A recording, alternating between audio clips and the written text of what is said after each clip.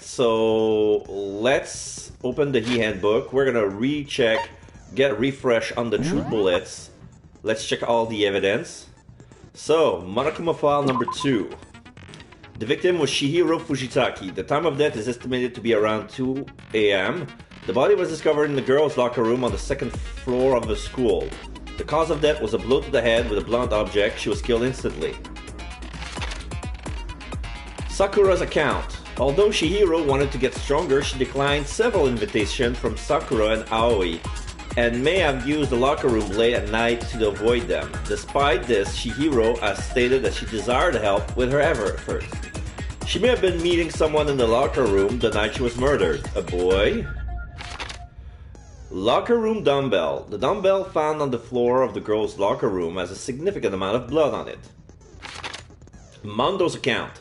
Shihiro has told anyone willing to listen that she wanted to get stronger. Some assume that due to her inferiority complex about being weak, she admires strength more than anything else. Card reader. To unlock a locker room, you need to swipe your e-handbook over the card reader.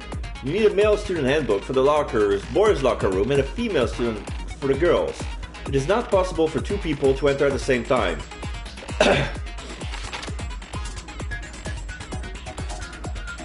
Main hall e-handbooks. The handbooks for each student that has died is placed in the mailbox in the main hall. Broken e-handbook. One of the handbooks found in the main hall has been broken, which is apparently a rare occurrence. Junko and Sayaka's handbook both seem to still work, so it was assumed that the broken handbook is Leon's. However, Monokuma claims it's very unlikely that Leon's handbook would have been broken. Suspected genocide jack victim includes Ken and Arada, Tetsuhiro Honda, and Choji Gaku, among countless others. This is the genocide jack case file. They were killed in the same way and mounted to a nearby wall. The word bloodlust was found at the scene of each crime, written in blood. Profiling indicates the killer is likely a student suffering from a split personality. Aoi's account. Shihiro seems to have constantly kept her distance from the other girls at the school even from the beginning. Meanwhile, it has been noticed that she got along remarkably well with her male classmates. Boys' locker room carpet. The carpet in the boys' locker room was found with a blackish stain on it. The 2 locker room posters. Blood was found on the poster in the girls' locker room. The poster featured a big-breasted supermodel popular among young boys. Meanwhile, the poster in the boys' locker room was for a boy band popular with teenage girls. Chihiro's e-handbook. Chihiro's handbook was not found on her corpse and has apparently gone missing. Status of the dead body. Chihiro's body has been suspended and her hands have been bound with some kind of rope.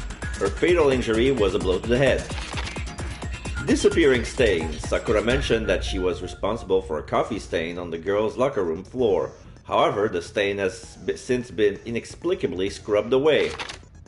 Library desk lamp. Byakuya was known to use this lamp often.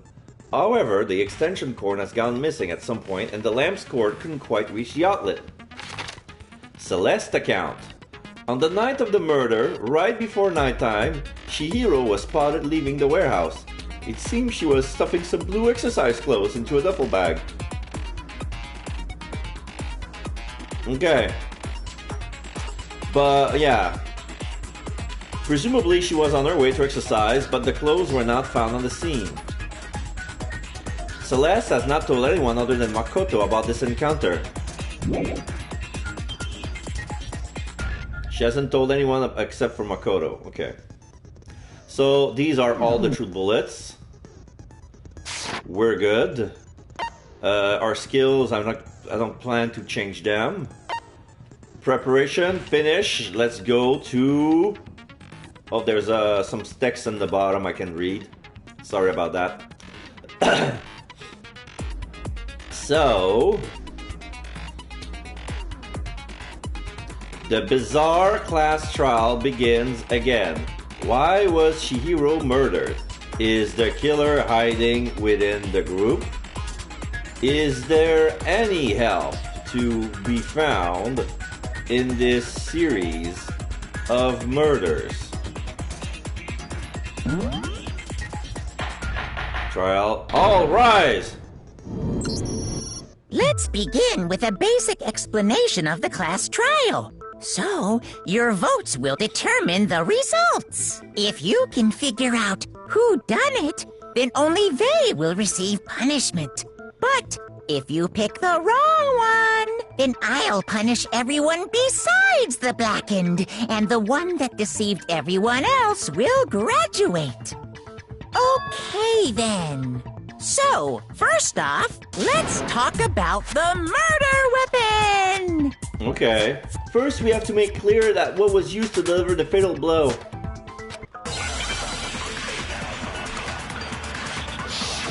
Make your argument.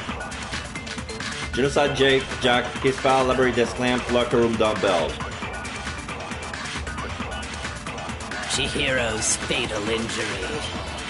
It appears it was a head wound. Yeah? According to the Monokuma file, the killer used a blunt instrument. But what kind of blunt instrument could it have been? Oh. You think you have some proof that contradicts what I said? Oh, it's not a contradiction. Oops. I think I need to think about it one more time. There must be a contradiction in this statement somewhere. Chihiro's fatal injury. It appears it was a head wound. According to the Monokuma file, the killer used a blunt instrument.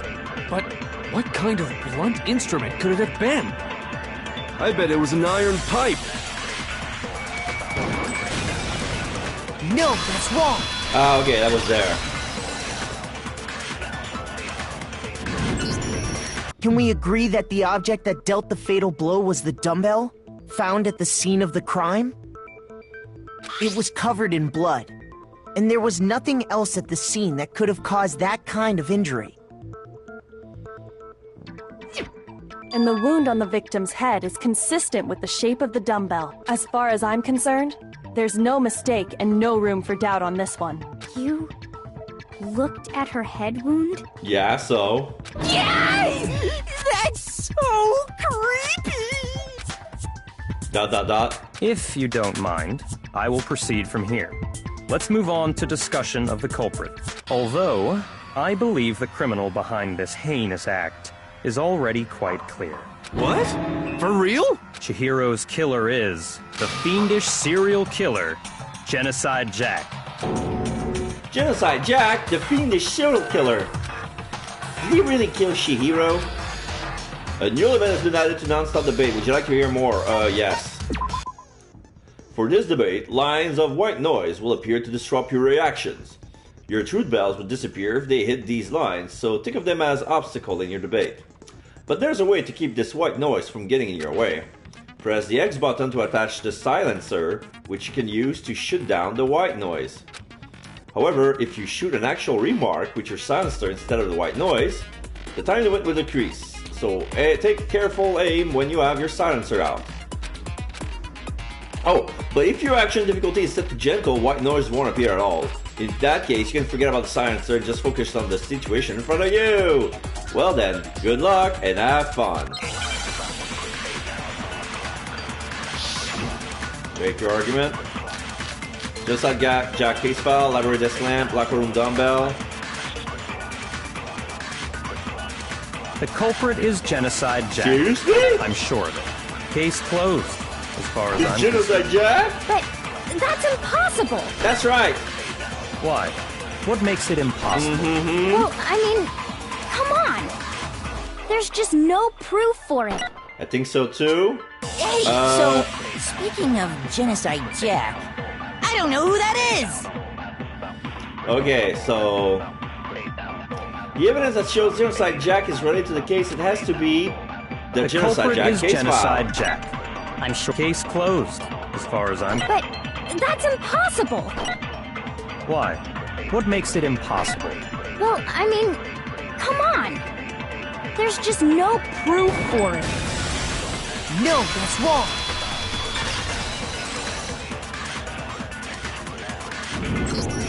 I might know one reason he could be involved. What? I found this file while I was looking around the archive in the library. I guess it's some kind of confidential file the police put together about the Genocide Jack case. What? That's kind of weird as shit, isn't it? What was something like that doing in the library? The why of it is probably more trouble than it's worth. So let's forget about that for now. More importantly, it outlines all the specifics of every Genocide Jack case in exceeding detail. According to the file, there appear to be 2 defining characteristics in every Genocide Jack case. The first is that a bloody message is found written at the scene of every murder. Oh, that's right. Boob lust. Boob lust. No. It's actually bloodlust. But more important is the other characteristic, and it's something that has never been made public. Oh. Never made public? What the hell is it? Why don't you tell them, Makoto? Yeah, tell him, Makoto. Like, I'm starting something, Makoto's gonna finish it, because I'm too important. I don't want to make a mistake. The other characteristic of every genocide case, in which the world at large doesn't know where the murder took place, how the victim was positioned, the bloody message left behind. No, it was how the victim was positioned. I got it! Apparently, in every Genocide Jack case, the killer suspends the body in a certain way. Other than the killer, the only people who know about this are the higher-ups in the police department. However, Chihiro was most definitely suspended in the same way. So, how did the culprit know about this when only high-level police officials were aware of it? There's only one logical answer I can think of. It's because the culprit in this case is the real Genocide Jack. No fucking way! You're saying Genocide Jack is one of us? Yes. In fact, it's Toko. What? Genocide Jack's true identity is Toko Fukawa. You lie! What? Hey, okay, wait, hold on a sec. Toko has, like, bloodophobia or whatever, remember? What kind of serial killer is afraid of blood? Is Toko Genocide Jack? The answer is yes and no. Another riddle? Man, why is this gotta be so complicated? It does seem like a riddle in a way, but I feel like I can just about see it. Genocide Jack is Toko, but isn't Toko. What does it mean? Hangman's Gambit. I got an H and an I. I-S... Oh. Okay, I don't like that term because there's a big difference between dual identity disorder and schizophrenia. And they call it a schizo. Like, now I understand. Not cool. But the game is old, let's forgive it. They get a pass. Is it because Genocide Jack has a split personality? Huh? I think I read that somewhere in the file, too. They thought that the suspect might have, what did they call it? Dissociative identity disorder. Oh, okay. But still, to go and say that about Miss Fukawa is... Perfectly acceptable. Toko's strange behavior after seeing the body is proof enough that she has a split personality. The one thing that shows Toko could have a split personality has to do with her behavior. I believe she fainted, her behavior changed. She fainted.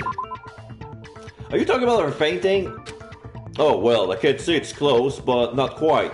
Fainting by itself doesn't prove of a split personality. Then it must be something else. Shoot. Oh, looks like I just embarrassed myself in front of everyone.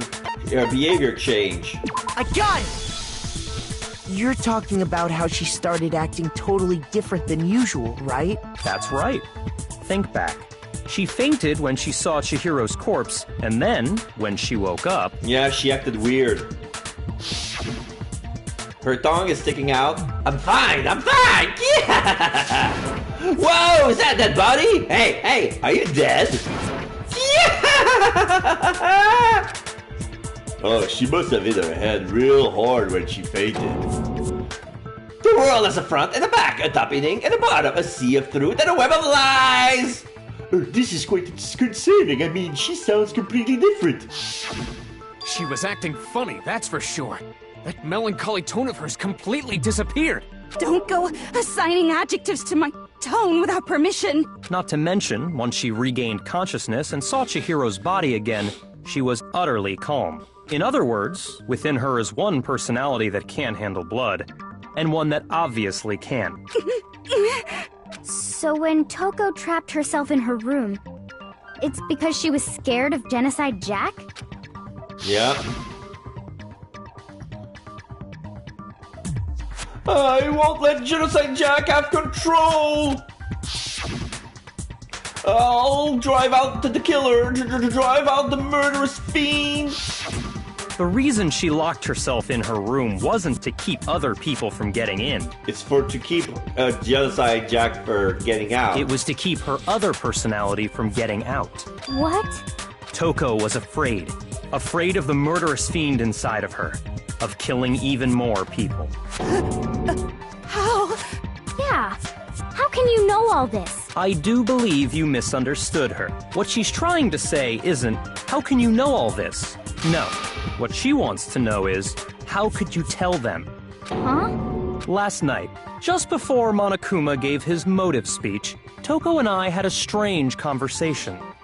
Oh, so Toko shared her secret, her motive secret in the envelope with Byakuya because she trusted her. She told me a most interesting story. She said a murderous fiend lived within her, and she was afraid it could appear and attack at any time. And that trepidation is what's caused her to have such a bleak attitude. Isn't that right, Toko? This is all a lie. Right, Toko? You said you wouldn't tell anyone. What? You promised. I can't believe you lied! You have only yourself to blame. You came to me with your tragic little story. I didn't ask you to. That's cold. This is the real world, not some romantic fantasy fairy tale.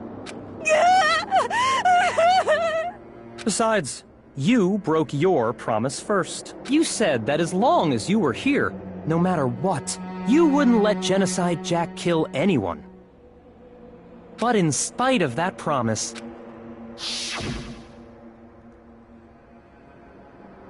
I'm sorry I couldn't keep our promise, but don't worry, never again.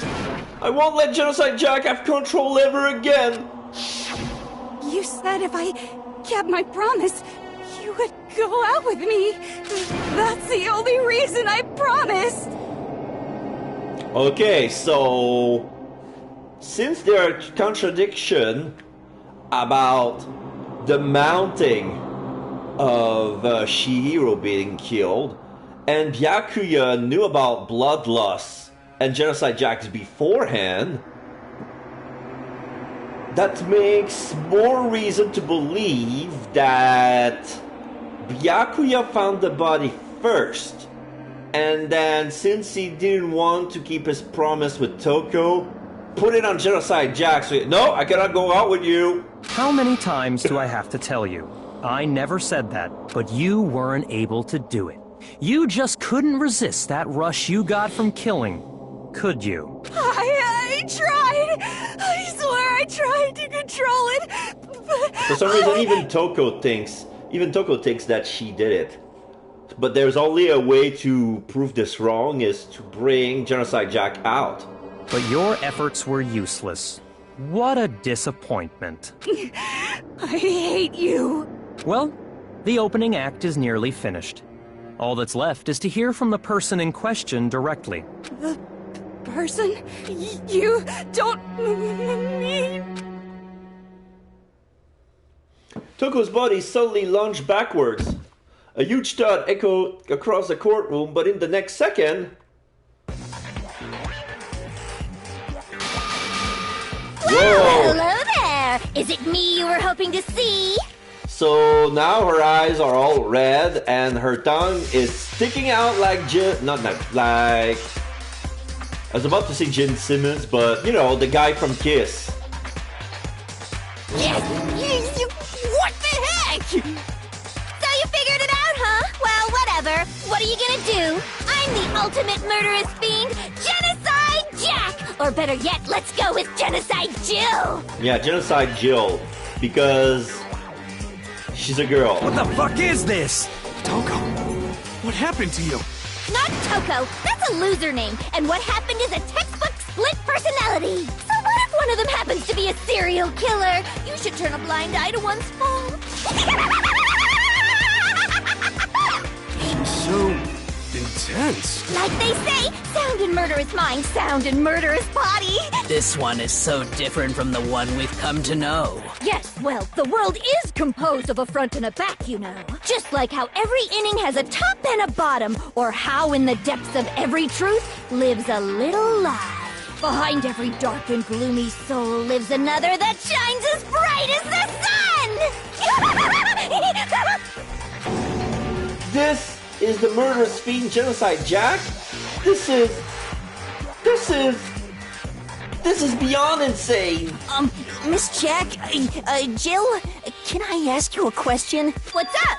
Some of us think you might be the mastermind behind our entire situation. What are your thoughts on that? Well, I'll tell you. I am the mastermind of all masterminds! Just kidding! Then it's not true? Of course it's not true! How dare you try to link me to that creepazoid? And another thing, the police and government and society in the outside world are totally powerless. I mean, they just let this idiotic, bloodthirsty maniac go buck wild all over town. Sure, I'm a bloodthirsty maniac, but life is pain, right? To live is to hurt other people. It's a necessary evil if you want to survive. The act of living itself causes pain for everyone. Just kidding again! ... This should be enough to convince you. This murderous fiend is responsible for Chihiro's death. There's clearly a motive, so there should be no doubt. A motive? Remember what Monokuma told us? If someone didn't murder and graduate within 24 hours, an embarrassing memory or secret would be revealed. Well, let's assume that Toko's secret was about Genocide Jack. If a secret like that came to light, Toko's life would have undoubtedly been forever ruined. So she had a very clear motive to never have that side of herself exposed. Interesting. Very, very, very interesting. But sorry, as much as I hate to admit it, I'm not the culprit. Huh?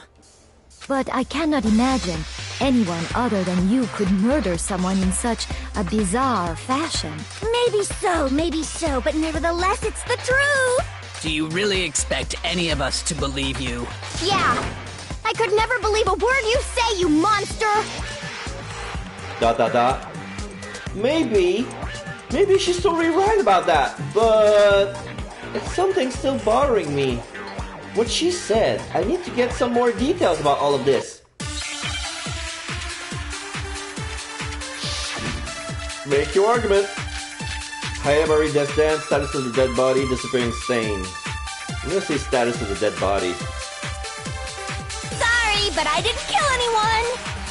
You say that, but do you really expect any of us to believe it? Perhaps if you had an alibi, that would change things. Oh, an alibi, huh? Now we're talking! When you compare your past murders to this incident, the modus operandi matches completely. No. No, that's wrong!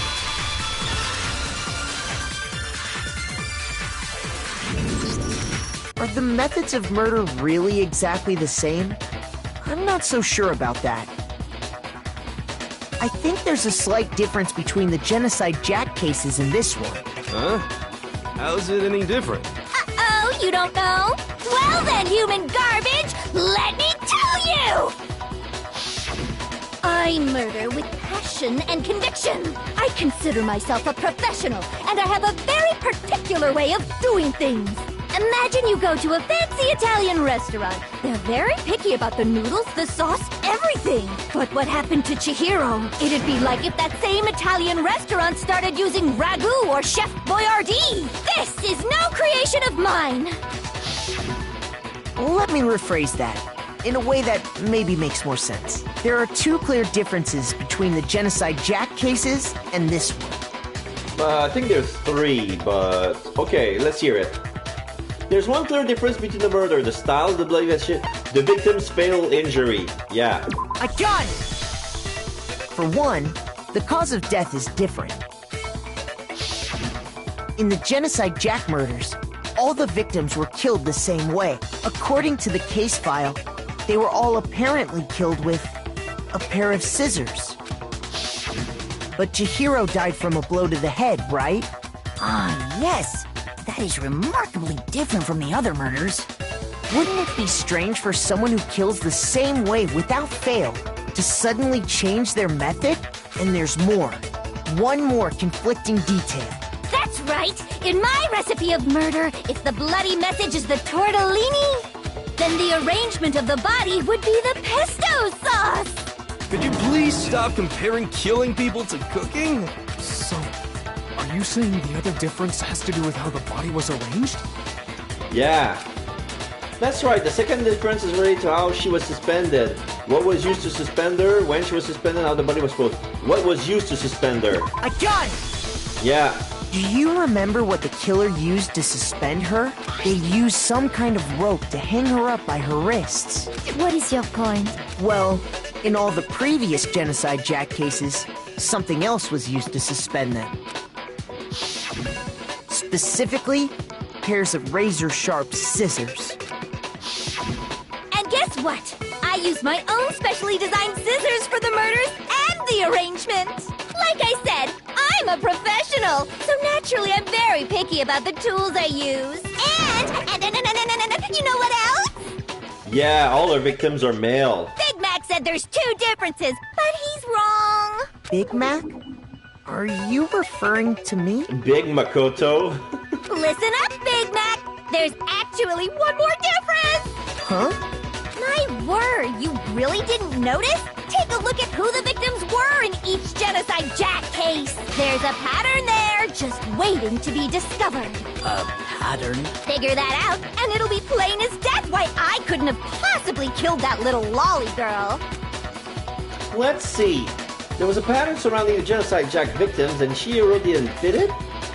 I think I figured it out. I know why she couldn't have killed Chihiro. Because Chihiro was her lover, Chihiro was a girl, Chihiro was a friend. No, Chihiro was a girl. A gun!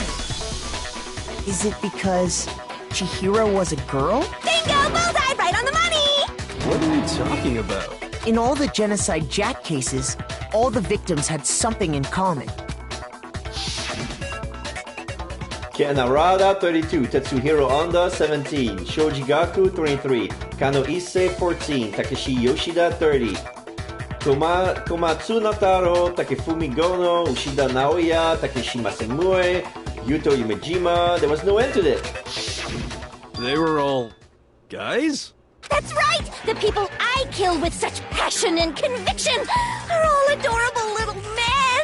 I can't believe I said it! I'm so embarrassed! She's a Bokuboy killer! The hell is wrong with you? I can't help it! I'm just a full-throttle boy-on-boy fangirl, and the mopey side of me just hates it. But now I'm on the fast track to becoming a full-fledged fan madam! Fan madam? Fan madam. Oh, fan boy, fan madam. Okay, I get it. Oh, shit. So, since Chihiro was a girl and not an adorable little man, you wouldn't kill her? Would an Italian chef suddenly start making ramen just because they're both noodles? Don't be stupid. I have too much passion and conviction to cross that line. That's the absolute reality of the one and only. We get it. You've clearly explained your hobby and your philosophy. But that's not all there is to it. It's a different matter entirely, when you're forced to kill in order to survive. Quiet, lowly cur! Whoa! Lowly cur? I would never kill for a reason as petty as mere survival. And if by some fluke I did kill to survive, why would I bother with the message and arrangement? It'd make me the obvious suspect! That does make some amount of sense. Plus, whatever reason I have for killing, I would never leave out my prized scissors. Who would go out of their way to use a big, stupid, heavy dumbbell? Yeah, who would have? A big, stupid, heavy, dumb boy. Maybe you used the dumbbell because you couldn't find any scissors in the school? Any scissors? I don't just use any scissors. I only use my own set of high-class, envy of the entire world scissors! Custom made? Okay, whatever. There still aren't any in the school. Are you sure about that? Produce some! She had some hidden inside her skirt or something. She's fully equipped! That's right! So I can kill anywhere, anytime! She could have killed anyone, anywhere, anytime, but she hasn't done it in at least 2 weeks. So, yeah. Why would I resort to dumbbells or rope when I have my trusty scissors by my side? Go ahead, tell me I'm wrong. You can't, can you? Gutter dogs, all of you. Not to mention, I have no clue how to tie a good knot. So rope's totally out of the question anyway.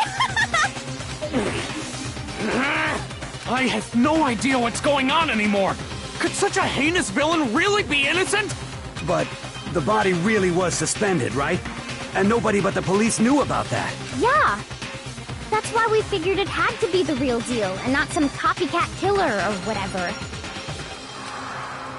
Actually, hold on. There is one person. One person who could have copied the Genocide Jack cases. Select someone. Yes, I will. Byakuya. Here's my answer. Byakuya, it's possible you could have found out, isn't it? You'd have no problem gaining access to classified government documents or internal police records. Plus, you'd already looked through the Genocide Jack file before this all happened, hadn't you? ...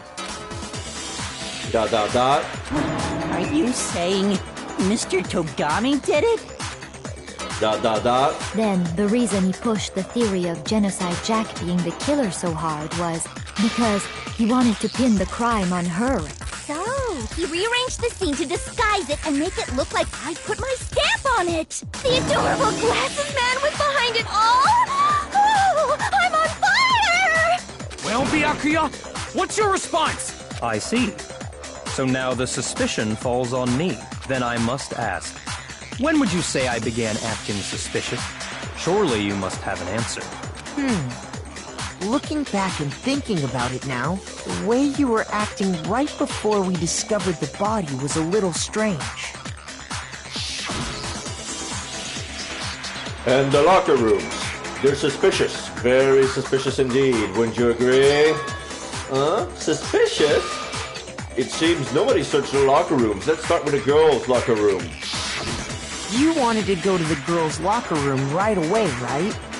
But since you're a guy... I should have naturally thought of the boys' locker room first.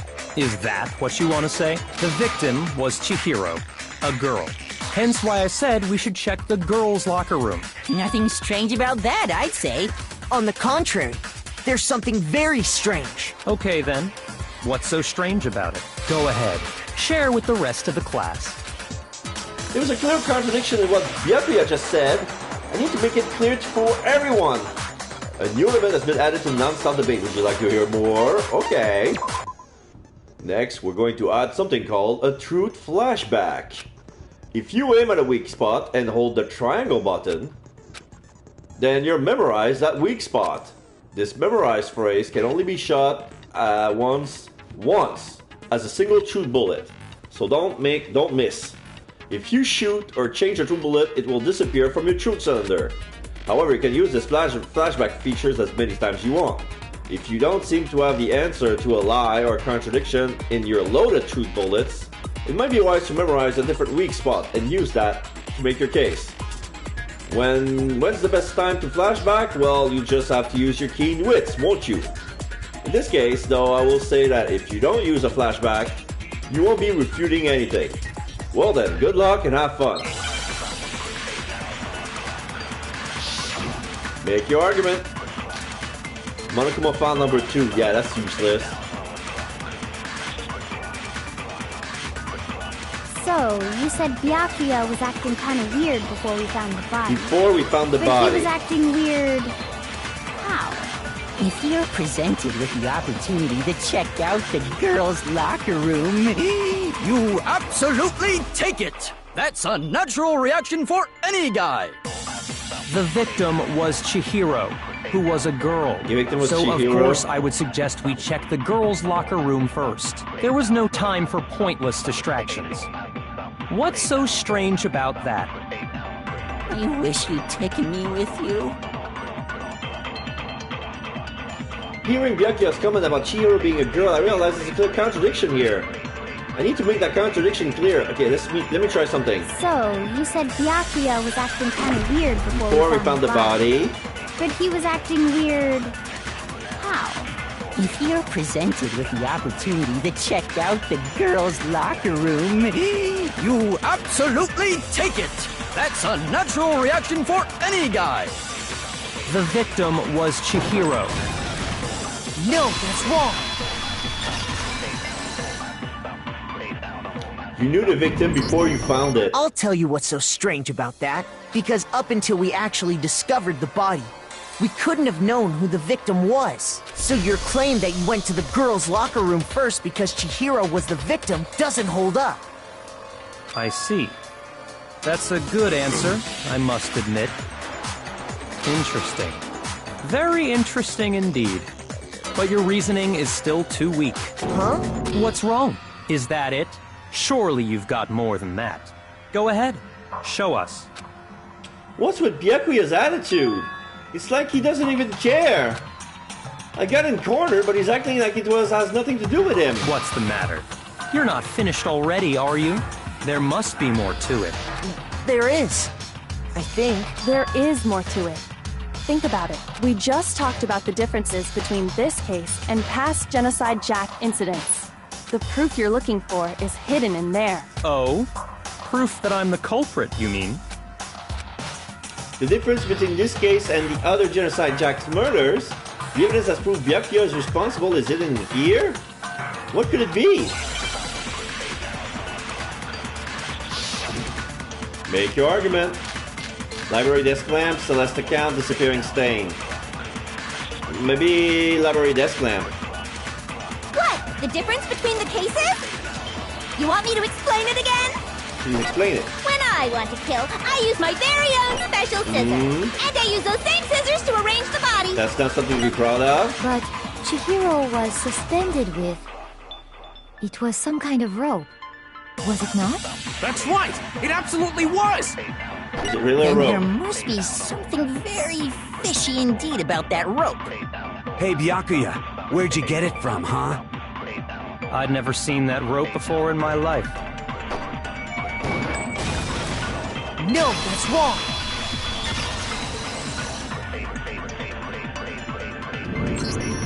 Actually, I'm pretty sure you have seen it before. Because, you see, that rope, or should I say, that extension cord? What? An extension cord? Byakuya, you've used the extension cord in the library more than once, haven't you? And the same extension cord that was in the library all this time went missing after the murder. And there's no way someone who uses that extension cord as much as you do wouldn't discover that fact. And Byakuya must be the one who took the extension cord. I can't imagine any other possibility. That's really what you think? Then your conclusion is something like this? I killed Chihiro in the girls' locker room, then hung her up and wrote that bloody message. I intentionally made it look like Genocide Jack was behind it. Is that about right? He's doing it again. He's totally calm, totally unconcerned. As if he's not even involved. Wait, not even involved? What's wrong? I asked you if you think that's what happened. Hell yes, that's what happened. So that's it, right? Byakuya's the killer. I don't disagree with not disagreeing. He kept calling this a game, right? So he'd be totally willing to do something like this to win. Sorry, but could we hold on just a second? I think we need to talk about this a little more. Huh? Do we really need to? We've already decided who did it. I know, but still, there's something that's still bothering me. Is that right? And what, pray tell, is still bothering you? I killed her in the girls' locker room, then disguised my crime. Specifically, I dressed it up to make it look like it was the work of a homicidal psychopath. What about all that bothers you? Wait! What was that just now? Something's not right. Byakuya is remarked just now. There's something in there that concerns me. Just like Jack said, the scene of the crime, the extensions code. The scene of the crime. I got it! You say you killed Chihiro in the girls' locker room, right? But are you sure about that? Isn't it possible that the murder took place somewhere else? How disappointing. What kind of question is that? Even in the world of disappointments, this is a true letdown. She was found dead in the girls' locker room. There is absolutely no question about that. How could the scene of the crime have been anywhere else? Well, I think it's entirely possible that she was killed somewhere else, then carried there later, along with the rest of the murder scene. The rest of the murder scene? Ah! Okay. She was killed in the boys' locker room. Then whoever killed it... Oh! Okay, I get it. I'm not telling you. But Chihiro made her way into the boys' locker room somehow. Then got killed. Then the murder took him out, put it back in the girls' locker room, because it would raise suspicions of a girl being found in the boys' locker room, right? So she was killed, there was blood on the carpet, blood on the poster, so the killer swapped the carpet and the poster. The one with the coffee stain where Sakura dropped her coffee in. So now there's a coffee stain rug on the boys' locker room with a boy band on the boys' locker room. In the girls' locker room, there's a bloody carpet and a bloody pin-up girl poster. But then, for some reason, Byakuya found it in the girls' locker room. Because after the murder, they want all the doors. After the murder, all the doors are unlocked so people can find it. So there needs to be a body discovery announcement. So Byakuya managed to, for some reason, open the girls' locker room. I don't know why. And then saw the whole thing and then decided to put the blame on Genocide Jack. That was awfully specific. Please tell me you have a reason for saying all of that. I believe I do. Hey, Byakuya, did that just take you off guard? When the story suddenly moved to the crime scene, Byakuya, being so confident up till now, maybe Byakuya never even realized that the actual scene of the crime could have been somewhere else. Hey, don't just move on without permission! What do you mean she was killed somewhere else? Come on, Makoto. If there's any chance the murder took place somewhere else, let's see the proof. Evidence that showed the murder took place somewhere else? I need to just focus on these things that got switched. The locker room posters. I got it! The proof that she was killed somewhere else is the poster that's hanging in each locker room. Your proof is some posters? The poster in the girls' locker room was a picture of a big-boobed supermodel. But don't you think that's kind of strange? Why would the girls' locker room have a poster like that? I bet those massive jugs of hers were totally fake!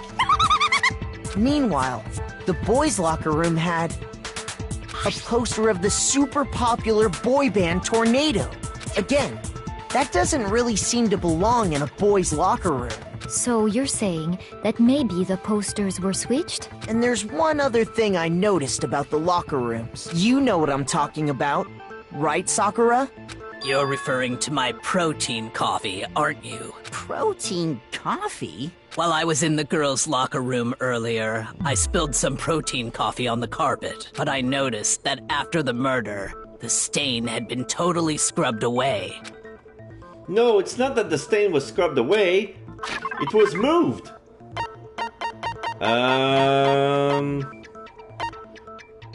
It was found in the boys' locker room. I got it! The stain on the girls' locker room carpet wasn't scrubbed away. In fact, I found it on the boys' locker room carpet. That's definitely the stain from my protein coffee.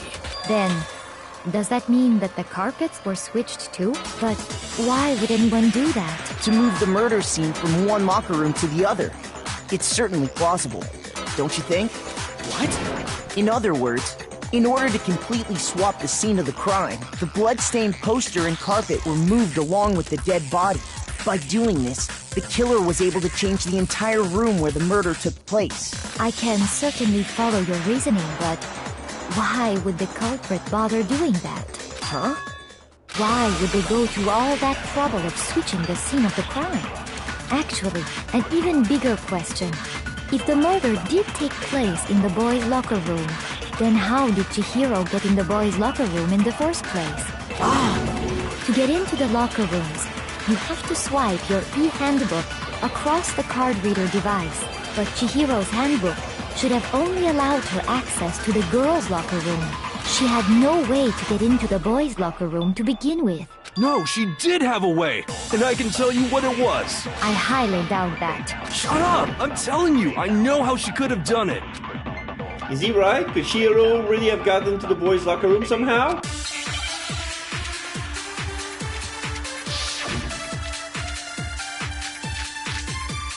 Broken e-handbook, 2 locker room posters. Boys' locker room carpet. Is it really possible? Could Chihiro really have gotten into the boys' locker room somehow? Ah! I've got it! She must have hacked her e-handbook! No matter what, never thought of that. She was the ultimate programmer, after all. I'm sure that would have been no problem for her. No, I don't think that's it. She used the thing that was in the main hall. Huh? What thing? Huh? I'm talking about Leon's handbook, of course. Was broken. No, that's wrong.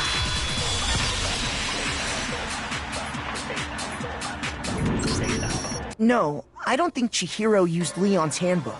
Why not? Because Leon's handbook was broken. Oh. Well, then, yeah, I guess that'd be pretty impossible, huh? I am struck silent by how quickly you gave up. Plus, isn't there a regulation against using someone else's handbook? Actually, the rule states that loaning your handbook is prohibited. It says nothing about borrowing one. In other words, you could borrow a dead person's handbook all you want, and you'd be safe. Yup. Hit the nail square on the noggin. Of course, if it were broken, that wouldn't make any sense anyway. So then, she must have hacked hers like I said. She used her ultimate programmer skills and... Psst! You can't fix an e-handbook. The instant you open one up, a security buzzer starts blaring. So, if she didn't use Leon's handbook, and she didn't modify her own handbook... Maybe Mr. Naegi's initial assumption is just... wrong? It seems like there's no way she could have got into the boys' locker room. So I guess so. Okay then, I vote for Byakuya. ... Is that it then? Chihiro was killed in the girls' locker room and Byakuya's the one who did it? Really? But still, I don't know what else I can do. Hold on a second.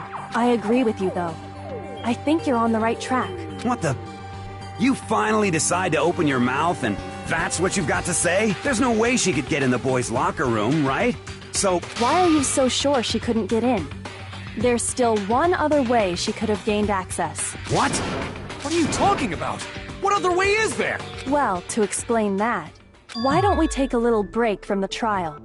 I'd like you all to come see something. Wait. Just what do you think you're doing? Don't worry. This'll make the whole trial more exciting. I'm sure that thought must please you. Huh? It'll make things more exciting? Well, all right then. I declare an official class trial recess. Huh? For real? Now then, what is it you want to show us? It better not be boring or I'll be very unhappy. Oh, I have no doubt it'll meet your lofty expectations. So, shall we go? So they're going back to the scene of the crime. Because she knows something because she made a thorough examination. But she's the only one to make a thorough examination. She could have said it out loud, but there's no point of saying that out loud. We need to show it. So before I even knew what was happening, the class trial has been put on hold. We headed off with Kyoko in the lead. And where she took us was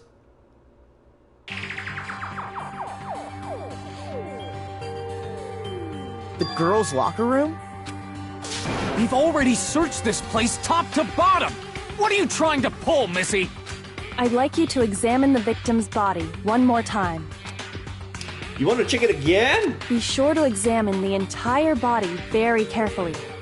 Take your time. Examine her carefully? Like using our hands? No way, no way, no way, no way, no way!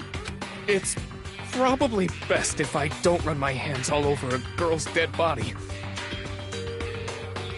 It's not that I'm creeped out or anything, it's just based on religious grounds, you know? Very well. I'll do it. But you're a girl. You shouldn't have to touch a dead body. Just let one of the boys do it. Come on! You're a girl, you're not supposed to touch a dead body. If it's a girl, it's fine that a girl touch a dead body. What are you talking about? Oh no. Like, you'd be creeped out if a boy touched a girl body when she's alive, but it's okay when they're dead? Fuck you. No, it's okay. I think Chihiro would rather have a girl examine her. Yeah. So just leave this to me. Sakura. What is this? Some kind of secret girl-on-girl action? Is that what you two are about? That's not it at all. Stop screwing around. Okay, here I go. I'm sorry, Chihiro. Please excuse the intrusion. Yeah, excuse the intrusion. Putting her hands together in a brief prayer, Sakura then began to quietly examine the body. Be sure to check her entire body, and I believe we will solve this particular mystery. Her entire body? I know you say that, but... What? This is... What is this... Yeah, she knows. She knows. She touched there. What is it? Not possible. It's not possible. Oh, she's glowing. She has a blue aura. She's glowing with a blue aura. She's not turning Super Saiyan, but she's like shocked and rage at the same time. Sakura's eyes were staring wildly at Chihiro's lifeless form. Her massive frame trembled. This girl is... Is what? Yeah, so this is the real weird reason why Chihiro wouldn't hang out with the other girls and prefer hanging out with the boys. Is a boy! So yeah, Chihiro is a trans. So she's probably like, they're gonna explain if she really is a transgender female. But usually in Japanese law, if you're born a male, that's your legal gender. And they're gonna, it doesn't matter if you identify as a girl, they're gonna put your legal gender on your birth certificate, on your and all the official paperwork, including school. So she had to be registered at the school as a man. So the handbook was authorized, was registered. She registered Chihiro as a man. So she couldn't even get into the girls' locker room even if she identified as one. And she know that if she goes into the girls' locker room and get dressed, the other girls are gonna be realize, okay, that's a girl, that's actually not a girl, and they're gonna be freaked out. And she tried to avoid that. So that's why she didn't want to work out with all the girls. She wanted to be working out with the boys in the boys' locker room because this is the only where she could go. But the real question is, does she really identify herself as a girl or not? That part we don't know. Like right now, the used pronouns are she, but we'll see how it goes. Ah, I see. So she was actually a he. Interesting. Thank you for confirming this fact. What? Okay, so they're going for the Family Guy. They're going for the Family Guy gag of. So she was actually a he. Interesting. Thank you for confirming that. What? You're joking, right? I wouldn't joke about this. Then it's really true? Chihiro was a guy? Oh, what? You guys didn't know? Heck, I knew that right off the bat. Chihiro Fujisaki was totally a guy. So that was probably what was written inside the envelope. Inside Chihiro's envelope was like, she's a guy. Then he was a cross-dresser? Oh, now I'm really on fire! I wish I had killed him! Oh, she was an adorable little guy. She fits the just okay. So So that's what Kyoko wanted to show everyone, huh? Interesting. Yes, that certainly does make things much more exciting. Now let's ride this wave of excitement back to the courtroom and get back to the trial. Ahem. I do apologize for keeping you waiting. Now then, let's resume the class trial. We've all just learned of the shocking revelation that Chihiro was actually a boy. Let's pick up from there. Yes, well, I don't know his reason for hiding it, but the fact is, Chihiro was not a girl, but a boy. to think that Chihiro was actually a guy, the thought that never even crossed my mind. And because the victim was male, he would have had no problem gaining access to the boys' locker room. Assuming his handbook did, in fact, list his gender as male, then yes, that would be true. Of course his handbook said he was a boy. He dressed like a girl, but he was a boy through and through. So then, there should be no issue with Makoto's initial assertion. The victim was killed in the boys' locker room, and was then later moved to the girls' locker room. And the killer could have easily used Sayaka or Junko's handbook to get into the girls' locker room. So Chihiro really was killed in the boys' locker room? I still don't understand the motive for moving the body, but yes, that does seem plausible. Well, I must admit, I did find it rather odd. I knew he felt a little off. There was a certain incongruity to his female body. Why? Were you looking at his hips or his chest? This is the most titillating situation! So now everything has been connected. All the mysteries have finally become clear. Okay, well, connected or clear or whatever. We still think you're the killer, remember? Very interesting. This has become very interesting indeed. He's off in his own little world. What about you, Makoto? After everything we've learned, do you still think Byakuya's the killer? Well, without a doubt, Byakuya is the one that made Chihiro's death look like Genocide Jack did it. But I think he might not actually be the killer after all. What? But aren't you the one who accused him in the first place? He just seems to be too easygoing about all this. Like he's enjoying us solving the mystery. The way he's acting, it makes it seem like it doesn't have anything to do with him. And you think that might be because it doesn't have anything to do with him? Plus, the evidence he left behind was a little too... how can I put it? Overt. He consciously chose to use the extension cord, knowing it could connect him to the murder. At least, that's how I see it.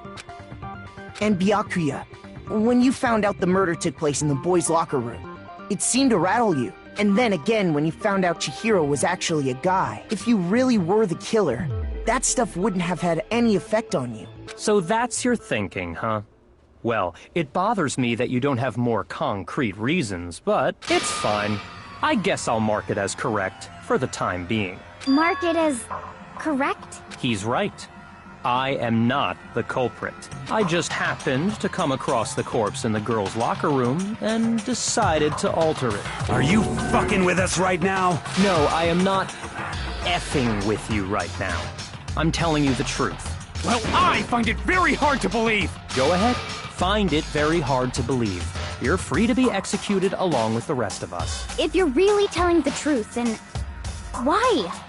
Why do you do that to his body? My reasons hardly matter right now. Uncovering the culprit is much more important, wouldn't you say? Now then, if it wasn't me, who was it? Well, I don't think I can say for sure without talking about it a little more. We're seriously gonna keep going? We're all good, aren't we? I thought it was clear Byakuya did it. No, I'm with Makoto.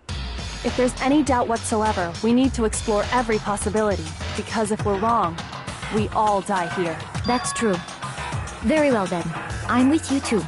Damn straight. Count me in. Do you not have a mind of your own? Of course I do. What am I, an ant or something?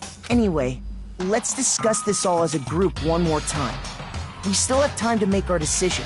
That's very true. Our lives are all on the line. Excellent. Then shall we resume our game of hide and seek? But if Byakuya didn't do it, then who's the real killer? Who murdered Chihiro?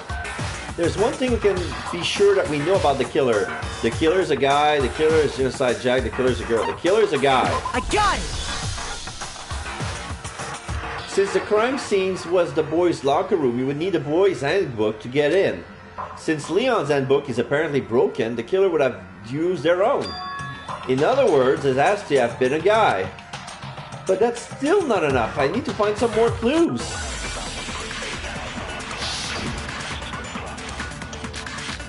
Library of Death's disappearing stain, Celeste account. Isn't there a single clue that might lead us to who did it? Celeste account is the only clue we haven't found. Did nobody get a look at the killer? I'm sure if someone saw the killer, they would have said something by now.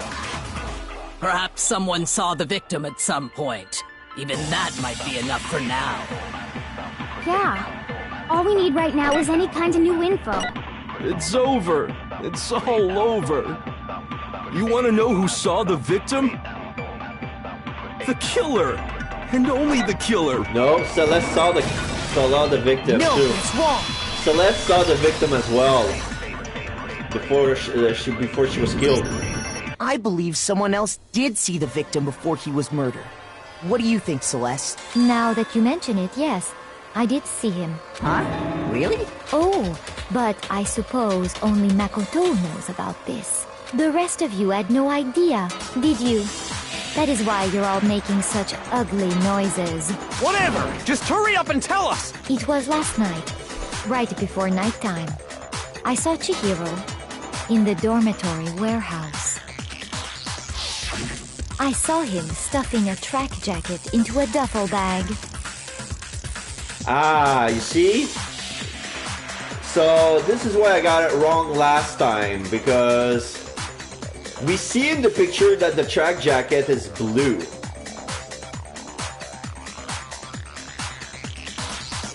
But she never said it in their sentence.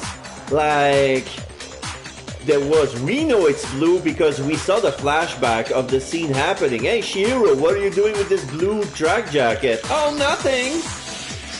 And that's it.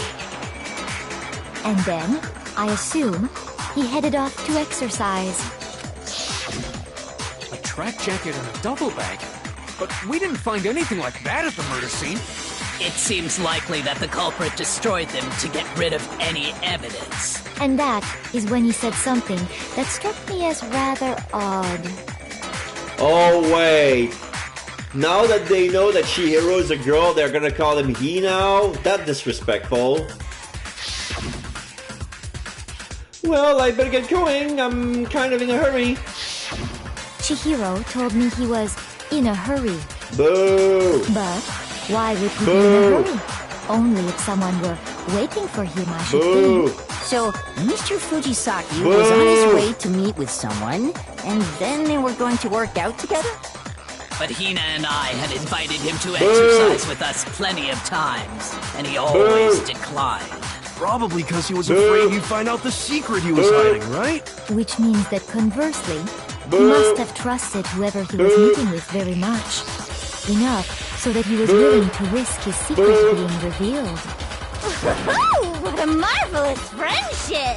The point is, whoever he met up with is the culprit, right? So we just gotta figure out who it was. But knowing what we know, I can't even guess. No. You already have what you need to make the connection. Huh? You know who the killer is. Huh? Seriously? Who is it? Who's the killer? Think back to the track jacket and duffel bag the killer disposed of. Focus on the details of these items, and it should become obvious who was waiting for him. Are you sure about that? So this is the trap. You really think we can figure out who did it based on two pieces of evidence that we don't have? Why? You want to track down some fingerprints or something? Even if we had the equipment for that, we wouldn't know how to use it. As was noted, the evidence is already gone. There's nothing to get fingerprints from. Maybe, but we can make certain inferences if we just take the time to talk it out. Easy for you to say, but fine. Celeste, did you notice anything special about the bag or jacket? The bag was just a normal duffel bag from the warehouse. All the bags in there are the same, so I can't imagine what would make that one special. Well, if I remember right, there was a decent variety of tracksuits to choose from. Different colors? Do you think there might be some connection between the culprit and Chihiro's jacket? Perhaps. Let's explore that and talk a bit more about the jacket he took. Does Chihiro's track jacket really hold some clue about the killer? Somehow it's really hard to believe.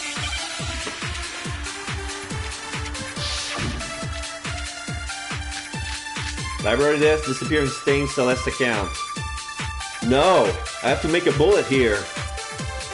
First of all, we know where Chihiro was headed. Okay. He was on his way to go exercise. Yes. So next we have to ask, why did he choose the specific tracksuit that he did? What do you mean, the specific tracksuit? I got it! He picked that tracksuit because it matched the one the culprit was wearing. So, what you're saying is, the killer was wearing the same blue tracksuit as him? Oh, you see, My he mentioned the tracksuit is color. black. I don't even have a tracksuit. Cause exercising sucks. I have a white tracksuit personally. I got it from the warehouse, if you must know. Did any of that really help us get any closer to figuring out who the culprit is? No way. Not a chance. You heard him, right? What he just said without even realizing it? Yes. Are you saying there's something off about what someone just said? First of all, we know where Chihiro was headed. He was on his way to go exercise.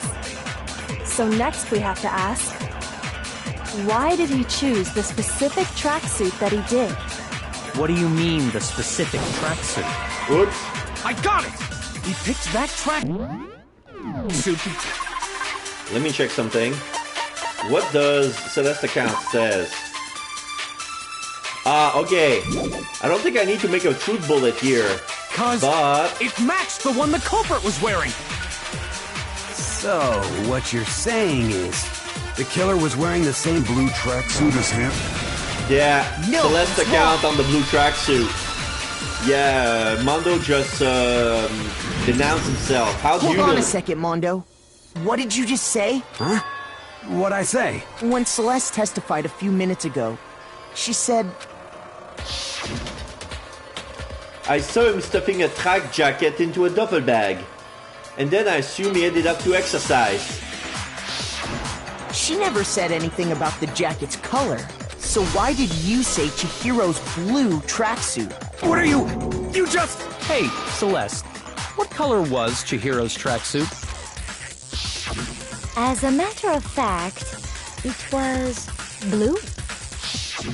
And before we began the trial, did you tell anyone that? The only one I told about any of this was you. Then, Mondo, how did you know what color Chihiro's tracksuit was? Because I'm sure he saw the clothes at some point in the investigation. No, that can't be it. The bag and clothes were surely disposed of by the time we began our investigation. Then the only reason he could have known what color the tracksuit was is if he saw Cherry with it before he died! That's the only possibility! Cherry, the nickname for Chihiro. Cherry? Are you talking about Chihiro? So, how about it? Did you see the tracksuit or didn't you? Just by chance. I just happened to see it last night. He walked past me, and he was carrying the tracksuit in his hands. No, that can't be it either. According to Celeste's testimony, She stuffed the jacket into her bag in a hurry. It was almost like she was trying to hide it. And just like that, she was gone. When Celeste noticed it, Chihiro made a point of making sure the jacket was completely in the bag. If you just ran into him briefly, you couldn't possibly have seen what color the tracksuit was. It would appear you've dug your own grave. Perhaps. But you handed him the shovel, didn't you?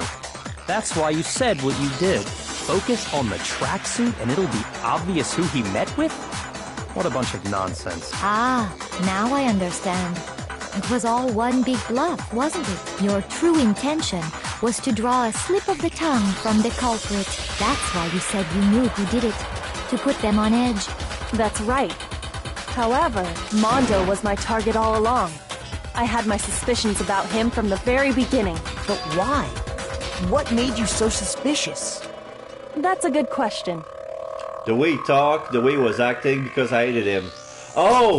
Okay, the way he talked. Because at some point during the investigation, when talking about Chihiro, he said dude. Dude was pretty freaked out about the strong, so instead of dude being, well, for me, it didn't pay any attention because for me, dude is non-gender, but for some, dude is very gendered and some people take offense about being called dude. There was a certain turning point that ticked me off. Maybe you didn't notice it, Mondo, but you tend to refer to men and women differently. You only call guys dude. For girls, it's chick. And after he was killed, you happened to refer to him as dude. Once I picked up on that, it occurred to me that Mondo knew something we didn't. You noticed such a tiny detail? Are you a witch? She's a witch! You're positively frightful! No, I'm not the frightful one. Not nearly as frightful as someone capable of murdering a friend. Mondo, was it really you? Did you really kill Chihiro? I didn't kill anyone! Oh, he's blatantly lying. You've been all over me, judging everything I say, putting words in my mouth. What gives you the right to treat me like a goddamn criminal? Yeah! He would never do something like that! This is a false accusation! It's true. My reasoning on that is pretty shaky. That was fast. Well, this does present us with a problem. It seems we are all out of leads. Okay. We have one more lead and it's the Broken E handbook. Because we don't know for a fact that the Broken E handbook is actually Leon's. And because Monokuma persists on saying that it cannot be broken with 1,000 baseball bat. It does have a weakness, but we don't know what it is yet. My time has nearly come. That's what my little ghost friend is telling me. Oh yeah, that reminds me. Hifumi, weren't you telling me you'd found some evidence? Really? What kind of evidence?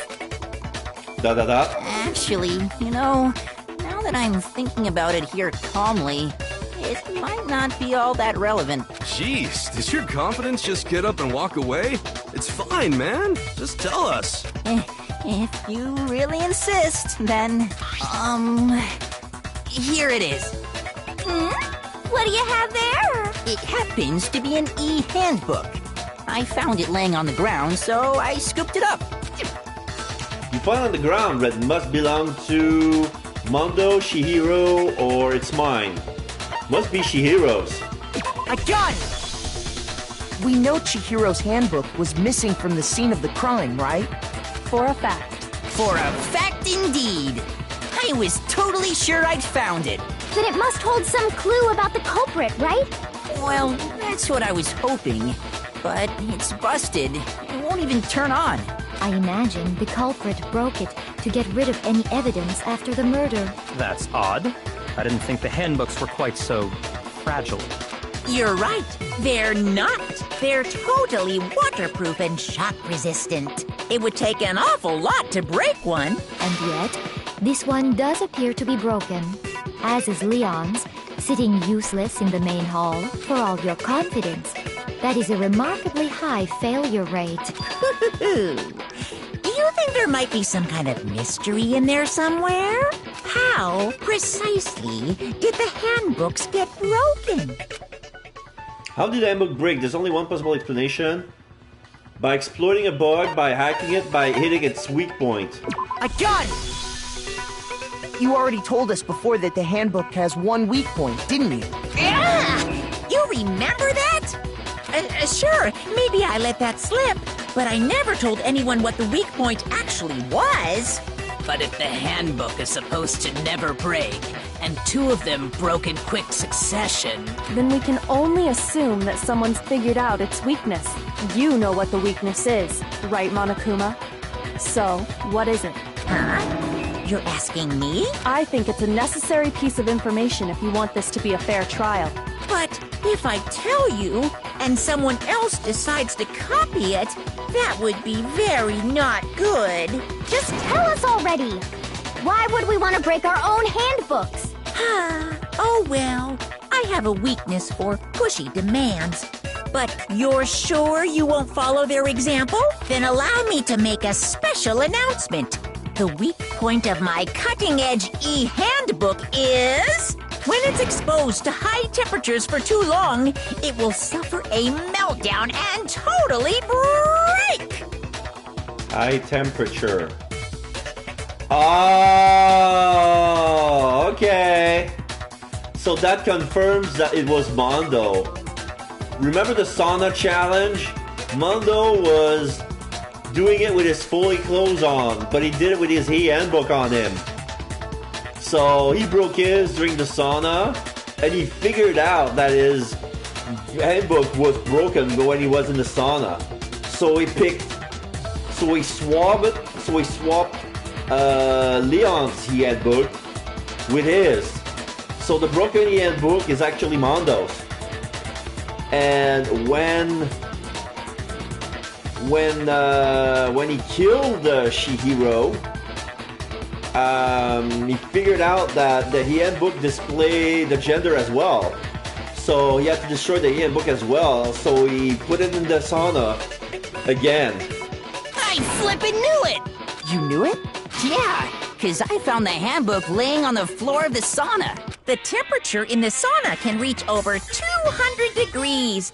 Strange how you don't get burnt, huh? It's because as your sweat evaporates, it creates a cooling layer of air around your skin. If the hot air of the sauna were somehow pushed directly onto your skin, you'd definitely get fried. So yeah, sweating gives a protection to the skin thanks to the sauna. That layer of air would get blown away. That's why you may feel a burning when you move around. Ah. So when you're in a sauna, make sure to keep nice and still. Wow, interesting. I learned one new fact today. That is a mere trifling speck of knowledge. Anyway, if you found the victim's handbook in the sauna, then the killer must have been purposely trying to raise its temperature in order to break it. meaning the culprit somehow knew its weakness. But how'd they find out? Monokuma said he didn't tell anyone, right? Indeed. Quite the mystery. What if they found out by accident? What do you mean by accident? What if the killer took their own handbook into the sauna, not knowing its weakness, and it broke? They'd realize it was broken, of course, and it wouldn't be hard to figure out why. And once they had Chihiro's handbook, they knew they had an easy way to dispose of it. I won't say it's not possible, but who would have done something like that? I don't know of anyone who took their handbook into the sauna. I might know someone who did. Whoa! Seriously? I think the one who may have taken their handbook into the sauna was... Yeah, Taka figured it out as well. He's crying. Who would have thought? Who might have brought their handbook into the sauna? Really, could have been only one person. This way? Here's my answer! Mondo, your handbook got broken in the sauna, didn't it? What? Why? Why do you keep accusing him? Mondo and Taka had an endurance contest in the sauna not too long ago, remember?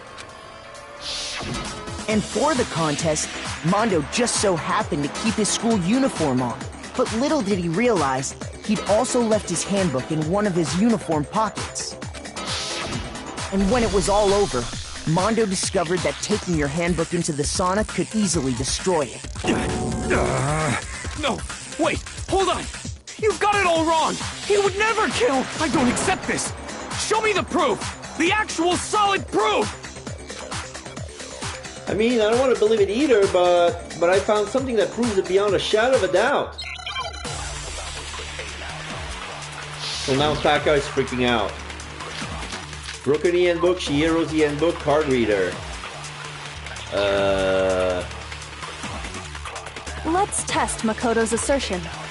If what he says is correct, then Mondo, you broke your own handbook.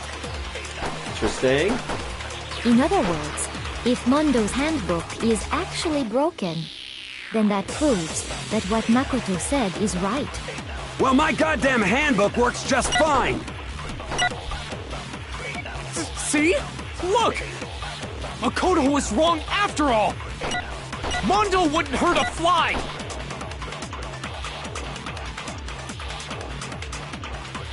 Even I don't want to believe Mondo might actually kill someone, but I found something that proves beyond a shadow of a doubt. Let's test Makoto's assertion. If what he says is correct, then Mondo, you broke your own handbook. In other words, if Mondo's handbook is actually broken, then that proves that what Makoto said is right. Well, my goddamn handbook works just fine! No, that's wrong!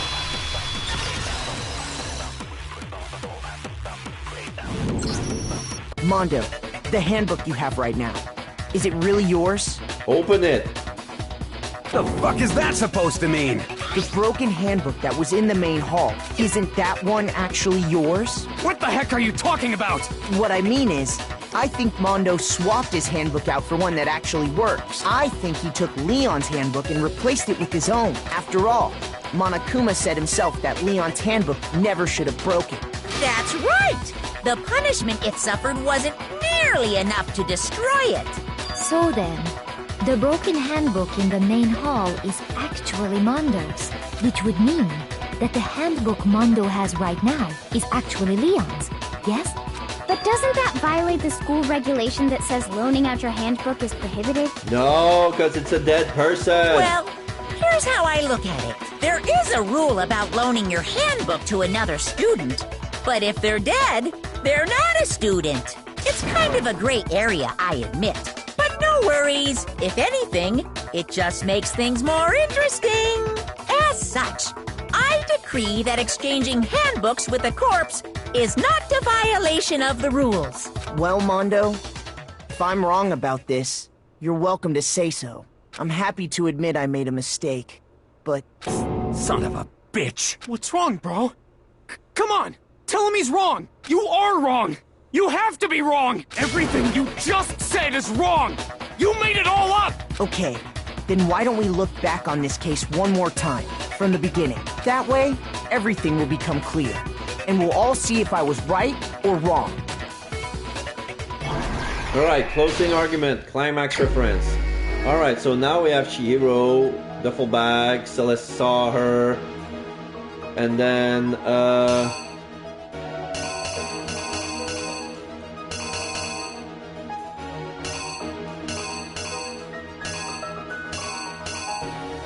the jumpsuit is sticking out. Now they leave. Now Chihiro goes to the boys' locker room, where she meets Mondo, her partner.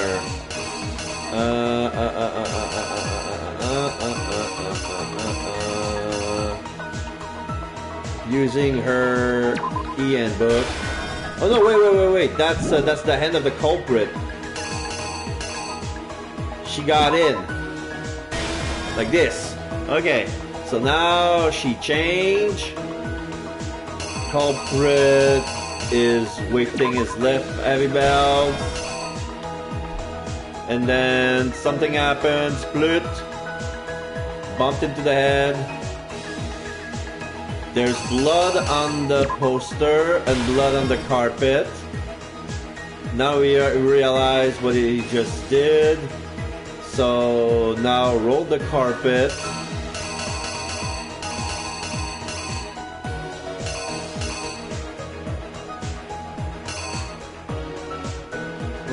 Okay, so there's two moves that look similar.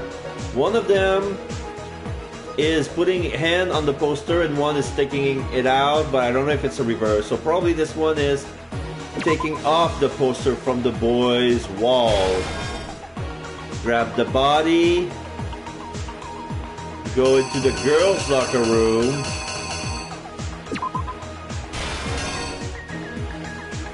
Then put it there.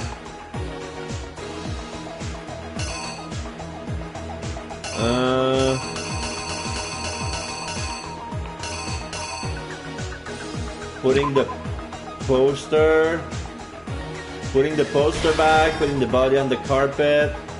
So now the rooms are switched.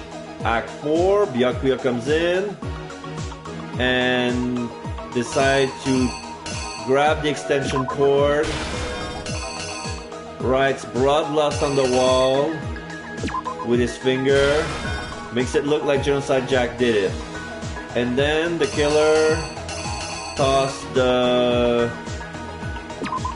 EN book inside the sauna in the bathhouse. Here's exactly what happened. Okay. First, let's take a look back to before the incident. Act 1. Last night, Celeste saw Chihiro in the warehouse, correct? At the time, she was apparently stuffing something into a duffel bag. That something was a blue tracksuit. You can confirm this, right, Celeste? She hides it and then leaves. Act With bag 2. in hand, Chihiro headed out, even though it was officially nighttime. She made her way to the locker room, specifically the boys' locker room. But how could the victim, who was apparently a girl, access the boys' locker room? Oh! Okay, so these two needs to be switched. These two needs to be switched.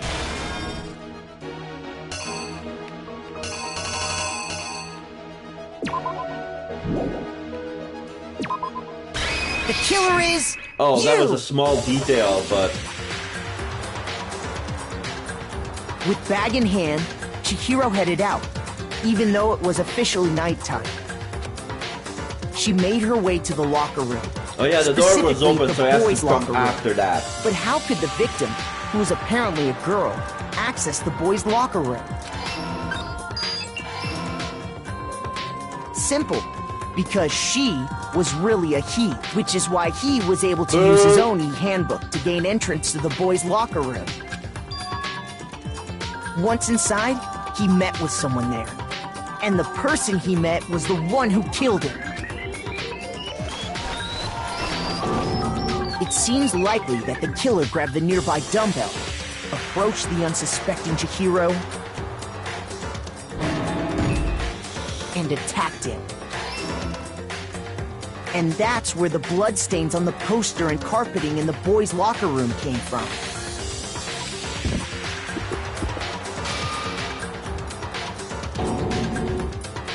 It was likely in the heat of the moment. The body was arranged, but the murder itself felt unplanned. Act 3. Which is why the killer hurried to try and hide the act. First, pulling up the bloodstained carpet. Then, removing the bloody poster. And finally carrying the corpse into the girls' locker room. A girl's handbook was necessary to get into the locker room, of course. But this alone doesn't prove that the killer was necessarily a girl. After all, Sayaka and Junko's handbooks had been placed in the main hall. Using one of those, a boy could get into the girls' locker room without much problem. And that's exactly how the killer did it. Oh, so he used one of used either Sayaka's or Junko and then put it back. With the carpet and the poster they brought with them, they got to work. they changed the layout of the boys' and girls' locker room in what you might call a crime scene switch. That could have been the end of things, but no. Byakuya discovered the body and decided to intervene in the situation, making things even more complicated. So, after stumbling on the crime scene, he went and grabbed the extension cord from the library, and then he got to work. He used the cord to string up Chihiro's lifeless body.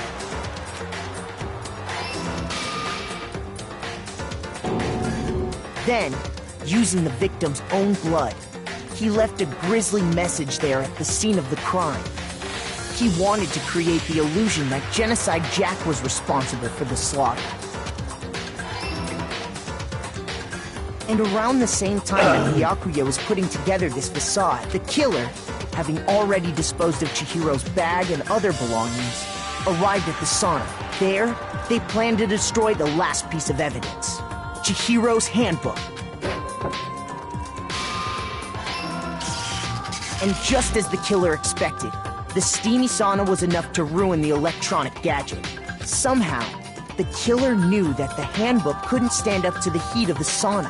And the reason they knew that is because the sauna had already wrecked their own handbook. And that's how it all played out. Isn't that right, Mondo Arata?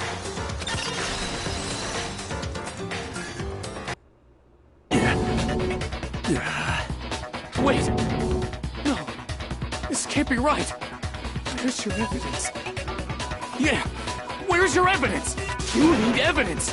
You need proof! Without any proof, you can't pin any of this on him! Evidence that Mondo is the killer? That already revealed itself earlier in the trial. All I have to do is check that one item of his and everything will become clear. A new element has been added to Truth Bullet Time Battle. Would you like to hear more? Yes? Let's talk a little bit about Fever Time and Nega Time. During a bullet time battle, if you press the R1 button, Fever Time will activate and the tempo will be forced to its max. At this point, if you push the button at random, you won't miss. So you can push triangle, X, however you want to destroy the opponent's weapon or assault. But it only lasts until your focus gauge runs out, so make the best possible use of your time. Of course, it wouldn't be fair if only you got to access to special time, right? We also prepare something called Nega Time that your opponent can use. If the opponent activates Nega Time during the bullet time battle, your tempo marker will disappear, making it quite a bit tougher to hit the button rhythm. If you were to activate Fever Time at this point, no, never mind, I'm sure nothing would happen. I don't know what I was worried about. Unsurprisingly, if your action difficulty is set to gentle, the opponent won't use Nega Time. Well then, good luck and have fun! The moment of truth. Show me some evidence!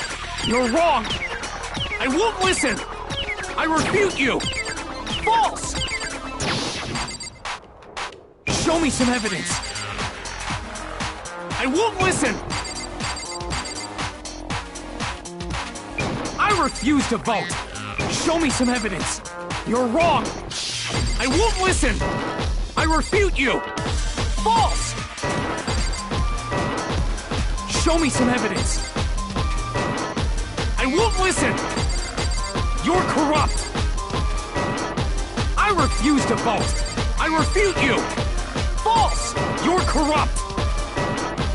Show me some evidence! Show me some evidence! This should prove it! The Broken Handbook.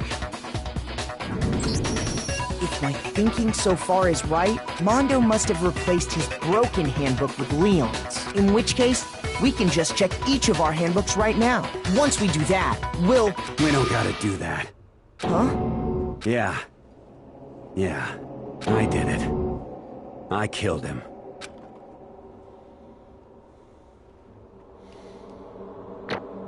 Hey, hey, hey, hey, hey, hey, hey, hey, hey, hey.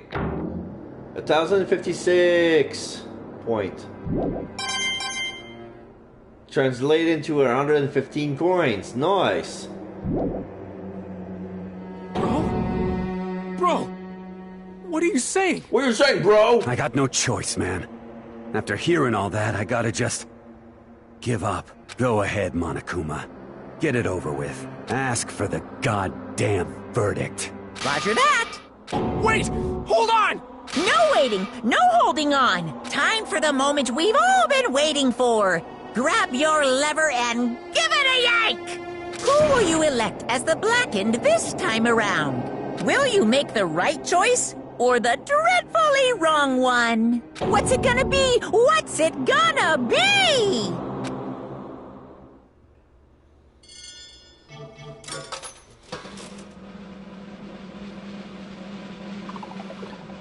Mondo, guilty!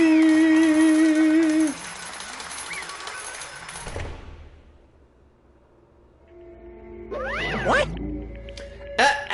This time it looks like you got it right again. Yes, it is so. The Blackened that killed Chihiro Fujisaki was Mondo Owada. Mondo ... Unbelievable. In case you're wondering, the vote was not unanimous. Kyotaka chose the wrong answer. You're treading very close to the danger zone, Mr. Ishimaru. You need to be more careful. I refuse to believe it. There's no way it would kill someone. Sorry. What is this? Why are you apologizing? Why? Why?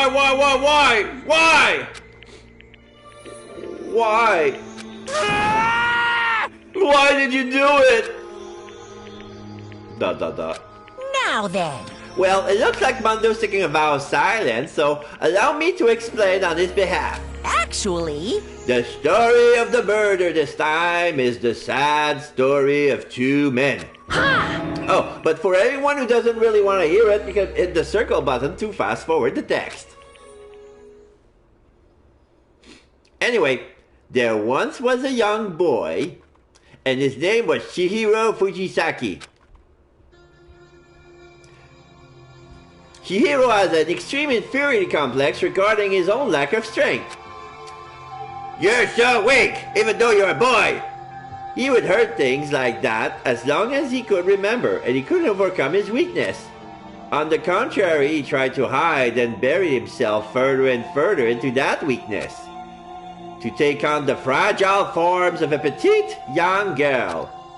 He had chosen that as his way out. Okay, so here you see, this is the reason why the game decided to refer to Chihiro as he, is because Chihiro does not identify purely as a girl. She does not have dissociative gender disorder.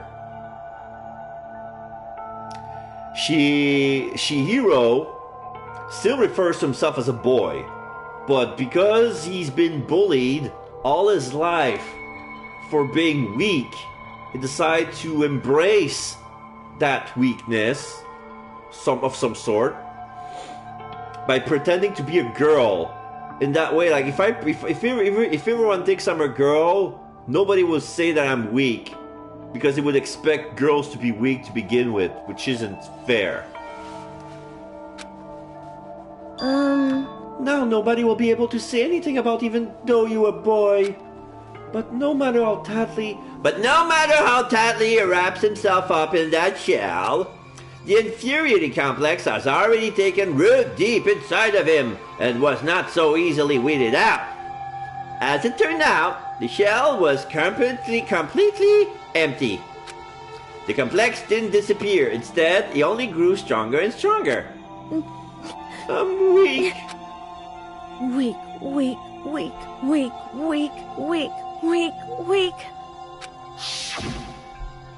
Once the killing game had become here at school, he had no choice but to accept this fact. After all, this world is survival of the fittest. If you're not strong, you do not survive. And then, the lovely and hateful Monokuma announced the revealing of the embarrassing secrets. which of course included Chihiro's embarrassing secret, which I was more than willing to divulge.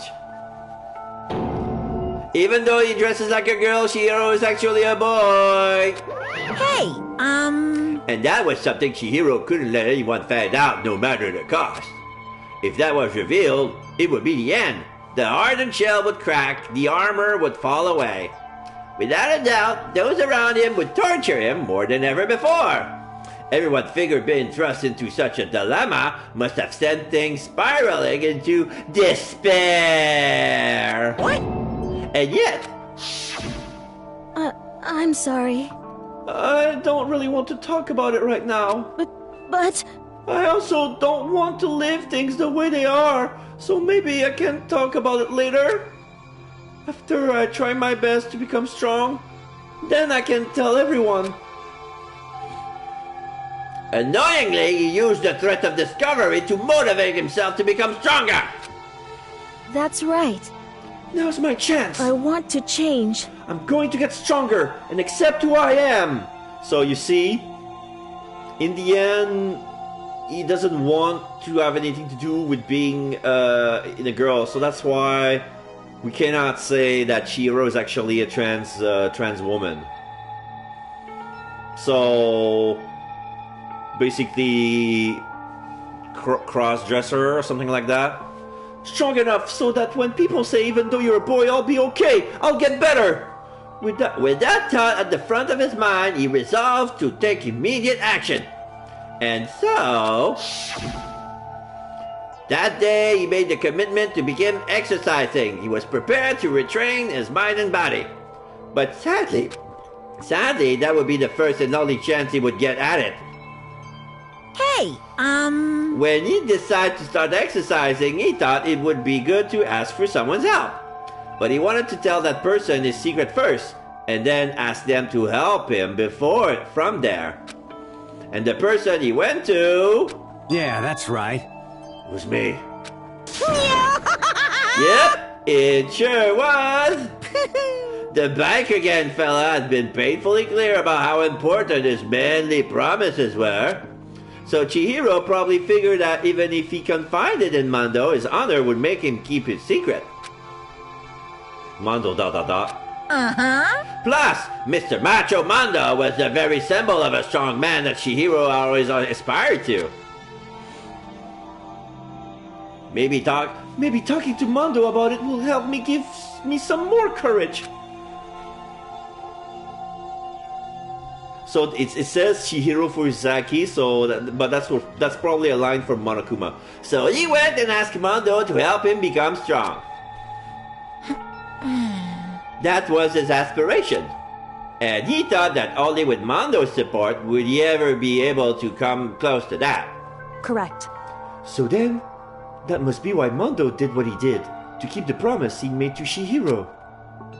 Huh? Did what he did?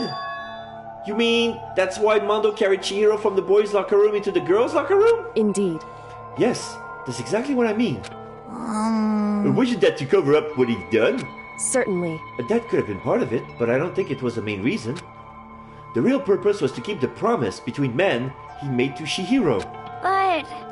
But how does moving the body keep his secret? Because... If everyone knew he'd been killed in the boys' locker room, then everyone would have been arguing about how she got into the boys' locker room, right? Once that started up, at least a few of us would have immediately begun to suspect his identity, so... He tried to protect Chihiro's secret by putting him in the girls' locker room and stealing his handbook, see? Then Mondo did all of that to keep the promise he made to Chihiro, who he'd also killed. Why? Why would he do that? The more I hear you talk, the more I don't understand. I mean, you guys try to assist each other, right? So why? Why did you... Because, no matter what, I didn't want anyone to know. I knew it. So that's what triggered it after all. The possibility of having your embarrassing memories and secret exposed. What is this? That's impossible! Nothing could have been that bad! Something he didn't want anyone to know, even if it meant killing someone? You're wrong! It's impossible! Don't make me repeat myself. To judge others by your own standard is the height of folly. Even if you can't comprehend it, he obviously can. That's all there is to it. Well, while we're on the subject, why don't I tell you? That embarrassing memory, that secret he didn't want anyone to know. Hey, You know what Mondo did? He killed his own brother! Mondo, the ultimate biker gang leader, makes all the hoodlums and riffraff across the country tremble. But the only reason he had the chance to join the gang in the first place was because of a certain someone. Mondo's older brother's name was Daya Awada. Get it? Daya and Mondo mix diamond. And the biker gang's name are the Crazy Diamonds. The Crazy Daya and Mondo. Crazy Daya and Crazy Mondo. Mondo had nothing but respect for him. It was because of Daya that Mondo ever got on a motorcycle. Varoom, varoom. Mondo's brother was his only family growing up. He was the only one Mondo could trust or respect. He wanted to measure up to his big brother, so he imitated him in everything he did. Mondo was the epitome of the starry-eyed kid brother. Meanwhile, the charismatic older brother had put together a local motorcycle gang. And before anyone knew it, it had grown into the biggest biker gang in the country. Daya, the older brother, number one in the gang, and his number two is younger brother Mondo. In the beginning, everything was peaches and gravy. But when Mondo started to think about how he would have to take over the gang from his brother someday, his brother's greatness, his reputation began to gnaw on Mondo's very soul. The kid's gonna take over for Daya, huh? Daya created his gang with his bare hands, and Mondo's just along for the ride. Can someone like that really be our leader? All they'll do is make the gang look bad. Almost every day, Mondo heard the gossip and whispers of the other members of the gang. Which is why... I gotta get stronger. Stronger than Daya. Once. Just one time. No matter what, I gotta win. Don't fuck with me. I don't care what it takes.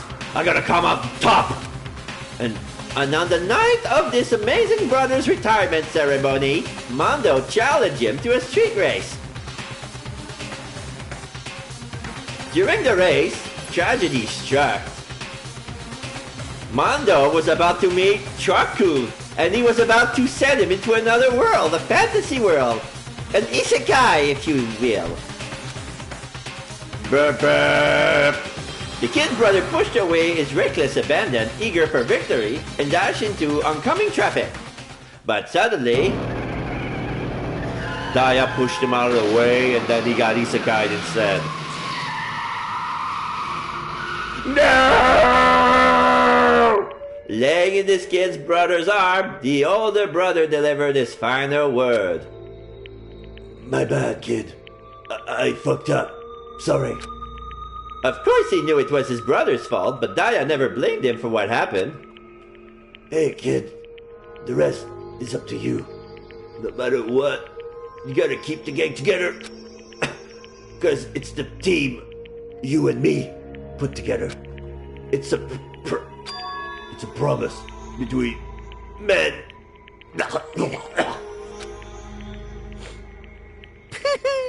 He decided to hide the truth of what happened from everyone else in the gang. In order to keep the gang together and keep the promise to his brother, he could never admit to anyone that it was his own weakness that caused the accident. And as a result, the team was made even stronger under the banner of the kid who bested his big brother. Daya was gonna lose to his kid brother, so he got stupid and got himself killed. That became the explanation for what happened. Mondo's lie became the truth. He wanted to lead the team so bad he was willing to tell all kinds of lies about his brother. I just... I'm strong. I'm strong. Strong. Strong. Strong. Strong. Strong. And yet, as soon as our killing game began, he realized, no matter how tough he pretended to be, he was just another weakling that could die in an instant. And then, the lovely and hateful Monokuma announced the revealing of the embarrassing secrets. At that point, it was clear I would have no problem shedding light on his secret. Mondo killed his own older brother! No matter what, I couldn't let the other gang members find out. If that happened, everything would have been ruined. Everything me and my brother had worked to create would have been destroyed. Instead, all the guilt I've been carrying around, it all would have been for nothing. So that's why Mondo! After I saw what Monokuma had on me, my head filled up with a kind of fuzzy uneasiness and just started swirling around. I never felt anything like it before. I didn't know what to do about it. I wasn't sure what to think or say, but after a while, that fuzzy uneasiness turned itself into a rock-hard lump of anxiety way down in my stomach. It was right around then that Chihiro asked me to start working out with him. And right there, he told me a secret. Seriously? Jesus! I'm sorry. I'm sorry I lied to you. But why? Why now? Why are you telling me this all of a sudden? Huh? Because, I mean, you've kept that secret all this time, right? If anyone found out, you would... But... You're right, but... I want to change. I wrap myself in lies. I'm weak. I want to destroy that version of me forever. His words were like a knife in my gut. I felt like he was exposing the lie I've been living myself. I have to change. I don't want to be weak anymore. You're so strong, it can't hurt you, right? Whatever secret Monokuma might tell us. You piece of... So what? You're saying I should just say it? What? You're saying if I really am, I should just be able to tell everyone my secret? Huh? I was jealous. I was jealous of Shihiro's strength. He had the strength to face his own weakness, to try and overcome it. It was the kind of strength I've never had. So I was jealous of him. And that jealousy broke me. What? Are you making fun of me?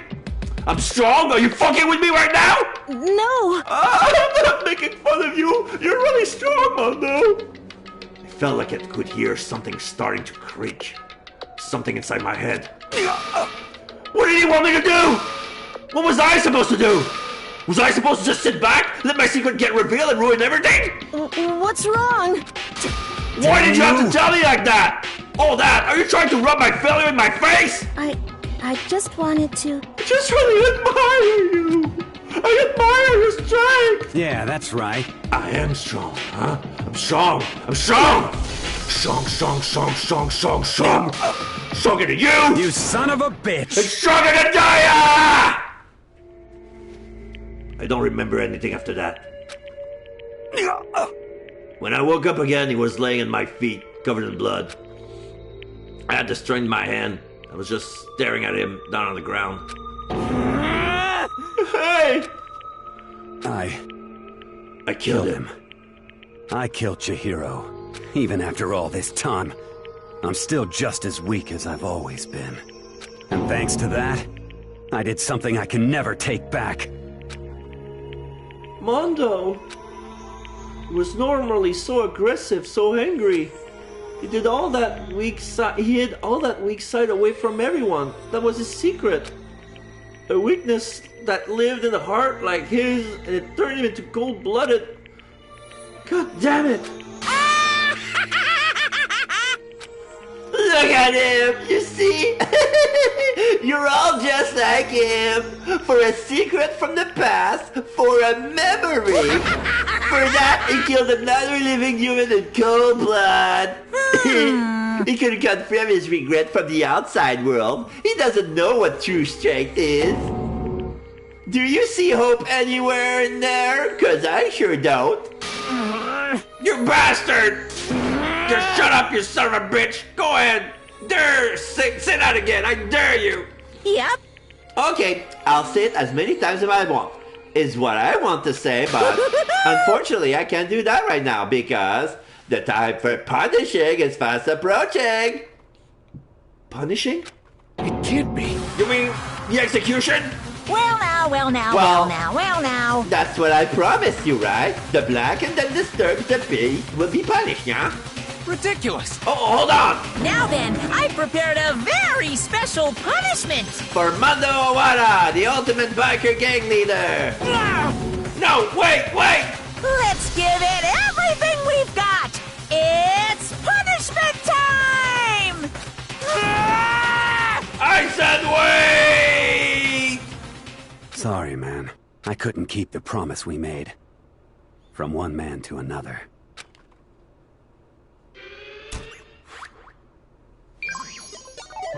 Game over. Mando has been found guilty. Time for punishment. Monokuma drags him away. Sends him into a spiral. No. That's a wheel. Okay, that's a decal on the motorbike wheel. Oh no, that's yeah. So yeah, this is a modified biker gang, Japanese delinquent biker gang model. There's Monokuma with a pompadour, punch perm wig on him. Mando is tied into the beach seat, and Monokuma is driving. There's a cage, like the Thunderdome, it's ruling, the cage of death. So then the bicycle's gonna rev. Okay, and roll into it. Monokuma is jumping at the last minute. Mando is tied up in the chair, and the bike is spinning inside the dome. It spins and spins, very faster.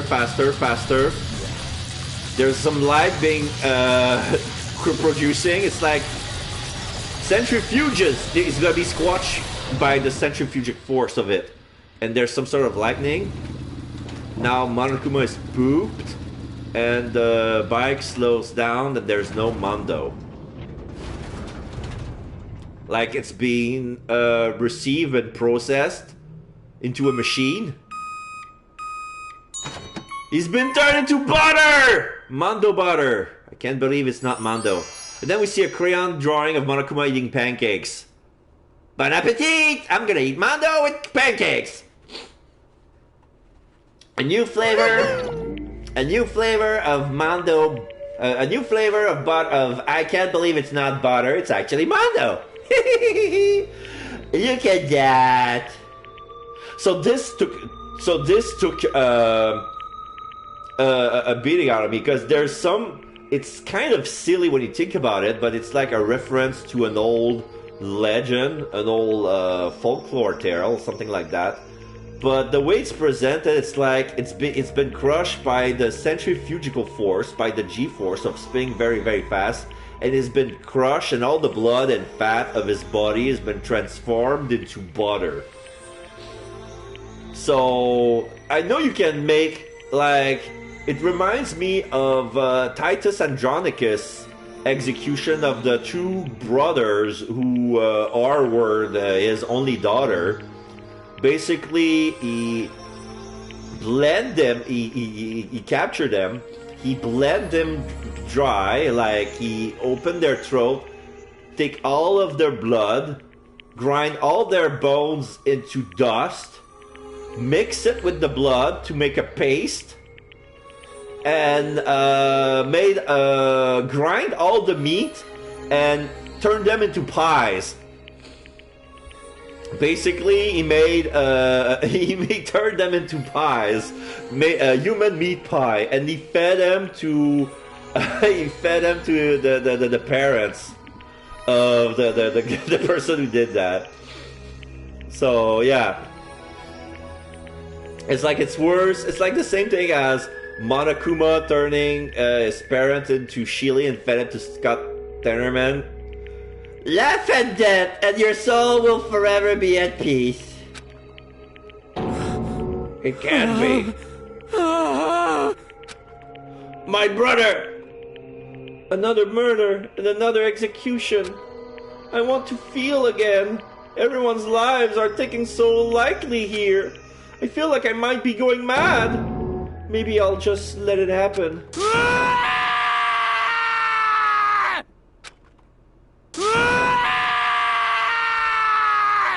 Okay, now Taka is going mad. Mad crazy. Like he lost somebody dear. Like it's not his real brother, it's a sworn brother, but still. As Taka's sad scream invaded our skull, we were each forced to realize once again, but of course he had to.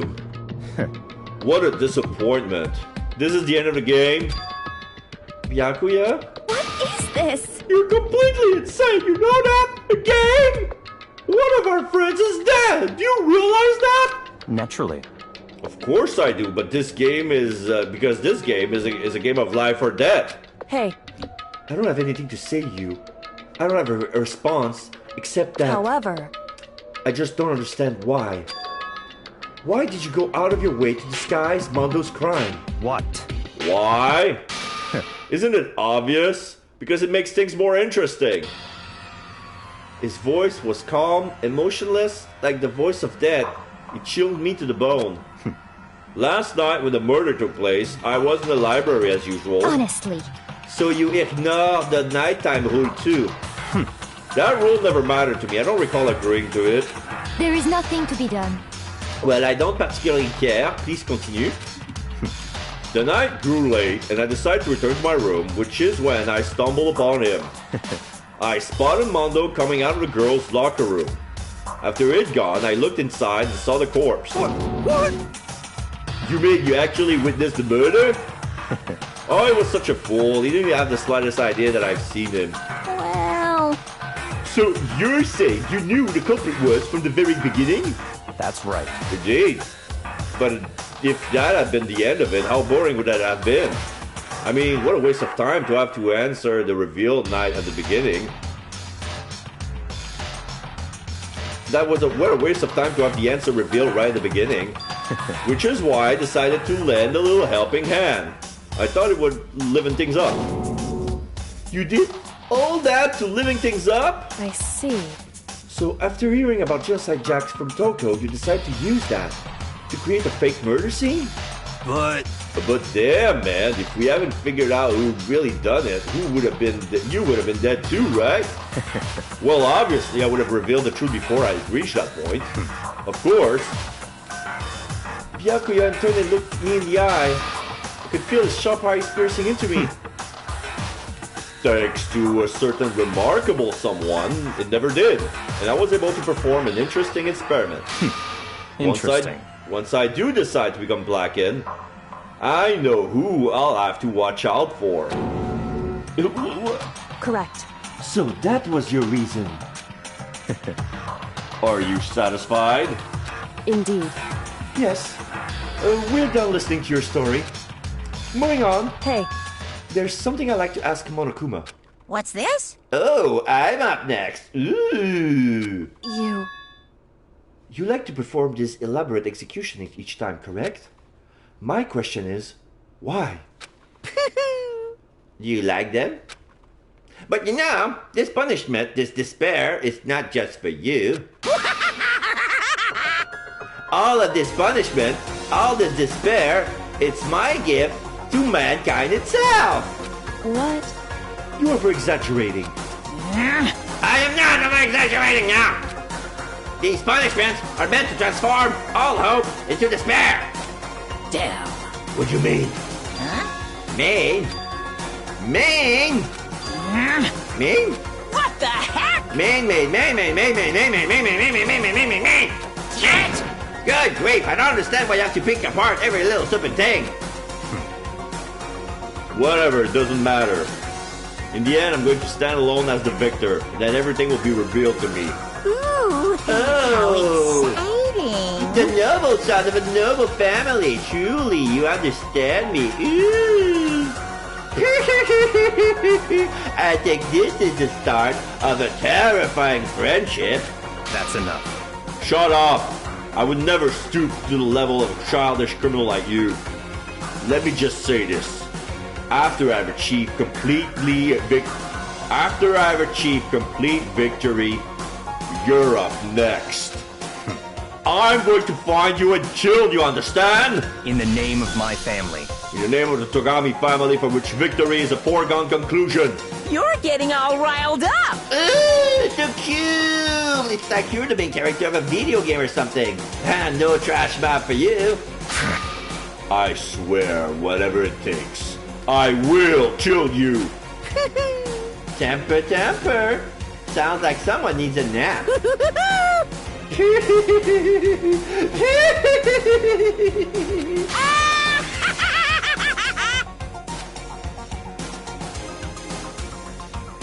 Monokuma's laughter peeled across the courtroom, and the curtain closed on the case of Chihiro and Mondo.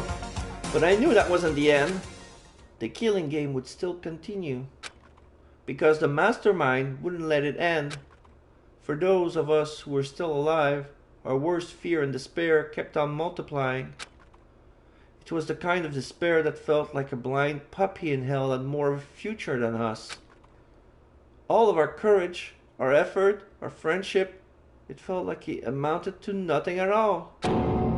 It was the worst kind of despair. Well, anyway, like I was saying... Now we see a scene.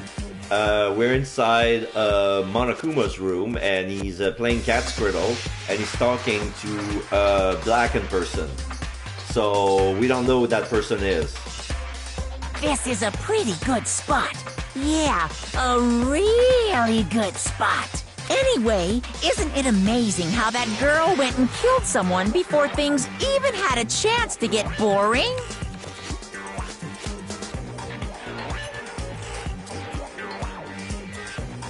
What do you mean that girl went and killed someone before things had just got boring?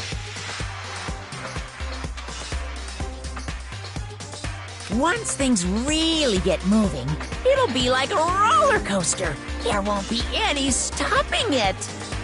Fear and despair charge forward at a speed nothing can hope to match. But I must admit, I'm disappointed. I went to all the pain and effort of making you part of the group, and you couldn't play your part. You do remember you were supposed to make the first move, right? Oh, okay. Well, no biggie. So when they were talking, the girl... So they're talking about Sayaka making the first move. So, yeah... So apparently Monokuma had somebody have to make the first move. We don't know who. But yeah, Sayaka beat them to the punch. Nothing we can do about it now. So just do your best to make things more exciting from now on, okay? After all, that's what everyone wants to see. Question mark, ... There's one thing I'd like to ask you. As long as you don't want to know my measurements, fire away. Who is it? The 16th high school student, I mean. Ooh, my, you really took me by surprise there. I know I said you could ask anything, but super denied, ultra denied, demonic denied. Because you see, that's my ace in the hole. And nobody'd be dumb enough to reveal that, right? No matter how close they were to their friends.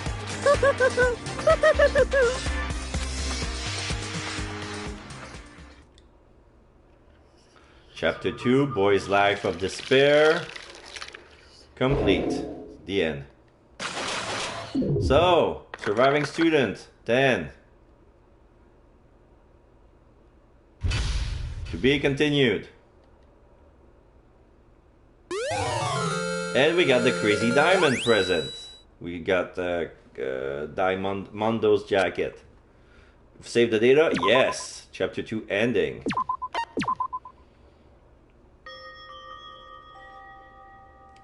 Question mark. Sniff, sniff. Sniff, sniff. Oh, that's Ina crying in her room. I shouldn't cry. For some reason, she's in her underwear on top of the sheets, crying, hugging a pillow.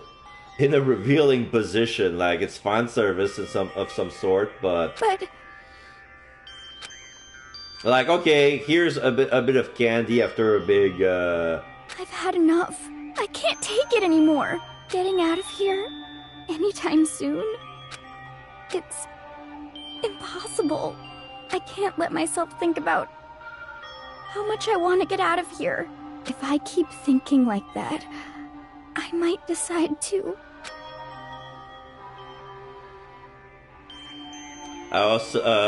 Ina ... Donuts!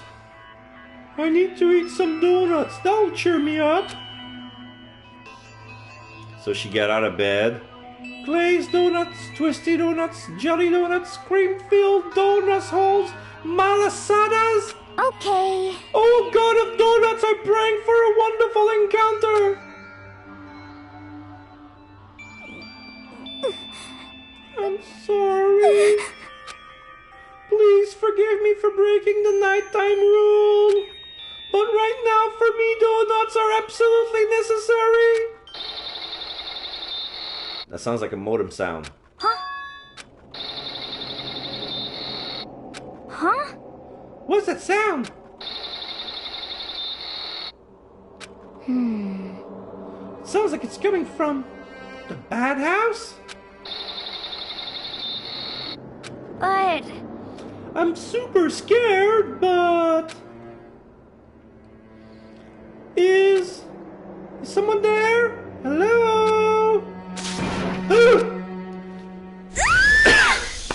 There's a green face inside of one of the lockers that's glowing in the dark, like some green ectoplasmic thing.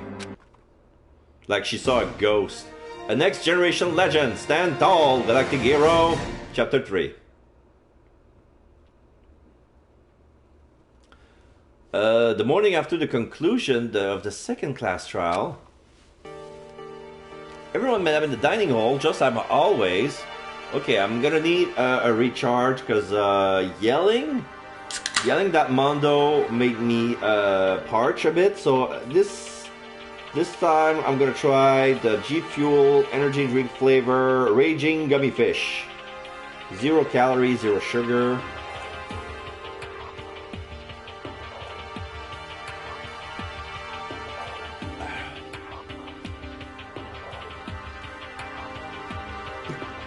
Inspired by FaZe Jev. I don't know who that guy is. It's probably a raging gamer, but okay, this is inspired by FaZe Jev. Anyway, so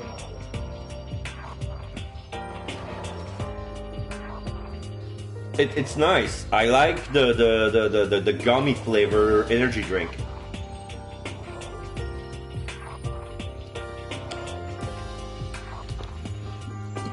But it's a shame that there's a face of somebody I cannot care even less on it, though.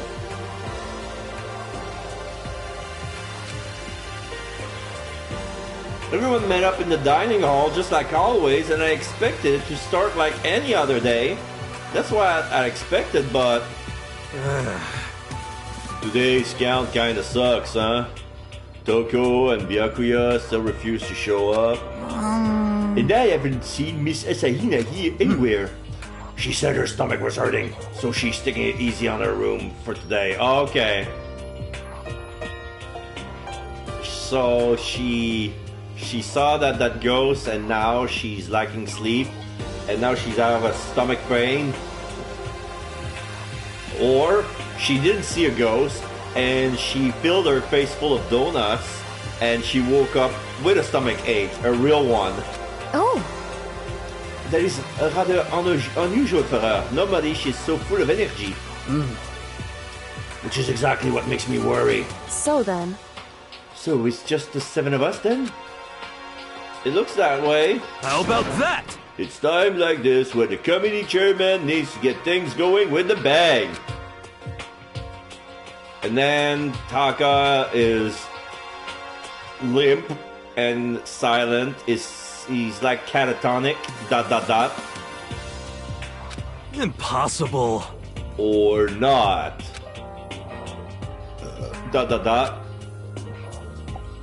Taka hasn't said a word since everything that happened yesterday. One look at his face showed that he hasn't slept a wink last night. It must be because of Mondo.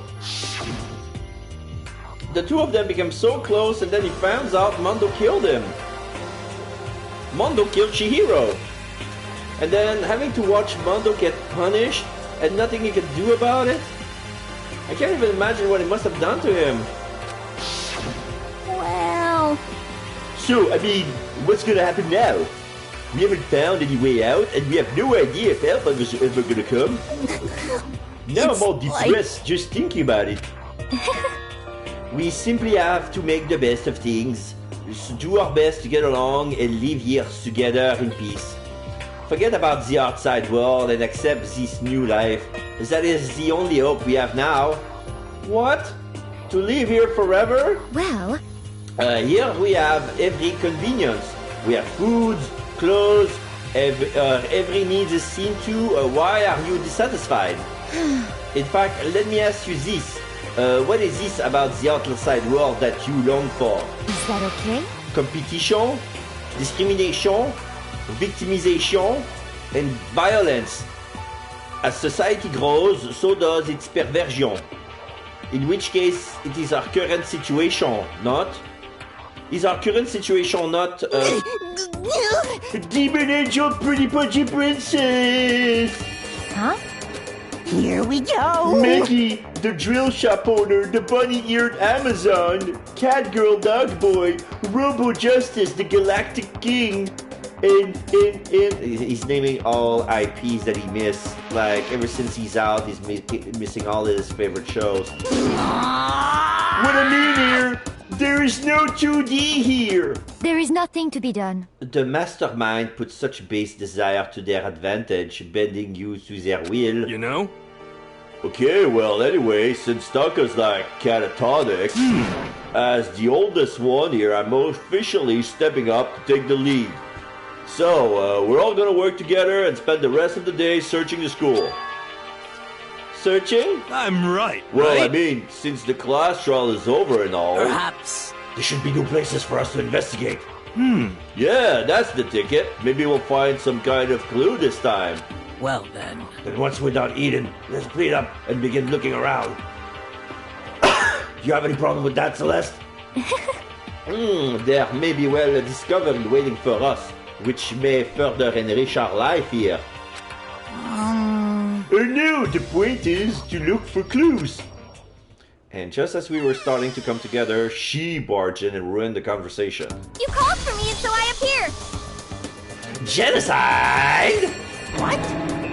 Nobody called for you. What the... How come it's Genocide Jill and not Toko? Yes! God, this place is just amazing! Finally, a place I can just be my murderous self. Which is why I decided to stop holding back and spread my wings! No more hiding in a cave for me! Plus, I have another battle to fight. The whole killer with a split personality thing is so overdone, I've got to destroy that stereotype. You SOB! I'll fight all day and all night to murder those stolly, slanderous cliches!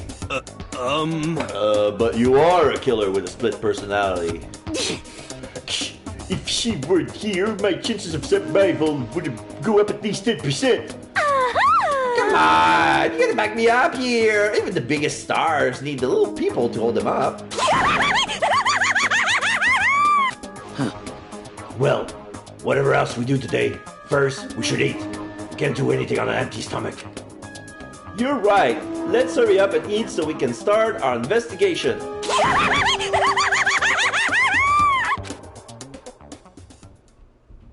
So we were forced to eat breakfast with a murderer, and after our much needed but very annoying meal, we set to work looking around the school.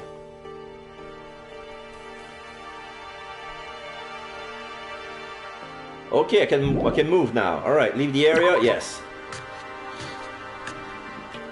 Okay, so what's new? What's new? Bathhouse. Warehouse. Okay, so this grill hasn't come up. So I guess we should go to the second floor, right?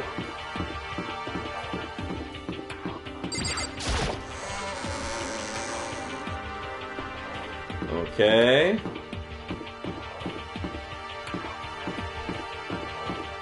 Wait. Okay, AV room is fine. Store is fine. That's the main hall. Hey!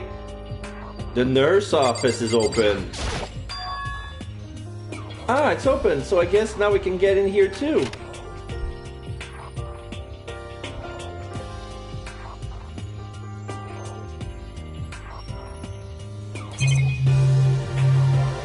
So there's a camera here. Even now, the mastermind is probably on the other side of that surveillance camera. Just thinking about it puts me on edge, but there's nothing I can really do about it. It's a normal trash can. There's nothing inside, so I don't really need to spend any more time thinking about it. So, yeah, there's some medicine. There's a doctor's desk. There's a thing to look at X-ray pictures. There's a picture of a heart. Anatomical pictures of a heart. A refrigerator. They must use it to keep drugs and cold stuff. And stuff cold. Okay, I got a coin. 376. Okay. Leave the area? Yes.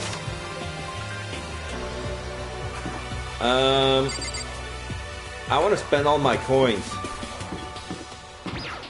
I don't need all that coins.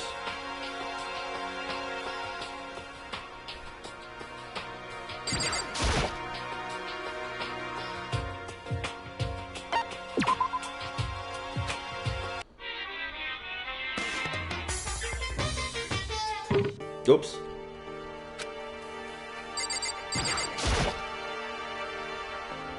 I forgot how to put money in.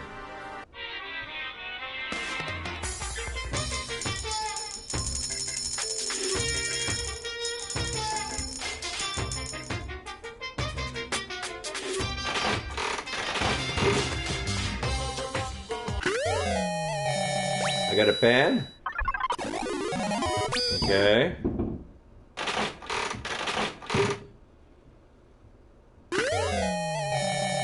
I think I got this already. Yeah.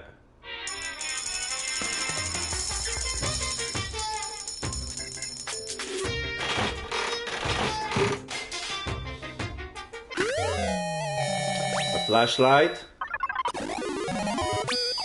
I got it already.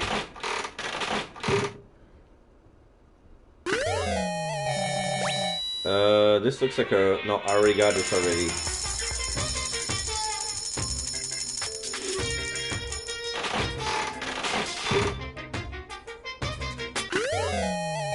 Glasses. This is new. Okay.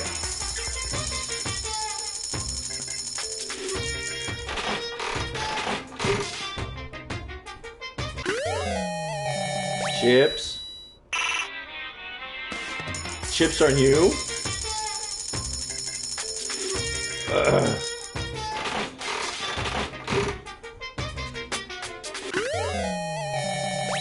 There's a flower. Flower is new.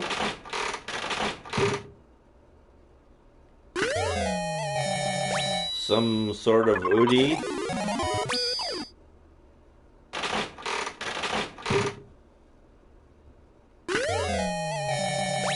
A statue's head with a tear. I got one new item out of this pole. Okay.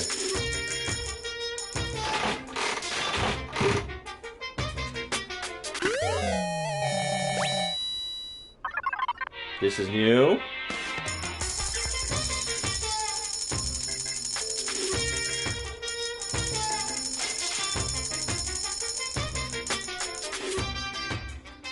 So 87 coins. I have a sure to receive a new thing. 39.96% with 50 coins. A brooch.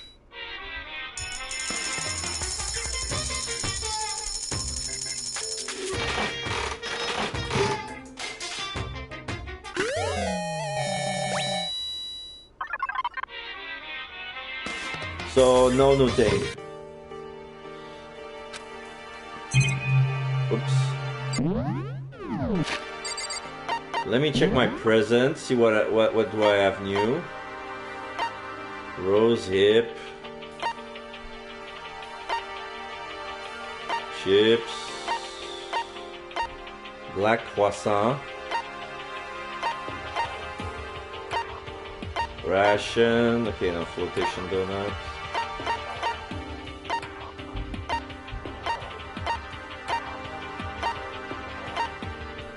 Another scarab brooch. This is a God of War charm. Max gloves. Glasses. They say wearing these while performing incantation will help you better speak with the target of your spell. She's sick.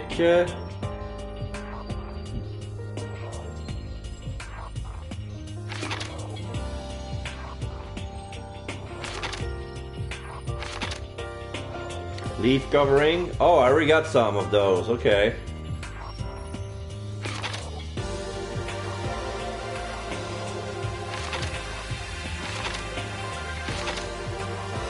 Jimmy Decay. That's supposed to be Jimmy Rodden. Limited edition of the legendary pop rocker.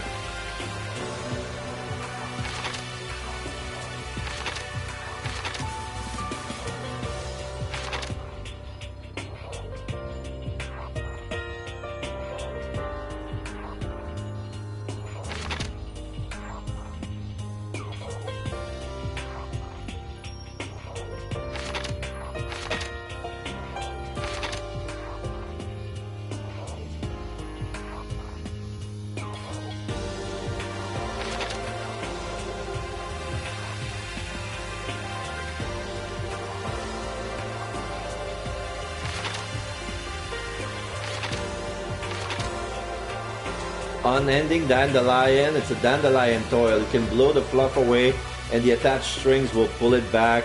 You can do it over and over and over. This is weird.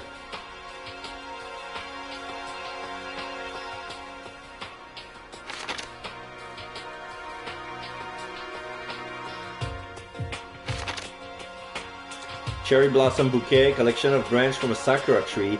In the language of flower, cherry blossom represents a woman of superior beauty. Okay. Rose whip.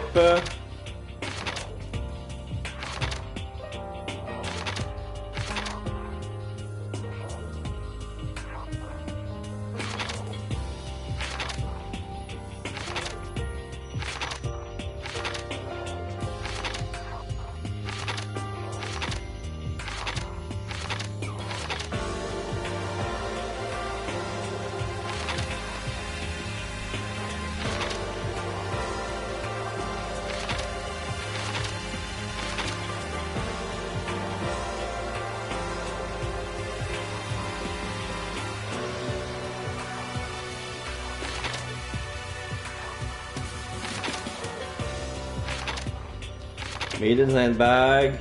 Available only at the Posh Maiden Road, which is geared towards female fanfic fans. Please, please take me with you next time you go.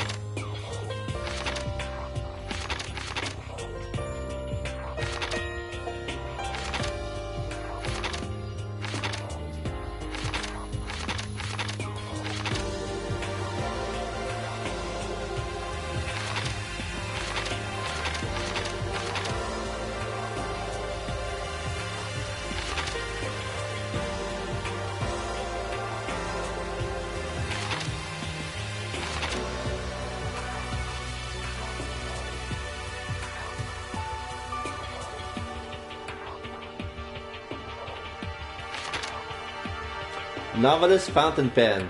It once belonged to a late great novelist. They say the writer's soul is still within the pen, and any user can only write one sentence. I have become something not human.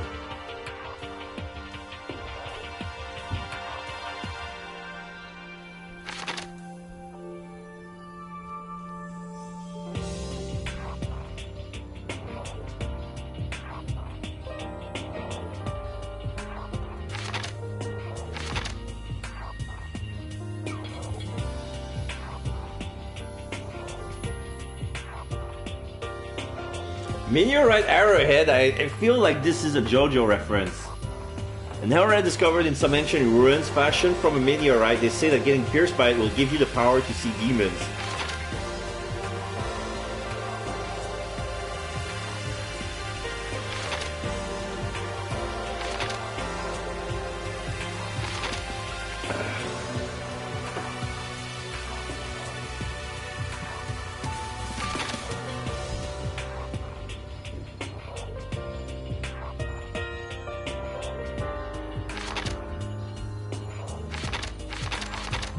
Okay.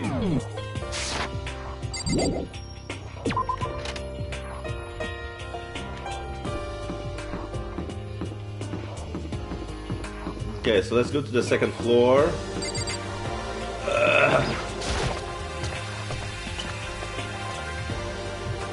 Hero is here. Could it be? Nothing's changed on this floor. The only difference is the gate blocking the stairs leading up to the third floor is gone. I guess that's where they want us to head next. I wonder what kind of crazy stuff is up there. Oh.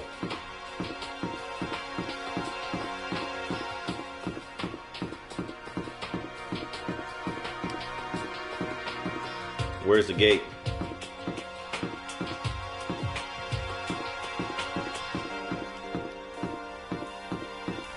Oh. What's this?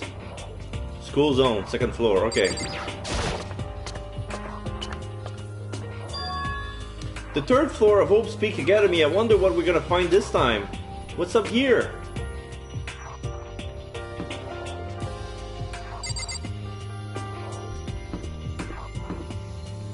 There's a class, wait.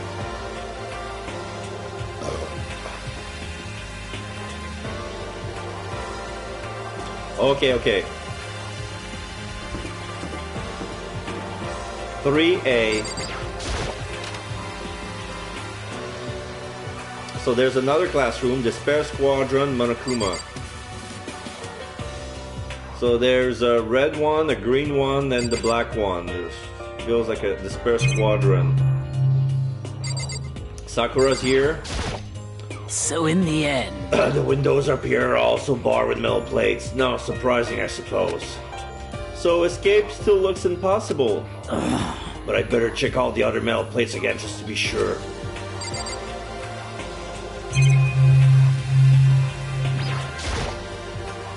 Knowing what time it is doesn't really help me at all.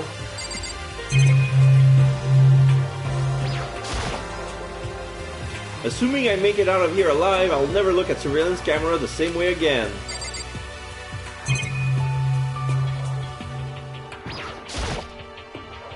This is one of the monitors Monokuma appears on. I guess they're all over this floor too.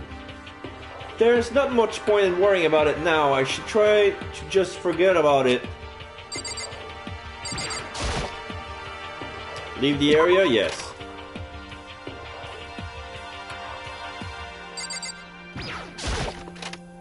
Let's go to room 3B. Getting tired of this, we see a Monokuma leaning down. Is he laying a fart? Looks like a fart. He looks like a fart cloud here. Like, he's leaning down and then put.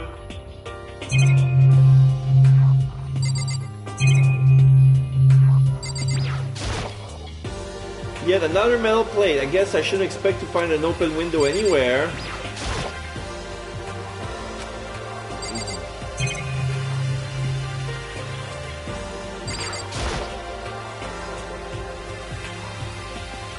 I don't look at the clock too much these days. I mean, what's the point? I guess this is me getting used to being here, huh? It's a pretty easy, empty feeling. The decal of the wallpaper on this class looks like cow skin, but it's blue instead of black. So now we have a rec room.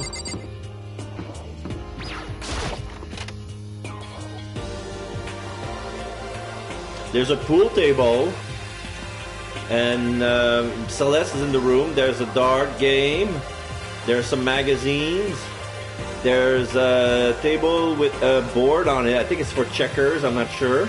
So this is... Let's see. A recreation room. A place for students to come and relax. I never would imagine a school having a place like this. Well, no normal school would. It has Othello, shogi, even a dartboard, and a pool table. Okay, so this one is for Othello and shogi. Okay. And look at this! They have even provided us with a remarkable number of magazines. Isn't it wonderful? Those will certainly be helpful in keeping our boredom at bay. Listen up! Ring, ring, ring, ring, ring, ring. Hello there. Allow me to expound. We got fashion, motorcycles, martial arts, video games, baseball, science, and all kinds of magazines. Oh, but nothing dirty, no dirty porn here. This is a school after all. If you need a quick fix, check out the swimsuit mags. So then... And will you be adding to our collection as new issues come out? Too bad! Sorry, no can do. Even if I wanted to, right now, magazines are kinda, you know... Kinda what? Watch out! Oops! Nothing, never mind. No. Anyway, that's it for my expoundation. Bye-bye. You almost said something. What he just said. I know, right? It bothers me too. Most unfortunate. Life here would be that much nicer if he could add some new issues once in a while. How disappointing. Really? So let's see.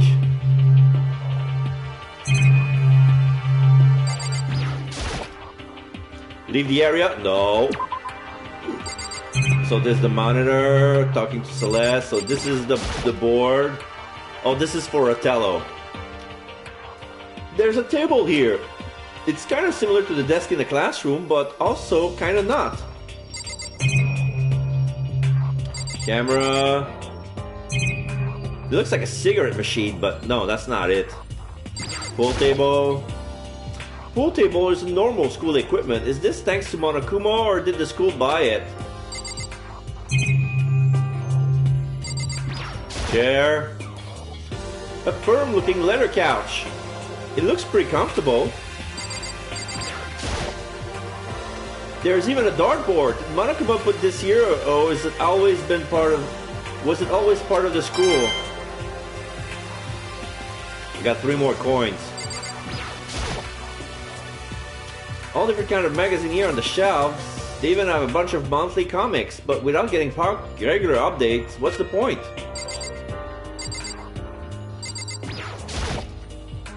These looks like some kind of bottle, but what the heck is it? So basically those looks like they are bottle, but there's a Monokuma holding a chess piece inside each one of them. So there's like 6 bottles, so I guess there's one for each chess piece. So I see queen, king, bishop, rook, knight, and pawn.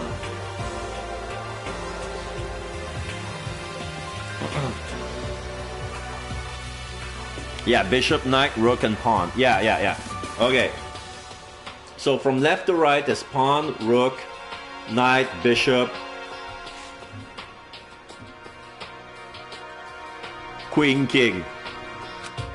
Maybe it's just for decoration or something. Yeah. And there's a locker here. It's a beat up old locker. It doesn't seem especially important right now, so I don't need to open it. Okay, we're gonna talk to Celeste. There is nothing to be done. It is rather unfortunate about the magazines, but still, I do believe our lives will improve significantly thanks to this little hideaway. Leave the area, yes. So this is the rec room. So now we have Kyoko here. It would seem... So the 3rd floor opened up this time. After a brief investigation, it looks like there's a physics lab and an art room. I also found a huge machine of some kind in the physics lab. I wonder what it does.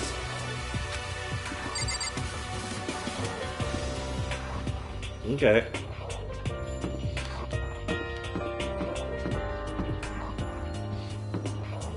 Oops. I was scratching myself and holding up at the same time, see if it would work. Okay, so this is the art room. Looks like a deep, dark alley. Okay, so there's no door, and then once we go in, yeah, it's art. We see a statue, which is a replica, or maybe not, of Michelangelo's Venus de Milo, and then we have a sculpture, a bust of Julius Caesar, and then a statue of Monokuma, and then a bust of, it looks like Peter Cushing's, but I don't think it is. At first glance, it looks like any normal art room, but something about it seems off, or multiple somethings. What's this? This is a statue of Neo. Oh, Neo the God. I never actually heard of anyone using a Neo statue for life drawing classes or whatever. And this? No, we cannot. Then there's people taking drawings. It's a locker, but it doesn't seem like there's anything inside. Okay. So there's also a collage of multiple pictures on the wall at different angles. It's like pretty much like been there. Some of them are upside down. Most of them are tilted and or crooked. There are paintings lining the walls. Is this really art? It just looks like a bunch of crappy graffiti to me. Yeah, most of them looks like a child made them. Was it the mastermind? Mastermind decided to put some art, and since he sucks at art, that looks like it does. It's a Venus statue. Yup, definitely very art roomish. Okay. There's a room that goes to the back. Yeah. Is this a statue of Monokuma? Who would ever want to make something like this? Still, the quality is surprising. Okay, so let's go inside that door. That must be the... Yeah, it's the craft room. There's some tools. And there's a picture on the floor. So this is the repository that's attached to the art room. It's used to store different artsy things. So there's a bunch of mallets, some chisels, some paint brushes, some paint. There's some sort of buggy. A dolly. They must use it to move all these statues around. Is that folded tarp? I'm not sure. So those are canvas of different sizes. There's some one that looks as big as a door, and the other looks like 18 inches by 24. And then we have 30 by 30. And this is 2 feet by 3 feet. But the big one, it looks like it's 4 feet by 5. Or even 6. 4 feet by 5 feet. And those are easels. There are more childish drawings. There are wooden mallets hanging on the wall. If I had to guess, I'd say they use them for making sculptures. And there's a picture on the floor. Oh wait, what's this? Yeah, there's a picture on the floor, like a photo. It's a photo of Mondo, Leon, and Chihiro being buddy-buddy. There's something on the floor. It looks like a picture. But as I stretch out my hands to pick it up, almost as if on its own, my hand froze. Huh? So yeah, like Mondo is wearing a tank top, a white tank top. Leon is wearing all white with a tank top as well. Chihiro is wearing all white. She doesn't have her green vest. What I saw in that picture was Chihiro, Leon, and Mondo. And they were smiling. What is this? Questions start racing through my head, one after the other. Why is it only these three people? What are they doing together? How come they're smiling like that? When was it taken? Who took it? Oh yeah, I just realized the windows are outside, the sky is blue. So this picture has been taken when the windows were not bolted. How did they get it developed? Where's the camera? Where's the camera they used? And in the picture, the window in the classroom, there's no metal plate covering it.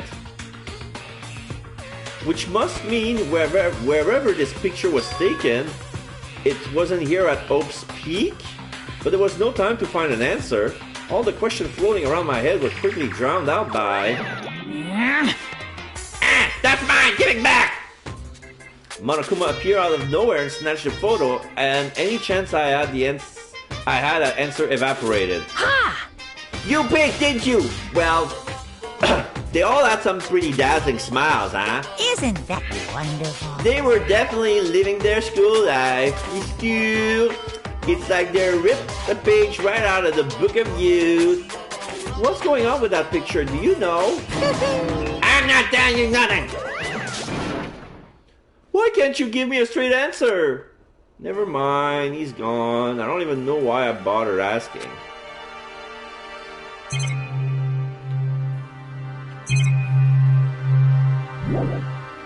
Leave the repository, yes.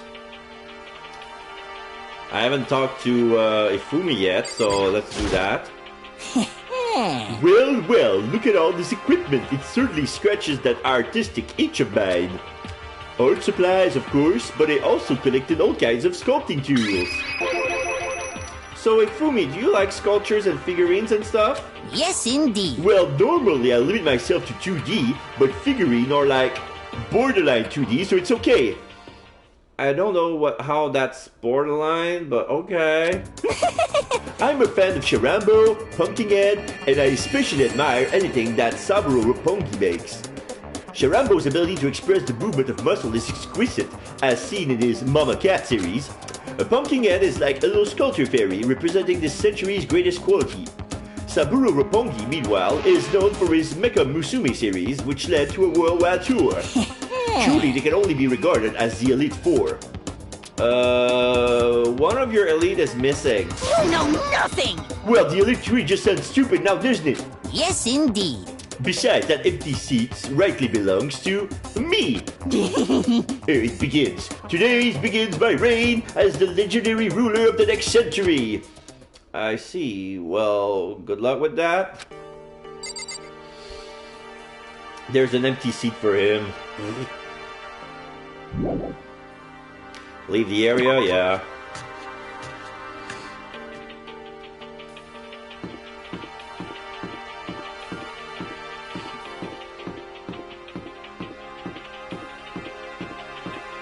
Okay, so this goes to the fort. This thing is gated yet.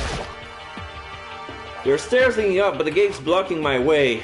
So there's still at least one more floor. Okay.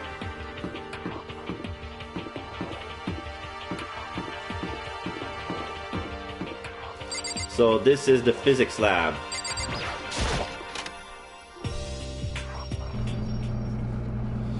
Whoa, what a big machine. And there's a door in the back. This is the physics lab. It's less like a classroom and more like some kind of research institute. So there's a lot to look by. Let's look at that machine. This machine obviously has some kind of purpose, but I don't know anything about physics to begin with, so I wouldn't have a clue where to start with this. It looks very sci-fi, I admit. Like there's a seat with a round backrest, and there's like 8 screens on it. And there's a big pipe with wires that goes up into a glass sphere where the wires are being connected, and there are some tubing protruding from the middle half of the dome of the plastic sphere. The other half is all white, and there's some prods that coming out of them, and those prods are wired into the roof, inside of the ceiling. And there's a catwalk, there's some stairs, and you can go mess with the top half of it. And there's a door that goes in the back. And what's this?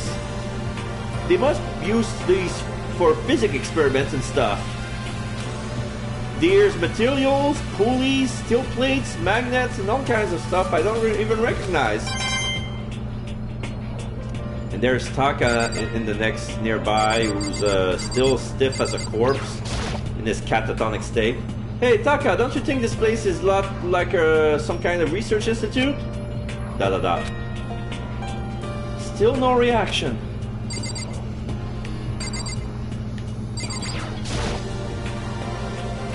What's up with this ridiculously big machine? Watch out!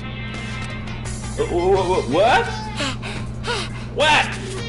You want to do some quantum leaping? Phew! That's a time machine! Pretty awesome, right? It was designed by a student right here at Hope's Peak. The ultimate physicist, although they don't go here anymore. They died during the tragedy with a capital T. Time machine? Seriously? So it can go back in time? Okay, let me get in there. If I can go back to the past, then I can... This time I'll stop Mondo for sure. Oh, sorry, not possible. This particular time machine can only go back 1 minute. It comes in handy when you, like, leave your pizza bagels in the microwave for 1 minute too long. 1 minute? What? You sound disappointed. You know how hard it is to make a time machine to begin with? This one goes as far back as 1 minute. It's already an amazing feat in and of itself. Actually, I was lying about the whole thing anyway. There's no such thing as time machines. What? Hey, Honestly, this is just a big air purifier. An air purifier? In other words... Yeah, it can produce clean air no matter where you're at. With that thing, you can even live on Mars. But what with the discombobulating gravity and deadly low temperature, you probably don't want to live on Mars. Discombobulate. You know that Sherlock Holmes made with Robert Downey Jr.? Discombobulate. You guys? Anyway, this machine is the reason you guys have all that this delicious air. So don't go messing with it. You break it, and it's your butt. This huge thing is an air purifier, and more than that. ... To go out of your way to say something you know will hurt someone who's already suffering. God damn you!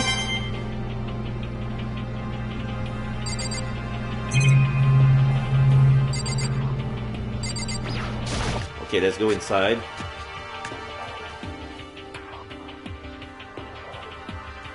There's Toko inside the... This is the equipment room. It's super disorganized and there's a strange chemical smell in the air. This place is so relaxing, so calming.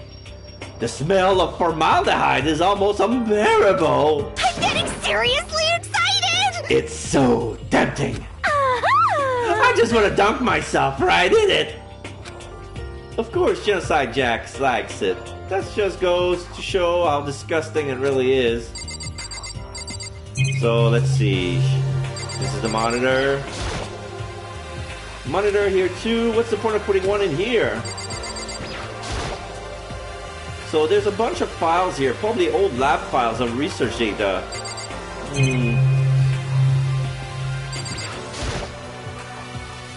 Pendulums, wheels, rail segments, all the equipment is scattered all over. They're all covered in dust too. They obviously haven't been used in a long time. This is a tarp. There isn't anything strange about it. Seems perfectly ordinary to me. Coins, 18 coins. Camera here. There's a surveillance camera here too, but what's the point of putting one in there? Alright, let's talk to Genocide Jill. It really is unbearable. A nice long bath in a tub of formaldehyde. That's true happiness. Just thinking about it makes me Makoto ... Let's leave. Leave the equipment room. Yes. Leave the physics lab. Yes. I better look around a little bit more. What did I miss? This gigantic piece of machinery is just an air purifier. Is that really true? Oh, this? Oh, the camera's up here. Oh, I just noticed it in front. It's a digital camera. This is a digital camera with a chubby pink fairy on it. It has some kind of weird anime style design on it. It's kind of beat up, but it looks like it still turns on just fine. Yup, it still works. I should show the others later. I discovered lots of stuff, but it was all strange. But I don't know if any of it was an actual clue. I'm just getting more confused. Maybe I should head back to the dining hall and talk about it with everyone else. For now, I should head to the dining hall. Okay, so I missed the camera, that's why they couldn't. So now I found everything. When I got back to the dining hall, the first thing I noticed was... Hina? I tried to talk to her, but my voice was immediately drowned out by the others as they rushed into the dining hall. Hina! Huh? I thought you were sick or something.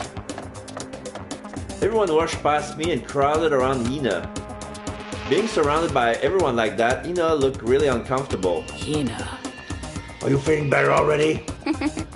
Yeah, I ate a few donuts and that really helped a lot. You do love those donuts.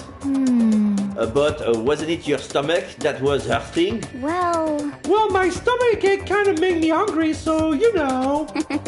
I guess my memory's kind of fuzzy lately. They say that a goldfish will eat however much food you give it, even if it's about to burst. Miss Asahina is pretty much the same, it looks like. Just a second. Hey! You of all people don't have any room to talk. Well. Anyway, I was worried about you. Sorry. Besides that, you... Huh? Jeez, your knockers are huge! What the heck? Did you convince them to double up on milk production? Bastard! Stay away from her, fiend! Anyway, first thing first, we should talk about what we found, right, Taka? Taka, Right. So, anyway... So Taka's in the back. Will not say a word. It's no use. He won't talk. Let's talk to Hiro. Oh, I just remembered. I saw Byakuya a little while ago. What? You SOB! Where? Where was he? What? Oh, you're kind of scaring me. Where was he? He was in the locker room. He had a huge stack of books he must have got from the library. No! So that's why he was hiding. I won't let him get away from me! Huh? She just ran off. Is she okay? We should not concern ourselves with her. Here's Kyoko in the back. Correct. There was a rather remarkable physics lab on the 3rd floor. In the middle of the room, there was a machine bigger than anything I've ever seen before. Oh yeah, apparently it's an air purifier. Huh? What's something like that doing there? Is the device really that big? I really don't get it.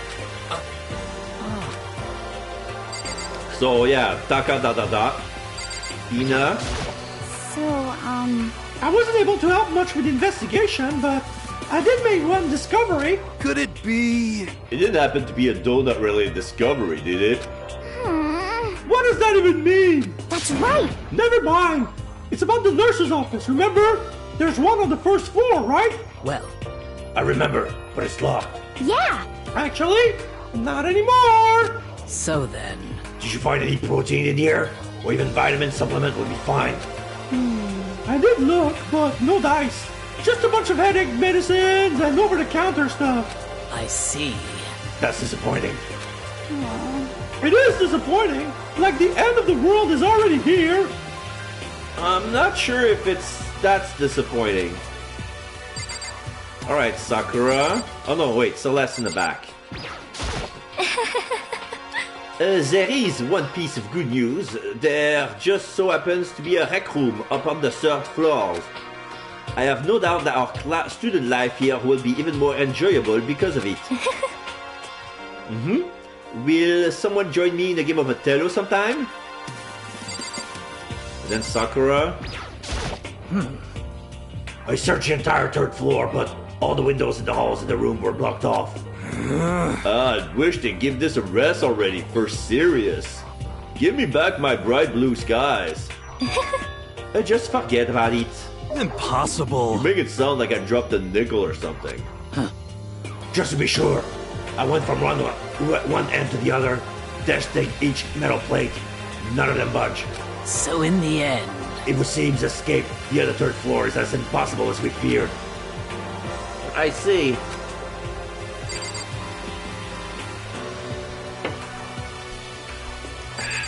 Ifumi. There was an art room on the third floor, and it has all the kind of gears. Now I'll be able to recreate all my favorite anime characters. Oh yeah, speaking of anime, that reminds me, I found something that I was looking around. Perhaps. A digital camera. That's what it seems like. Does it still work? Yeah, it seems fine. You know? Well then, let's see it. What the heck? This thing is like a kid's toy. It looks like it can store like 5 pictures, baby. It doesn't have a timer or anything.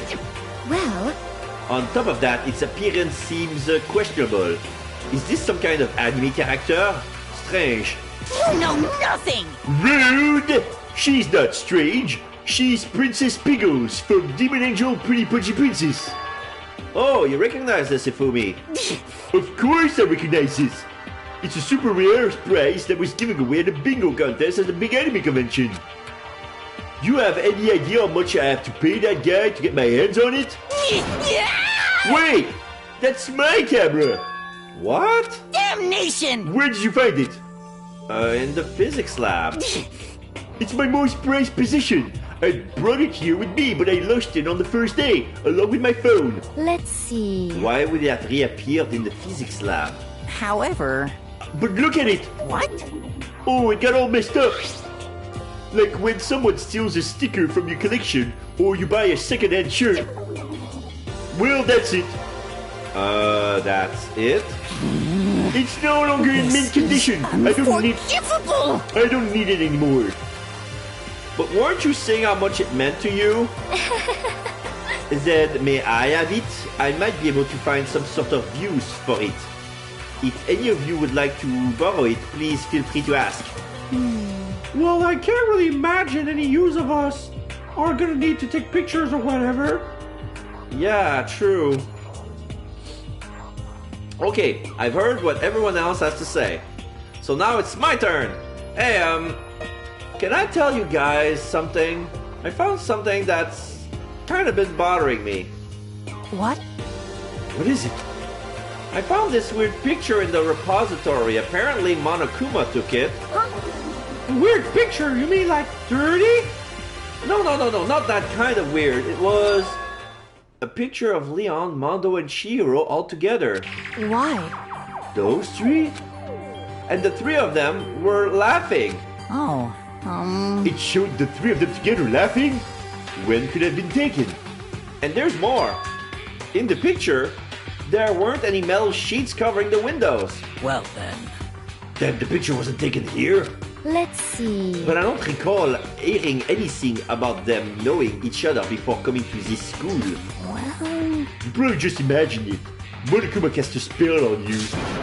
No, I saw it, I'm telling you. But if it wasn't taken before we got here or after we got here... How about that? I bet they're all still alive. They left the school and then they took that picture. Is that right? That's impossible. After all,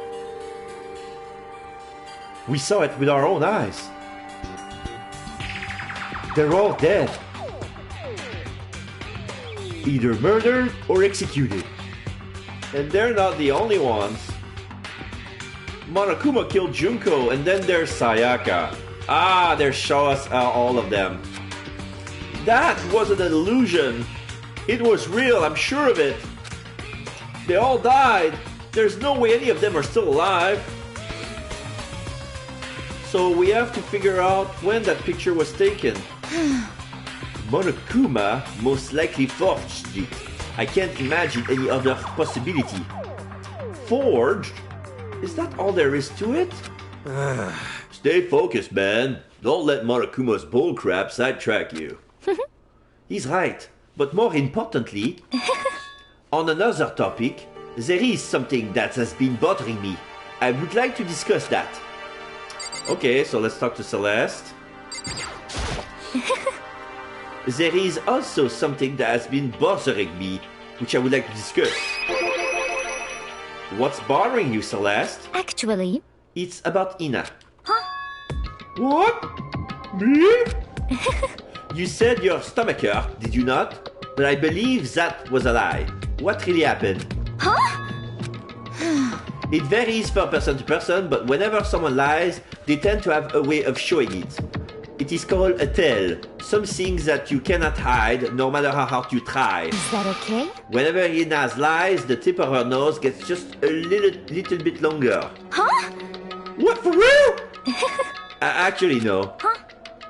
Oh. But your reaction just now confirmed it. You were lying. Oh, that's not fair! If you are going to lie, at least try to lie convincingly. Hina. Be honest, Ina. Were you lying about your stomachache? ... Yes. I see. Why? Why would you lie about that? That's it. I'm sure of it. Are you feeling guilty about something? Just a second. No, that's not it at all. But... It's just, I mean, I have a reason for it. A reason? Okay, so let's talk to Hina. Sorry. To be honest, I didn't have a stomachache. I did it because even if I came and told you the truth, I thought you wouldn't believe me. Reaction? The truth? Well... I saw it. Saw what? A ghost. A ghost? You mean like that ghost? Hey. Is there more than one ghost? But, I mean, ghosts are... What the heck? See, I told you you wouldn't believe me. It's not like I don't believe you, but... Hina. I believe you. No matter what anyone else might say, I will believe whatever you say, no matter what. So, can you tell us exactly what happened? If you really mean that, Sakura, then okay, I'll tell you. So, It happened last night. I was in bed with my underwears on top of my sheets. Ooh, nice. Shut up! Let me stand. Let me speak. I couldn't get to sleep. I just kept thinking about everything that's happened up till now. I ended up getting more and more upset. So to try and cheer myself up, I thought I would go get some donuts. Huh? Donuts again? Honestly. And you ignore the rule regarding nighttime. Sorry. I know, sorry. I feel really bad about that. Hina. Anyway, please continue. But... Well, so I left my room and headed for the warehouse. But then I started hearing a strange sound. Sounded like an old modem or something. Or one of those toy robots from the 80s, you know? It was coming from the direction of the bathhouse. So I headed that way. The locker was halfway open, so I took a look inside. And I saw a human shape surrounded by a pale green light. There's no doubt who it was. It was Chihiro! Say what? Yeah! Oh no! No way! Ghosts? Honestly. It is simply not possible. You must be mistaken. Just as in most cases of paranormal activity, it was born from your weakened mental state. Well then. Then all we have to do is go see for ourselves, right? Let's just go to the bathhouse and see what Ina saw. It is a waste of time.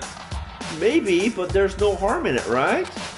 If we don't find anything, that'll be the end of it. What? You're gonna try and see a ghost?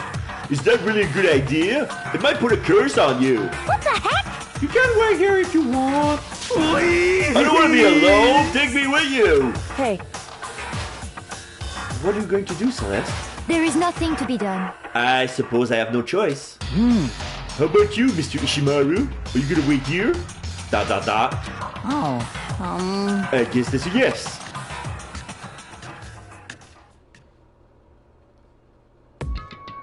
So, It was right here! I saw it right here in the dressing room! I'm getting goosebumps. come on. Yeah! Cthulhu Fatagan! Shut up! What if he actually shows up? What, Cthulhu? Hina. Where is it you saw Shihiro's ghost? well, I heard a sound, and when I opened this locker, I saw a kind of pale outline of Shihiro. Okay, so I realized there's no camera in here. There's no camera and no monitor inside the bathhouse locker room. For a good reason. Like, if we go inside the bathhouse, there will be some steam, and that would wreck the tech, and there will be steam on the land. So there's no point into going to the bathhouse, you know. So, come on, Makoto, let's hurry up and get this over with. Oh, they want me to open the locker room? Is this the locker? There was something in here. Inside the locker is a laptop? What's something like that doing here? Hey. I remember seeing this. Oh, that's right. I saw it in the library before. It looks like a laptop. The laptop looks pretty old. It's all covered in dust. So... It's broken. I tried pressing the power button earlier, but nothing happened. It's broken, huh? Too bad. But how did the laptop get from the library to here? It would seem... I guess it's in sleep mode. But the power is definitely on. Huh? But I thought it was broken. I would bet that Chihiro fixed it. After all, he was known as the ultimate programmer. Then perhaps... More importantly, Hina, you said you saw a green light, yes? Surely you did not mistake the light of the monitor for a ghost. ... I am surprised you're able to dress yourself in the morning. Oh man, if I have the love's clueless girl's attribute, I would have fallen with love big time just now. I'm so glad I don't have it.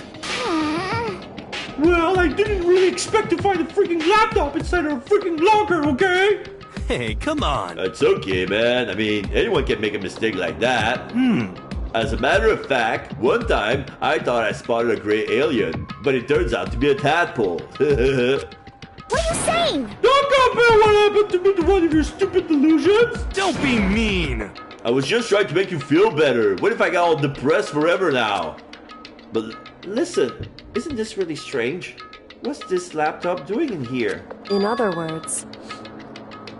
Maybe someone hid it here. But... If that's the case, we found it pretty easy. Wrong. Whoever put it there, I don't think they were trying to hide it from us. Huh? What do you mean? Hey. Haven't you noticed? There's one big difference between this room and all the others. There's a difference? There's no surveillance camera. Yes, it's me. Precisely. There's no camera in here, which means this is the one spot where the mastermind is blind. So you're saying someone put the laptop here so the mastermind wouldn't know about it? It's true. And what Ina saw wasn't the ordinary glow of a computer screen. It was the figure of Chihiro, shining pale green. Hey. I think it would be best if we investigate this laptop in a little more detail. Alright. It's just like Kyoko said, the display isn't on, but the laptop definitely has power. So then... So, first of all, we need to wake it up. Right. I started hitting random button on the keyboard, and the display instantly began to glow a pale green. And we see a desktop with a pixelated version of Chihiro's face. So she made her own OS. Or something like that. There were a bunch of different icons on the desktop. Hey. There, the icon on the far left. What is it? It says alter ego? Alter ego literally means another self, I believe. In the field of artificial intelligence, it is not uncommon to create different aspects of a personality. You can consider it something like a pen name. Makoto. Could you let me see it, Makoto? With that, Kyoko moved between me and the computer. She moved the cursor over the alter ego icon, and then she double-clicked it. The screen suddenly went dark, and then a voice spoke to us. You really came! Master, you're here! Chihiro's face appeared, taking up the entire display. Oh no! It is a ghost! Buddha, sweet baby Jesus, save me! Calm down. It's not a ghost. What? Then what is it? Anyway... I'm sure if we just talk to it, we'll find out. Kyoko began to type, hands blurring across the keyboard. What are you? And then... Hello, nice to meet you. I'm Chihiro Fujisaki. I always get so embarrassed introducing myself. That voice! The tone and everything! It's Chihiro. I knew it. Alter ego. I've heard about this kind of AI program, but I never been seen one for myself. AI program? That's right. It's how Chihiro earned this title of ultimate programmer. The AI lives in a computer, and by repeating different tasks, it gains knowledge and grows bit by bit. Apparently, Chihiro used a support vector machine and reinforcement learning to develop it. Eventually, he came up with a breakthrough in artificial intelligence design. Support vector machine? Reinforcement learning? It's true. Put it simply, it's a learning method for computers. If you want to know more... That's it! I'm sure of it! Just Google it, okay? In other words... But if this AI continues to grow, it will become more and more than just a piece of software to help people. Some say that an AI like this might someday replace people. And that is why it is called alter ego. A fine choice then, I must say. It can create memories as source and grow up. The process isn't much different from how humans work. If you were to raise your own AI that way, it will make perfect sense to refer to it as your alter ego. I see. A second perfect personality that can never forget or grow old. That's what Chihiro created. That's alter ego. Kyoko, how do you know so much about this? Are you okay with this? Anyway, so he fixed the broken laptop and put his own program on there. That is what this means, yes? Then he brought the machine to this dressing room where the mastermind would not be able to see it. But you know, all this about master and whatnot, yes. I believe I'm on fire! Huh? I thought you were only into 2D. This is the most excellent 2D possible! Huh? But he's a guy and also a computer program. I feel as if... Oh, that aspect is no problem. I mean... That aspect? Anyway... Let's talk to him a little more. Kyoko typed away rhythmically. How much do you know about what's going on? Master. Master only gave me a general idea. Well? But I do know that things have become very grave. He found himself caught in this without warning. Kyoko immediately shot out another question. Why are you here? That's right. Are you asking me what Master had planned for me? Well, he wanted me to analyze the massive number of files stored on this laptop. I believe the files are related to the school, but the protection on them is surprisingly strong. So it's taking me a little longer than I thought. Master. But here's what Master must have been thinking. The fact that the files are protected so tightly means they must contain some important secret.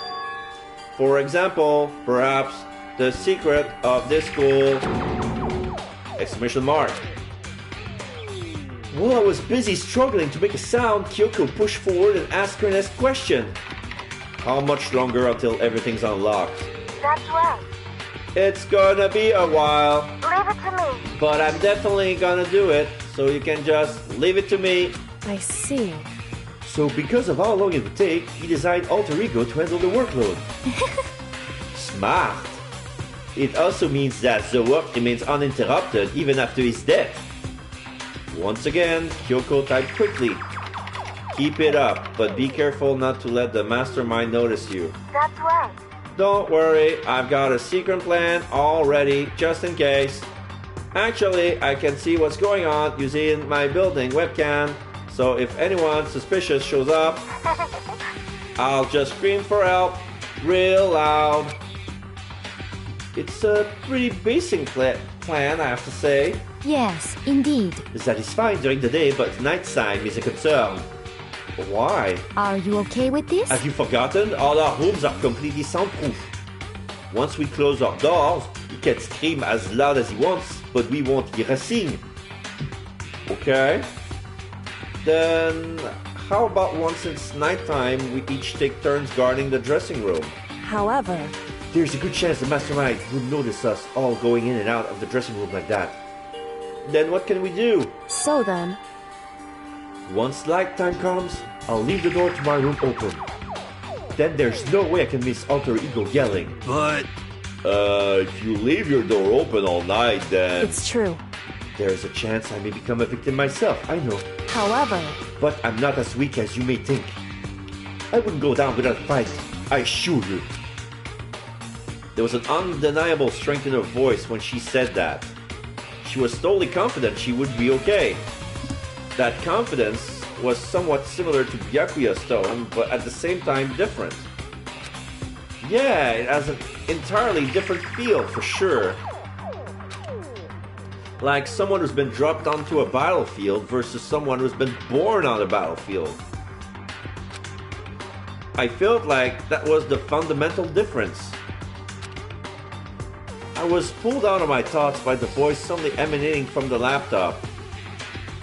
So, would you mind if I ask a few questions? I haven't seen Master for a while. When you got here, I thought it was him, but is Master? For a split second, Kyoko seems to not know what to do, but she recovered just as fast and quickly began typing. Her answer was clear, concise, direct. Chihiro is dead. Mondo killed him. Okay then. I see. To be honest, I knew all along.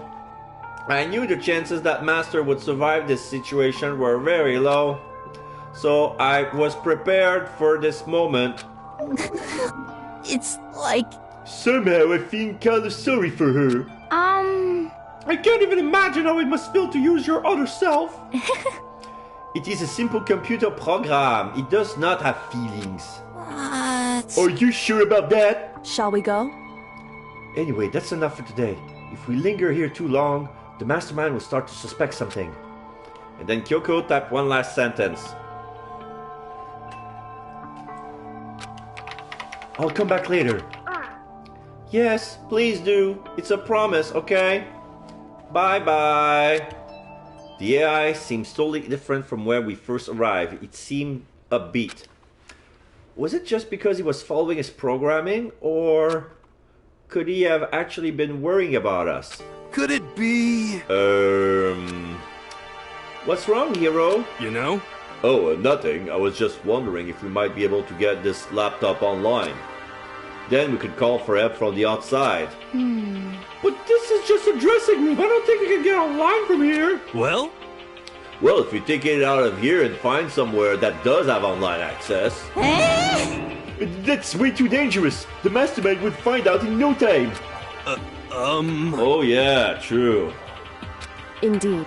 This is no time for taking needless risk. For now, I'll monitor the progress of the file analysis. I'm confident we'll uncover some kind of clue once it's finished. This feels like a detour more than anything else, but I suppose it cannot be helped. Of course.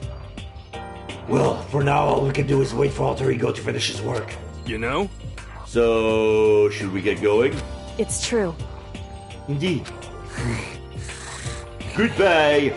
We'll be back, I promise. Come on, Ifumi, let's go. I suppose. Okay.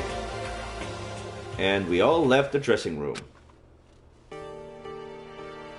As soon as we were out in the hall, Ina let out a joyful shout. Isn't it awesome? I ended up doing something totally awesome, right? As if he'd been waiting for his cue. Da da da da! Ina has gained enough experience to level up! What's the matter? So, what was this awesome something? Monokuma! What the heck? You guys all seem in remarkably good spirits. Did something happen? No, nothing in particular. Oh, keeping secrets, huh? No fair! I demand an exclusive interview right now! Denied, super denied. What the heck? Yeah, just because you demand something doesn't mean we have to do it. Say what? Do it? You mean like, do it? Huh? Wait, what? What do you mean, do it? You know what do it means. Disgusting. Ew, gross! You said do it, you dirty whore. What? You said it first? We were just talking about going to the bathhouse. We had not had a chance to relax in some time. Huh? But unfortunately, the bathhouse is not divided into men and women sections. So we decided to do rock, paper, scissors to decide which group would go first. Ina won the match for us, and that is why we are all so pleased. Huh? Yeah, that's right. Speaking of which, okay boys, why don't you head on back to the dining hall or something? We're gonna take a last long bath. Hey, come on. Jeez. What are you gonna do, right? We lost fair and square. Well, ladies, shall we go? Celeste didn't hesitate coming up with the ruse, and her poker face didn't even flinch. So she and the other girls headed back into the dressing room. Damnation! Nuts and damn it. We totally lost. Another day without getting to take my very first bath here. Yeah, but tomorrow for sure. You'll definitely get that bath tomorrow. Okay, so should we head back to the dining hall now? Hey! Hold on! Hey! Something strange here. Very strange. Strange? Whatever do you mean, strange? What's strange is, despite your terrible acting, this is the perfect chance for you to sneak a peek. Huh? That's... Without a doubt. You're absolutely right. Oh, I thought you were all about the 2D. All you need to shut up, sit down, and listen to what I have to say for a moment now. An opportunity like this doesn't come along very often. It's the ideal setting of a man's fantasy. I was forced to ask myself, should I sneak into the bad house like Monokuma said, or just go quietly back to the dining hall? Okay, let's go! With the man's fantasy burning in my chest, I decided to head back to the bad house. Uh-huh. Have fun in your man's fantasy! Have a smashing good time!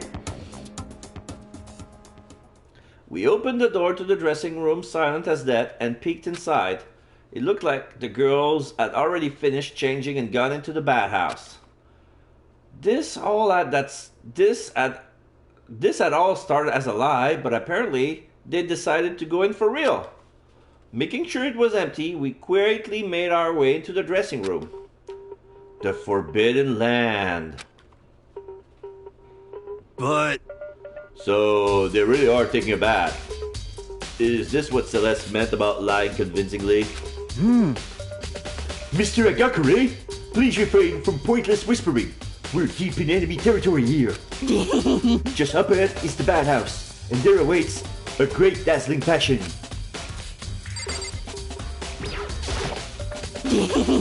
Mr. Naegi, you on point. Wait, what? I'm on point?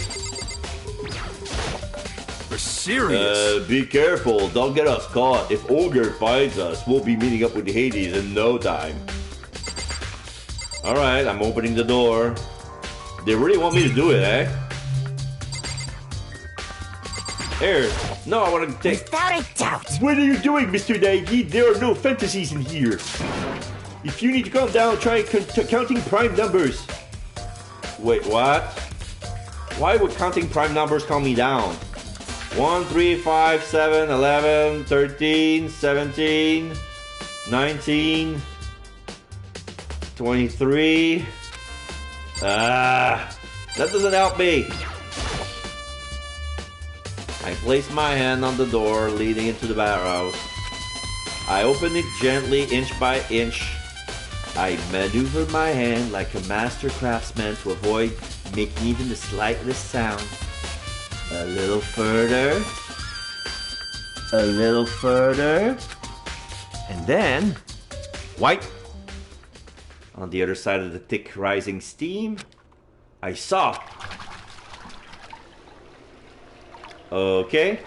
There's 5 girls in there. Okay. So now we see Sakura, her back. Because like basically all we see was Sakura. Because she takes a lot of space.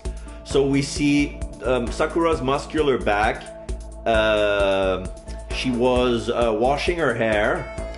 And then Ina was right next to her. Kyoko was in the middle, turning her head to us like she was the first to notice us. And then, if I recall, Celeste was already in the water, and then Toko slipped and was about to fall.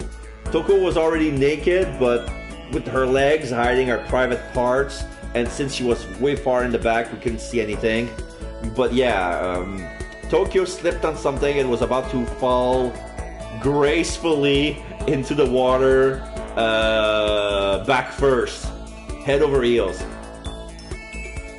So these were the 5 women we saw in the bathroom. And now it's nighttime, Makoto Naegi ... I'm not sure to pretty put. I always feel refreshed after a job well done.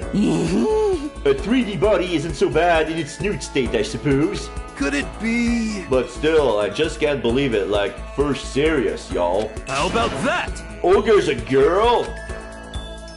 Makoto ... Was this really okay? Well, I looked too, so I guess I'm gonna have to say yes. Meanwhile, we heard the buzzing of busy voices growing louder. The girl had finished their baths and joined us in the dining hall. You got it! Ah, man, what a nice bath! This is fine.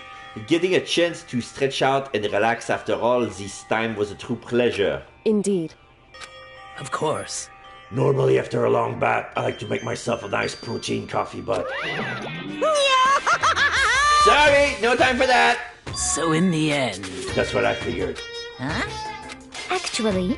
We were just saying in the bath how it was about time for you to get up to something. Because... After seeing how happy we were, an evil little monster like you would never let that last for long. Oh, you're all so terrible to me. My entire existence! Everyone should go and meet you, me, ma'am. Even after I got presents for you all. Presents? Well now, well now, well now, well now. Oh, have I got your attention yet? Alright then, let's head to the gym where your presents await. See ya later! No question, no dilly-dallying. Get a move on and everything will become clear. Oh, What is it? Why are you skipping this time? It would seem... He's probably going to repeat the same thing again. Providing us with a motive. Oh, Providing us with a motive to get things moving. Huh? Again? I don't want to. I don't want to do this anymore. me either. I'm like totally traumatized. However... It's okay. We have alter ego. I'm sure he'll find something that'll help us. So for now... Correct. We have to just endure it, come what may. Now we're inside the gym. And Byakuyo is already here with Toko. With heavy feet, we made our way to the gym, but when we arrived, there was already someone waiting for us. What? To be kept waiting by the likes of you. Rest assured, if we had access to firearms, you'll all be dead. Byakuya, did you get here early? Did you forget how to walk? Is that why you're late? It's simple. Right foot, left foot. Right foot, left foot. You take a step in front of the other, and you repeat. It's the same as always, I see. On the other hand... ... What the heck? Oh, she's back to her Debbie Downer self, huh? I heard what sounded like a sneeze, and then she was back to her old self. So now she goes from manic to depressive whenever she sneezes? Seems kinda late to add that into the mix. What the heck? Why does everyone keep making fun of me? I hope you all win the lottery and get hit by a bus and get isekai'd. So what, you want to say something mean? Then you can talk? Huh? Well. Anyway, looks like everyone's here. So then... Which means... Yeah, Monokuma's gonna pop out anytime soon. All the remaining students are here. 2, 4, 6, 8, 10. Yeah, all 10 of them are here. Ba-bam! Thank you for waiting! You guys? It looks like everyone's here. So then, let's get started. What? Come on, out with it. What kind of motive have you prepared for us this time? However... Whatever you subject us to, we will not break. Okay. Yeah, that's right. We're not gonna lose to you ever again. Come on! Oh, you don't have to get so defensive here, yeah? Calm down, calm down. Cracky, I decided to change things up a bit this time. Up until now, I've been using the whoosh of the north wind to get you all moving. But sometimes you gotta use the sun to light a fire under someone's butt. Without further ado, I give you this! Money! Fall from the sky. $10 million! You see? $10 million. With that money, you can make your own amusement park and call it Carmen Land. It's a grand opening. It's fantastic. It's all real ride and fabulous prices inside. And the best part is, you can come. That's right. On Carmen Land, only I, Eric Carmen, can get in. So come on for the grand opening, but don't expect to go further than the entrance, cause there's a lot to do in Carmen Land. But you can come, especially you, Stan and Cal.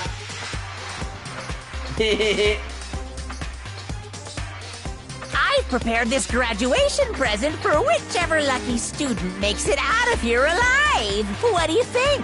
It's 10 million bucks! 10 million smackaroos! It's like totally wowie, wow, am I right? So that's the motive you prepare, is it? $10 million is not nearly enough. ... It's true. When it comes to motives, money certainly is the gold standard, so to speak. Whether it's in the mystery novel or the real world. But... What are you saying? There's no way we killed each other over money! Of course. She's right. You can't simply purchase a person's life. Oh, you could say 10 millions or however much. I don't give a crap. For serious. Yeah, they're alright.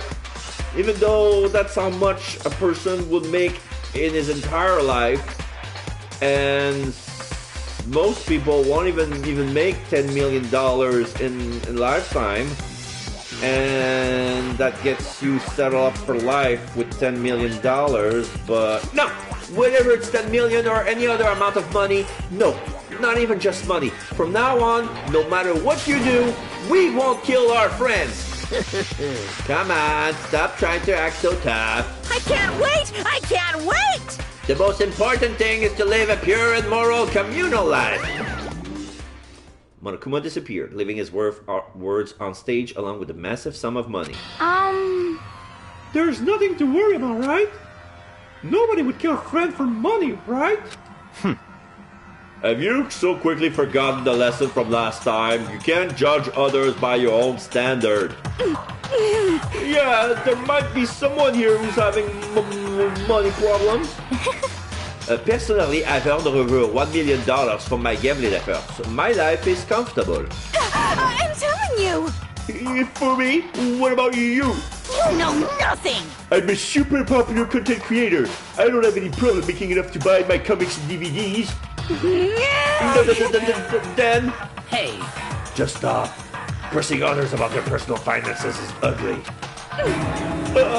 Ugly?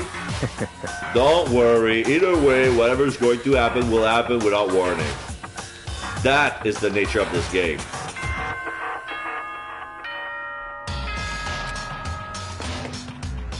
Nighttime announcement? This is a school announcement. It is now 10 p.m. As such, it is officially nighttime. Soon the doors to the dining hall will be locked, and entry at that point is strictly prohibited. Okay then. Sweet dreams, everyone.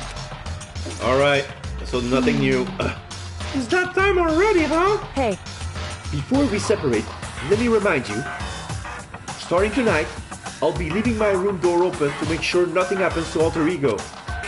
But just because my door is open, don't assume that it will make me an easy target. Because... Or the predator may suddenly find himself being the prey. Her voice was calm and composed, but it was clear she meant what she said. You know? Okay, let's just everyone just head back to our rooms. How about that? And don't think about that whole money thing, got it? Good. Let's break. How was that? Pretty good, right, Taka? ... Right. As soon as I was back in my room, I crawled into my bed. Money. There's no way that's gonna get everyone to kill anyone else. I told myself that, but deep in my heart, I was still troubled. After all, I thought the same thing last time about having our secrets revealed. Even if the person for it seems completely nonsensical, a murder can still happen. That's the lesson we learned. But this time it's different. I'm sure of it. Because of the program Shihiro left behind. Alter Ego. We finally have some small hope to grasp into. As long as we have that, then I'm sure... Monokuma Theater! Alright, so what we have? A doll. Little kids have it so easy. Cause they can put little in front of their name and right off the bat, everyone thinks they're cute. Like Chibi. Well, find them. I want everyone to start calling me Little Monokuma. Chibi Monokuma. See, just by adding that, my cuteness goes up by at least like 10%, right? Yeah, the world doesn't have nearly enough Lils. More Lils would lead to the salvation of the world. Just imagine, little arsonist, little war criminal, little destruction of the environment, little dictator, little war crimes. War criminals already said. Little coup d'etat. Little correction. Little hit and run. Little debt tax. Little Great Depression. Little World War III. Even the darkest subject can suddenly become brighter. Our dreams are expanding. Ding, ding. And then it's morning. I'm gonna check the temperature. It's getting hot in here. Good morning, everyone. It is now 7 a.m. Oh, and my nighttime alarm. is officially over. Time to rise and shine. Get ready to greet another beautiful day. Well then, I guess I should head to the dining hall.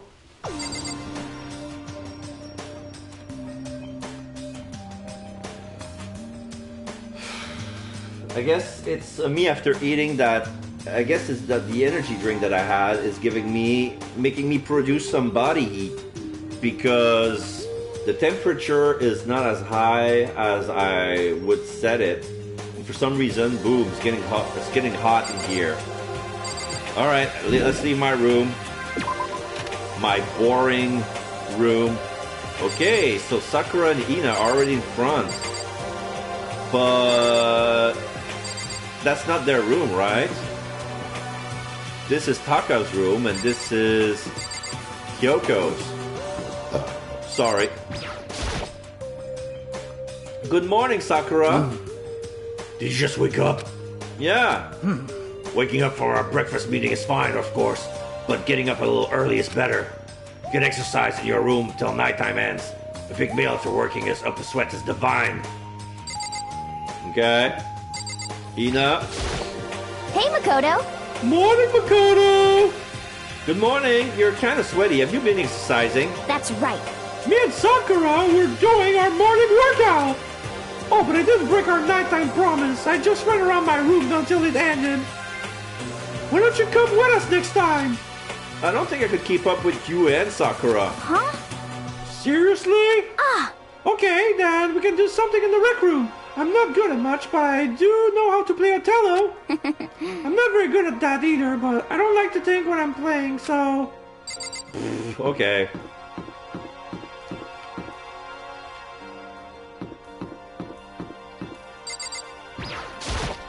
Ah, well, hello. Good morning. Actually, it is a great morning. A morning that has blessed my entire future. Really? It feels like any other morning to me. Well, maybe you can tell, but my soul is positively overflowing with strawberries today. Well, I'm off. That was bizarre. I mean, even for him.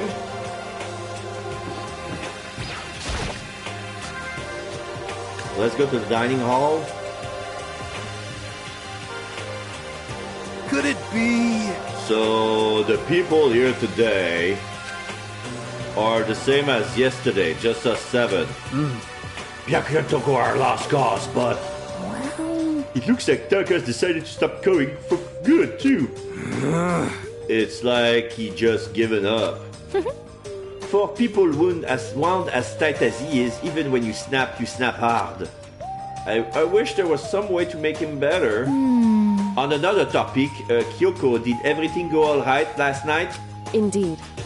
I didn't have any problems. Correct. I went and checked on the laptop a little while ago, and there weren't any problems there either, but... Kyoko seems to hesitate, but... It's related to this case, so I suppose I should be blunt. Anyway... I have to make a new rule. Using alter ego without permission is prohibited.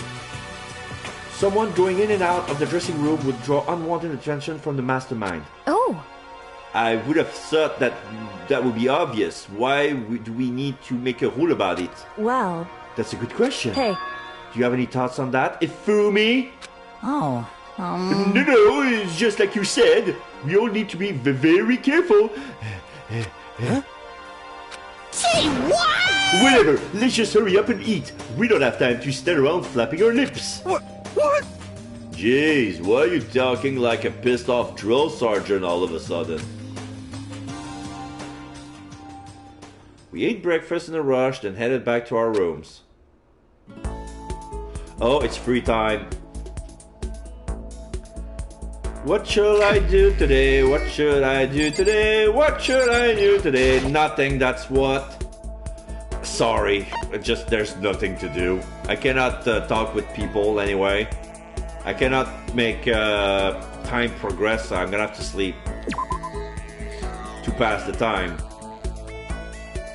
In a sense, it will make the story go faster.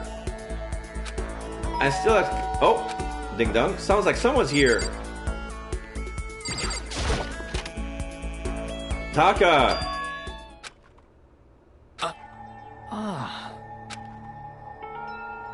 Is it true? Can I really see Chihiro? You mean alter ego? He's still alive? No, not quite. Let me see. I want to talk to him. Taka. The way he is now, there's no way I can explain what's going on to him. Kyoko said we're not allowed to use alter ego.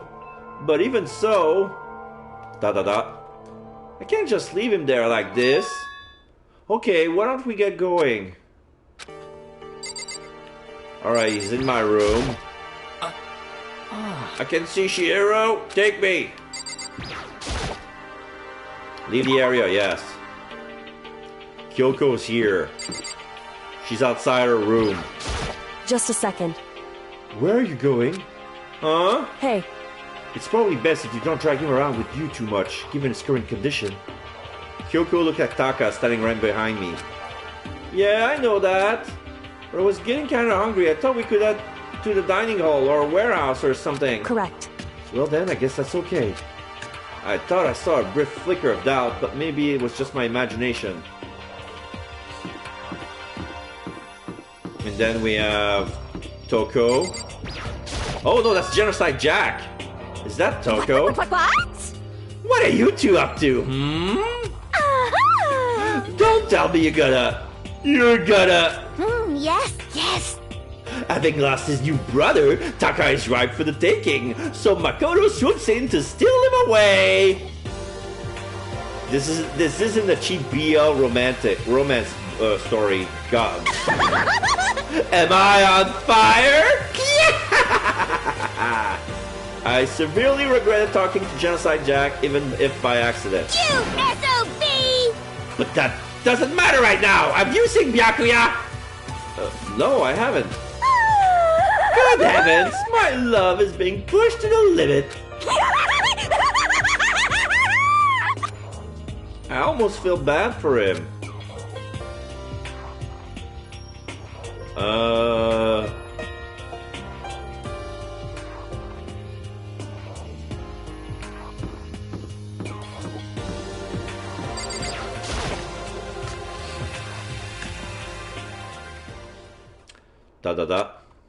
Okay, so there's a laptop inside the locker on the stand, and on the laptop there's a program called Alter Ego.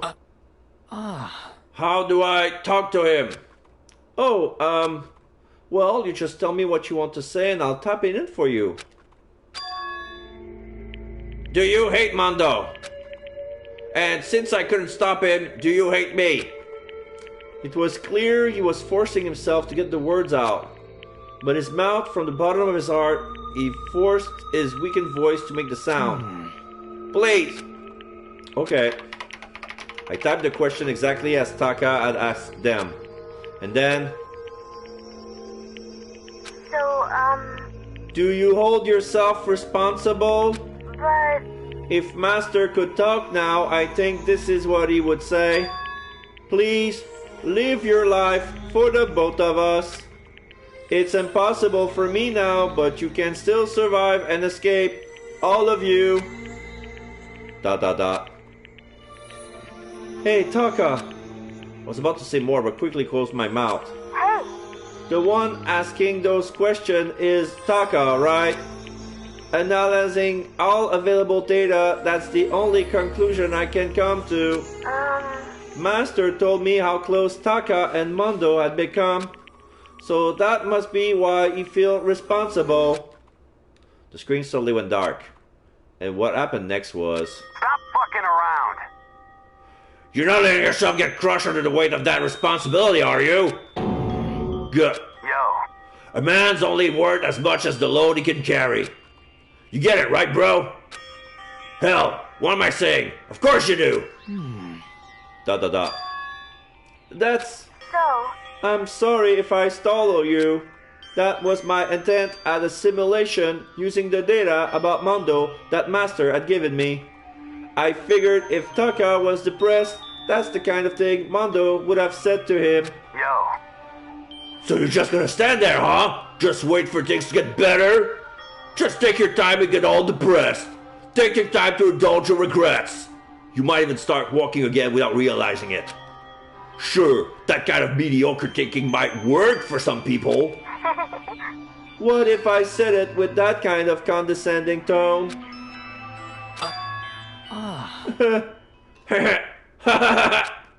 Taka? Oh, there's a aura coming out of him. And then he's got a weird smile. It's starting to sink in. The way a bucket full of water sinks into a bone-dried sponge. Huh? Those words, deep within my heart. They're inside of me. And then he seems to have some sort of awakening. His eyes become fiery red and his hair turned white and spiky, like he's turning into some sort of Super Saiyan or some sort of demon. So now he's like firing up. Taka?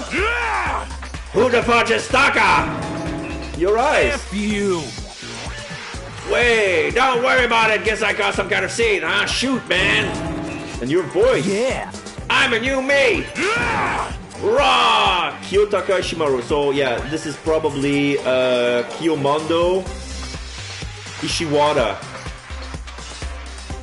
Kiyondo Ishiwara. Kyondo Ishiwara. Raw! I'm totally stuffed with fighting spirit now, you dumb butt. Okay, Taka, just calm down. What? I am called, and don't call me Taka. That's not my name anymore. I'm me. I am me. Taka let out a bone-shaking howl and ran out of the room. Hey, Taka, hold on! And I took off after him. But someone stood in my way. As if taking Taga out, she walked briskly to the dressing room. Just a second. What do you think you're doing? Kyoko! No, see, this is just... Enough already. Don't go around doing whatever you feel like. It causes problems. And not just for me, for everyone. Sorry. Correct. If you're really sorry, you'll get out of here, now. ... Okay. Finally, I headed back to my room, embarrassed and sullen.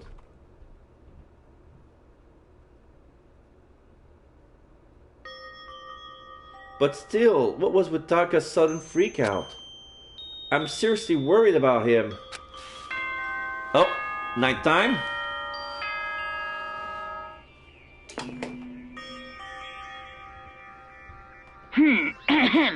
This is a school announcement. It is now 10 p.m. As such, it is officially nighttime.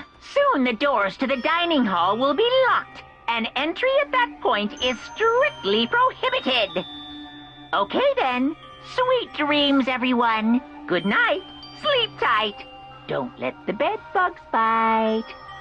Okay, I was checking my email. I got a new pop-up. Basically, it's just my auto resub for some accounts. I got an email for a receipt. It's nighttime already. I guess I'll have to wait until tomorrow to figure that whole Taka's whole thing. For now, time for sleep. Sorry. It's time for Monokuma Theater. This is a Nintendo game.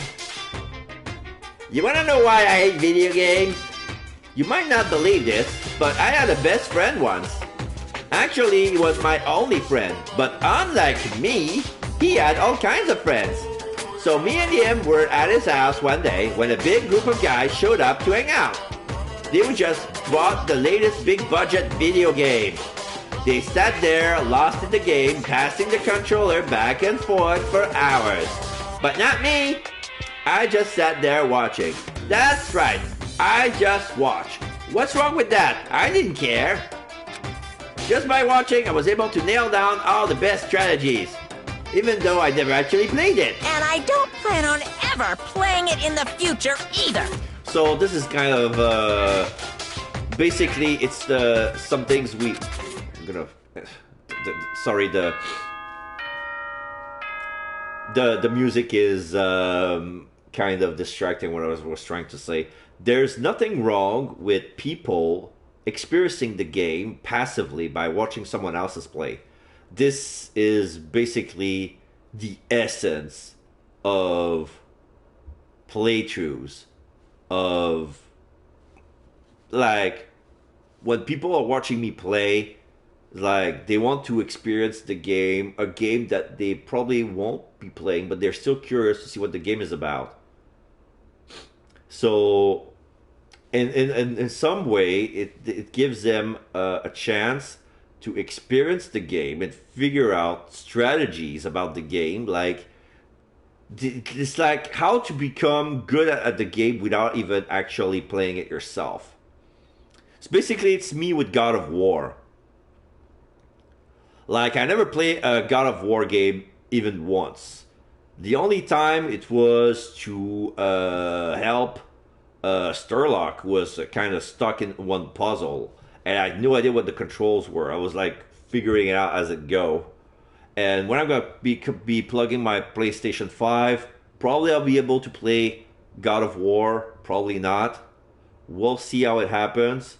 This might disrupt my schedule for next year. I already got my year figured out, but I realized that if I manage to stream with my PS5 the same way I've been doing with my PS4,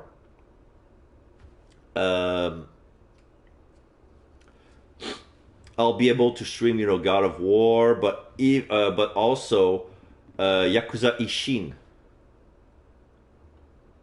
and probably even One Piece Odyssey, which is like a One Piece role-playing game with an original story. I can't wait to see how it looks, what it looks like. There was already like a One Piece game that was interesting, but I didn't bought it. It was basically some sort of exploration, Assassin's Creed, like a 3D platformer for a third-person view, like a third-person platformer, yeah. And I didn't see anybody play that. Not because the story was not interesting, but just like, meh. And then I bought Dynasty Warriors 4. Not Dynasty Warriors 4. One Piece, Pirate, Muso. Or Pirate Warriors. I forgot the name. Oh, let me check. Sorry.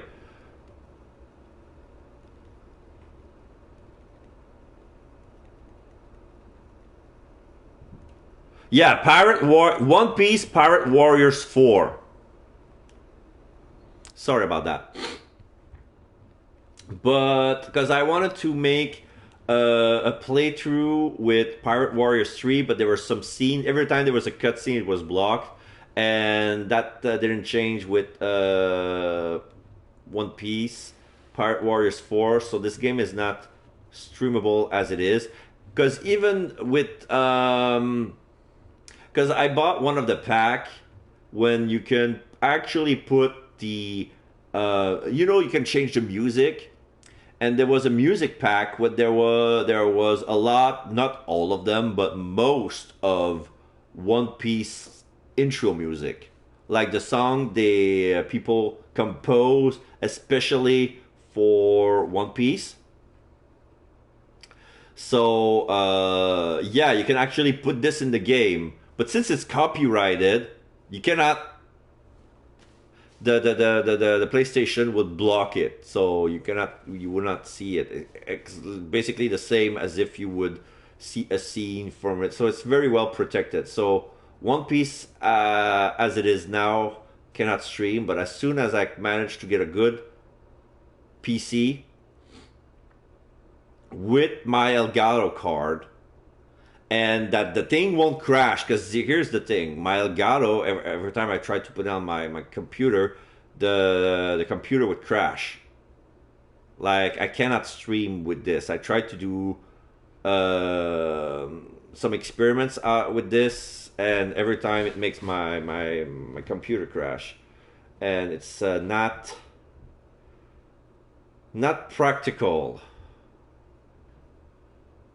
So yeah. End of the parenthesis. Good morning, everyone. No. Get ready to greet. No, okay, nothing new.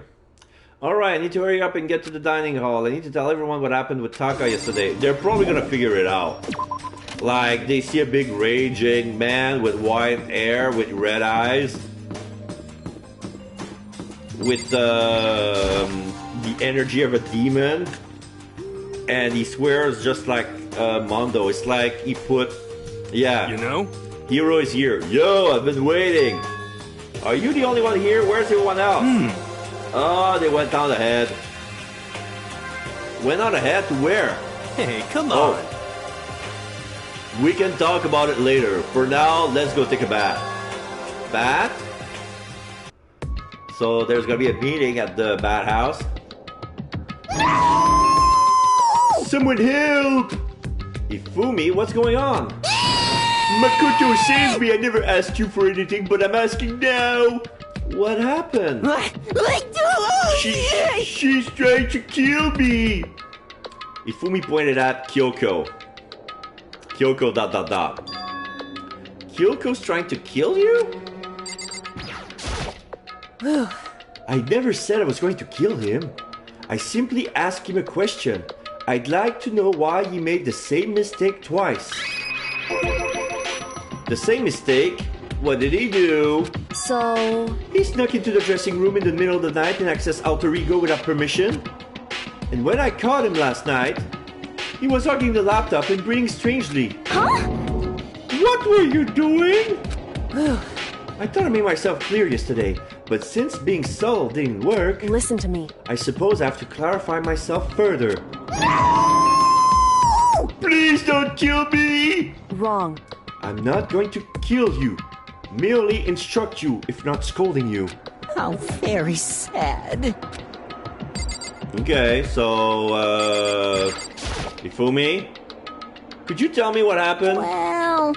I was just talking. However... Which was prohibited, was it not? I mean, you see, talking to her was just so much fun, and I just... Whoa, okay, time out. I can't even believe I'm about to ask this, but... Ifumi, you're not gonna tell us you actually fell in love or something, are you? That I, the cold-blooded killing machine of the underworld, would ever fall in love. That's... Well, it would seem... No, wait. Is this love? According to the spirits... Well, I happened to do a psychic reading for a certain famous CEO once, and that guy was seriously head over heels for a mannequin. He had a wedding and everything. How about that? And your eyes just now, I saw the same look in his eyes. You know nothing! Shut up! She's not a mannequin, she's an angel! I feel as if... And don't bother telling me angels exist. What we have can be defied by your petty words. Yeah, you told him, So, how did things end up like this? ... Well, at the beginning, I just wanted to hear her say master one more time. But then I was poking around at her settings and stuff, and saw she was a well-designed program. And it was like, how can I say? It was the first time I was able to talk like that with a normal girl. But she's definitely not a normal girl! But when all we did was just talk about my hobbies and stuff, she wasn't annoyed or disgusted or anything. Your stories are so interesting, Ifumi. Come on, tell me more. I want to learn everything you have to teach me. I suppose. That's the first time a girl's ever said anything like that to me. Besides my mom, I mean. Hey. Oh, your mom says stuff like that to you? That's kind of amazing all by itself. That's why I was just... like... that's why I was just so happy. It was so much fun. And before I knew it, I found myself, liking her. Her face, her personality, her voice, even her keyboard. Well... Even the keyboard? I think you have misunderstood the situation, Ifumi. Are you okay with this? Alter Ego was not interesting in who you were. It was interesting in what you knew. It is an artificial intelligence. It exists to learn. Of course it wanted to hear of things it did not know. You are an expert in many things Chihiro could not have thought it about, for what that is worth. Honestly. Alter Ego wants that information, that is all. I know that. I know, I do know that, but still. Are you saying it's totally hopeless, or... You gotta be freaking kidding me! F you! Hey, you jerks! I'm sitting here listening to you guys jibber jabber on about whatever. Yo! Oh, Taka, you're back. Who the hell's Taka? Huh? You? Listen up! I am me, got it? What the heck? You're who? What? Don't bullcrap me! Isn't it obvious? I'm Kiyotaka M. Mando, so like Kyondo, I guess. Kyondo Ishiwara. I'm gonna stick a banana up your tailpipe! What? So he's being vulgar but polite at the same time. So that's why I said don't bullcrap me and F instead of fuck. And yeah, I'm gonna shove a banana up your butthole, up your tailpipe. It's like... Right now, Taka is like Wolverine from the X-Men cartoon when he says, "You're an egg-sucking piece of gutter trash."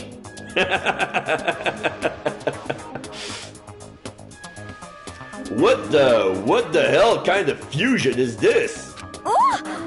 What's happened to you, Taka? Actually, I told everyone what happened the day before. Well then. So, because of what Alter Ego said to him... Are you sure it's Alter Ego's fault? Maybe Mondo's ghost showed up and possessed him. Ghost? Oh no, there's no such thing as ghost. What are you all whining about? Come on! What? God! You're really cheesing me off! Hey, Fumi! Yes? Yeah! I don't know what you're thinking, but... F you! Bro belongs to me! Huh? Yeah! Alter Ego! He's an exact copy of the one who gave me my soul back!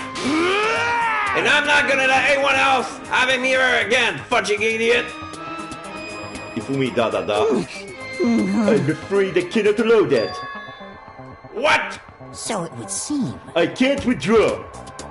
Mr. Ishimaru, since I have this opportunity, let me say this right now. That's it. I'm sure of it. Destiny had bound me and her together in the Gordian knot of true love. Well, me and him have been melded together in the white-hot heat of friendship! Hey, come on, you guys. Moron! Talk down to me and I'll ram my fist right into all four of your vital points! 4? Heart, lungs, stomach. Wait. Heart, throat. Okay.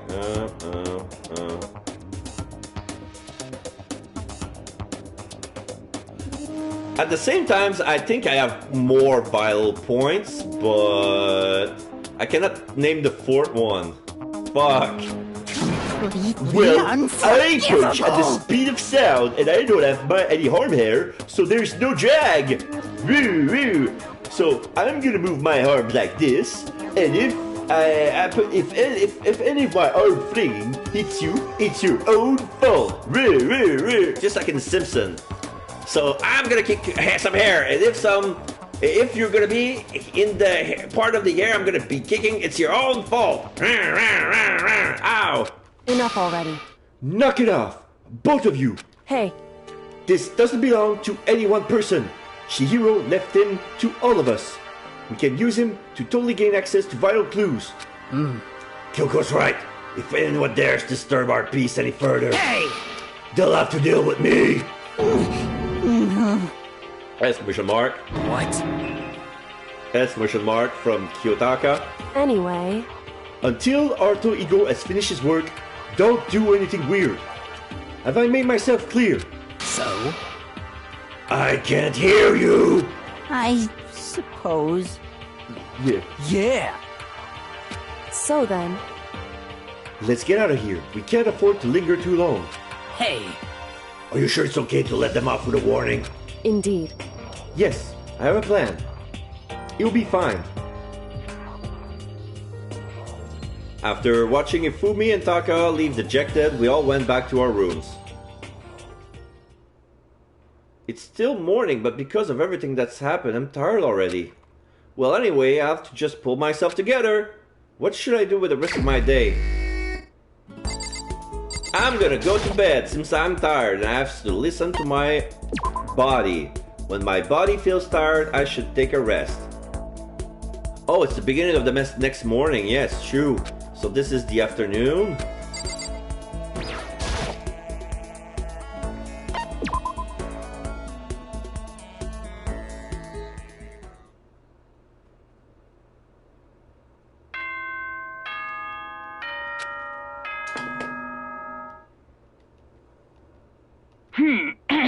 As such, soon the doors to the dining hall. Okay then. Sweet dreams. Nothing new. Nighttime already. I guess I'll just go to bed for today. And now it's time for Monokuma Theater. Oh, it's a sacred spring tree. Happy New Day! I'm the kind of guy, I don't want to celebrate a new year. I want to celebrate the dawn of every new day. Because every new day deserves celebrating, so... Once again, Happy New Day!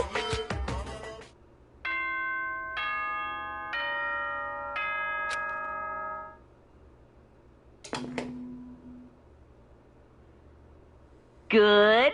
Get ready to greet. I'd better get to the dining hall. So yeah, there's a reason why Monokuma celebrates New Day, because since they're all Carpe Diem or YOLO, and it's since that you could die any day, you celebrate every day like it's your last, because it's probably gonna be your last. Every day has the potential to be your last, so you have to celebrate it. Happy New Day! Leave the area, go to the dining hall. Nobody here. Let's go straight into the dining hall.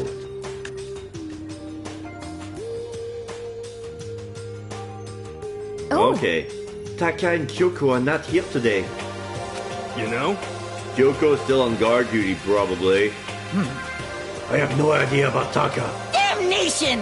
May as well just forget about that guy. So, You don't have to get so mad. You know? They're rivals in love. What are you gonna do? Don't put me on the same level as that virgin.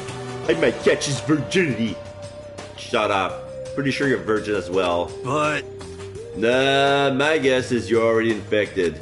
Wait, can you really catch it? I don't want to be a virgin. Ah! Stop being vulgar. Let's eat breakfast. But as soon as my hand approached my food... That voice. The door to the dining hall exploded open and a figure appeared. So in the end... So it's you, Genocide Jack, and... That's enough. Don't bother asking why we arrive at the same time. The answer should be obvious. Yep. I'll give you a hint. I'm wearing red lingerie today. Oh my god. Did they actually have sex? Yakuya. Dude. Did you do the nasty with that? I mean, she did took a bath recently, so probably she doesn't smell as much, but It was probably him insulting her that turned her on. Huh? Oh, I don't think anyone wanted to know. Huh? Hold on a second. You! Huh? Have you reached that certain age? What's your top power level? Like 35, 22, 33? You start up big on top and try to look thinner down south? You SOB! Look at your melons! They're seriously gargantuan! You dunk them in milk every night or something? Ooh. You're starting to freak me out. No forgiveness! If you lay a finger on Ina, I will show you no mercy. So, what do you want? Surely you're not here to join us for breakfast. Naturally. Of course not. I come to hear a story. A story? A story that nobody's bothered to tell me yet. Oh, are you talking about Alter Ego? Sorry, we can't talk about that right now. What? Why not? Because of certain circumstances. Up until now, you haven't given a crap about anything, and now you're all concerned? I don't buy it. It's all clear now. I just made a decision. When we get out of here, I'm going to feed your body to the vultures. What kind of messed up dictator are you? What? But isn't this a democracy? Or would you exclude those who don't fit into your tyrannical majority? That's not what we're doing. That's fine. Well, whatever. If nothing else, tell me what's going on with Taka. What I saw him yesterday, I happened to notice something seems off, so I was curious. Indeed. Taka has become utterly useless. Celeste, you don't have to say it like that. I see. Did his spirit collapse or something? Was he unable to withstand his environment? Those men who clothe themselves in the sheet fabric of justice are often the first to fall.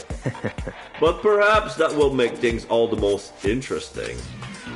Interesting? Such ignorance. Let me leave you with a bit of advice. Don't come to rely on false camaraderie, or you'll reap its better reward. What the heck? That's why you came? You give us that amazing advice? It seems I am unwelcome here. Then I will grant your desire and remove myself. Yes, yes. Let's get out of here. Stop talking. You don't need to come with me. Yep. You don't have to play hard to get, Master. You can just play hard. That doesn't make any sense. Byakuya started to slowly back out of the room. He started picking up speed and soon he was sprinting out of the dining hall. What? He ran away! So now he's running hard to get. I see. Wait. So at the end there, what was that all about? Just now, Byakuya was like... Maybe he's like the mean guy who start acting different or getting all flustered when things change. Guess so. Those of us left in the dining hall finished our breakfast, then went back to our rooms.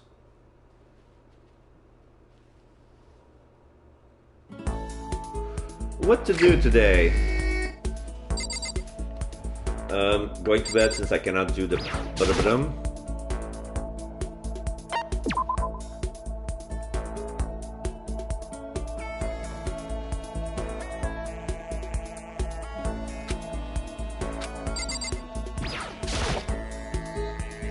Oh, that's not my bed. It's my lint roller. I haven't used it since that time.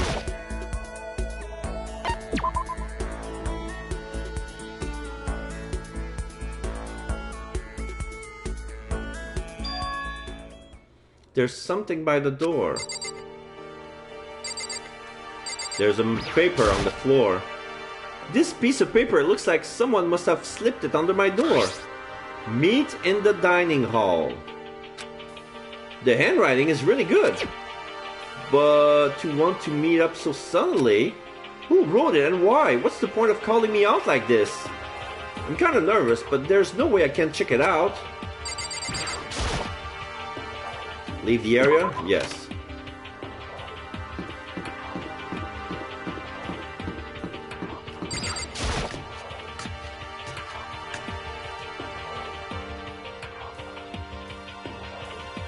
Yo! Oh, Makoto! Hero? Then the letter I found in my room... You know, Yep, I wrote it. Your handwriting is really nice. Well, I was always thought that if you had bad penmanship, a ghost would come and haunt you. Who taught you that? And why did you want me with that? What did you want to meet with me? Oh, I just did what Kyoko asked me. Kyoko? Actually, I'm just an errand boy on this. Anyway, what do you say to a late night bat session? Huh? You know? Okay, let's do it. No, I was totally lost. Hero grabbed me by the shoulder, pulled me close, and whispered into my ear. You're serious? It's all an act, so the mastermind won't notice. Everyone's waiting in the bathhouse. What? Then did Alter Ego finish his search? You got it, Hero. Let's go take a dip together. I was probably louder than I needed to be, but me and Hero hurried to the dressing room.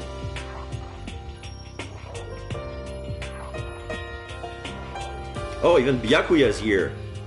As soon as I got to the dressing room, an angry voice echoed out. F you! Hey, you! How long were you gonna keep us waiting? Taka's irritated voice pierced the air as he stared quaintly at his wristwatch. It's almost 10 o'clock. You don't have bedtime for all the little boys and good little boys and good little girls. Shut up. What? What do you say? You want me to make you cry, you little girl? Taka seems to be even worse He seems to be even worse off than I heard. Well, maybe it's a good thing. Maybe he's finally starting to grow a personality. What? You got a lot of poop falling out of that mouth of yours, you know that? What the heck? Rude! How rude! A maggot like you has no right to speak that way to our heaven-sent master! Oh! Are you back to your normal gloomy self? I can hardly keep track at this point. Shut up! Hey, come on! Well, anyway, everyone's here, right? Then my messenger duty is complete. Hey! You wanted us all to meet here, right, Kyoko? So what are we doing here? How about that? Isn't it obvious? It's gotta have something to do with Alter Ego, right? That's right! Totally! Did he finally find a clue? What is it? A way out? The mastermind's true identity? Da-da-da. Okay, everybody's here. We need to talk to Kyoko. I want to see Byakuya. See what he has. I'm curious as well, so as long as it's not boring. Okay. So Kyoko. It's gone. Gone? I came here a little earlier to check up on things, and that's when I discovered Alter Ego, the laptop, has disappeared.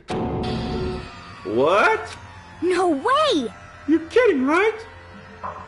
Oh, What? She's gone? F you! You can't be fucking serious! What did you do with him? Was it the mastermind? Did they finally notice what we were up to? Wrong. I've told Alter Ego to yell if anyone he didn't recognize appeared. If it was the mastermind, I'm sure he would have alerted us.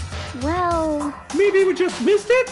However, I was in the laundry room right next door all day. There's no way I wouldn't have heard it.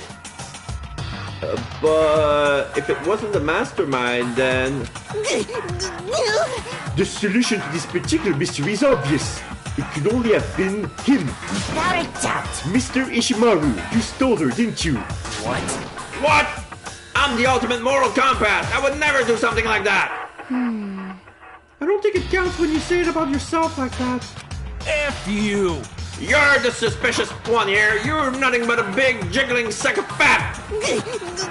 Shows what you know. This isn't my true form. I still have 3 more transformations left. Damnation! Wait. I mean, it wasn't me. Everyone knows you're the thief. Wrong, it's you! You're serious? Well, I'm sure it was one of you. So whoever did it, just hurry up and confess. wrong. No, there's no way either one of them did it. Huh?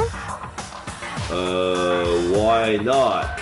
So... I told Alter Ego to yell if either Taka or Ifumi came into the dressing room. What? It was a countermeasure against the clear danger that one of them might come for it.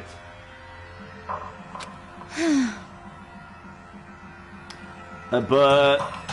Hello, Fitbill! How you doing? It's been a while! Alright, you know what? I want to give a little shout out to my friend FitBill147.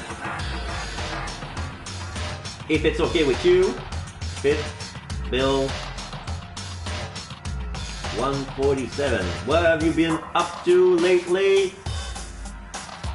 Doom Eternal. Oh, okay. Interesting. Day 4 of COVID, lost my sense of smell and taste. Oh, shit, you got the COVID. I'm sorry to hear that. I got it on this summer. I know how it feels. It took me 10 or 11 days to get rid of it. But for some reason, I had more back pain. It hurts when I cough. But for some reason, I didn't lose my sense of taste and smell. It was, I was having more fatigue. Like, I was exhausting myself just by breathing. It was kind of weird. It felt like I ran, after a big exercise when you're strained and you're exhausted. It was like that, but just by doing menial things, you know? That was my COVID experience. And when I first had those symptoms, I tried to test myself. It was negative, and on the next day was positive. And it took me 11 days to get rid of the positive thing. Even though I felt fine after 5 days. So after a while, like, I was feeling good. I was still coughing for no reason, but the coughing didn't hurt. And I had no fever or anything like that. I was bedridden for 2 days. Like, I was useless for 2 days at the very minimum. I was going out just to eat and go to the bathroom, and that's it. I traveled last week across the country. Pretty sure the flight back was when I got it. Yeah, I guess. Sore throat was the worst part. Now I'm just sad. I can't taste anything I love. I get it. Like, everything tastes like cardboard or just the texture. You feel the texture, but you don't feel the spices or the taste. It'll come back, I promise you. The first day sucked, but after a week, you're gonna get your taste buds back, and you'll still have a positive test, but it's gonna be like, you're gonna get it out of your system, no problem. Wine tastes like nothing. Wow!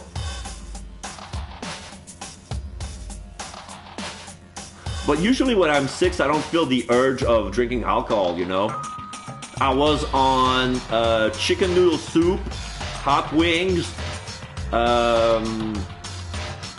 pasta, and what else?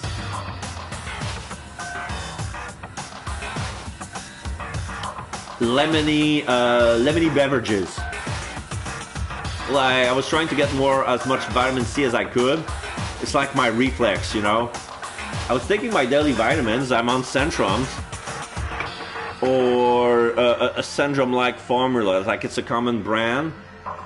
Like, it's basically, it's the pharmacy brand Centrum. It's cheaper, but it's the same formula. Basically, I don't pay for the brand. It's cheaper like that. Sounds good. I have a lemon couscous and chicken for lunch. You almost tasted the lemon. You see, there's hope. There's hope. Tomorrow, I'm pretty sure you're going to taste the lemon. I guarantee it.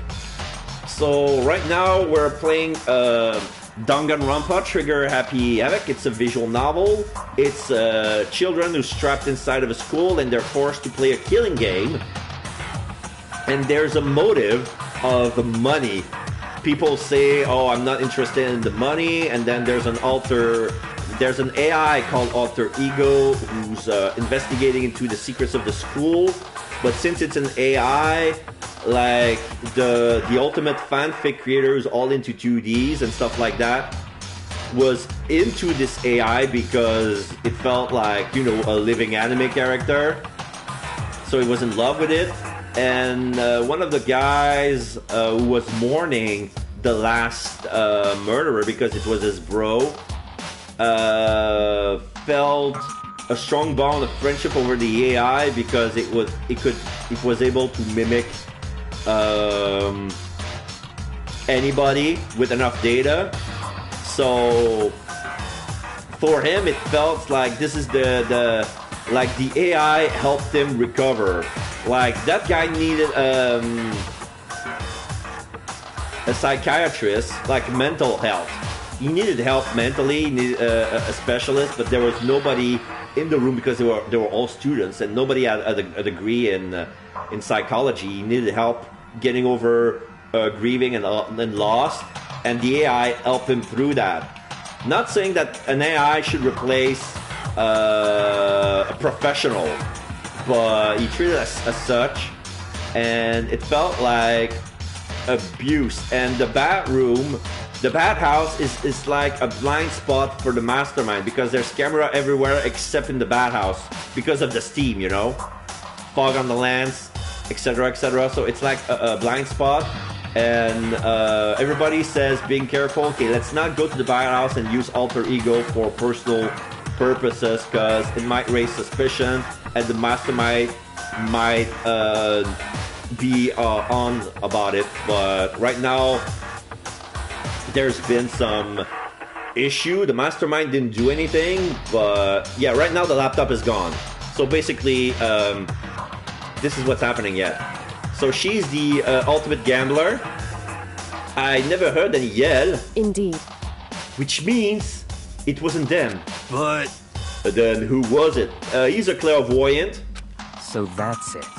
He's just a rich boy, like the heir of a big conglomerate, like a rich family. Like his family is like not part of the Illuminati. He's not a Freemason or something, but he's as powerful as one of them, you know? Wink, wink. Yasu has the best hair. Yeah. Hero has a big afro. Like I don't know how he treats his hair, but yeah, I don't know if those hair is like an antenna for talking with the beyond. But usually his predictions, he says that his prediction is 100% correct 30% of the time. So it means that probably every prediction is 1/3 correct, which is kind of accurate, or like on average is like every time, like he's 30% of the time is 100%, the rest of the time is probably 98, 97, 96, 95. So he has a good average for predicting stuff, but he's so dumb. He's like he believes everything in the occult, all the conspiracies and stuff like that, believe in ghosts, believe in aliens, and stuff like that. So the fundamental circumstances are becoming clear. If it wasn't the mastermind, and it wasn't Taka or Ifumi, then quite simply, it was someone else. Makoto, Celeste, Sakura, Hina, Toko, or myself. One of us must be the thief. That's terrible! She's the ultimate swimmer. She's an athlete bimbo. She likes donuts. She's an athlete, but she's into carbs. Go figure. Why would any of us want to steal alter ego? How about this for a reason? There's a traitor among us. Oh, he said the thing! Among us. Donuts. Huh? One of us is working for the mastermind. A spy. And that's the one who stole alter ego. Can you deny the possibility? It can't be. I've actually been thinking for some time now that there might be a spy among us. The mastermind brought someone in to help keep things moving smoothly. A spy from the mastermind? A traitor? No, it's impossible. Something that horrible? There's no way. What? Why do you not speak? Are you struck silent by your inability to comprehend such a possibility? Say what? I don't care! So he's the ultimate fanfic creator. He's the guy who's in love with the AI. I don't care who. Someone, anyone, save her. Please rescue her. I'm begging you. I just want to see her smiling face again. Damn it! Same here! How many times do they have to kill bro before they're happy? I'll beg, I'll scrape my hands across the ground. Just, please, give him back. So, Well, this is pretty messed up, but still, I think I gotta get how they feel. At the very least. I think Alter Ego is most likely still safe, for the moment at least. Yes, indeed. If they wanted to destroy it, they wouldn't have taken it. They would have done it right here. I see. This is the ultimate martial artist. So yeah, she's built like a man, but she's actually a woman. Her nickname is Ogre, because of her red skin. And her scars, battle scars. So you're saying whoever did this has something else in mind for him? Something else? Damn it! That doesn't matter! Nothing else matters! No matter what it takes, I'm gonna get him back! That's my promise as a man! I swear I will save her! Using the power of love! Oh. This is the headmaster. This is a school announcement. It is now 10 p.m. That's not a mascot. That's actually a robot remote control bear. And it has a bomb. So basically you cannot hurt him even though he's the mastermind. Because hurting the headmaster is a violation of the school rules and you get punished by death. As such, it is officially nighttime. Soon the doors to the dining hall will be locked. And entry at that point is strictly prohibited. So yeah, he has a cute and cuddly side and an evil and dark side, a feral side. So yeah, Monokuma is like monochromatic Kuma, black and white. So he's not a panda, he's not a polar bear, he's just a panda with two sides. Okay then. Like a mini Sweet Weeks. dreams, everyone. Good night. Sleep tight. Don't let the bed bugs bite. He's all about hope and despairs. With his white side, he talks nice, he rises you up, and then with his black side, he takes it away. He's the kind of guy who's gonna show you a puzzle, like a 1,000-piece puzzle, and when you figure it out and you're about to put the last piece in, he flips the table and destroys it. Nah, now you have to do it again. You see, he's like the spark of hope of completing the puzzle. He's gonna sniff it out of you for shits and giggles.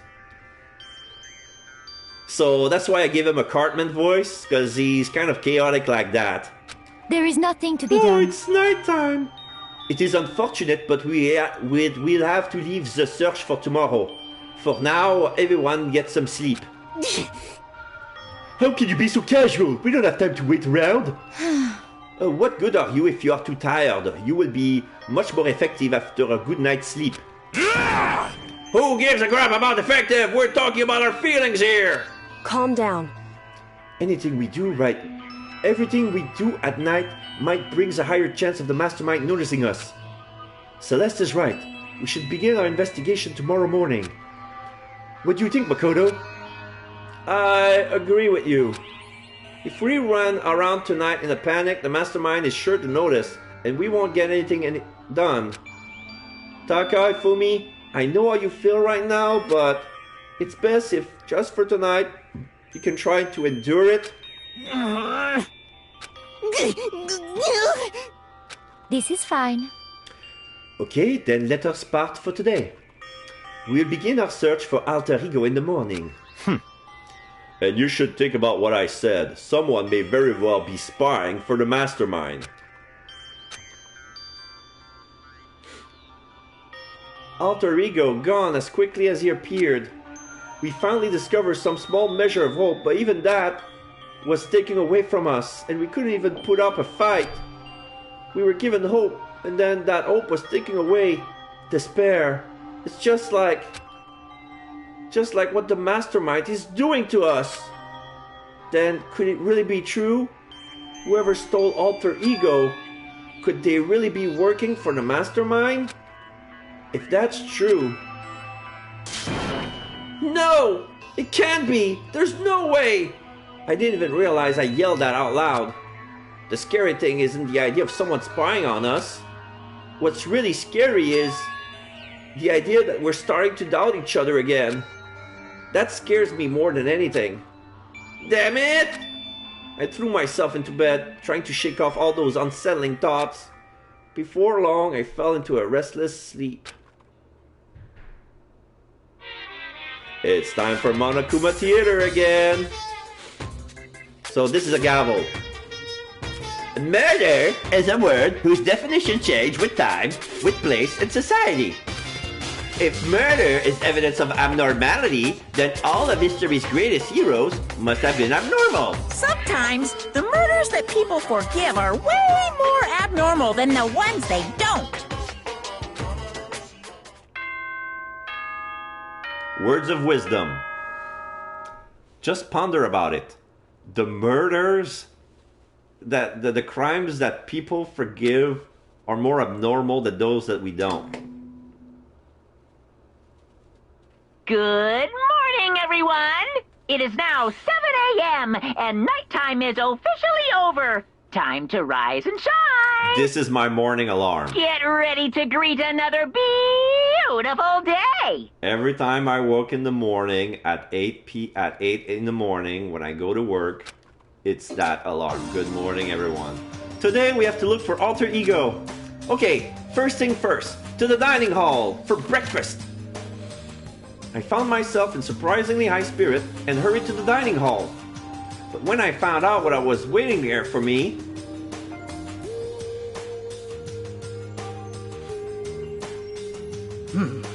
Is this it? What happened to the others? Aren't they coming? ... There were only 3 people in the dining room. Sakura, Hina, and Kyoko. Yeah, the scene transition. Like everybody is in... So, including me, only 4 people? God, this is why I hate people who take their sweet time with everything. However... Anyway, let's wait a little while longer for the others.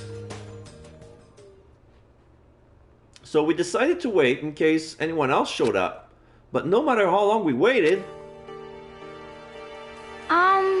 So it's 8 o'clock. We've been waiting here a full hour. Why haven't the others come? 'Cause, I mean... Hiro and Celeste, I've never missed a day until now. And what I'm really worried about is Ifumi and Taka. They were more eager than anyone to look for alter ego, and they're not here. It can't be. Something must have happened. Huh? It would seem... I was careless. I was too distracted by alter ego. But Monokuma gave us a motive. There was no way something wouldn't happen eventually. Monokuma's motive? $10 million! $10 million! I've prepared this graduation present for whichever lucky student makes it out of here alive. So basically, the rules of graduation is you have to kill someone and get away with it. So the motive is like, if you kill someone and then go through the class trial and they choose it wrong, the murder gets to graduate and you will live with $10 million. The rules are, if you if you find who disrupted the peace, the killer is punished by death. But if you picked wrong, everyone else except the killer is punished. And the one who tries to kill in this scenario will live with $10 million, so that's his motive, the money. And he's trying to get away with murder, killing everyone else, and leave with $10 million and be set for life, blah, blah, blah. What do you think? It's $10 million bucks! 10 million smackaroos! With that amount of money, you're set for life. You don't need to work ever again. It's like totally wowie, wow, am I right? Yeah, what the fuck is this bear? Yeah, he's like he's chaotic, you know? Don't tell me someone did something for money. That's what I wanted to say, but I didn't bother. I already understood. I understood and I hated that I did. You can never really know another person completely. Anything can happen here, and you can't consider it strange. Not really. Hey. We need to go look for the people who never showed up. Okay, let's go track them down. Without another word, we left the dining hall. Hey. We can cover more ground if we split it up. Sakura, you go check the dorms. Make sure to check all of our rooms. Makoto, you check on the first floor of the school. Meanwhile, I'll check the second. Okay. Okay, then I guess I'll check the third floor. Anyway. Don't take any risk. If anything happens, call for help right away. But... I really hope nothing happens. So do I. Well then. Let's go. Anxiety has written across each of our faces as we went our separate ways. Without hesitating, I rushed to the first floor of the school. Okay, I need to look around the first floor. Alright, let's start with... Okay, so this is where I came out. Let's look at this classroom. This blackboard belonged to us now, Science Secret Beauty. I don't recall it being written on here. It probably was, but I didn't pay attention because there's nothing here. Yeah, nothing at all. Except the exit and the metal plates and the camera and the monitor. Yeah, and the clock. Nothing. Next, 1A. This is the room I woke up to when I came to, because when I entered the school and then I passed out. And when I woke up, I was sitting on this desk with this note. This is the desk I woke up from when I first got here. The little pamphlet is still laying there. I have absolutely no desire to look at it ever again. Like it's made with a crayon. It says go to the gym for the opening ceremonies. That this is where they realize. Oh! Someone come here! What? That was Ina! Someone come here! She's supposed to be checking the third floor? There was no time to think. I was running for the stairs before I knew what was happening. Okay. I flew up the stairs, leading to the third floor. Right away, I saw her standing there in the hallway. Please! Makoto! Ina, what's wrong? It's awful! The rec room door was open, and when I look inside, I saw... What did you see? I better get the others, right? I'm gonna go get him. You go on ahead, Makoto. Before I could say anything, she was rushing downstairs. The rec room? What did she see in there? By this point, I was used to acting without thinking, so without thinking, I leapt into the rec room. Okay. Recreation room. The first thing I saw when I got into the rec room was... Oh, Celeste got hurt. It was Celeste, and she was hurt. What happened? Makoto! Celeste, what happened? I was stupid. I got attacked. Attacked? By who? I am not sure. Some sort of strange man. Strange man? A suspicious person whose existence is so unusual I can't help but call him strange. Without a doubt, it was some sort of strange, suspicious individual. What, you mean, you couldn't see his face? And that man attacked me with the hammer on the ground there. Hammer on the ground? Where? Oh, this one? Oh, shit. Okay, I see it now. What is this? It's some kind of wooden hammer or something? Pretty strange design. It looks like one of those hammers they were in the art repository. Justice 1 hammer, it says on the mallet. There's some writing on the head. Justice Hammer 1? That is the hammer he attacked me with.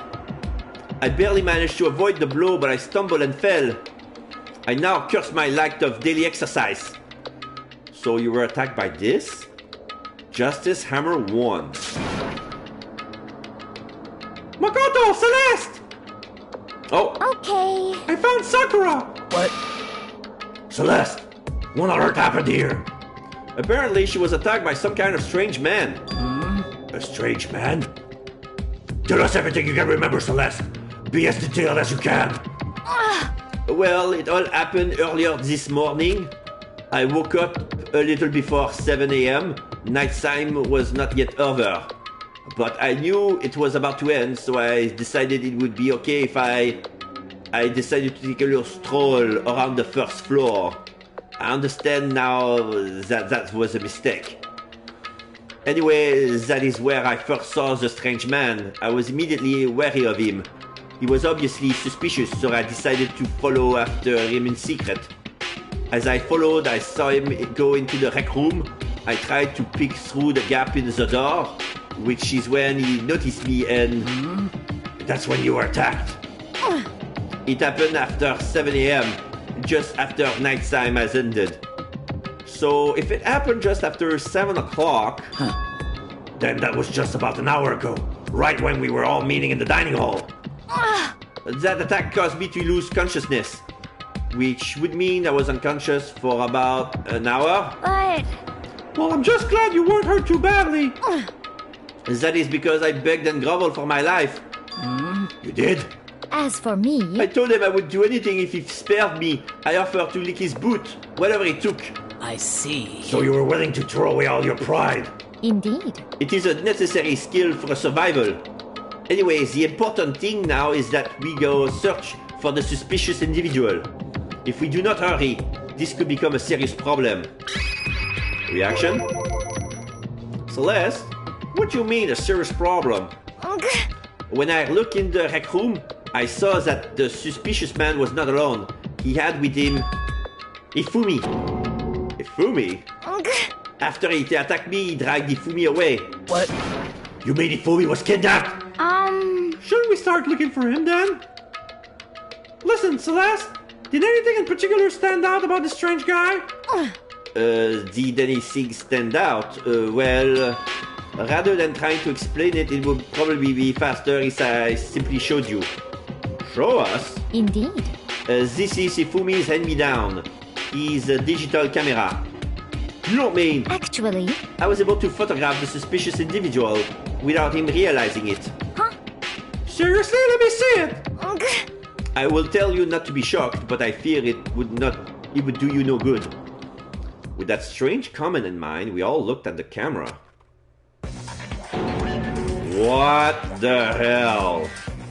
So, this looks like a cosplay of a Gundam, but it's actually like a robo. Like, there's a costume of a robo made from cardboard or something, and has the letter RJ on it. And he's grabbing Ifumi, and he's like panicking.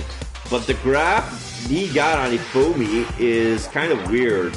Like, he's not holding him tight. Like, Ifumi, if he wanted to, he could just leap out of it. So it's kind of strange. What? Well, you were definitely right about the strange part. Their face is totally covered. Is that a robot costume?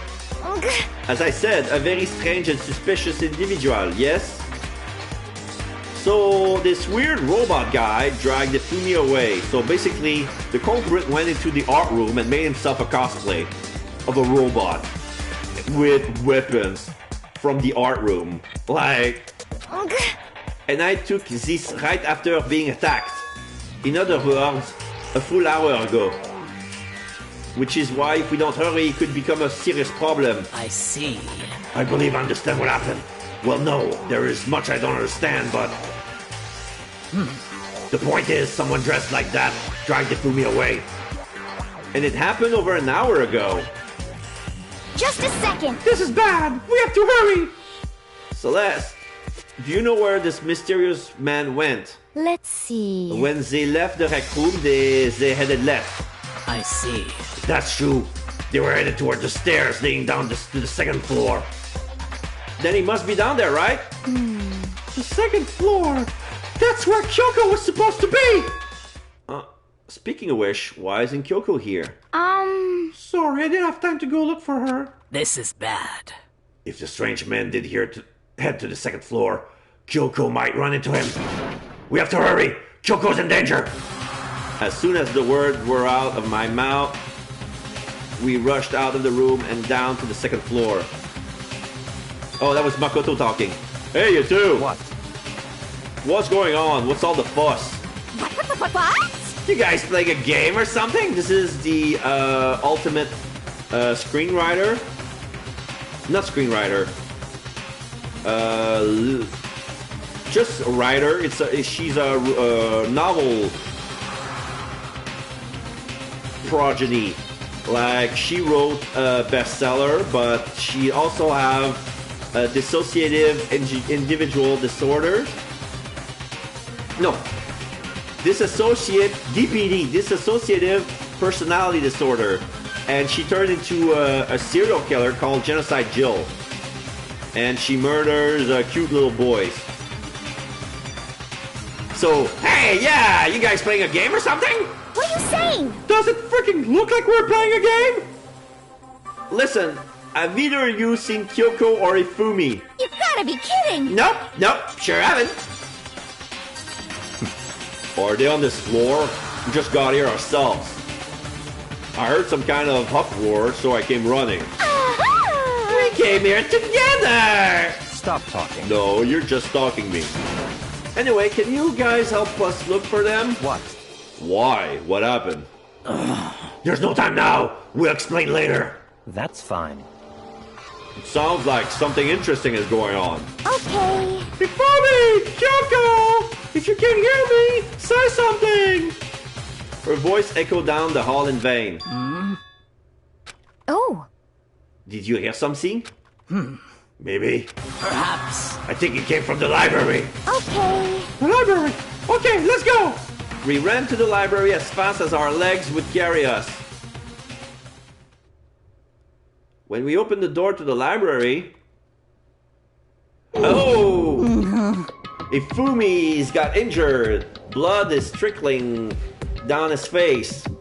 He's got a head wound. Oh, it hurts! It hurts! We found Ifumi seriously injured. Are you okay? I'm glad to see you're still alive. It's super bad, though. Look at all the blood. What? How did you get hurt? That guy hit me. What guy? Robo Justice. That's what I decided to call him just now. What did you say? What are you talking about? There's a mat on the floor. It's a hammer, just like the one Celeste was attacked with in the rec room. But this one is Justice Hammer 2. And on top of that, this one is actually a little bigger than the first one. He attacked me with that hammer. He bunked me right on the head with it. Well... A hammer that big, I'm surprised you're still okay. I'm not okay. Look at all this blood. Hey.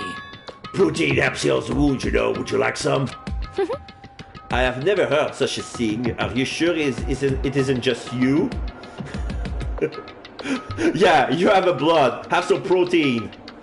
Like, if it was B12 vitamin, I would get. Like, it helps with the reconstruction of the blood if you're having severe blood loss. But, yeah. Protein!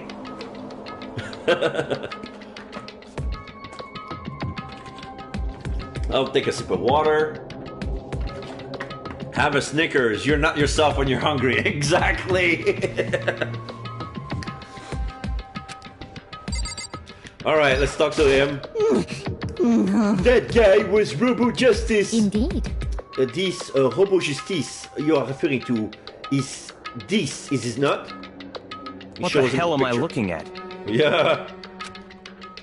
This is the one that attacked Celeste and Ifumi. Is that right, Ifumi? Oh yeah, that's him. This is unforgivable. I'm sure of it. Robo Justice, look, RJ. So yeah, he named him Robo Justice after the letters on his upper arms. Deltoids, that's the name of those muscles, right? It can't be. Robo Justice, huh? Damn. This just keeps getting stranger. And on top of that, here it is. It's him! A robot of justice, huh? Now things are really starting to get exciting. What kind of special move does it have? Can it fly? Can it combine? Like Voltron? What? Why is he here? Are you okay with this? Let us not concern ourselves with him. What we need to do now is get Ifumi to the nurse's office right away. Whatever else we do, he needs to be treated as soon as possible. Yeah. You're right, let's go! Thanks, everyone. We moved Ifumi to the nurse's office on the first floor so we could take care of his injuries.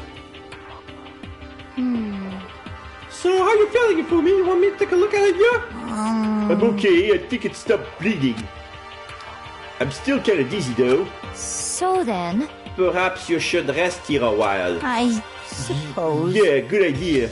Well then. The rest of us should get back to looking for that mysterious assailant. Yes, indeed. Before another victim appears. The Justice Hammer seems to be increasing in size. First one, and now two. So in other words... If there's a Justice Hammer 3, we can only assume it's even bigger than the first two. If you got hit with anything bigger than that, you'd be dead for sure! Tell us what happened to you, Ifumi. Well, I woke up early this morning and started looking for Alter Ego ahead of everyone else. I went to the third floor, and that's when the strange costume man attacked me. That must be what I witnessed at around 7 this morning. After that, he dragged me to the library and whack! Down came the hammer. That must have been 30 or 40 minutes ago. At around 7:30, in other words, we would still be in the dining hall. Which means Hina, Sakura, and I were together and Kyoko was still with us. So we all have alibis. I was in the laundry room doing my laundry. Yes! His black underwear is as black as the pitch black darkness of the blackest night. Yeah, before you start asking how come she knows about his underwear, she admitted it coming out of his room wearing red lingerie. Enough said. What? Why do you know that? Isn't it obvious? Because I was speaking. Anyway, so that means, so either they had sex, or she's a stalker. So that means Byakuya and Toko were together at the time. Meaning they also have alibis. Then the only one who don't have alibis for when Celeste and Ifumi were attacked are Hiro. The only two we haven't seen yet, Hiro and Taka. That's right? Very strange. By the way, what happened to Kyoko? I haven't seen her anywhere. Oh yeah, she was supposed to be checking the second floor, but I didn't see her up there at all. Where could she have disappeared to? Ah, she disappeared, huh? What a strange woman. So that's it. She might be exactly as I suspected. Oh, hold on! Kyoko was with us in the dining hall when Celeste and Ifumi were attacked, so... I'm not talking about who attacked them. Huh? In other words... I'm referring to what we talked about last night, who the mastermind spy might be. Are you saying Kyoko's working with the mastermind? Well, it's true that we don't know a lot about Kyoko. We don't know her secret talent yet. She's knowledgeable about a lot of things, but we don't know what her talent is. She's a mystery girl, and she wants to keep a lot for herself, and she's kind of cold too. So, if you were the mistrustful, if you were the skeptical guy, you might think that she's working for the enemy. That's not possible! What? Isn't it? This woman, who seems almost eager to handle dead bodies, hasn't even revealed her true identity. Hey. Save this discussion for later. Right now, we need to focus on finding the suspicious individual. Okay. Yeah, if we don't hurry, there's only going to be more victims. That might be why Kyoko and Taka and Hiro haven't shown up yet. She's right. We have to do something about that mystery man first. Don't worry about me, I'll catch up with you guys after I rest for a bit. Understood. Take care of yourself. Well then. Let's go. So whoever that is running around, why are they wearing that weird costume? Don't bother looking for a reason for the deviant. What to A do? deviant? What to do? Oh, yeah, I think it's the word is pronounced deviant. I'm so used to pronouncing this word in French. So, what are we gonna do? Split up and look around? Our opponent is very dangerous. We don't know what they're capable of, even here. Question mark? What? What's wrong? I saw a shadow. Something moving around at the top of the stairs. Really? Up on the second floor there. You bastard! You won't get away from me! We all shot towards the stairs. He must be around here somewhere. Let's split up and corner him. Well. But don't take any chances. As soon as you find him, call up and I'll come running. Oh. Okay, but what should we yell? Just a second. Anything, it doesn't matter. So then... Then is okay? What are you saying? Or do you? Whatever you want, just yell loud enough so we can hear you. Doya? I never heard such a reaction. Okay, whatever. Just hurry up and start looking, okay? Let's go. Hey, Mr. Robot! Where are you hiding? If you don't come out, we're gonna decommission ya! We spread out in every direction to track down the costume suspect. What are we doing?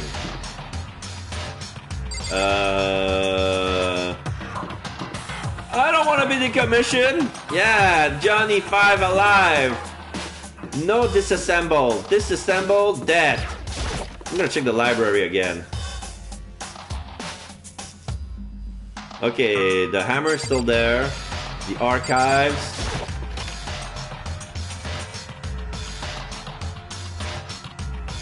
The archives doesn't move. Yeah, okay.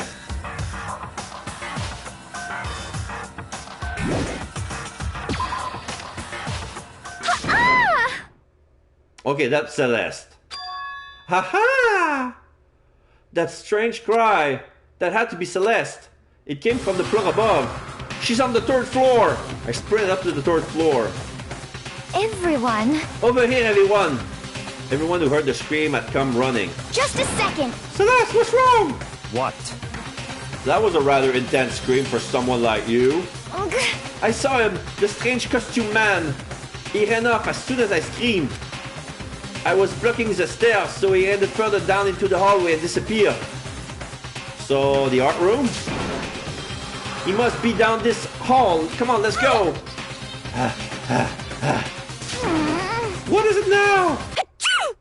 Oh. Okay, now she reverts back to Toko. Huh? Oh, wow, it's really true. But that doesn't matter right now. Huh? What was that? But that came from downstairs. It must have been... If Fumi's in the nurse office. This is bad. We have to go back. Wait, what about the art room? Wait. What's this? What? What about the suspect? We've gone all this trouble to capture him, right? Then why don't we split into 2 groups? It's all clear. I'll lead the hunting party. That seems much more interesting. So then... Very well. Then Makoto, Ina, and me, you come with me to the nurse's office. I will leave the capture of the suspicious individual to Toko, Sakura, and Byakuya. So then... We'll handle it. Just go take care of it, Fumi. Okay, you guys be careful. With that, we split into 2 groups. Me, Celeste, and Nina all ran downstairs to the 1st floor. My God. Just a second. He's in the nurse's office. Let's go. Okay. We stormed into the nurse's office, and what greeted us was a world of dripping crimson. What? Oh no! Oh no! Everything was covered in red. And in the center of all this red was... Ifumi? No! What the... It looked like something very bad has happened. I certainly was not expecting this. I did not imagine that Ifumi would be murdered. Oh, that was Celeste. No way! Murdered? You're not serious, are you? He's not really dead, is he? Uh-oh, this is... A body has been discovered. After a certain amount of time, which you may use however you like, the class trial will begin. So yeah, when 3 or more people found the body, there's a body discovery announcement like this one. It's automatic. Ding dong bang bong, a body has been discovered! What the? That was the body discovery announcement. The body discovery announcement, when 3 or more people discover a body after murder, that's what plays. And since we just heard it, that means... Oh, it must be Ifumi! Someone killed him, one of us! One of us? And look at that! When Celeste said that, she pointed to something. Something on the floor. Something that had also been on the floor after the last 2 surprise attacks. Another hammer. Justice Hammer 3. And it's even bigger than the other 2. Just as I suspected. One strike from that and you are finished. Then the killer... There can be no doubt. The suspicious individual, going by what Ifumi called him, the culprit must be Robo Justice. Whoever's hiding in that costume is the one that killed Ifumi. But wait! You saw him on the 3rd floor, right? Running back into the hall? So how did he end up in the nurse's office? You're not saying they're like teleported or something, right? Are you okay with this? We can figure that part out later. Right now, we have to tell the others. You're right. So then... Shall we go? Ina, snap out of it! Are you okay, Ina? Sorry. I'm not sure I can move right now. I'm feeling kinda... This is a problem. We can't just leave Ina here alone. Okay, then I'll go tell everyone. You stay here with Hina. Very well, I leave it to you, Zen. Okay, I'll be back soon. I tried to sound confident and upbeat, but... I still hasn't stopped trembling from what I'd just been through. I wanted to examine the body! Oh, man. Alright, I guess I'll do it later. Everyone else is already on the 3rd floor. I have to hurry. This is where everyone was chasing after the suspicious individual. Where was he headed? Celeste, what's wrong? That was rather an intense scream for someone like you. I saw him, the strange costume man. He ran off as soon as I screamed. I was blocking the stairs, so he headed further down into the hallway and disappeared. So, going further down the hallway, went to the back of the hallway. So, bum bum bum bum bum bum bum bum bum bum bum bum. So it's either the art room or the physics lab.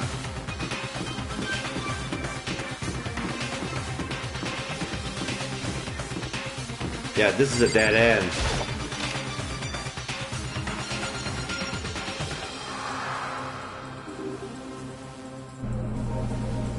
Da da da. As far as I can tell, there's nobody here. But still, I feel some kind of presence. Yeah, I'm sure I can feel someone's presence. This presence. Is it coming from over here in the back? Yeah, the equipment room. I leapt through the doorway. And when I did, I found another nightmare. The second nightmare of the day was waiting there to greet me. Whoa, Taka!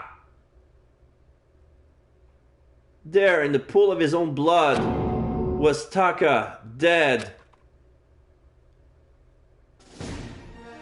Deadly life. A new next generation legend. Stand tall, galactic hero, deadly life. So, yeah, now we have 2 dead bodies. Hifumi's body discovered in the nurse's office. Taka's body they discovered in the equipment room. I was witness to 2 nightmares, one right after another. No, they weren't nightmares. This is harsh reality. The true nightmare is this reality, the reality I have to face every day. But still, why is this happening? Byakuya Togami ... Sakura ... Oh, and Toko fainted. Wait.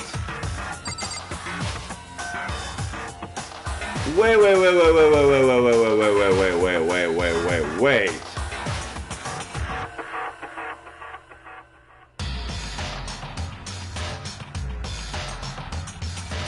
If 2 bodies are being found at the same time, are they gonna make 2 announcements?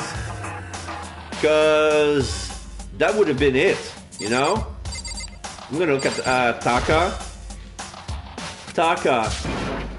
Damn it, why did this happen? I'm gonna talk to Sakura. Okay, Byakuya, say something. Toko on the floor. Toko? Don't tell me Toko too. Relax, she just passed out when she saw the blood. The blood? Yeah, she's not homophobic. Hemophobic. When she sees blood, she faints. And she turns into Genocide Jax. Or Jill, Genocide Jill, who's not into, who's not afraid of blood, you know? Oh, that's right. When Toko is, Toko, she has a fear of blood, huh? We tried everything to get her to wake up, but no luck. Just leave her be for now. It's like he said, I just should leave her alone for now.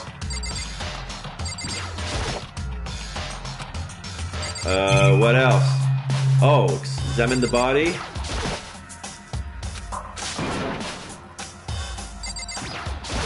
No, wait.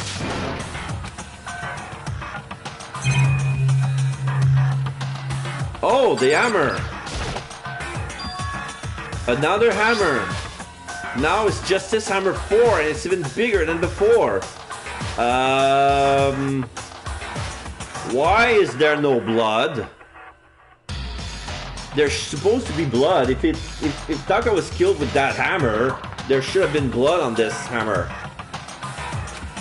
Is that suspicious individual responsible for killing Taka too? However... But why is it Justice Hammer 4? Huh? What do you mean? Celeste was attacked with Justice Hammer 1, then Ifumi was hit with Justice Hammer 2. But this one was Justice Hammer 4. What happened to number 3? Ah! What? What's the matter? Well, when you mentioned Justice Hammer 3, you just reminded me. What? Out with it. Do you know something? Actually, Taka's not the only one that's been killed. Ifumi's dead too. What? Hey! Ifumi's been killed? Yeah. I see. Which is why you came to get us. Then we better go check it out. Damn. Of course, come on! So Sakura, Byakuya, and I rushed out of the physics lab. But as soon as we were out of the physics lab... Oh! Celeste? Aren't you supposed to be waiting in the nurse's office? Something has come up. Yeah, I heard that Ifumi is dead, right? Indeed. Well, that is not all. It is gone. What's gone? It has disappeared. Disappeared? Ifumi's body has disappeared. Are you fucking kidding me? You were in the nurse's office with Hina. Why did you leave the nurse's office? And who dragged out Ifumi's body? It's like, come on. That guy pays like 360 pounds. Actually, wait. Report card. Ifumi. 342 pounds. Hey, wait. There's no debt. There's no debt sticker on him. Oh, maybe it's not updated. What about Taka?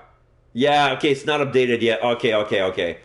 It's not updated because Taka is dead and Ifumi is dead, but only in this it's not updated yet. Okay, that's okay. Moving on. What did you say? What are you talking about? It's disappeared? Don't be ridiculous. Celeste, Come on. Are you serious? What? What the heck is happening here? Hey! Everyone, back to the nurse's office. I partially leapt down the stairs, nearly losing my balance. I reached the nurse's office completely out of breath. Nobody's here. The blood is still there, the hammer's still there, but neither Hifumi or Hina are there. I couldn't believe my eyes. Hifumi's body was there just a few minutes earlier. It just disappeared? And Hina's here. What were you doing? Bitch, you have some explaining to do. Me and Celeste went to the bathroom. Together? Oh, come on. Come on. But we were only gone for like a minute. And then when we go back... Indeed. This must be the work of the culprit. They must have come and carried the body away. How? Like, we were going up the stairs. Somebody was in the 3rd floor. So when did the culprit kill Taka? Like, it doesn't make any sense. They must really be enjoying this. Enjoying the sight of us standing around, frightened and confused. We're all going to die here. We're going to die just like those guys died. Those guys? Wait. Wait. Those? She knows about Taka already? That doesn't make sense. That doesn't freaking make sense. Oh my god. What did you say? I don't believe this. I don't believe a body would just disappear. Why? First, there were those 2 murders, and now one of the bodies has been taken? This is unnatural. Huh? Hold on, what do you mean 2 murders? Yeah, she doesn't know. Wait, how come Celeste Snow and not Hina? They were together, right? In the bathroom? Oh my god. Hina. Taka's been killed. We found him in the equipment room. No way! It can't be! Taka too! It can't be! It can't be! No! Hina. Calm down.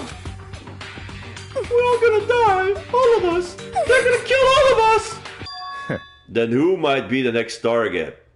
Toko? Huh? What? Oh, I completely forget! She's still unconscious in the equipment room! Well... You left her at the scene of the crime? We didn't have a choice. She passed out and she refused to wake up. Huh? So she's still unconscious? Damn. Wait, so you knew she was still up there and said nothing? Why? That annoying little insect that clings to me wherever I go. We better be off without her. Bastard!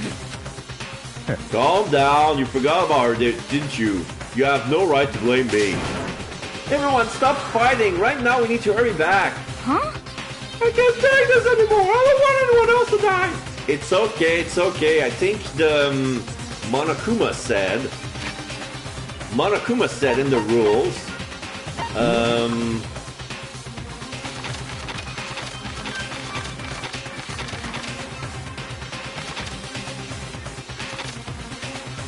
The killing party may only kill a maximum of 2 people during a single killing game. So there's not going to be any more people getting killed. Otherwise, Monokuma is going to kill the culprit. Damn. Byakuya, if something's happened to Toko, I'll never forgive you. We shot out of the nurse's office and bolted up the stairs and back to the 3rd floor. We ran back to the equipment room at full speed, and when we got there... Oh my god, Taka's body is gone too. Toko? Okay, thank god you're okay. But right away I noticed there was something very different here.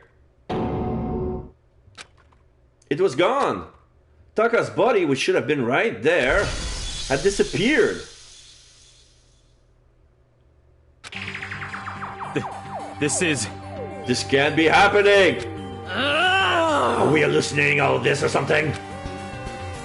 No, it's not an hallucination. I know I saw it before. And what I'm seeing now isn't what I saw before. Huh? What? Are you saying Taka disappeared too? Stop talking. Stop saying disappeared. It didn't just vanish into thin air. Obviously, whoever did this has hidden the body. But why would it do that? I couldn't possibly begin to imagine. Anyway, our costume suspect is clearly continuing his crime spree. We gotta hurry up and catch him before he kills all of us. Not possible. Oh, I don't think you have to worry about that. Huh? Think about it. Who could possibly be responsible for killing and hiding these dead bodies? Well... We haven't found Kyoko yet and Hiro yet, so it's either one of these two. When Ifumi's death cry went up, everyone here was together on the 3rd floor. It is so. After that, we split up into 2 groups. And now this time, you came all here as a group from the nurse's office. In other words, the only ones who could have done this are Hiro and Kyoko, who are still missing. Hold on a second. Kyoko has an alibi for when Celeste and Ifumi were attacked. There's no question she was in the dining hall with us. You seem very adamant about defending her. Perhaps you are in love? That's not at all. That's not it at all. That's fine. Anyway, yes, I do accept Kyoko's alibi. Let's see. Which means the suspicious individuals we're looking for can be none other than Hiro. Which further means there will be no more murders.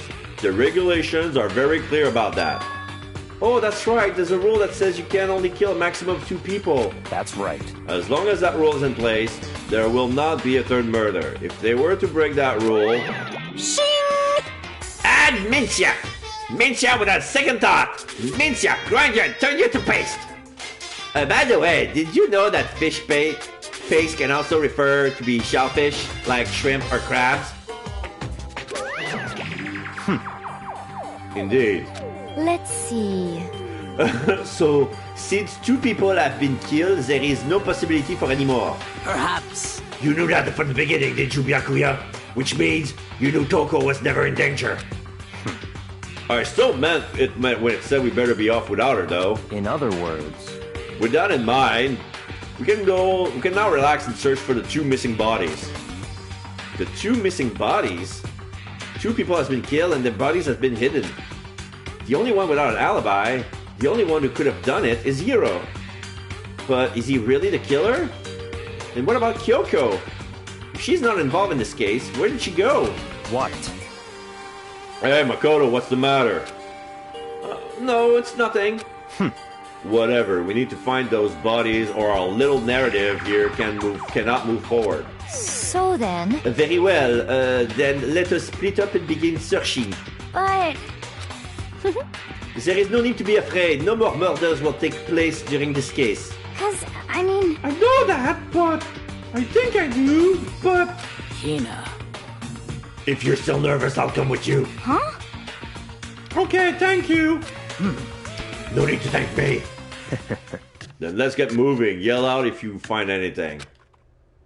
Byakuya left the equipment room, followed by the others. I have to try and find the 2 missing bodies. Okay, so let's keep searching the top floor. So what's next? The art room.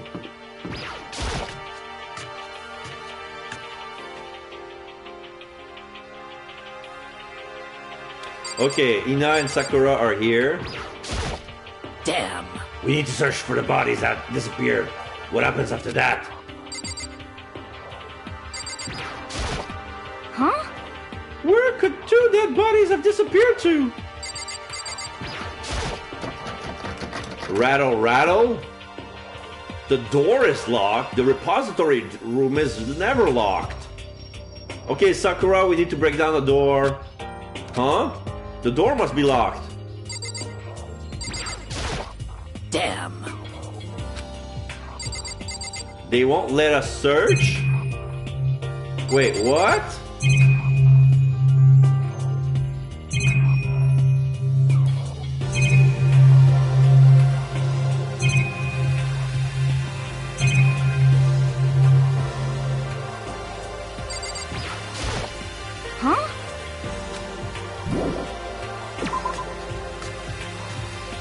have a lead right here, but they won't let me, I want to ask Sakura to break the door down for me, but they won't. Okay, so what else? I guess go back down. I better look around this floor first. Wait, what? What's more to look at?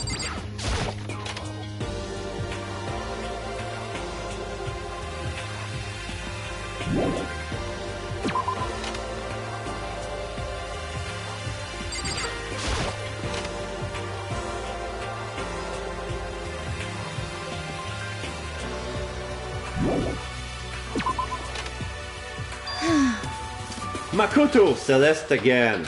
Come on. Why are you just standing there? We need to get to the repository. You mean... Indeed. I found them. No, I found them. I was in the repository first. The door was locked. Celeste, you're getting fucking sus. I just realized she dragged us all the way left and right. If Fumi and Taka's bodies have both been hidden in the repository. Goodbye. I've already told Ina and Sakura. We'll go on ahead. Their bodies were in the repository? The fuck?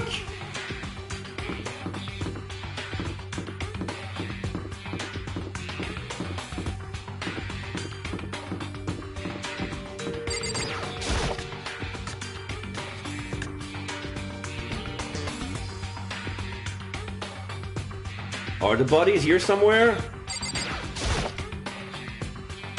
Up ahead is the repository. The doorknob turned. I guess it's unlocked now. Okay, this is sus as shit. I have no choice but to go inside. So I opened the door. When I entered, I saw... Yeah. Okay, so Taka is on the tarp. Ifumi is there too. But wait. Okay. I see all the missing hammers. The hammers have been used in paint. Okay. The two bodies that disappeared were right here. The smell of blood made me gag.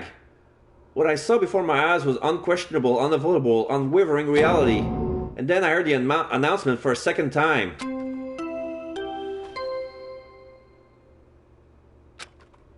Doesn't make sense. A body has been discovered. After a certain amount of time, which you may use however you like, the class trial will begin. And so here we are. It's the Monokuma file! Without further ado, let me give you all the next Monokuma file. I was going to end it up when you found the bodies the first time, but I thought something might happen. What? It was very hard to resist, but turns out I was right.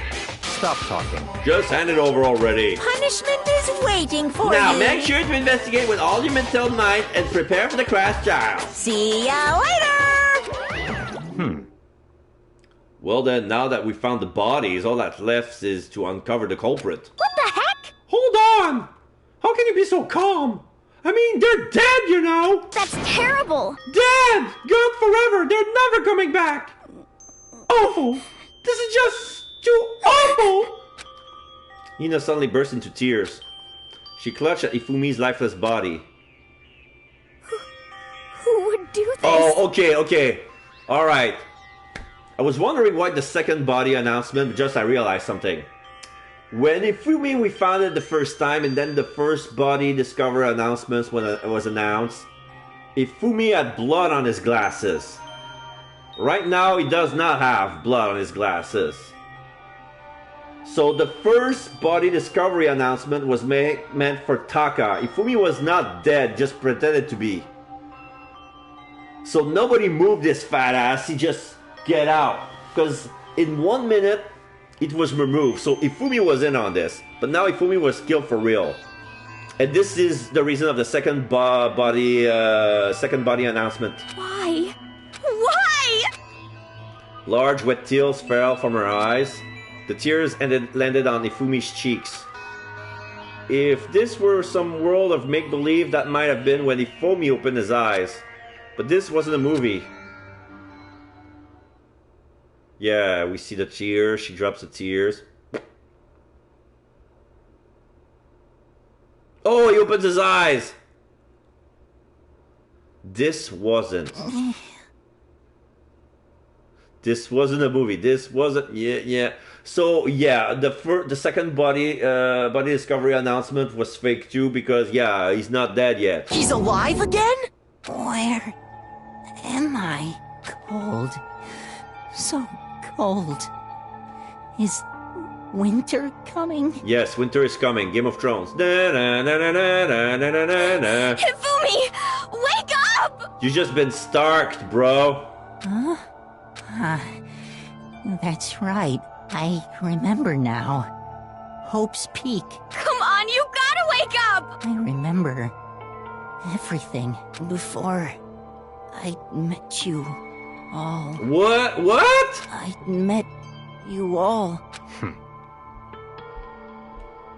His memories are all blending together. He has nothing useful to offer us.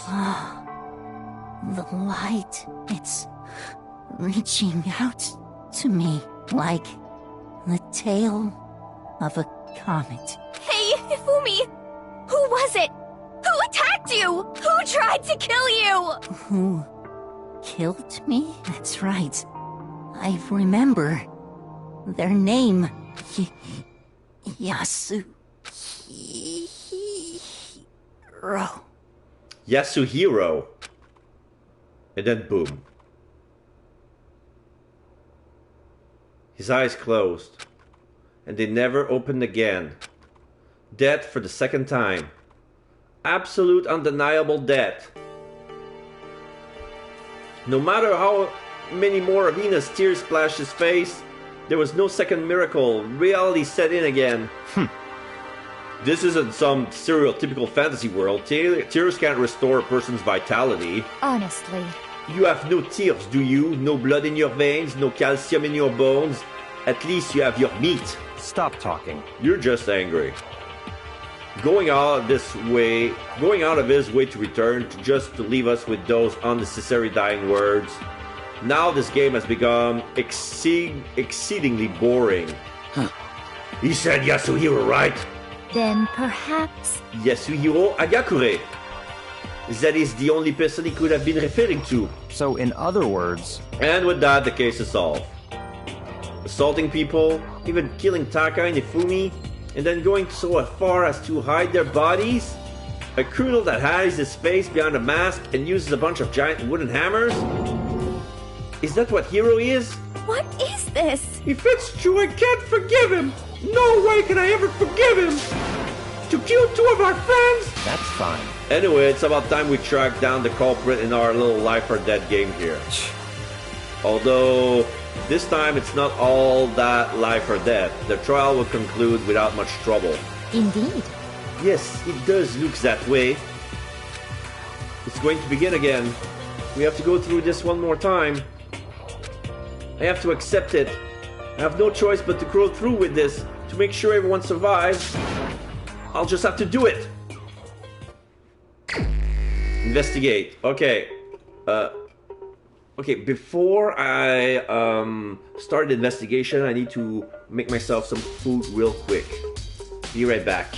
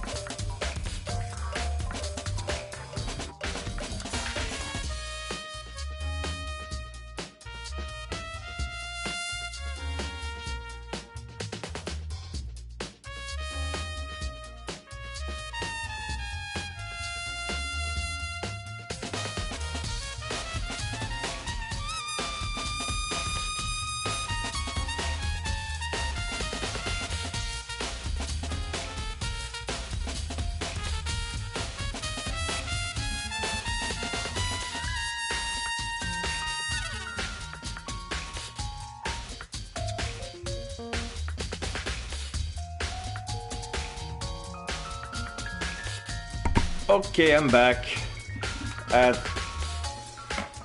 Hello, Tyler. You got the new PS5 set up yet and migrated all your games? Not yet. So, hello, Tyler. I was in the bathroom where you came in. Sorry about that. Oh, yeah. Yeah, I just received my PS5. I haven't plugged in yet.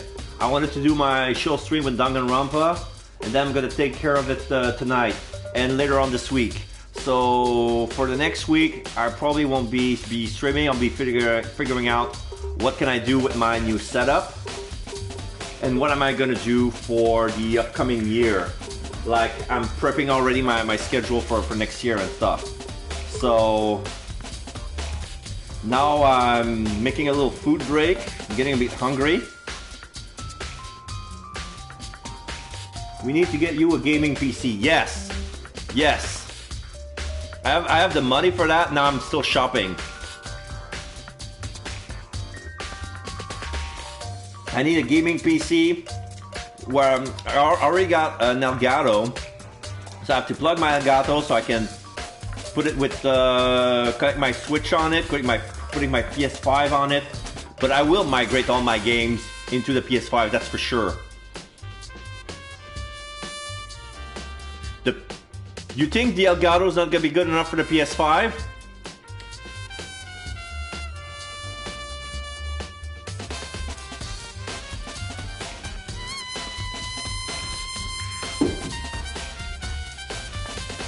Okay.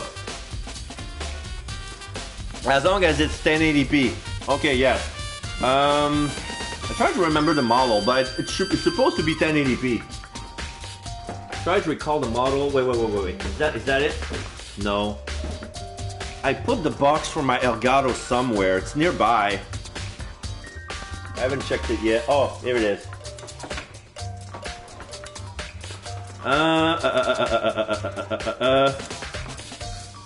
Game Capture HD 60S. Made in Taiwan. Wait. Yeah, it's the Elgato HD 60S.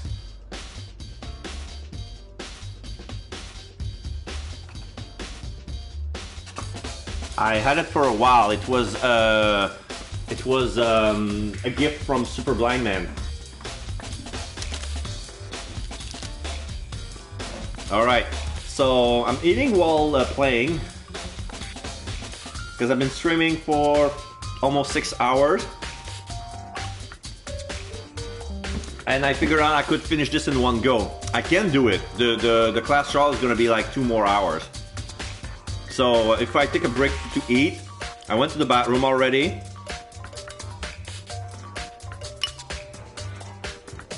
I have a lot of energy. I still haven't finished my energy drink. This time I'm having the Raging Gummy Fish flavor, which is basically an energy drink that tastes like gummy. It says it's inspired by Face Jeff. I have no idea who this guy is. Looks like one of those pro gamer that knows for raging. I don't know if you heard of him.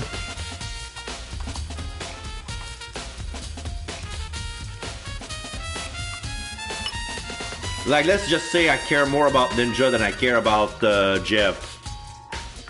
I have to pass you a coupon code for gamer subs.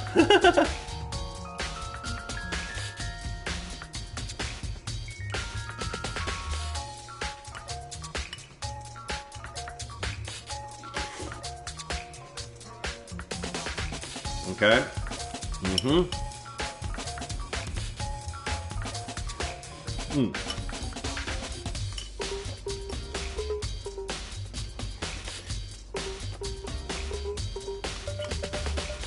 Okay.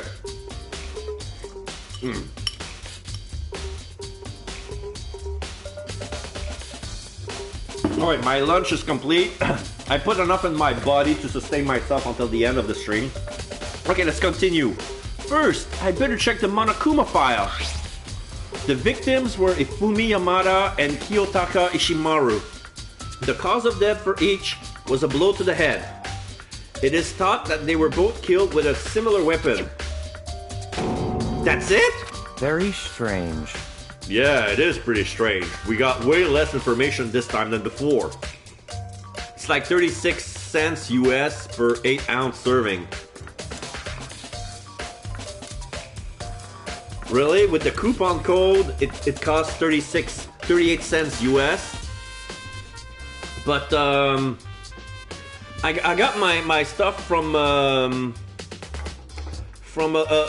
local who does imports. I don't think they accept those coupons. Because usually when I try to order some energy drink from Amazon, they said they don't service my area.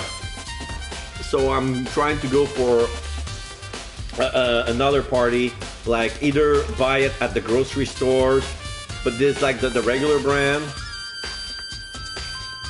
but it still costs like between 3 and 4 Canadian dollars. But yeah, anyway. That is no problem. After all, the events of this case unfolded before our very eyes. I have to send you a link later on Discord. Yeah, alright, go ahead, I don't mind. We should know more about what happened than the Monokuma file could anyway. Maybe. Well, there's something else that's bothering me. Someone else has been missing for quite a while. Are you talking about Kyoko? Perhaps. Without a doubt. She has an alibi for when Celeste and Ifumi were attacked. But what if the killer wasn't acting alone? What if he had an accomplice? An accomplice? An accomplice? What are you doing here? Monokuma appears! Hey, don't be rude! I'm here to answer your question! What question? Yep. Yeah, you're talking about accomplices, right? I'm pretty sure I explained it before, didn't I? During the first class trial? Speaking of which, I'd like to ask the bear, if there is an accomplice, do they also become blackened? So you ask, and so I shall answer. Each murder is allowed to have an accomplice, but only the one who does the killing will get to graduate. So in other words, two people can work together, but one of them has no chance of profiting from it. Then there's no way anyone would work together, right? In other words... So basically, you can be an accomplice if you want, but there's no gratification in it. So then... So you're saying nobody worked together this time, either? Hey, Sorry, cannot answer that. It would obstruct the free exchange of information between you guys. I just want to make sure you don't forget, no matter how much you might assist in a murder, only one blackened can graduate. An accomplice gets nothing! So in other words... Then we only need to figure out who that one blackened is that did the killing, right? Just like normal? Well... Okay. Let me take this opportunity to clarify the whole shebang. In this class trial, what you need to determine is... Extreme! The one true blackened who devised the murder plot and put it into action. The true blackened, so just one person? Well now. That's enough for explainifying. Now it's down for the final battle between all of you and the blackened. Good luck to all the contestants! So there can only be one blackened. An accomplice wouldn't benefit. Then I can't see any way Kyoko would be connected to this case after all. You may be right. That's true then. Kyoko, where are you? However... As long as he's not connected to the case, it doesn't matter. Let's get back to the investigation. Indeed. I have absolutely no doubt that Hiro is responsible. But for the time being, I suppose it can't hurt to pursue further information. So, You know, don't you think we should consider certain someone a suspect just in case? I'm talking about the murderous fiend, Genocide Jack! What? I'm offended! You, when did you? I've been looking all over for you, Master. When I woke up, you were nowhere to be found. You SOB! Anyway, you there, milk sack swimmer girl. Huh? Milk sack? You've gotta be kidding! Why do I gotta be a suspect? What the heck? I mean, you are a serial killer. What? So what? I'm like a special guest suspect every time? I have an alibi, you know. She's right about that. When we heard Ifumi scream, she was with me. And when the bodies disappeared, she was still lying unconscious in the equipment room. Plus, Taka's body aside, I can't imagine any way she would have been able to move Ifumi's body. Yep. Besides, I can calculate every move I make. I'm not gonna kill someone when anyone knows what I look like. They don't call me the murderous fiend for nothing. What are you saying? That's not the kind of thing you should be bragging about. Let's see. On another topic, we should post a guard by the bodies like before. We can have them disappearing again. So then... Ina and I can handle that. You don't mind, do you, Ina? Sure, I'd be totally useless on the investigation anyway. It's all clear now. Then that's that. Let's begin. This whole thing is so strange. All but one of us has an alibi, so figuring out who did it should be obvious, right? But maybe it's just me, but I don't think it's going to be as straightforward as it seems. Ifumi and Taka.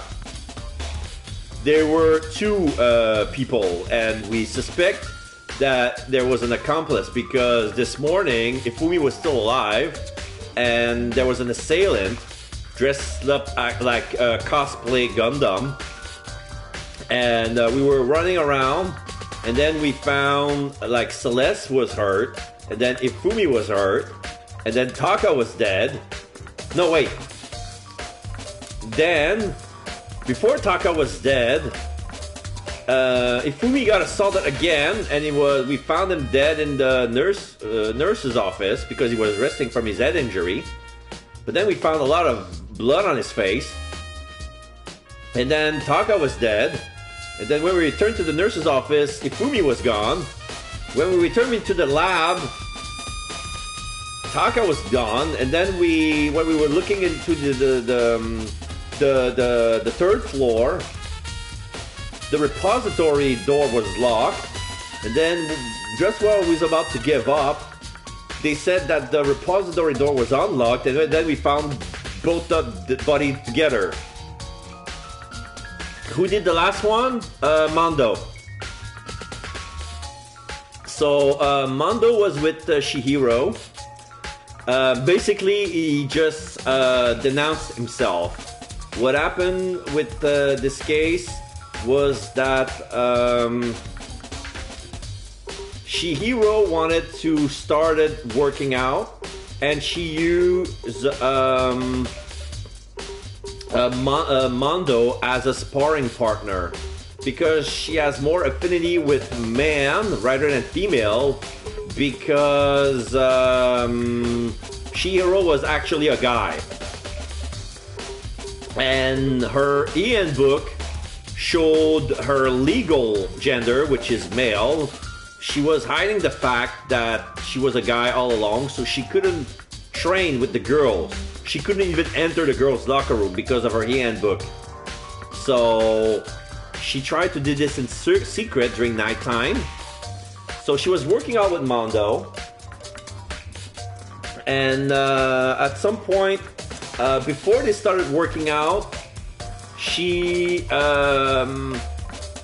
admitted to her being a guy, and Mondo was asking why, because she was using the motive, like she was using the because her being a guy was actually her secret, like and she used that as diving board to basically she wanted to change. She wanted to have the big reveal and says, I'm actually a boy, because she had a big complex. She was bullied into being weak, like, you're a boy but you're weak, and he decided to hide from all of the bullying, from having a frail body into being a girl. So he looked girly, so he cross-dressed as a girl. At some point, we thought she was a trans female, but it turns out that she doesn't identify herself as female. She was hiding behind the gender. She was not a true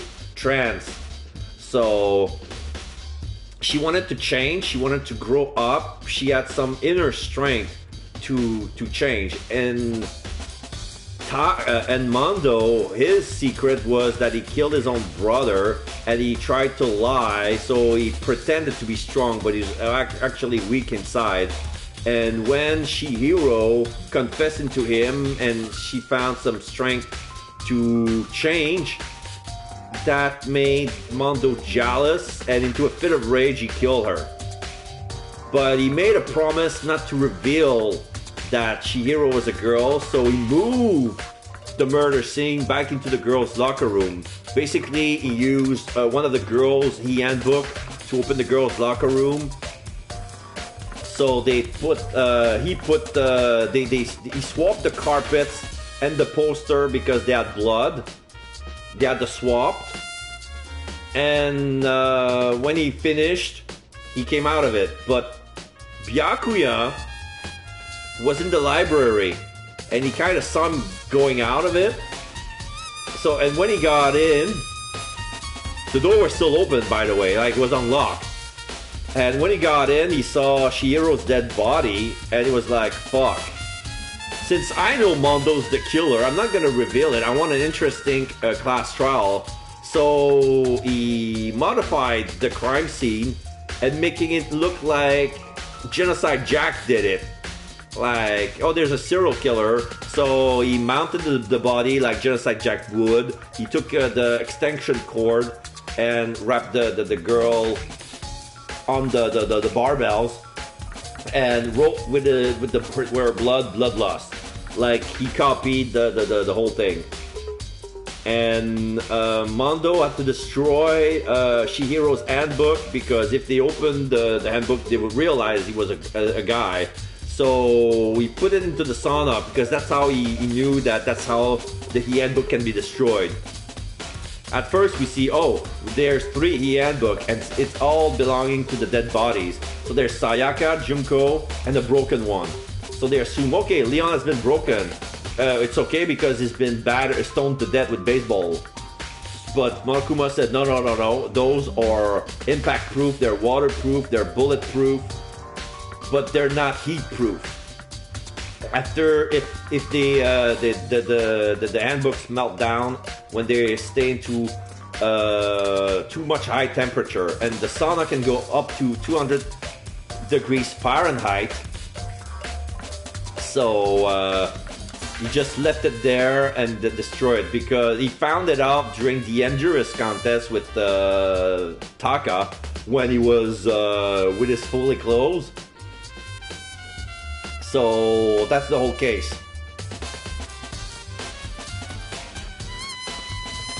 So right now we're trying to figure out who killed Taka and Ifumi. The motive for this one is money, $10 million. I don't think it's going to be straightforward as it seems. Monokuma file number 3 has been added to the truth bullet section of your handbook. Okay, so let's start with Ina. So, Makoto, I've been thinking about something.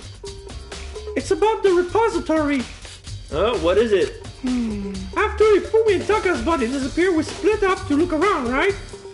I was really scared, so me and Sakura stuck together. But...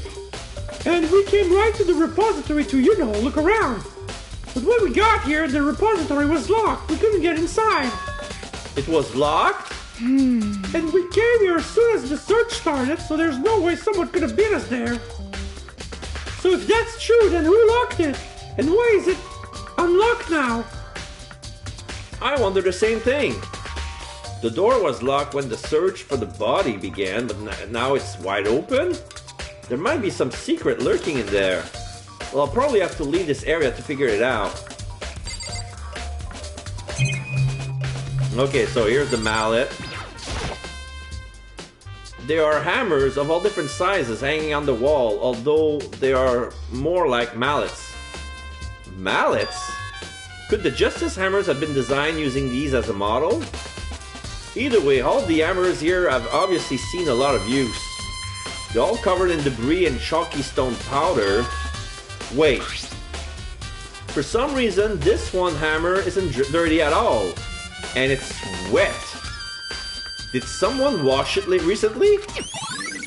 Ah, spotless hammer has been added to the truth bullet section of your handbook. Oh, you know what I think? I think this is the real murder weapon. And the killer washed it off, so that's why it's wet. Alright, let's examine Taka's body. Taka, you'll never move again. According to the Monokuma file, Taka died from a blow to the head. We found Justice Hammer 4 near his body in the equipment room. Is that what was used to kill him? And there's a tarp laid out under his body with blood on it. Did the killer use this to move Taka's body? That way, there wouldn't be any blood left behind while the body was moved.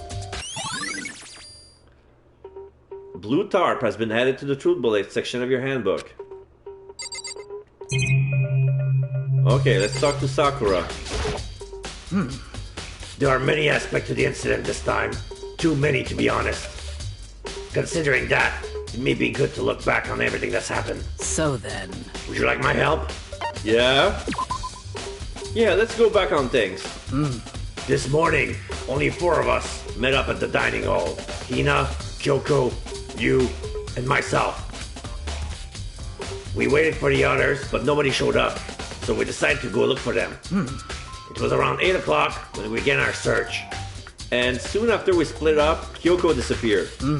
After that, Hina found Celeste in the rec room on the 3rd floor, then quickly came and got you and me. According to Celeste, she was attacked by suspicious individuals and lay unconscious for about an hour. In other words, she was attacked an hour before we found her, meaning just after 7 o'clock. Based on the picture Celeste took, we discovered her attacker was dressed in a strange costume. It was Robo-Justice. It also became clear that this Robo-Justice has dragged Ifumi away. After meeting up with Toko and Byakuya, we began searching for the costume assailant. We found an injured Ifumi in the library on the 2nd floor. We took him down to the nurse's office on the 1st floor, then resumed our search. But not long after leaving the nurse's office... Celeste, what's wrong? I saw a shadow, something moving around at the top of the stairs. Based on Celeste's claims, we went back up to the 2nd floor when we split up and began searching. Then right after that... Celeste screamed. This time she had apparently seen the suspect on the 3rd floor. Hearing her scream, we quickly made our way to the 3rd floor.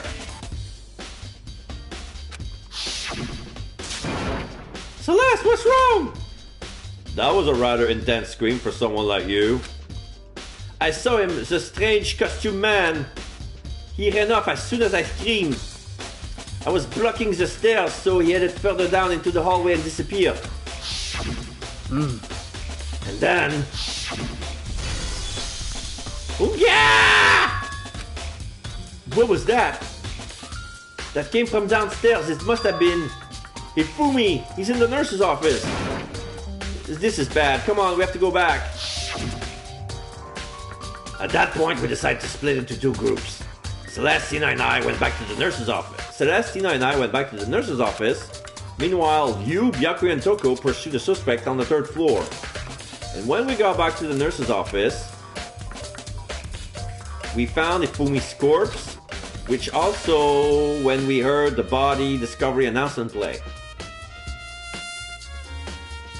I left Celeste and Nina alone and headed back to the 3rd floor to tell the others of what happened. However...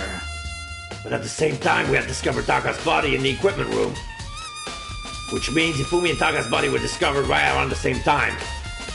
Because I remember hearing the body discovery announcement play right after finding Taka. And that's when I show up and told you and Byakuya that Ifumi has been killed, right?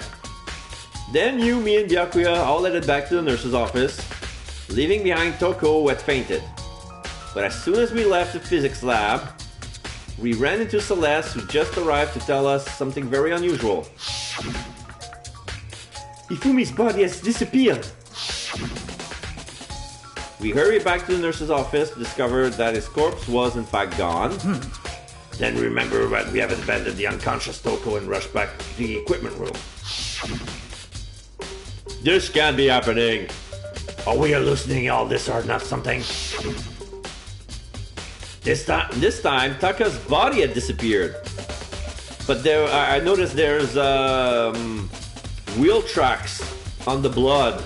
Like somebody rolled something on the blood and there's a smear that shapes like wheel tracks. Like probably the dolly was used. From there, we began our search for both the missing bodies. And after some time, Celeste told us she found the bodies and we all headed to the repository. And there we rediscovered the two bodies that apparently vanished. And that brings us up to now. However, looking back, things have certainly been very active. If you want to look back at the case again, just let me know. I'm fine anytime. Whoa.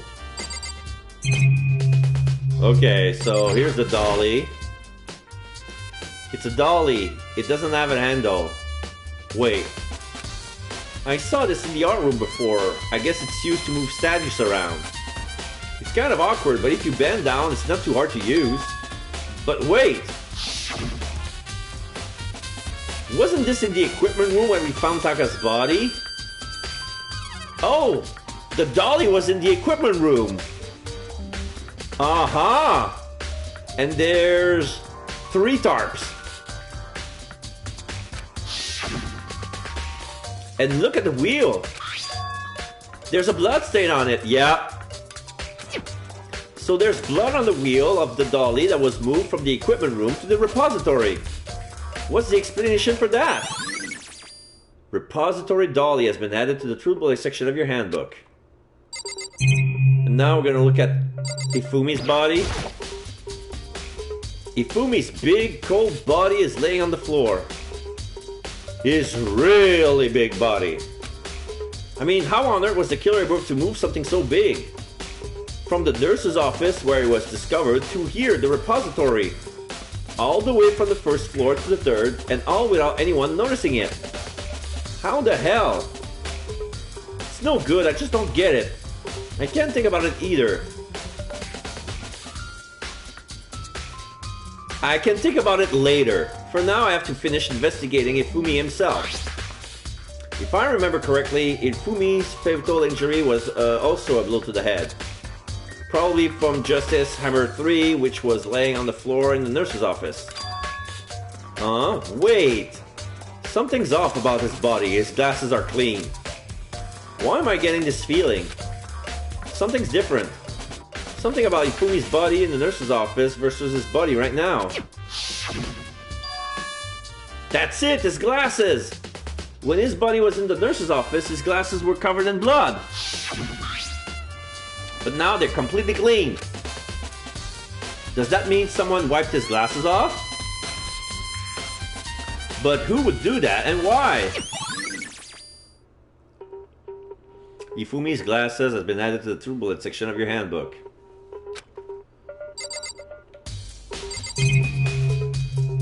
There's also a lot of sweat on his face.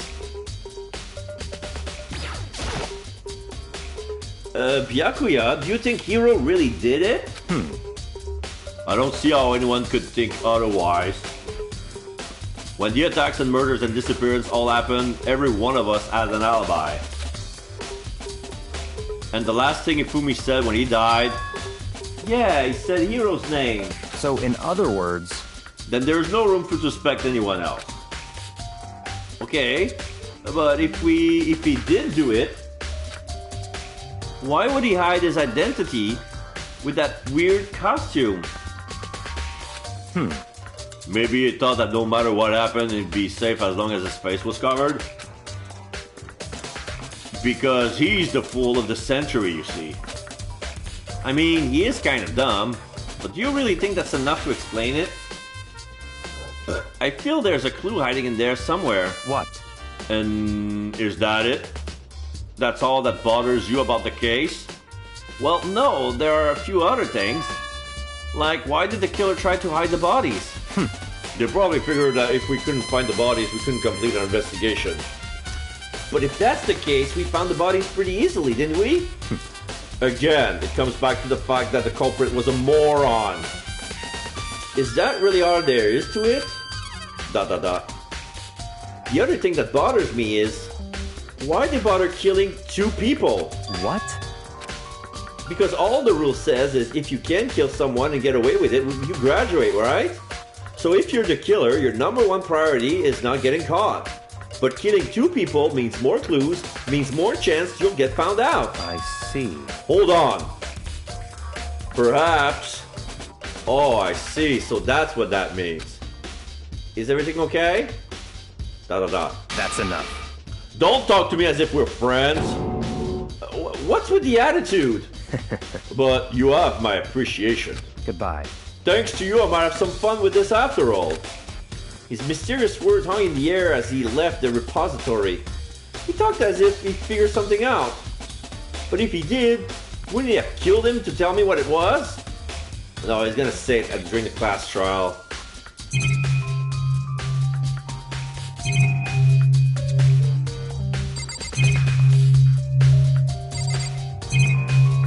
I think I found this is everything.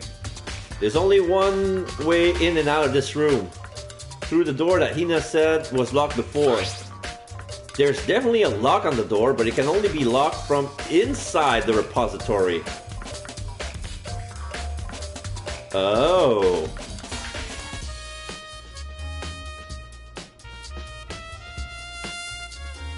So somebody was inside when it was locked.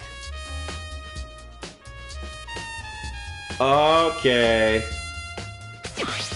I don't see any way to lock it from in the art room. Yeah, there's no keyhole. I don't see any way to lock it from in the art room. The door can only be locked from inside the repository, which makes me wonder. Hina and Sakura confirmed that the door was locked after we started looking for the missing bodies. And the door is designed so that it can only be locked from inside the repository. So yeah, it's basically it's a push button. Once the door is shut, you push a button and it locks the door. And to unlock it, you have to turn the knob and it auto unlocks. It turns from the inside. I used to have a door like this. In other words, when Hina checked it, someone had already gone into the repository and locked the door. When they were done, they unlocked it and left, which is why it's unlocked now. But Hina claims that there's no way someone could have beaten them to the repository. So that certain someone... Repository door has been added to the through bullet section of your handbook. There's gotta be a clue around here somewhere. Maybe I should check somewhere else. There are some places I already know about. First, the nurse's office, where Funimi was found. Then the equipment room, where Taka was found. Okay, leave the repository.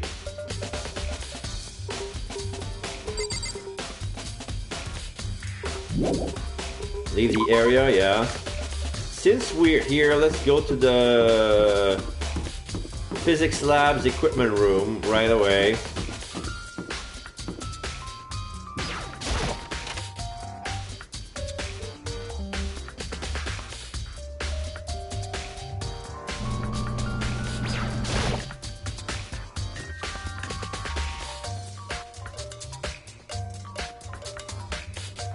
Okay, Genocide Jack is up.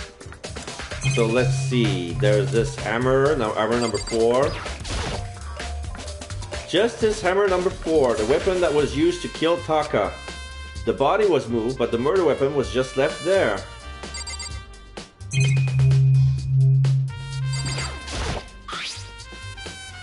There's some kind of tire mark going through the pool of blood in the middle of the room. That reminds me about the dolly in the repository. There was blood on its tire. Could that blood have come from here? Oh, also I see there's 2 tarps instead of 3. So somebody took the dolly from the repository, go back into the equipment room, grab the tarp, put Taka's body in it, and then roll. Which could mean that Taka's body was moved from the equipment room to the repository using the dolly. Both rooms are on the 3rd floor, so that should definitely have been possible. Equipment room bloodstain has been added to the Truth Bullet section of your handbook. But even if the dolly was used to move Taka's body, what about Ifumi? Ifumi's body was in the nurse's office on the 1st floor. Even with the dolly, there's no way to get it up to the 3rd floor. That's still a total mystery. Tarp. This tarp. I feel like I've seen it somewhere before, and just recently too. Yeah. I was sleeping right here when the killer carried the body away. What? I'm super pissed I missed such an ultimately rare event.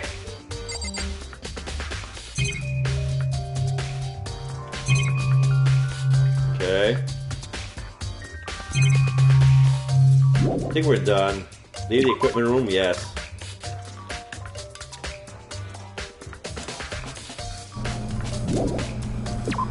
Okay, now we can go to the 1st floor. Oh no, maybe we need to go to the... No, the library. Oh wait, this is the art room, that's not the stairs. Whoops. Backing up.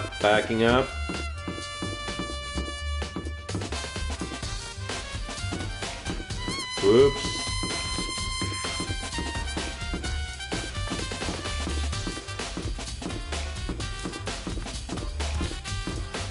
Rec room.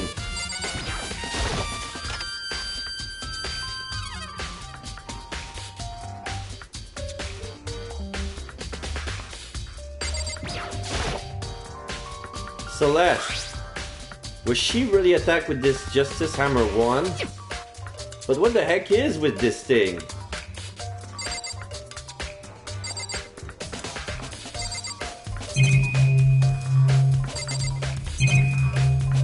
What's this?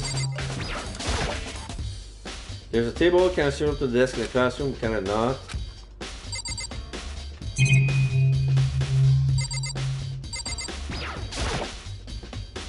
There's a copy of Othello here. It's not really related to this case, though.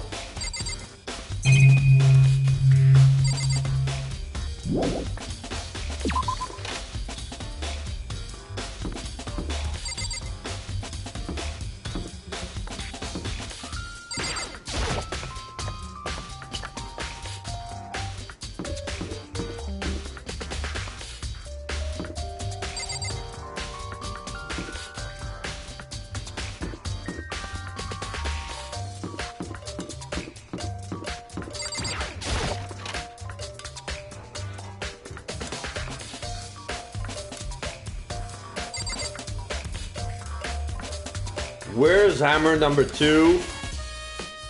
The hammer number 2 is gone.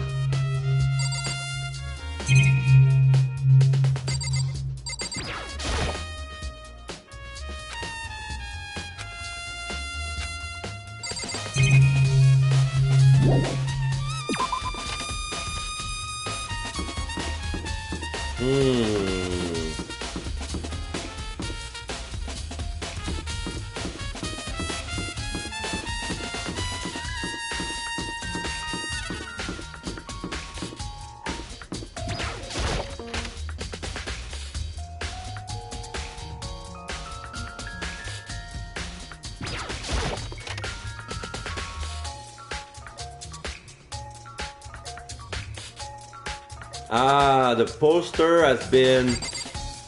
So either they put... Somebody cleaned the poster or they simply put another one. Yeah, somebody cleaned the carpet as well. The coffee stain on the carpets are gone and the bikini model poster is back. It's just like with Sayaka. Monokuma must have done it. This area has nothing to do with the case this time. So let's see. What's over here?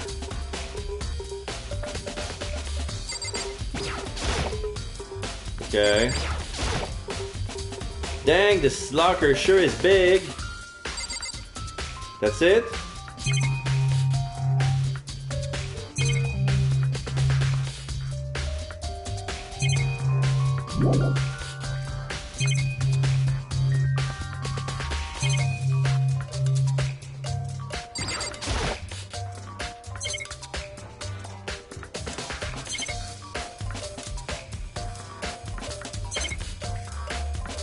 Why go there if there's nothing?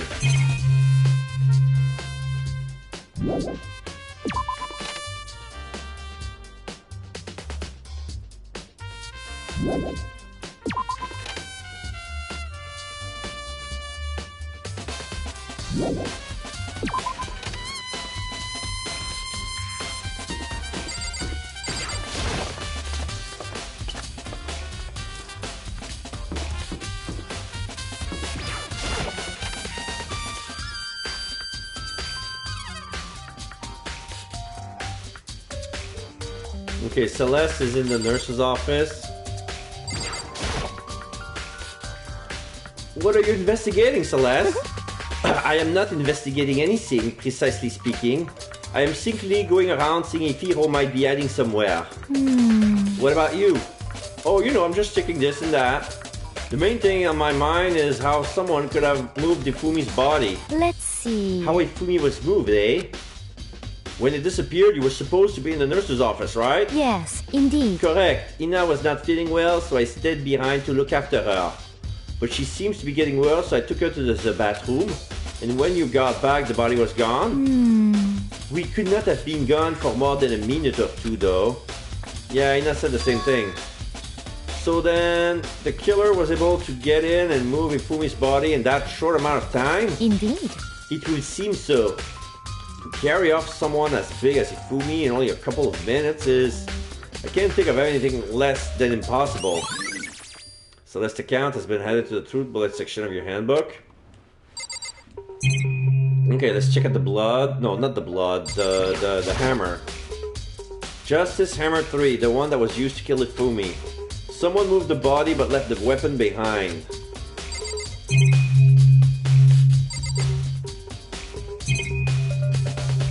Let's check the fridge. A refrigerator. I wonder if there's anything to drink inside. After everything I've been through, I'm totally parched. Maybe just a quick peek. There's a bunch of blood packets in there for blood transfusion, I guess. It doesn't help me though. I'm not a vampire.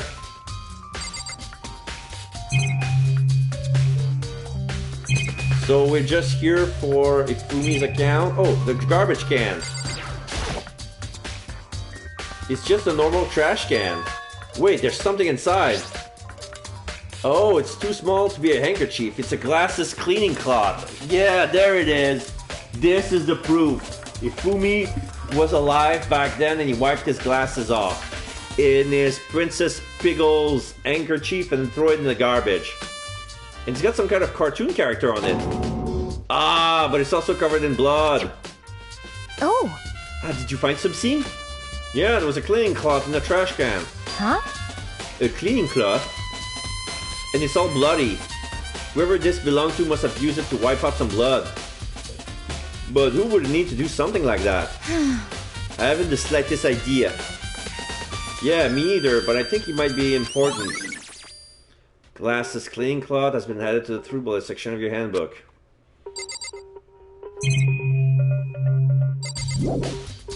Leave the area? Yes. So this is where you are. I've been looking for you. You have? I wanted to thank you for what you did. Not that you meant to, but you ended up making this little game of ours very interesting indeed. You should go to Hiro's room. Oh, and let me give you this. Meet in the dining hall. Yeah, I received this piece of paper, but that was for Alter Ego. That's not related to the case. This is the note Hiro wrote to get us all to meet up, right? You remember well. Well, the penmanship was pretty remarkable, so it left an impression. It's all clear now. Anyway, this makes it clear, right? This is a trap. What is? Things grow ever more exciting. What are you talking about? I've already repaid my debt. I don't owe you any more explanation. Goodbye. Yasuhiro's message has been added to the Truth Bullet section of your handbook. So this is like a proof of his penmanship. So he said to go to Hiro's room, but what's waiting for me there? Okay. Hiro's room is doom.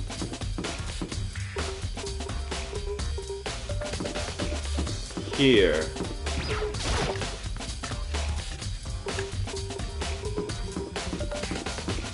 Okay, which one is Hiro's? Oh.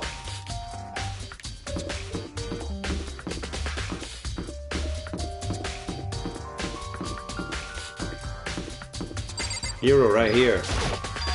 Yasuhiro. The door is unlocked? I guess I can go inside. Byakuya did say to go look. It might not be a great idea, but I'm gonna take the plunge.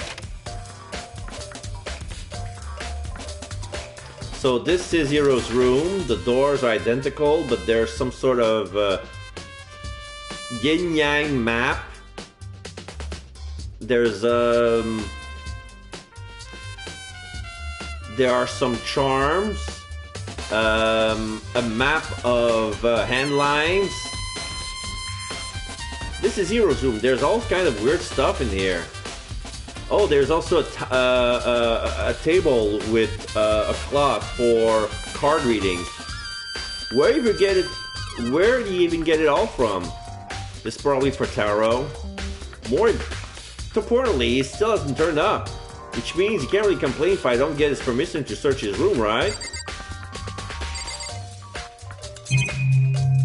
Okay, so here's his bed. There's the bathroom door. I soundlessly checked the bathroom. There's nothing in here. It's pretty grungy though. How does a bathroom even get this dirty? It's a normal bed, pretty much like the one in my room. There's some boxes. I think there's something in the cardboard box. It's blueprints for something, and perfect fit.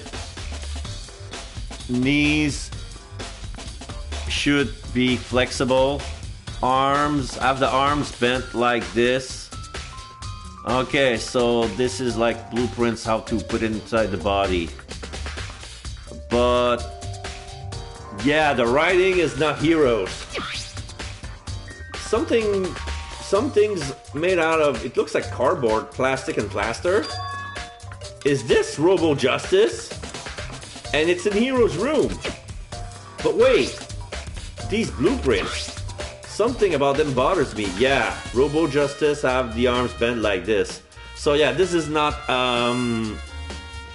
Hiro's pen writing. The letters don't match.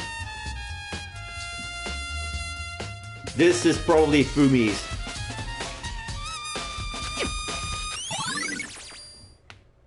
Robo Justice Blueprints has been added to the Truth Bullet section of your handbook.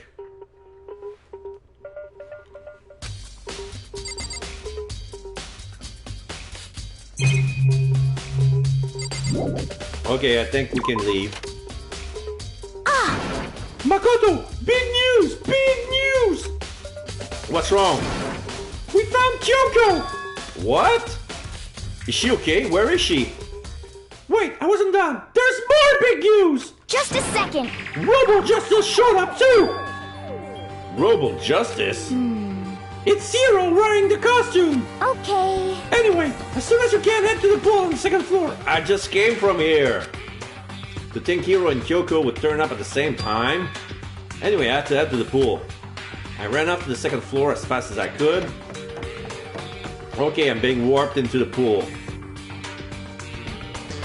Yeah, everybody is standing in front of the locker room. I couldn't even investigate in the locker. Okay. Kyoko ... standing in front of the huge locker. Kyoko and... Phew, man, I have had the worst day. Hiro? Okay, let's talk to everybody. Celeste? I am positive that is the suspicious individuals that attacked me. Apparently, that ridiculous object is Hiro. I'd ask Kyoko for the details if I were you. Alright, Kyoko. Right. I found Hiro. He was jammed into the pool room locker. He looked like he was fast asleep, so I kicked him and woke him up. Don't be mean! I still can't believe you kicked me! You could have been a little more gentle about it, like, I don't know, caress my face or something. What? That's creepy. Anyway, Kyoko, where have you been all this time? You just disappear all of a sudden without a trace. Well... Oh, there was nothing I have to check up on. What do you mean? Never mind. I can't never mind! It's nothing. Never mind. Hey. More importantly, she says that, but does she have any idea? Does she know people think she might be spying for the mastermind? And? First of all, Hiro, you need to explain to us why you're dressed like that. I mean... well... I have no idea. 1 second I was asleep, don't even know how that happened. Then I woke up, and then I was here. I don't care, do something about that costume, it pains me just to look at you. Huh? Well, Let me out of here! I don't know what's up with this thing, but I just can't actually get it off. A little help? Why would you make something that you can't take off by yourself? You got it all wrong! I didn't make the stupid freaking thing. It would seem... There's a clasp on the back that's keeping you from getting it off. It looks pretty sturdy. I don't think you can get it off on your own. We know we have a choice. Let's help him. It took everyone's help, but slowly we were able to get Hiro out of the suit. It took a few minutes, but eventually we got all the pieces off. Free at last! Phew! Is it kind of weird how perfectly the suit fits Hiro? So then... More to the point, nobody but Hiro would be able to wear that costume. Wait, what? Hold on a second. Honestly. Don't bother trying to act innocent. The blueprints were in your room as well. Is that okay? In other words, it is obvious that to everyone that you made this costume. That's true, I saw the blueprints myself. Yeah, me too. Could it be... Then it's obvious. The one who put this costume on and went out around attacking people... That's terrible! ...was Hiro! Shall we tie him up and gag him? Just the worst. Good idea! We wouldn't want him killing anyone else! What? Tie me up? Oh, hold on, you guys. I think that's going a little too far. That's right. He may be a suspect, but he deserves fair treatment. Yeah, I mean... Wait, attacking? Blueprints? I have no idea what you guys are talking about. What the heck? You can't talk your way out of this! It's been decided. You killed them! Please! What? Killed who? I have no idea what you're talking about. There must be a fake Hiro running around. What are you saying? You're the only one who can wear this costume! So who else could possibly be the costume attacker? What the heck? How'd you know I'm the only one? Maybe you should try on for yourself before you convict me. Okay. Fine! If you're gonna be a jerk about it, I will! Without missing a beat, Ina started putting on the Robo Justice costume. Huh. See? Look. See how loose it is? She can't even put all the pieces. Her arms are too short. And her legs as well. She put the midsection, but the limbs are too short. I mean, come on. I'm blind as a bat in here. Can't see my feet at all. I'm surprised you got anywhere in this thing. I'm telling you, it wasn't me! And not to mention, you totally can't bend at the waist. Seems like a pretty obvious oversight. Yeah, you cannot even bend at the waist. So it's hard to do anything with this suit. That's weird. That's not a very nice thing to say. I mean, it's not like I made it. I just got caught up in the moment. Well, either way, now we know for sure, right? Probably Byakuya could be, because he's tall enough. I mean, it seems pretty clear that nobody but Hiro could have fit into this dumb costume. Enough, Hina took the suit back off again. Well, now you're all out of excuses. No, see, it's cause you're a girl. If it was another guy, then... Makoto, go ahead. Okay. Against my will, I picked up the pieces of the floor and tried putting them on. No, it's no good. The arms are too long. There's no way I can wear this. Just a second. See? Told you it was impossible. You're absolutely right. It seems this costume was made to fit Hiro's body exactly. But... Then there's another costume. There must have one that looks the same, but it fits them. Honestly. If you insist on this line of defense, then show us some evidence. What the heck? Evidence? You claim there is another suit, yes? Then you must find it and show it to us. What the heck? Just the worst. Who cares? He was the only one without an alibi during this whole thing anyway. That's terrible. Which is how we know it was him.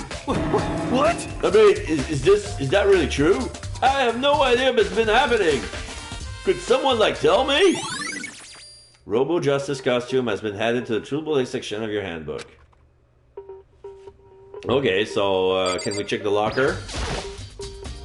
There's a big locker near the pool. About Kyoko.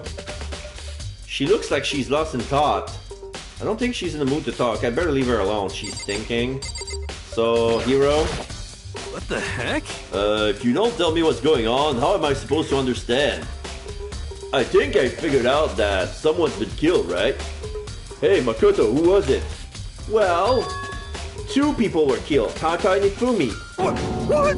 2 people? Just the worst. Why are you freaking out? You did it. Please. I did not. Huh? Wait, hold on. If those 2 are the ones that were killed... How about that? That's it. I know who did it. So then... You may as well tell us then.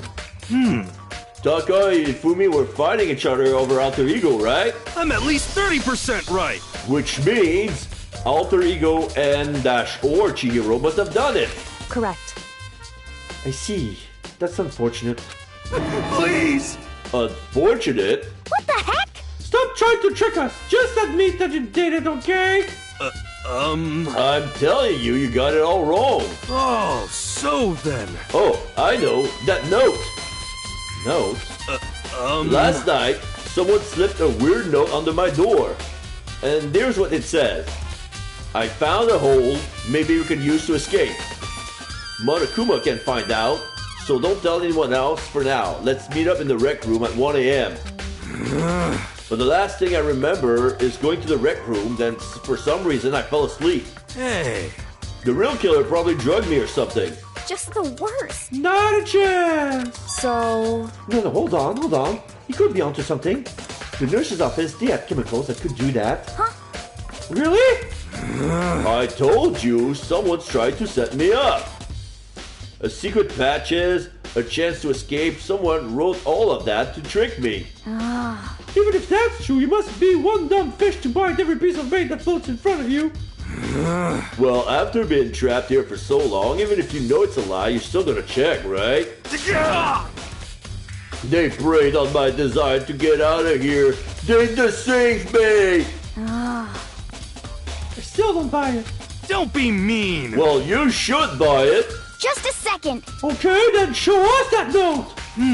With pleasure. I write it here in my pocket. Wait. Dot. No way. Looks like I lost it. Yeah, sure. Please. You gotta believe me. I wouldn't hurt a fly. As I said before, if you want us to believe you, you must produce evidence. Can you show us the note?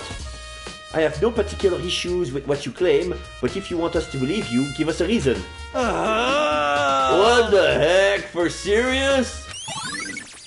Yasuhiro's account has been added to the True Bullet section of your handbook. Now then, shall we resume our investigation? There's no time to waste before the class trial begins. Why do we need to keep investigating? We already know who did it. What the heck? Why? Why did you kill them? Tell us, Hiro! No, it's like I said. Just the worst. Was it really to get the money Monokuma offered us? Yeah, that must be it. You must be totally broken, that's why! Wait, that's a false accusation. Someone help me. What are you saying? Just be thankful we haven't bound and gagged you. If you have time to yell and carry on, you have time to search for your evidence, right? What? Oh, you're right. I need to look for the second suit and that note. Freak, don't fail me now. He runs. I guess I better get back to guard duty. I was gonna ask Toko, Genocide Jack to switch with me. But if she and Sakura got into a fight, we would have a catastrophe in our hands. Well, bye. One by one, everybody peeled away. Makoto. Do you have a second? Huh? I want you to help me with the investigation. It would seem... It looks like I got a late start on this one, so I need to make up some ground. Sure, I don't mind helping, but can you promise me something? Later, when we have time, will you tell me why you disappeared? Why is that? No. To reject me so simply. Anyway... I need your help. You don't mind, do you? Okay. Shall we go? Thanks. Hey. So, Makoto, first, I would like to examine the corpses. Examine the corpses? I can't believe I'm hearing that from a girl the same age as me. Correct. Dead bodies don't lie, you know. They tell the truth far more easily than the living. Hey. Wouldn't you agree? How am I supposed to answer? Anyway... We have to hurry before the class trial begins again. Yeah, you're right. Okay then. Show me where the bodies are. They're in the repository. Then I guess we should head that way for now. Okay, back to the repository. Okay, I had the bottle in my hand. Yeah, that way. And then, no, this is the way down.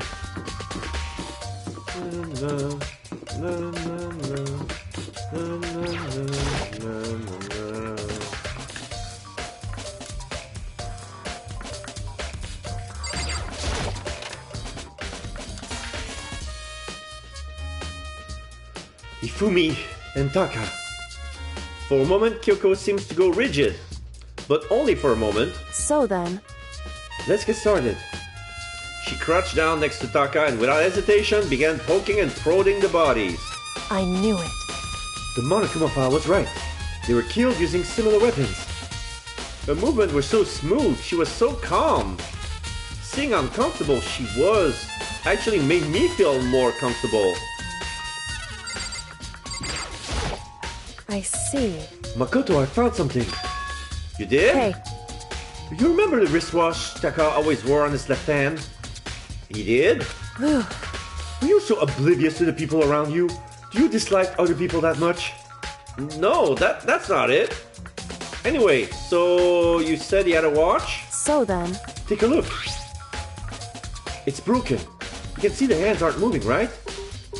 So... it's 6:03. So he died at 6:03?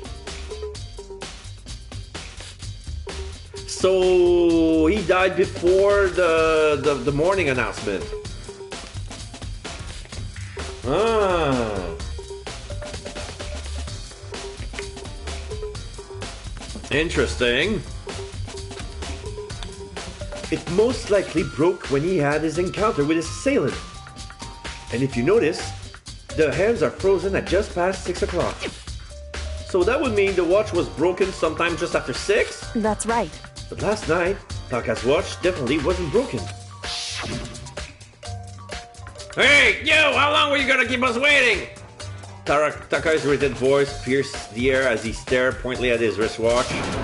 It's almost 10 o'clock, you know that? Bedtime for all the little boys and girls! So it couldn't be 6 p.m. So it has to be 6 in the morning. In other words... So if it worked at 10... Yeah, so that's what I just said. So if it worked at 10 last night, it could have been broken at 6 p.m. meaning it must have been 6 in this morning. Broken wristwatch has been added to the truth bullet section of your handbook. However... And that's not all. Look at Taka's left hand. He's clutching on something. He appears to be gripping something. You're right, there's something white in there. There's a note. Makoto. Can you try and pry it out? Me? Because... Rigor mortis has already set in. Boys are better suited for this kind of manual labor, right? Well, okay. As much as I didn't want to, I grasped Taka's cold hand. The ice cold was nearly enough to cause my heart to stop beating. After some effort, I was finally able to free the object from his tightly clenched fist. A piece of paper? Hey. Was that all he had in his hand? Yeah, that's it. Just a little scrap of paper. Doesn't seem like much of a clue, does it? Is that right? I wonder about that. Kyoko then turned into Ifumi's body. So then... Let's check Ifumi's body now. Perhaps he left us a few clues of his own. Kiyotaka scrap of paper has been added to the truth bullet section of your handbook.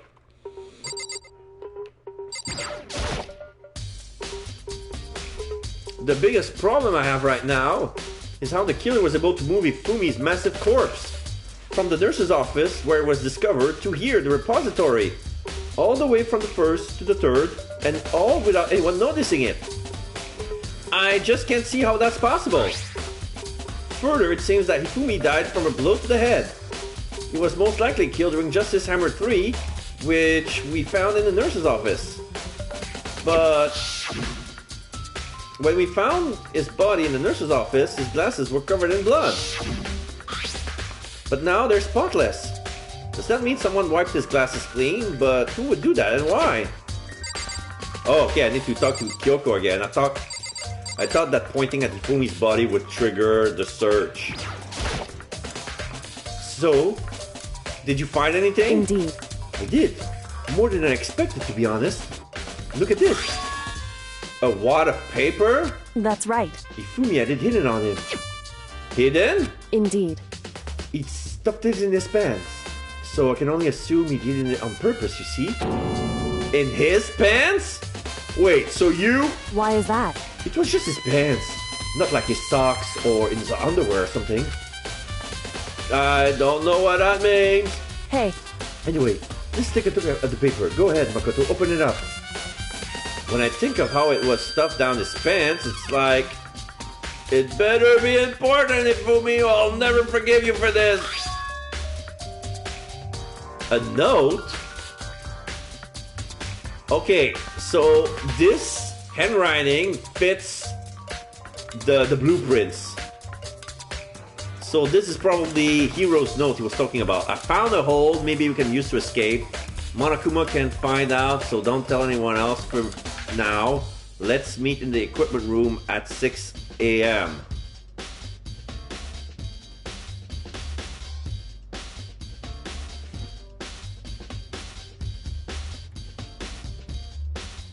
Wait. Oh, it's...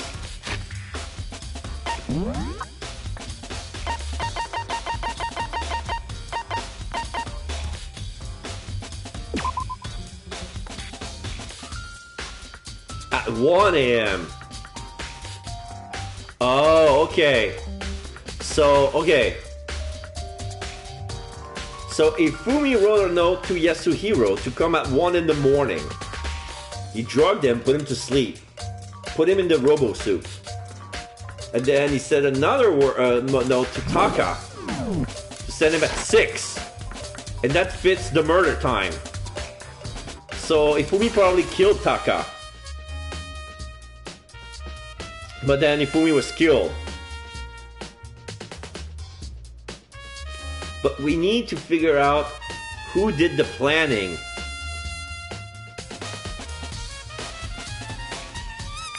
Okay, I found a note. So... That sounds very familiar. That's it! It's the same thing Hiro said. Then he was telling us the truth. However... Although it's not exactly the same, is it? Last night, someone slipped a weird note under my door. And here's what it says. The rec room at 1 a.m. The time is different. Hiro told us that his note said to meet at 1 a.m. But the note they wrote Ifumi asked him to meet at 6 a.m. Is that right? Hold on, just because Ifumi had the note doesn't mean it was meant for him. Huh? So... Part of it has been torn off, right? I think there's likely some meaning there. Yeah. Like Taka has the other piece of the note, so it was probably for Taka. There's some meaning into the part of it being ripped. Could you maybe explain it a bit more? Think carefully. Hey. Why would he have been clutching that scrap of paper so tightly? I have no idea. So then... What if it wasn't just a scrap of paper when he was holding it? What if it was something more important? And how would something important like that become a mere scrap of paper? That's what you need to answer. The note Ifumi had has been added to the truth bullet section of your handbook. Hey. And while we're at it, I should tell you one other thing. The two victims this time definitely had their e-handbooks on them.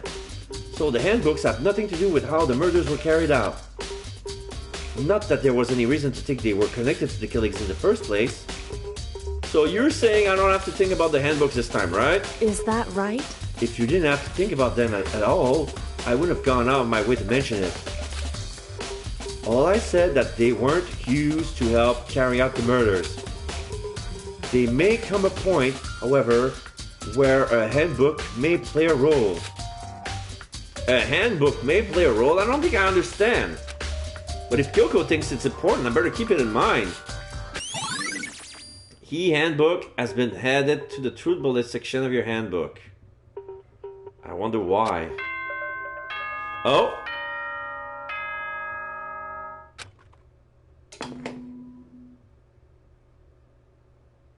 Are you excited? Are you pumped? It's time for the class trial to begin! Okay, I think I know what it means. It's okay. Like the bright burst of fireworks, like the flash of a soul clashing with life and death. And so, with no further ado, everyone please meet at the usual spot. Make your way to the red door on the first floor of the school. See you soon. It would seem... It's unfortunate, but I suppose this is where our investigation comes to an end. You'll have to figure out the rest for yourself and come to the proper conclusion. Yeah, you're right. Shall we go? We better get going. Okay. The red door.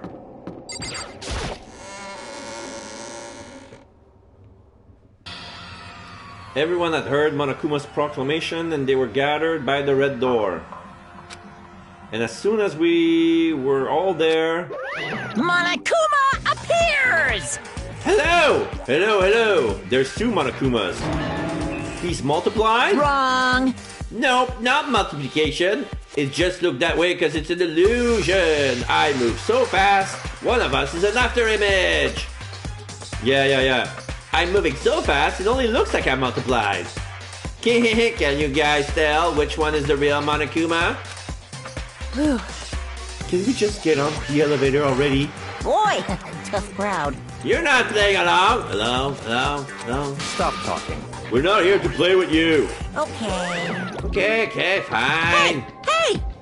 Then, if everyone is here and ready to go, please board the pain train. The elevator. Yeah, that's what I meant. Elevator. I'll see you guys on here. Let's go. Okay then, shall we? Please! Hold on, I'm not mentally prepared yet. What the heck? You'll never be mentally prepared. You can't run away anymore, Hiro. You're gonna pay for your sins. What the heck? I told you already I didn't do it. For serious. That reminds me. Did you ever find the other costume or the note?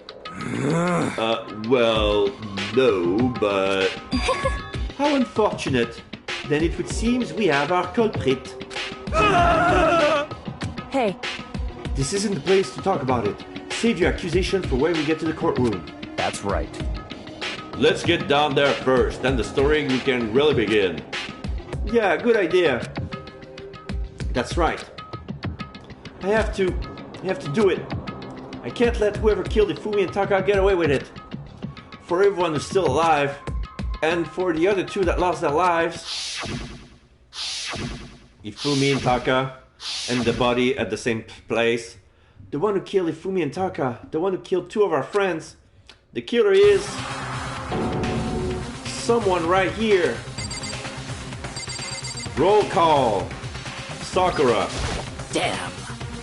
I don't like Monokuma's carefree attitude. Hina. Just the worst.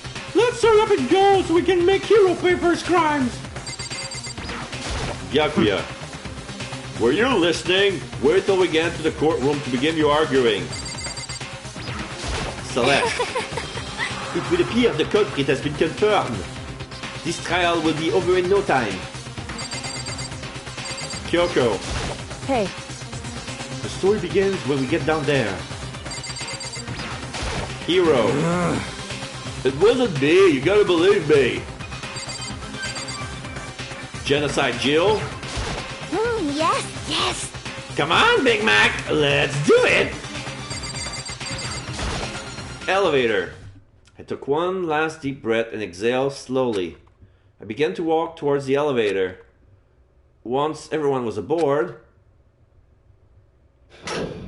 the doors closed on their own, and the steel box began to move. The clunking of the elevator kept us company as we fell further and further down. There was no going back.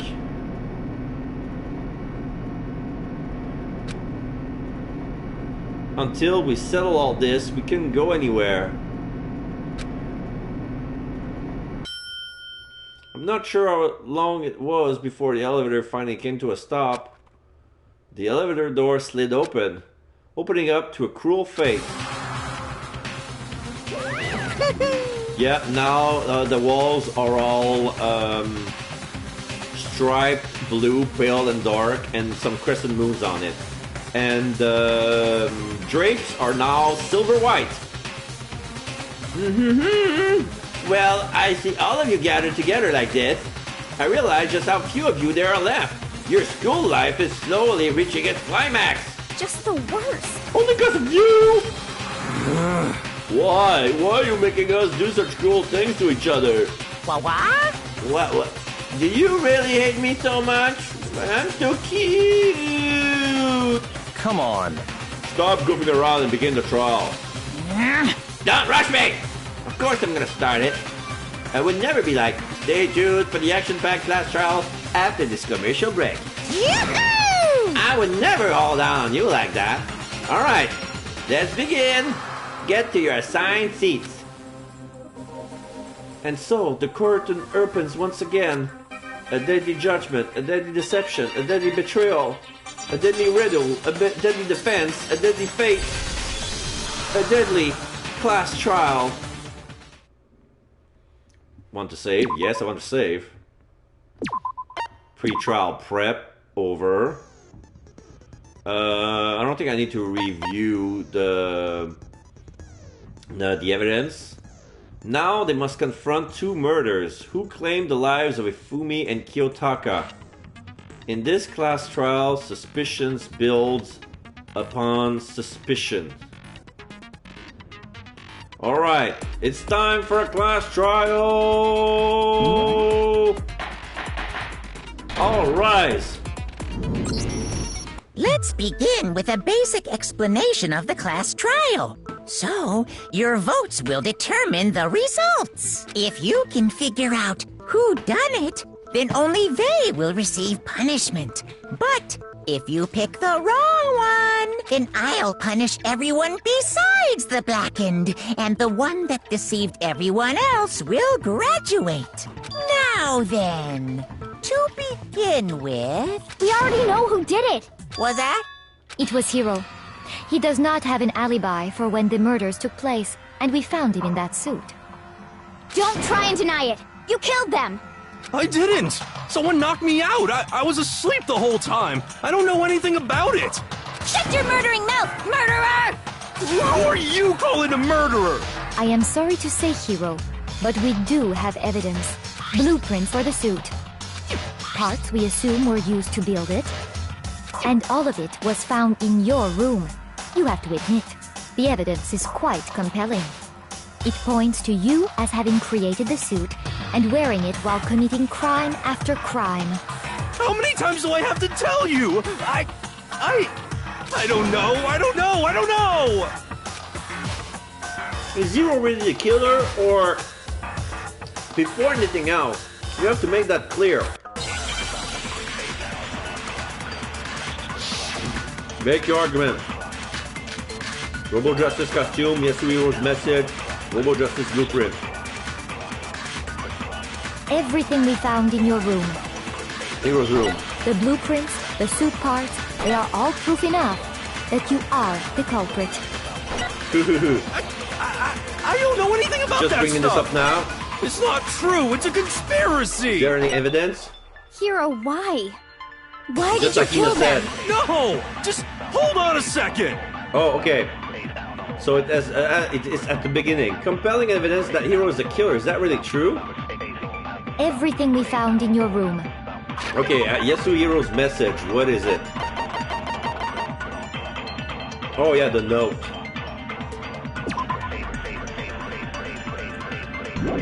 This is proof of the Yasuhiro's handwriting. The blueprints, the suit parts, The they are Robo all Justice proof blueprint. enough that you are the culprit. I don't know anything about that stuff. It's not true. It's a conspiracy. Hero, why? No! Just hold on a second! Everything we found in your room. The blueprints, the suit parts, they are all proof enough. You meaningless word tire me. Please stop wasting my time. Shoot! Okay, that wasn't it. everything we found in your room. What about the Robo Justice costume? We didn't find it in your room. No one but Yasuhiro could have possibly fit the costume. Anyone wearing would not be able to see their feet or bend the waist at more than 9 degrees. The blueprints, the suit parts, they are all proof enough that you are the culprit. I don't know anything about that stuff! It's not true! It's a conspiracy! Hiro, why?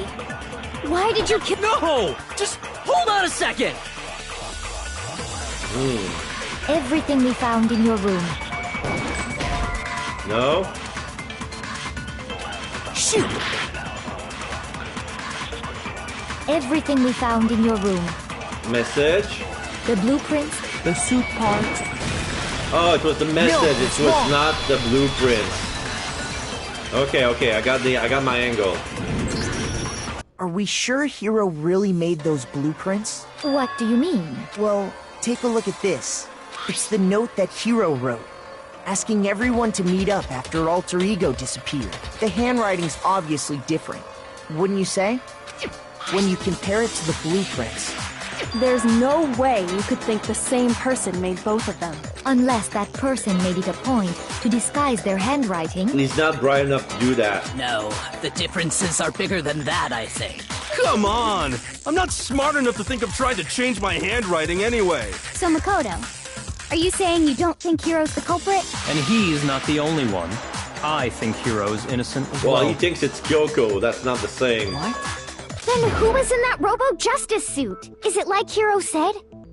Was there really someone running around in a second suit? The suspicious individual hidden within the suit. Go ahead, Makoto. Tell them who it was. And of course, he passes off to me. Yeah, tell him, Makoto. So? I have an answer. You tell Who was my in answer. the Robo-Justice suit? The suspicious individual in question, the one that must have been in the suit, Hiro, Ina, or the Illuminati. Yeah, it's Hiro, but that doesn't mean that he did it. I got it! Other than Hiro, I can't think of anyone else it could have been. Obviously, he was the one in that particular suit. And we never found any kind of second suit. Then there can be no doubt. Hiro is the prime suspect. That doesn't make any sense. You just said Hiro didn't do it. It makes perfect sense. Hiro was the suspicious individual in the suit, but he's not the culprit. So what you're saying is... That's right. The culprit in this case has nothing to do with being in the Robo-Justice suit. What? Now that's a bold assumption. And what reason do you have to make such a statement? You do have a reason, yes? Of course. But before we get to that... Makoto! There's something else we need to clarify first. So let's get that out of the way. Tell him, Makoto. Hey, stop trying to boss us around. All things have a proper order. So what is it? What needs to be clarified? We must clarify the method of transportation for Taka's lifeless body. That would be the dolly. It would seem that his corpse was moved using certain particular items. Makoto, can you tell us what they were? The thing that were used to move Taka's body, they must have been the dolly. Repository dolly. I got it! There's still one more thing. The tarp. I got it! They were a dolly and a tarp, right? What's with the attitude? So, let's see if I can explain. Taka's body disappeared from the equipment room. And then we rediscovered it in the repository. And when we found it for the second time, it was wrapped in a blue tarp, right? It was the same tarp that, up until then, was stored in the equipment room. So the killer must have seen it there and decided to use it when they moved Taka's body. That way, they wouldn't leave any bloodstains while they were moving it. Okay, that explains the tarp. And the dolly? Blood on the tires. Same thing. I'm sure the dolly was in the equipment room when we first found Taka's body there. I didn't pay attention, but yeah. But when the body disappeared, so did the dolly. And then there are tire tracks on the blood stain. Later, when blood. Taka's body reappeared in the repository, so did the dolly. In other words, you think they used the dolly to move the body. Am I right? But are you sure you are not mistaken? Huh? Are you absolutely positive the dolly was in the equipment room when we found Taka's body? That dolly was made specifically for moving large objects between the repository and the art room. It would be very strange indeed to discover it had made its way to the equipment room. Is it not possible that it was in the repository all along, and you simply didn't realize it? She's raised an objection. How do you respond? There is no shame in being wrong. Nobody expects much from you anyway. We have all accepted the fact that you rarely understand what is going on around you. Wow, I've never had anyone sound so nice while being so mean. But maybe I can change her mind. If I can just explain to them why the dolly must have been moved from the equipment room to the repository. A new element has been added to the bullet time battles. Would you like to hear more? Yes, please. Let's talk about reloading. Starting with the next bullet time battle, we're gonna add one more ingredient to the recipe. On the bottom of the screen, underneath the tempo marker, you'll see your ammo count. Up until now, there hasn't been any limit on how you destroy your opponent's statements. But from now on, just locking and pressing the triangle won't be enough to handle them. Now it will cost you 1 bullet to destroy a single remark. Once you run out of bullets, you can't destroy any more statements no matter how locked on you are. However, you can reload by pressing the square button. Just like locking on, you have to press the square in time with the tempo marker. Basically, just remember that the square now has a function along with the X and triangle button. You will automatically reload at the start of fever time, and your ammo will not decrease.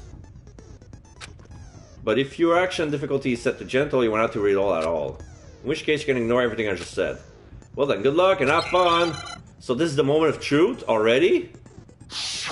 Moment of truth, oh my god. You have it wrong! I cannot agree! You are a fool. So pathetic. Lies will get you nowhere. Do your worst! You miserable wretch! I cannot agree. You are a fool. Do your worst. You have it wrong. I cannot agree. You are a fool. So pathetic. Lies will get you nowhere. Do your worst.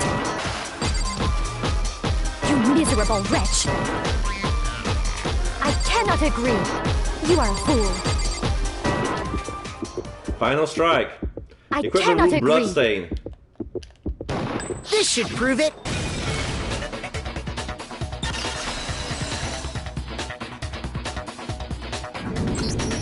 If you're asking for proof that the dolly moved, I have it right here. When I found the dolly in the repository, one of the wheels had a blood stain on it. There was a pool of blood in the equipment room with a tire mark in it that matched the dolly wheel's tread. The killer probably rolled the dolly through the blood on accident as they wheeled the body out of the room. And as the blood dried on the tire, they moved the body into the repository. So there's my proof that the dolly was used to move Taka's body. Jeez, does that really hit me that much? Well, anyway, that was just something we had to get out of the way. Let's get back to the main subject. Yeah, the subject of how Robo-Justice didn't do it. Because if it's not a killer robot, then what kind of robot is it? I'm not sure that really matters. I'd be happy to explain why the occupant of the suit couldn't possibly be the killer. If you look back on how the body was transported, it will become immediately obvious. Oh, okay. You need to bend your waist to move the dolly. Because there's no handle, and you couldn't do it with the robot. If I look at how the body was moved, it'll be clear why the person in the suit couldn't have done it. What does he mean by that? Make your argument. Robo-Justice costume, repository dolly, Robo-Justice blueprints. I'll think it's a costume. As we know, Taka was killed in the equipment room. Yeah. And from there, the body was moved to the repository, correct? Yeah, the culprit wrapped the body in the tarp, Yeah. then loaded it onto the dolly and wheeled it off, right? Yeah. Now, keep in mind that the dolly doesn't have a handle. Yes. Well, yeah, but even without a handle, all you'd have to do is bend over. You cannot. No, that's wrong.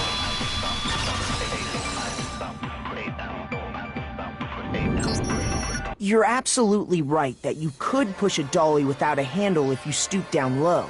But if you were wearing that suit, do you think you could actually get into a position like that?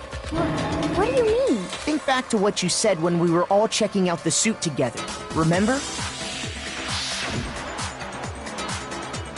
I'm blind as a bat in here. Can't see my feet at all. I'm surprised you got anywhere in this thing.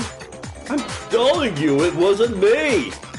And not to mention, you totally can't bend at the waist. Seems like a pretty obvious oversight. When you're in that suit, not only can you not see your feet, but you can't even bend at the waist. Am I right about that? Now that you mention it, yeah.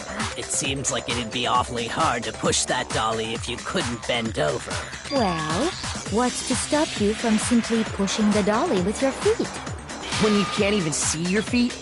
You really think someone could kick the dolly all that way? Yeah, it'd be totally impossible. Not that I can say for sure myself. On top of that, if you were wearing such a rigid, cumbersome suit, it's very unlikely you would have the dexterity to go about wrapping the body in a tarp. Yeah. Well, I mean, isn't that just a matter of taking off the suit when you're ready to move the body? No, you cannot even put the suit by yourself. There's absolutely no chance that the costume was taking off just to move the body because Hero's not strong enough. Once it's out, you can never take it off. You can't take it off by yourself. I got it! I don't think taking off the suit was an option. If you remember... I don't know what's up with this thing, but I can't actually get it off. A little help? Why would you make something that you can't take off by yourself? I didn't make the stupid freaking thing! There's a clasp on the back that's keeping you from getting it off. It looks pretty sturdy. I don't think you can get it off on your own. You don't have a choice. Let's help him. That's true. It seems impossible to put the suit on or take it off without help. Then, you really can't take it off by yourself? Hero wasn't just making it up? Of course I wasn't making it up. If he could have gotten it off by himself, I don't think he would have let us see him wearing it. Showing up in the suit was basically an invitation for everyone to suspect it. Yeah, that's right! So, it's really, really true that Robo Justice couldn't have moved the dolly? To be clear, whoever did move the body, it couldn't have been Hiro in the robot suit, correct? No, wait.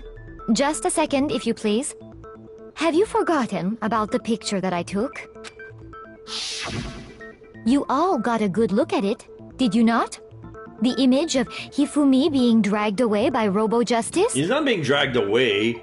He's not the robot doesn't even have a proper clutch on it. This is another proof that Hiro might have been drugged and sleepy, and that Hifumi is carrying the robot on his back. Yeah, that's a pause. If whoever was in that suit is not the culprit, how do you explain that? Besides, do you remember what the now deceased Hifumi said? How did you get hurt? That guy hit me. What guy? Robo Justice, or that's what I decided to call him just now. So long as those facts exist, the proper conclusion is beyond question. The individual inside the suit and the culprit are one and the same. It was Hiro, without a doubt. Yeah, that's gotta be right. Hold on a second! It's still far too early to reach that conclusion. Besides, there's no hurry to decide who did it before we rush to a verdict. Shouldn't we explore every single possibility? Instead of seizing on one viewpoint, the truth is uncovered by analyzing things from every angle. Perhaps, but where do we go from here? Let's review this series of unfortunate events from the beginning. Maybe we'll uncover something new. What a pain in the ass! I don't disagree, but our lives are on the line. If this is what it takes, we have to do it. Plus, maybe we'll get to find out where the heck Kyoko was when everything went down. All right then, let's take another look back at what happened. I suppose we could start with this morning. 4 of us gathered together in the dining hall. Makoto, Hina, Kyoko, and myself. We waited there for quite a while, but nobody else showed up, so we went to look for everyone. That was around 8 a.m. And as soon as we split up, Kyoko went missing. Soon after that, Hina found Celeste in the rec room and quickly came to get Makoto and me. It seems I was unconscious for about an hour after I was attacked by my mystery assailant. I know it was an hour because I remember being attacked a little after 7. That was when we saw Celeste's picture and discovered that her assailant had been wearing a strange costume. As it turns out, it was Robo Justice. It also soon became clear that this same Robo Justice had abducted Hifumi. We were soon joined in our search by Byakuya and Toko, and then went on to find Hifumi in the library.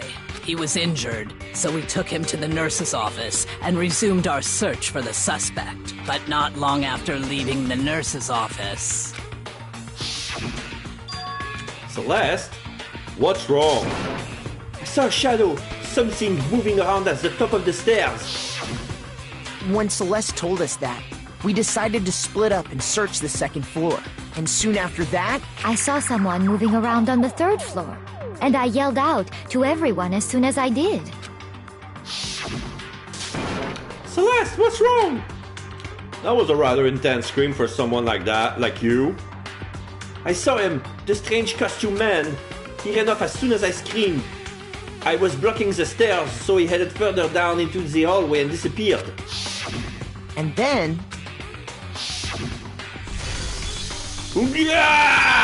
Huh? What was that? That came from downstairs. It must have been... Hifumi's in the nurse's office. This is bad. Come on, we have to go back. At that point, we decided to divide up into 2 groups. Celeste, Hina, and I went back to the nurse's office, while Sakura, Byakuya, and Toko chased after the suspect.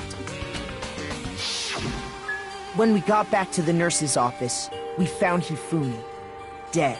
And that's when we heard the body discovery announcement. I left Celeste and Hina there and headed back to the 3rd floor to let the others know what had happened. Meanwhile, we had just discovered Taka's body in the equipment room.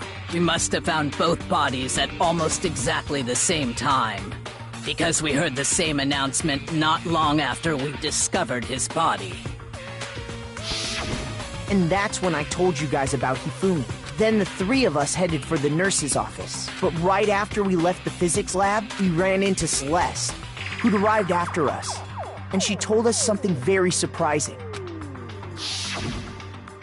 Hifumi's body has disappeared. We rushed back to the nurse's office and saw that she was right. Then we remembered we'd left Toko passed out in the equipment room, so we hurried back again. This can't be happening. Are we hallucinating all of this or something? But when we got there, we discovered that now Taka's body had also gone missing. Next thing we knew, we were searching the school for 2 missing dead bodies. And after some time... Celeste informed us that she'd found the bodies, and we all headed to the repository, which is where we rediscovered the corpses. I think that about covers it. I see. The whole thing sounds exceptionally complicated. It certainly seems to me that these are not a simple series of connected events. Okay, well, if that's true, then what? Rather than a single series of events, I think we have to consider each murder a separate situation. And from there, we can uncover the contradictions surrounding all of them. Now then, let's get started, beginning with what happened to Taka. The contradiction isn't what happened to Taka. In order to uncover the truth of this case, I have to find them no matter what. Make your argument. Broken wristwatch, Monokuma file number 3, Yasuhiro's method. I think it's the wristwatch.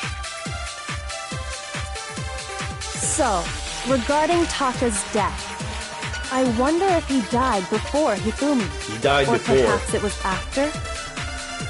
We already know what order they were killed in. No. Taka came last. No.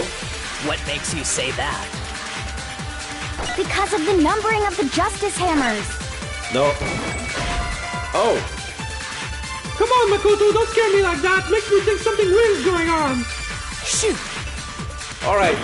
I'm gonna take this opportunity to go to the bathroom real quick and come back.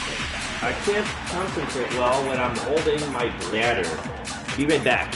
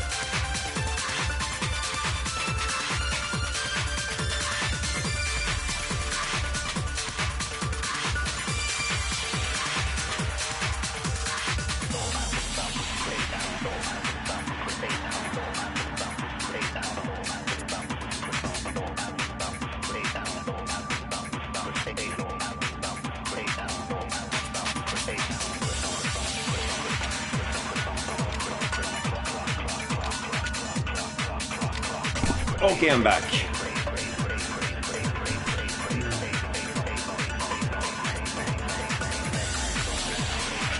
So, regarding Taka's death, I wonder if he died before Hifumi, or perhaps it was after?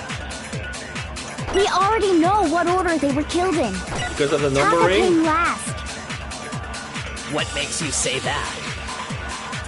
Because of the numbering of the Justice Hammers.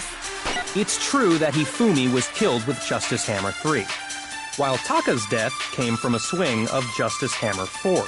See? So it's obvious Taka came after. The order that Justice Hammer were used in the committing... The order that the Justice Hammers were used in to commit the murders, something about that is bothering me. So, regarding Taka's death, I wonder if he died before Hifumi, or perhaps it was after?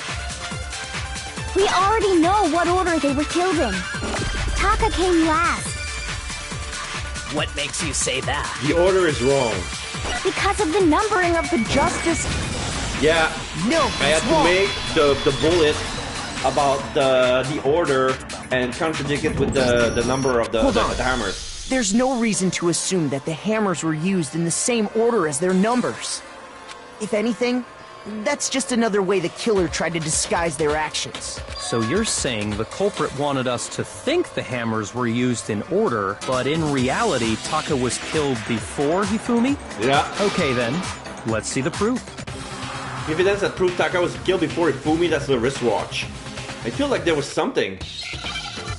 Oh, it's gonna be Eggman's Gambit? Okay. Yeah. W. R. I. S. T. Another W. T. O. C. Then H. Wristwatch. Now I understand. I got it. Taka's wristwatch. See? Look. It broke with the hands pointing just past 6 o'clock. It must have gotten broken when he was attacked by the killer. Because as of last night... Hey, you! How long were you gonna keep us waiting? Taka's irritating voice pierced the air as he stared, pointing at his wristwatch. It's almost 10 o'clock, you know that? Bedtime for all the little boys and girls! So if it wasn't broken after 6 last night, then he must have been attacked around 6 this morning. And that would be his official time of death. But if that's true, then he was killed well before Hifumi. And before Celeste was attacked this morning, which happened around 7. Yeah. That's right. Taka was killed before any of the other incidents took place. That simple fact slipped past all of us. We made the wrong assumption about the order of events, all because of those Justice Hammers. That's exactly why the culprit wrote the numbers on each hammer and had them increase in size. That way, when we saw how they were used in each incident, we'd easily make that wrong assumption.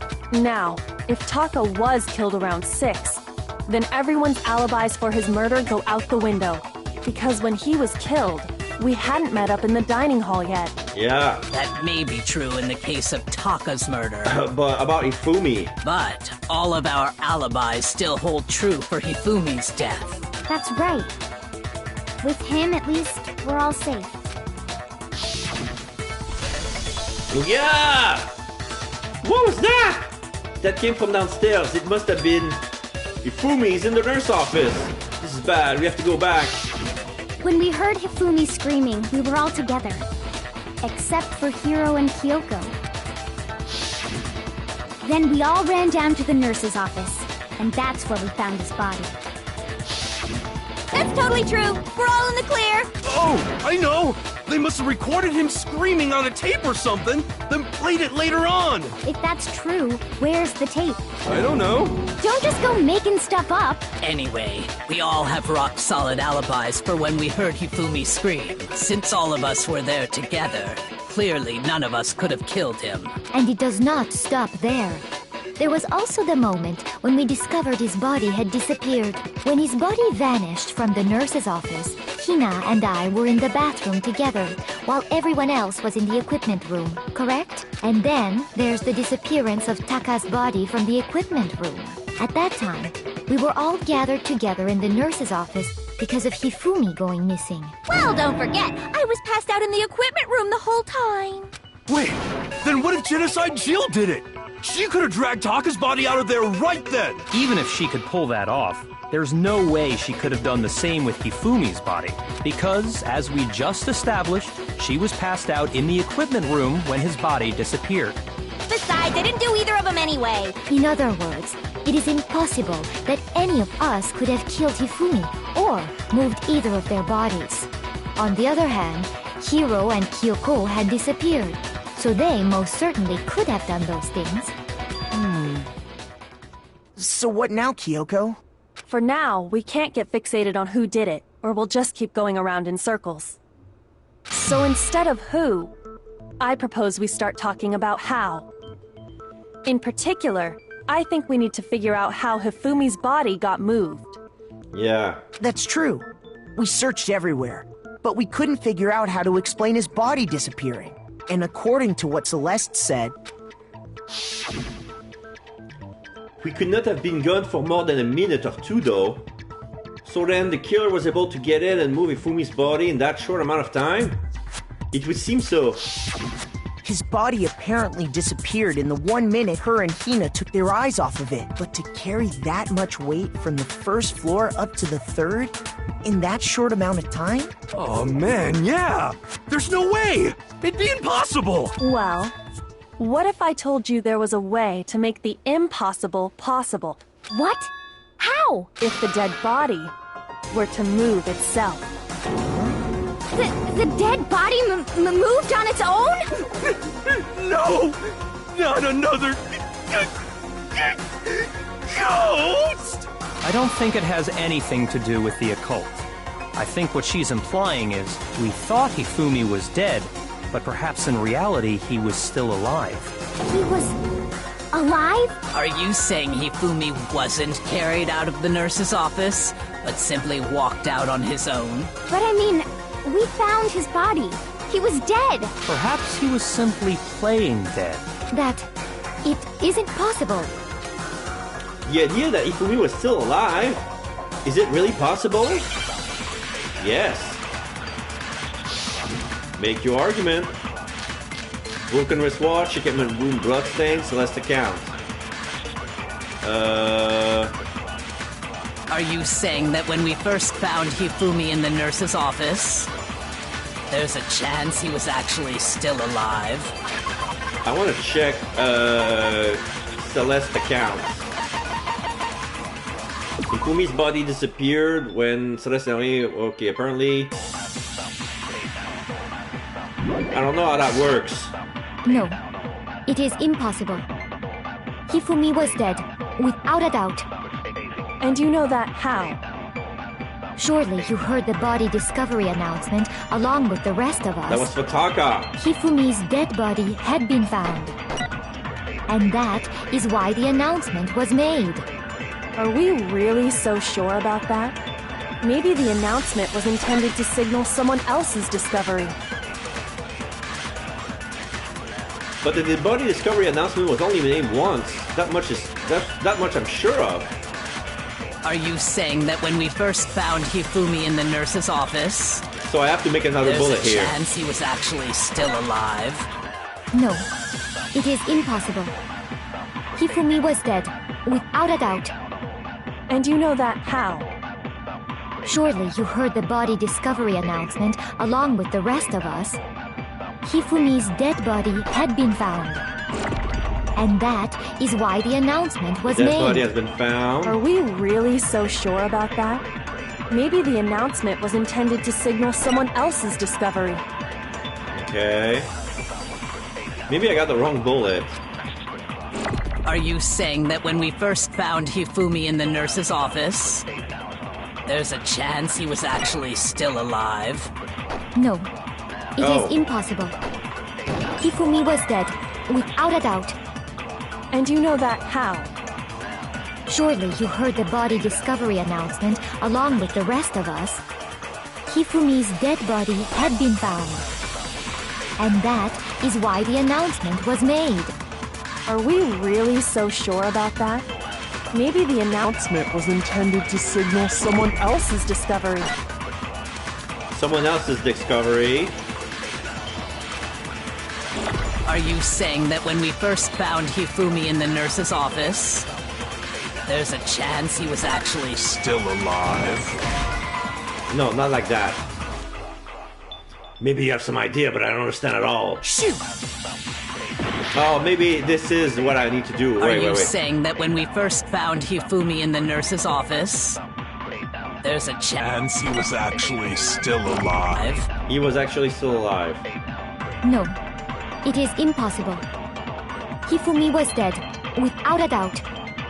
And you know that how? Surely you heard the body discovery announcement along with the rest of us.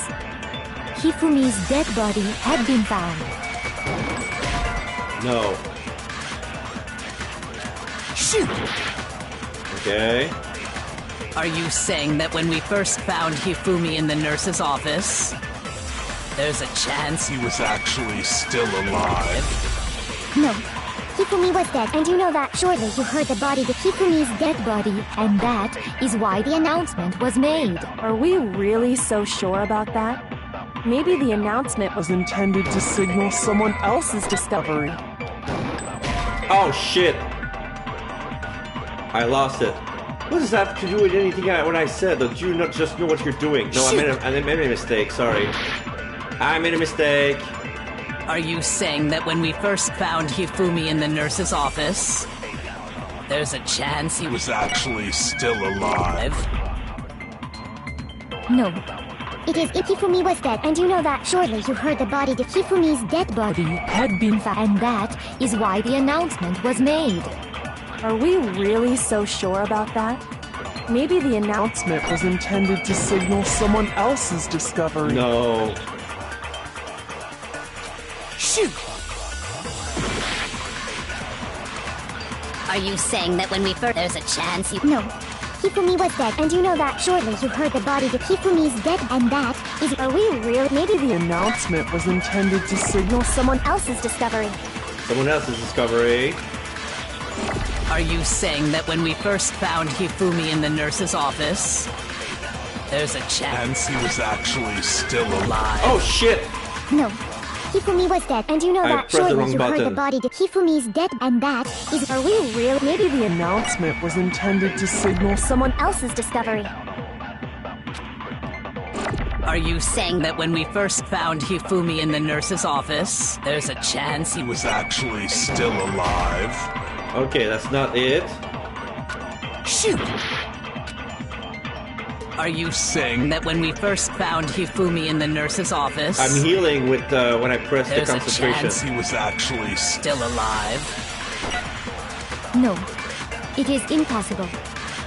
Hifumi was dead, without a doubt. And you know that how?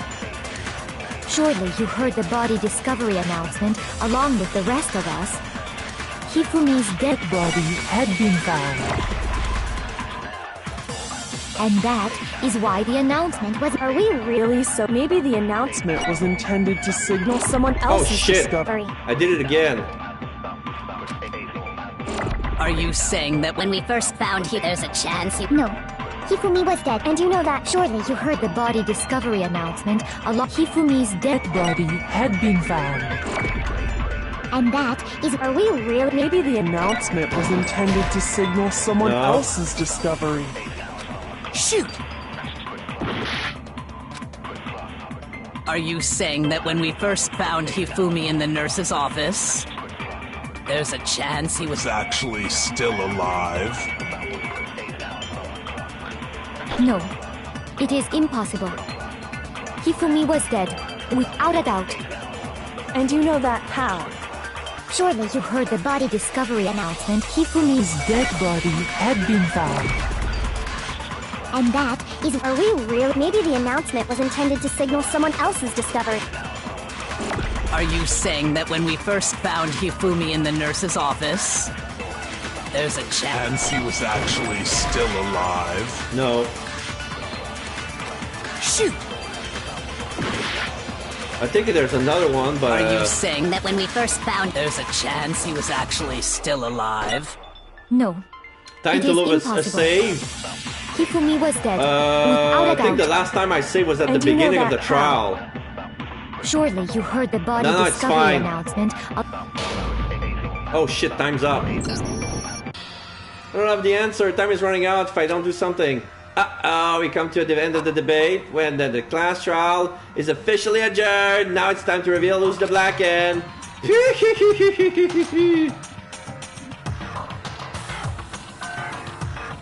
It would appear that the one with the most vote is Makoto. However, Makoto is not the black end. Too bad. Looks like the real killer gets to graduate. Congratulations to them. On the other hand, anyone else must now be punished. Is this really the end for all of us? Give it another shot, yes. I refuse to give up yet. See? I don't need to reload. I just start with a full timer.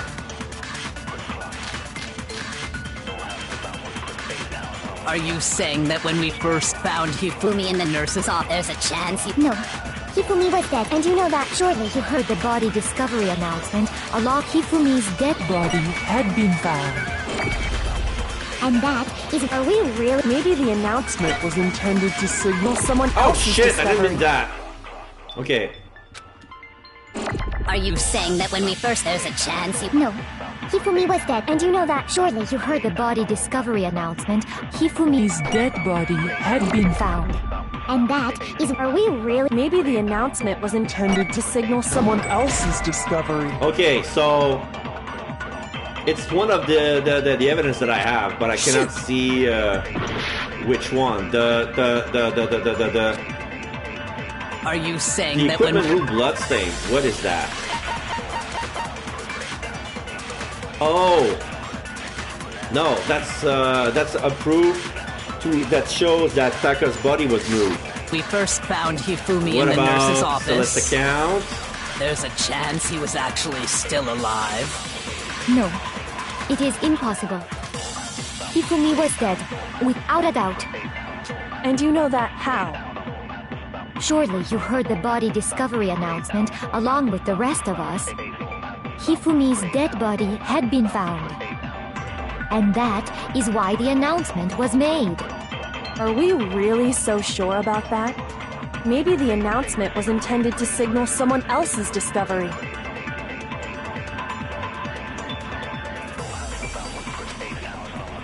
Are you saying that when...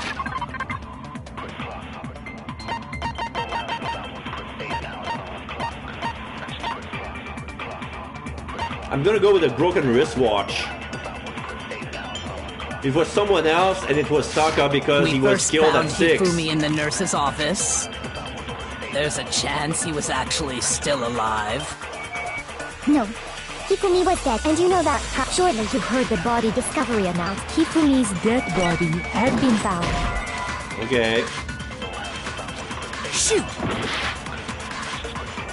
Are you saying that when we first found him, there's a chance he was actually still alive? Okay, I'm healing. No. Hifumi was dead. Without a doubt. And you know that how? Surely you heard the body that Hifumi's dead, and that is... Are we really... Maybe the announcement was intended to signal someone else's discovery.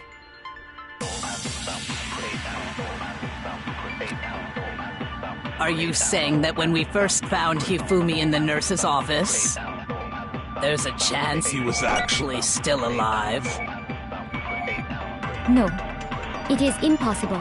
I don't see how it Hifumi works. was dead, without a doubt. Like, I know the truth, but I don't know how to present it. Surely you heard the body discovery announcement along with the Hifumi's dead body, and that is why the announcement was made. Are we really so sure? Maybe the announcement was intended to signal someone else's discovery.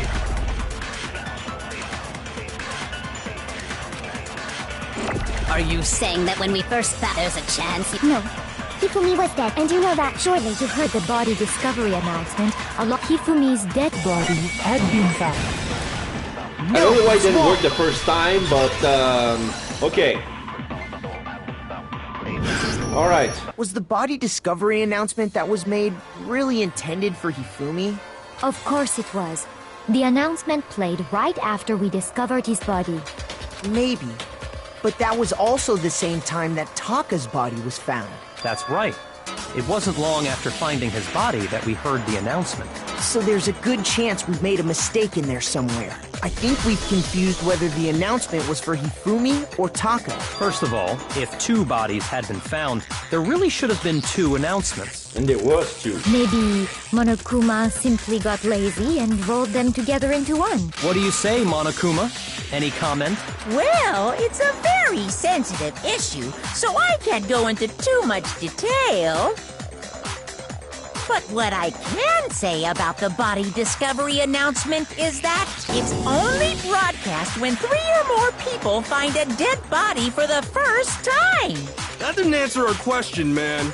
We're asking if you're a lazy bum. No, actually, that was plenty. No, that was plenty. Huh? He said it's only broadcast when a body is discovered for the first time. Which means... when we saw Ifumi's body, he was not dead. Even if we find the same body again later, he won't make the announcement again. If that's true, then why was the announcement made again later on? Huh? Later on? Exactly. We heard the body discovery announcement twice. The second body discovery announcement, this first time is played when we found each body in the nurse's office in the equipment room. And the second time was when Toko was found unconscious when both bodies were rediscovered. Just after Ifumi came back to life. It was when both bodies were discovered. We heard it a second time in the repository, when we rediscovered the 2 bodies. A body has been discovered! After a certain amount of time, which you may use however you like, the class trial will begin. It didn't seem weird at the time, but it contradicts what Monokuma just told us, doesn't it? Exactly. If we were actually rediscovering both bodies, the announcement shouldn't have played. Then in reality, when the 2 dead bodies were rediscovered, one of them was actually... found dead for the first time. Being discovered for the first time. So when we found Hifumi the first time in the nurse's office, he wasn't actually dead yet. Meaning he wasn't actually found dead until we came upon him in the repository. And that's just part of it. There's one other thing that leads me to believe he was still alive in the nurse's office. The glasses. Oh, I know! Because he was super good at playing dead! Bada bing, bada boom! That is the worst logic I have ever heard. But honestly, I do not think there's anything that can prove he was still alive. Okay then, let's take another look at the events surrounding the discovery of his body. Then it should become clear whether he was really alive or not. This whole thing is pointless. There has to be proof that shows Ifumi was still alive. I have to find it and show it to everyone.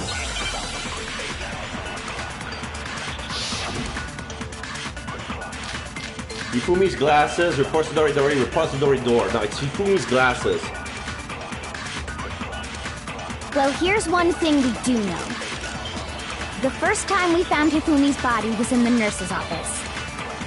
And then, while me and Celeste were in the bathroom, his body disappeared.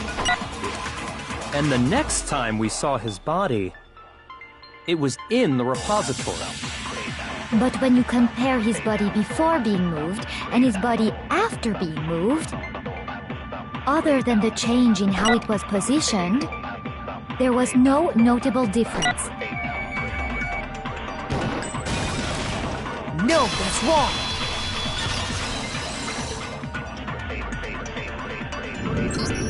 In fact, there was one clear difference between Hifumi in the nurse's office and the repository. His glasses. That fact alone proves that he was only playing dead in the beginning. Perhaps you'd like to fill the rest of us in? When we found Hifumi in the nurse's office, his glasses were covered with blood. But when we found him again later in the repository, they were spotless. And I found the item he used to wipe them clean in the nurse's office trash can. The minute I found a trash can in the nurse's office was the glass cleaning cloth. I got it! It was a glasses cleaning cloth featuring a certain cartoon mascot. One look at the bloodstain on the cloth should make things clear. This piece of cloth was used to wipe Hifumi's glasses clean. And the mascot on the cloth is the same one that's on the digital camera, right? And whose digital camera was it? Hifumi's, of course. Another Princess Piggles, The character was Princess Piggles. From Demon Angel Pretty Pudgy Princess, I think. I highly doubt anyone but Hifumi would have brought something like this to school. I see your point. And the only people here who wear glasses are... I wouldn't be caught dead using a tacky piece of garbage like that. A few tissues is all I need to keep my glasses clean. Then there's no question. It belonged to Hifumi. So what you're saying is... What exactly? What I'm saying is, the blood on his glasses was wiped away using his own glasses cleaning cloth. Even if that is true, it does not mean he wiped the blood off himself. But who would benefit from a clean pair of glasses other than the glasses owner? That's a good point. Then it must have been him, right? So let's assume that Hifumi was still alive in the nurse's office. He pretends to be dead. Then when he's alone, he wipes his glasses clean so he can see. Then he stands up and walks out on his own 2 feet. And with that, the impossible task of moving his copious corpse becomes possible, wouldn't you say? But then, if he was just pretending to be dead, what was with all that blood? Was it paint or something? no, it was real blood. He just took a pack from the fridge in the nurse's office and smeared it all over his face. The fridge in the nurse's office contains packs of blood for emergencies. He probably used one of those. He figured if he was gonna play dead, he should go all out, so he just dumped it everywhere! But he got crazy with it and had to wipe his glasses off when he was done! God, what an idiot! And if Hifumi was still alive at that point, the disappearance of Taka's body is easily explained. It should be perfectly obvious who must have moved Taka's corpse. The one who moved Taka's body was Sakura, Taka himself, or Fumi. I got it! It could only have been Hifumi. While we were all gathered in the nurse's office, he went to the equipment room and took Taka's body. And put it in the repository and locked the home behind. That so also explains how the door to the repository got locked. The door was locked? Well, after the bodies disappeared, we all went looking for them, right? So me and Sakura headed for the repository.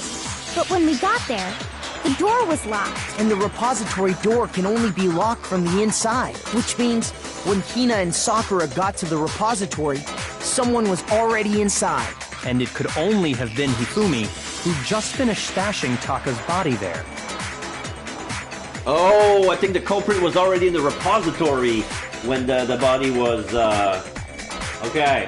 He convinced us all he was dead, and when he saw his chance, he dragged Taka's body to the repository. So, Hifumi wasn't just another victim in this case. He was one of the assailants. But that means he took part in the murders. Yeah. I just can't believe it. If you're having trouble, would you like me to show you one more piece of evidence? There's more? Oh, absolutely. The single biggest fact pointing to his involvement has yet to be revealed. You know what I'm talking about, right, Makoto? The item he took off of Taka's lifeless body? Oh, the note.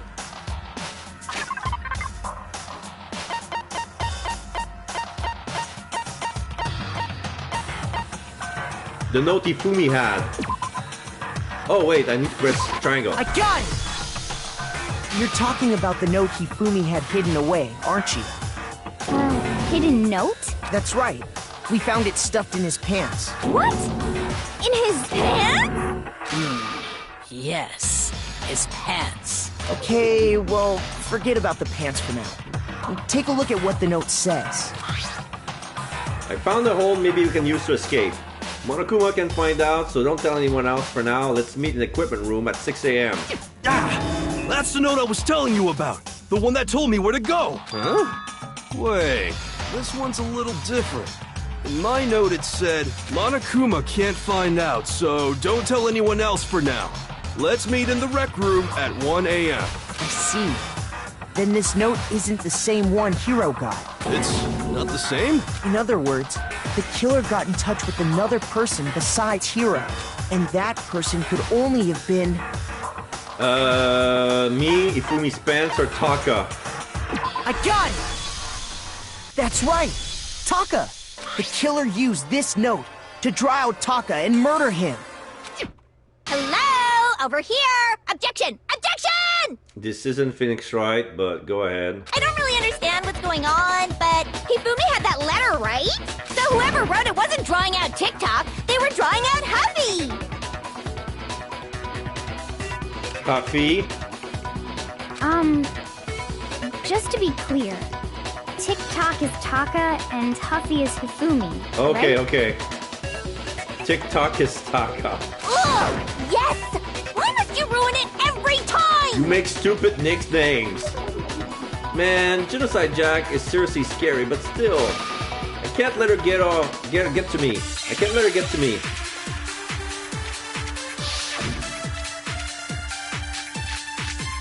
Broken wristwatch, Hifumi glasses, glasses clean clock. Huffy had the note, right? Then the person it was intended for must have been Huffy! Hifumi? But remember what the note said. What time did it say to meet? 6 a.m., I believe. Same as the murder. The time doesn't matter! The note has nothing to do with TikTok! The broken wristwatch. Okay. The time mentioned in the note, I feel like that's the key. Huffy had the note, right? Then the person it was intended for must have been Huffy! But remember what the note said. What time did it say to meet? 6 a.m., I believe. The time doesn't matter! The note has nothing to do with TikTok! No, that's wrong!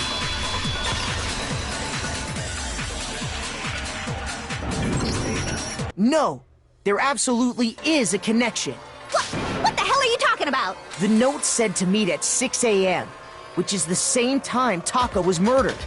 You've already proven that using his wristwatch. But there's more. Look where the note says to meet. The equipment room, right? Which is where Taka was killed. I see. So, Taka was murdered at both the time and place written in the note. I think that should be plenty to show that this note was definitely meant for Taka.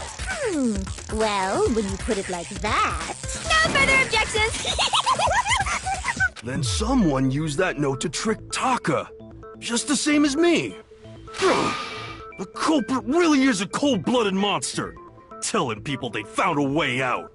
But if they gave the note to Taka, what was Hifumi doing with it? Stuffed down his pants, no less! Most likely. Hifumi stole it off Taka's corpse after he died. Huh? He stole it? Where's your proof? Go ahead, show us. Oh, the piece that he grabbed, the scrap of paper found in Taka's hands. Prove that Hifumi stole the note from Taka.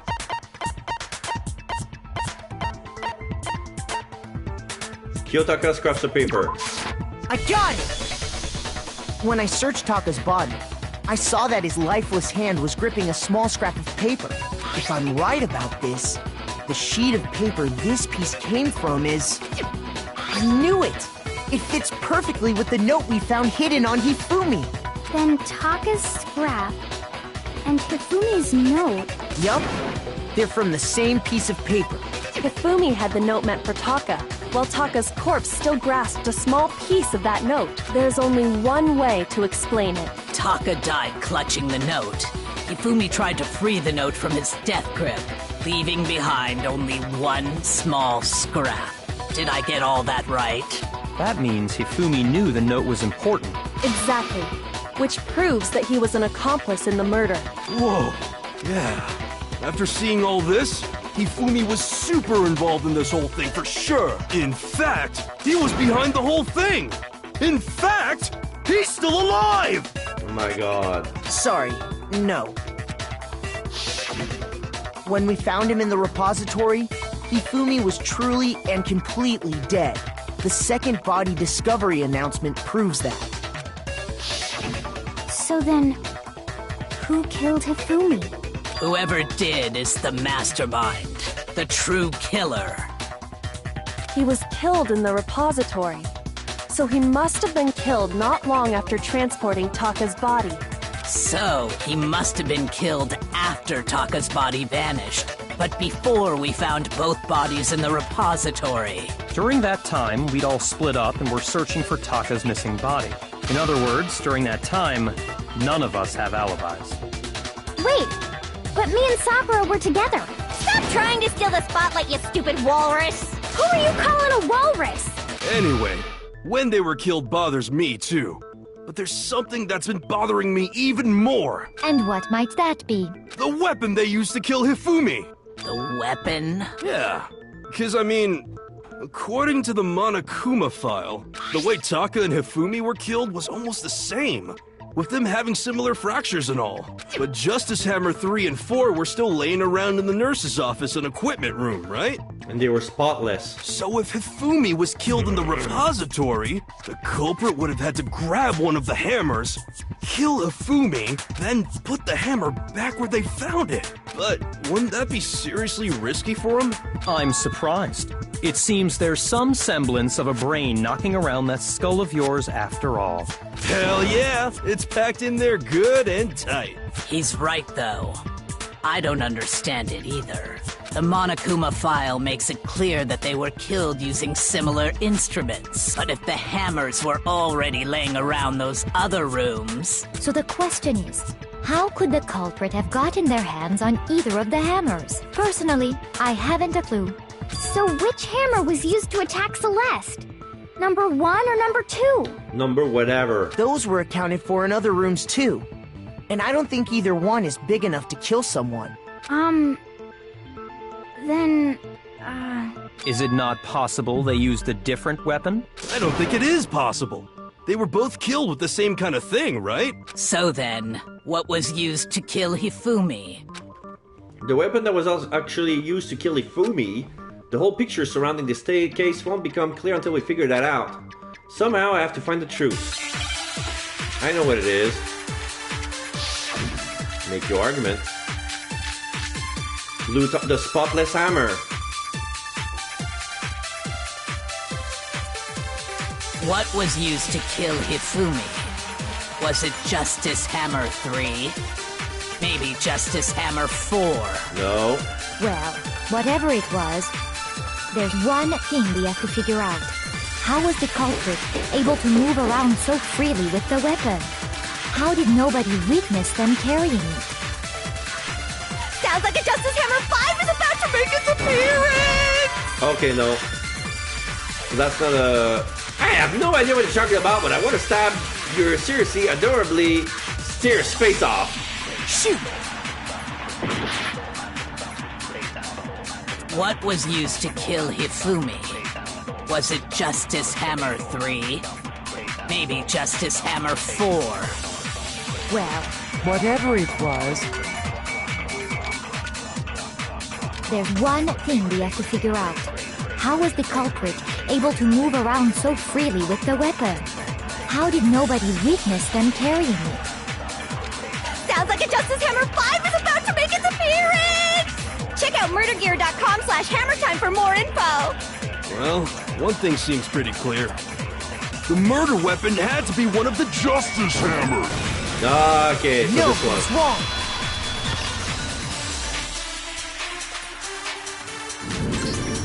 The murder weapon wasn't a Justice Hammer at all.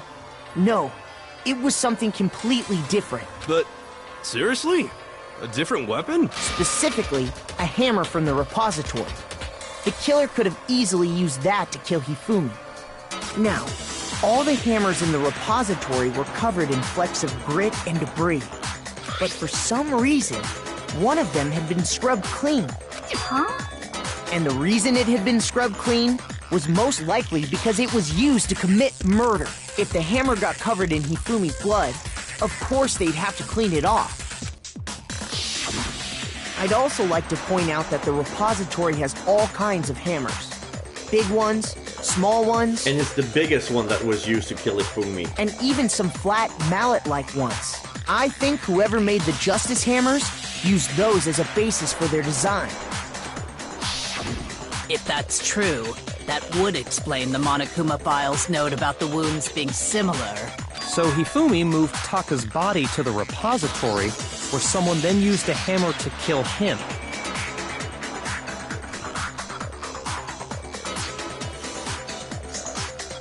whoever did that is the true killer.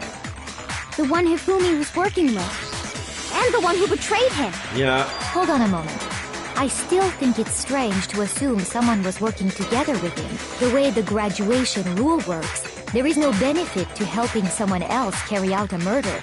So the idea that anyone would work together like that is simply ludicrous. We talked about this, did we not? We did talk about how there wouldn't be any reason for anyone to work together. At least that's what we thought at first, but... like, if Fumi had a reason to kill Taka, it's alter ego. Spotless hammer, blue tarp, broken wristwatch. Based on the rules that have been laid out for us, even if more than one person is complicit in the murder, only the one who actually carried out the act can graduate and survive. Assuming the rule holds true, it is simply impossible that two people work together on this. That is how the rule was explained to us. But that only really applies if there's one murder, right? Yeah. In this case, however, there were two murders. Is the possibility of an accomplice really that insane, or is there some chance? Based on the rules that have been laid out for us, even if more than one person is complicit in the murder, only the one who actually carried out the act can graduate and survive, assuming the rule holds true. No, that's wrong!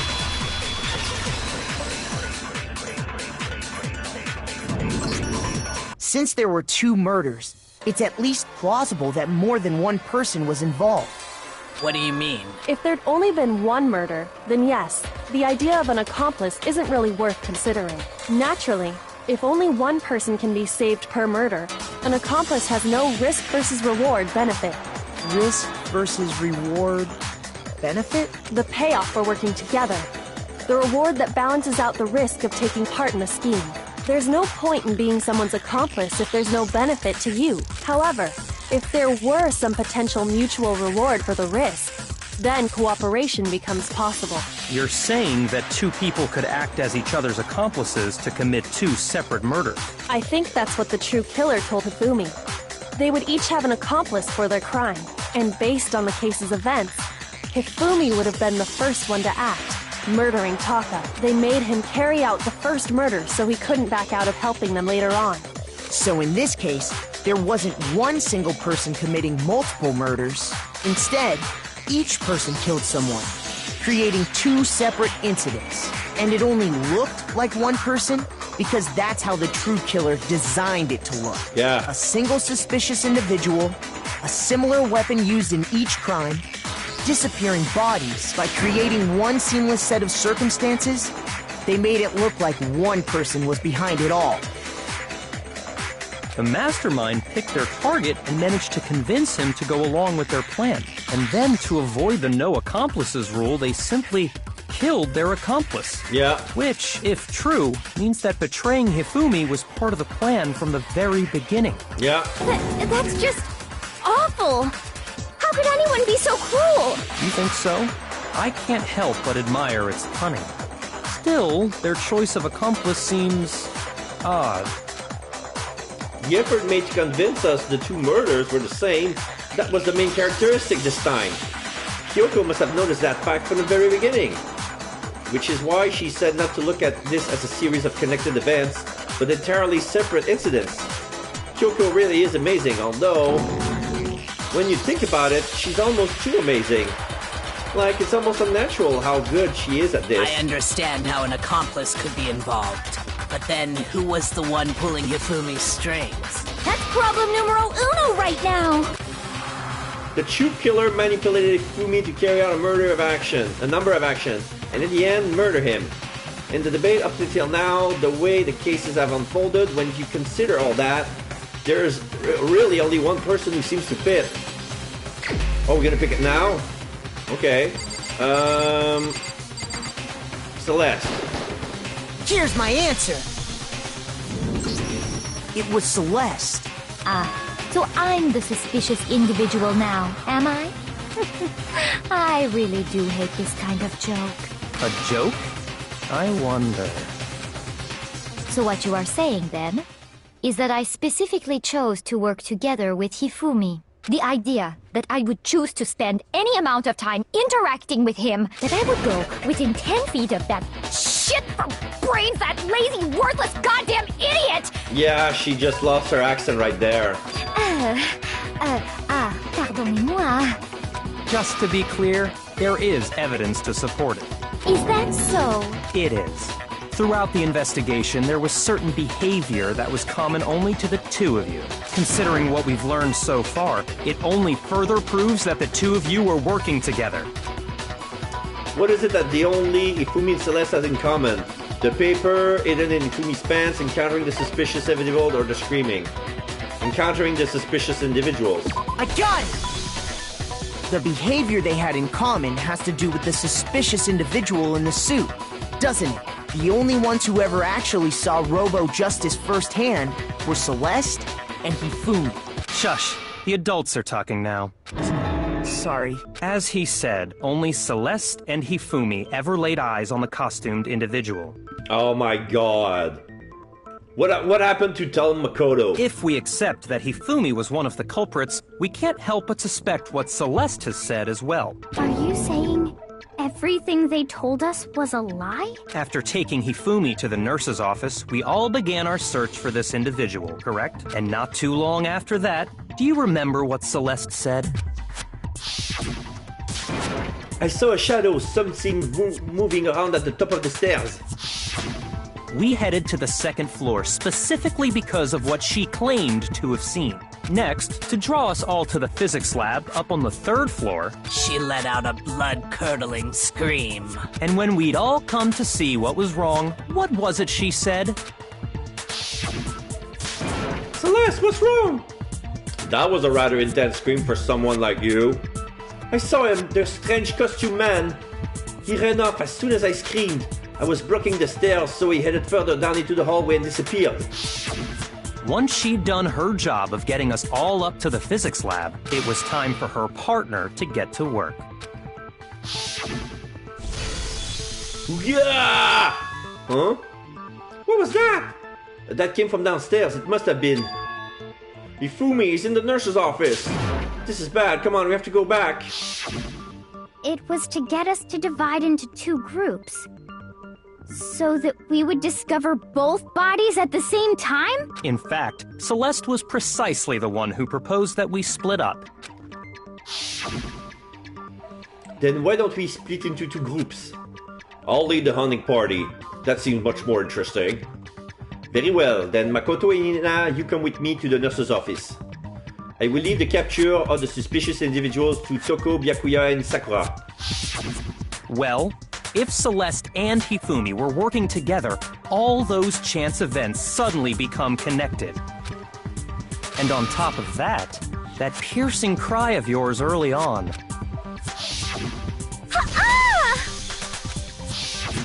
That was to signal Hifumi, wasn't it? It was your way of telling him, we're on the third floor, everything's going according to plan.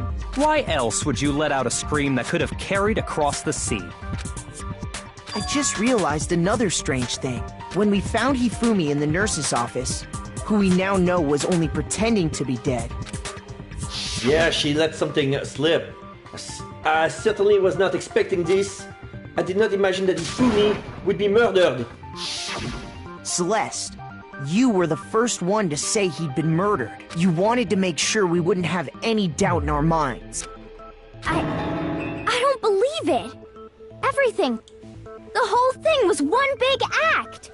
Hina, you were with Celeste when Hifumi's body disappeared, right? Yeah. I was feeling kinda sick, so Celeste took me to the bathroom. She did it so to give an opportunity to Hifumi to get out. Wait! Then that was... She wasn't worried about you. She just saw a chance to help Hifumi sneak out of the nurse's office. Each piece isn't much by itself, but start putting them together and the picture gets very ugly indeed. Wouldn't you agree, Celeste? I have no idea what you mean. Don't bother trying to deny it. You made one fatal mistake. Oh, did I? Yes, in the nurse's office. After Ifumi's body disappeared. I didn't even catch it myself when you first said it, but looking back, I can say that one little slip-up was your undoing. Yeah, I caught it too. What are you talking about? I'm talking about what you said after Hifumi's body disappeared and we returned to the nurse's office. They must really be enjoying the sight of us standing around, frightened and confused. We are going to die here. We are going to die just like those guys died. Those guys. I remember her saying that too, but I don't understand what's so strange about it. She had no idea Taka died. Then pay attention. Sakura, Toko, and I were first to discover Taka's body in the equipment room. Then Makoto showed up and told us Hifumi had been killed. So Sakura and I left with Makoto. Once we were in the hall, we ran into Celeste, and the four of us headed to the nurse's office. Now, the entire time we were together, none of us said anything about Taka being dead. Think about it. Celeste's comment doesn't make sense. It was completely out of place. Yeah, I see what you're talking about. Although I don't really get what it means. You hear that, Celeste? Everyone's having some trouble understanding. Could you repeat what you said? If you're really not the culprit, you shouldn't have any problem repeating it, right? Yakuza said that Celeste's comment doesn't make sense. What is she alluding to? Okay, I have to...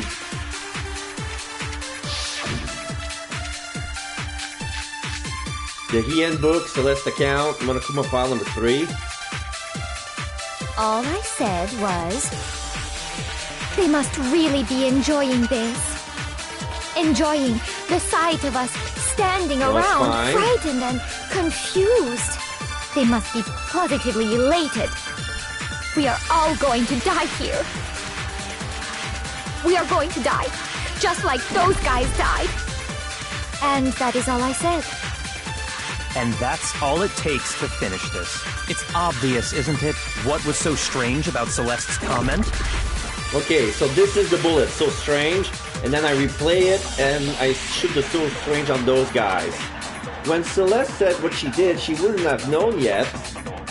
With that in mind, what's so strange about what she said is... All I said was, they must really enjoying the sight of us. They must be... We are all going to die here. We are going to die. Just... No, that's wrong.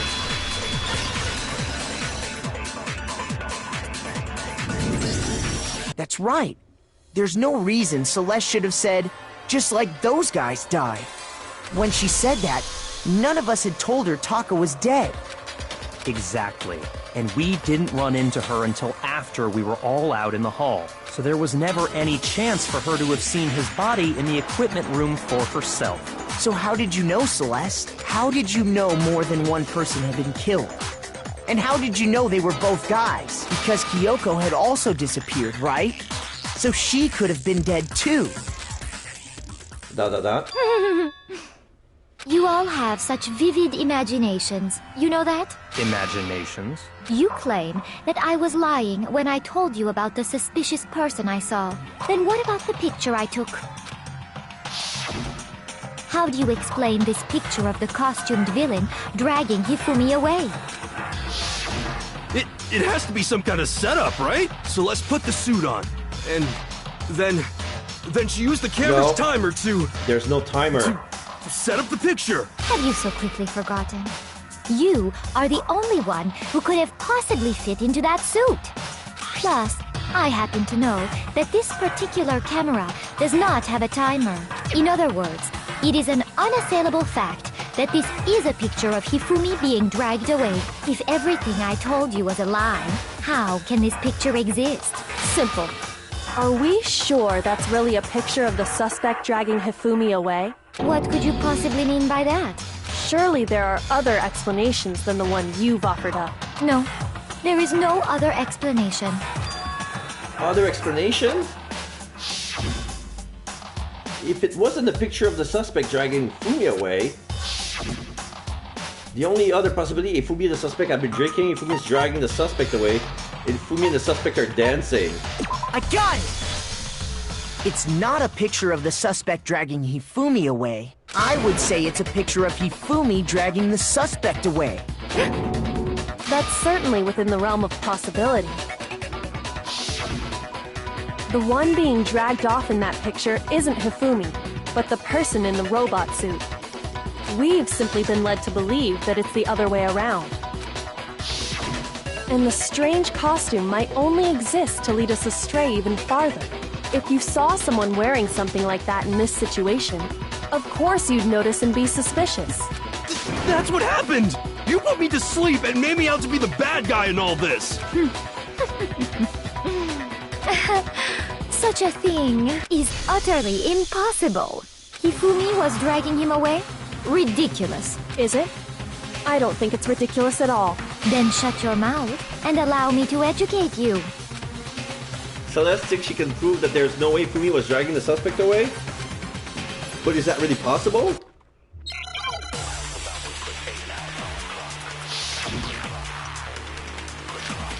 Robo Justice costume, Yasuhiro's message, Robo Justice blueprints, okay?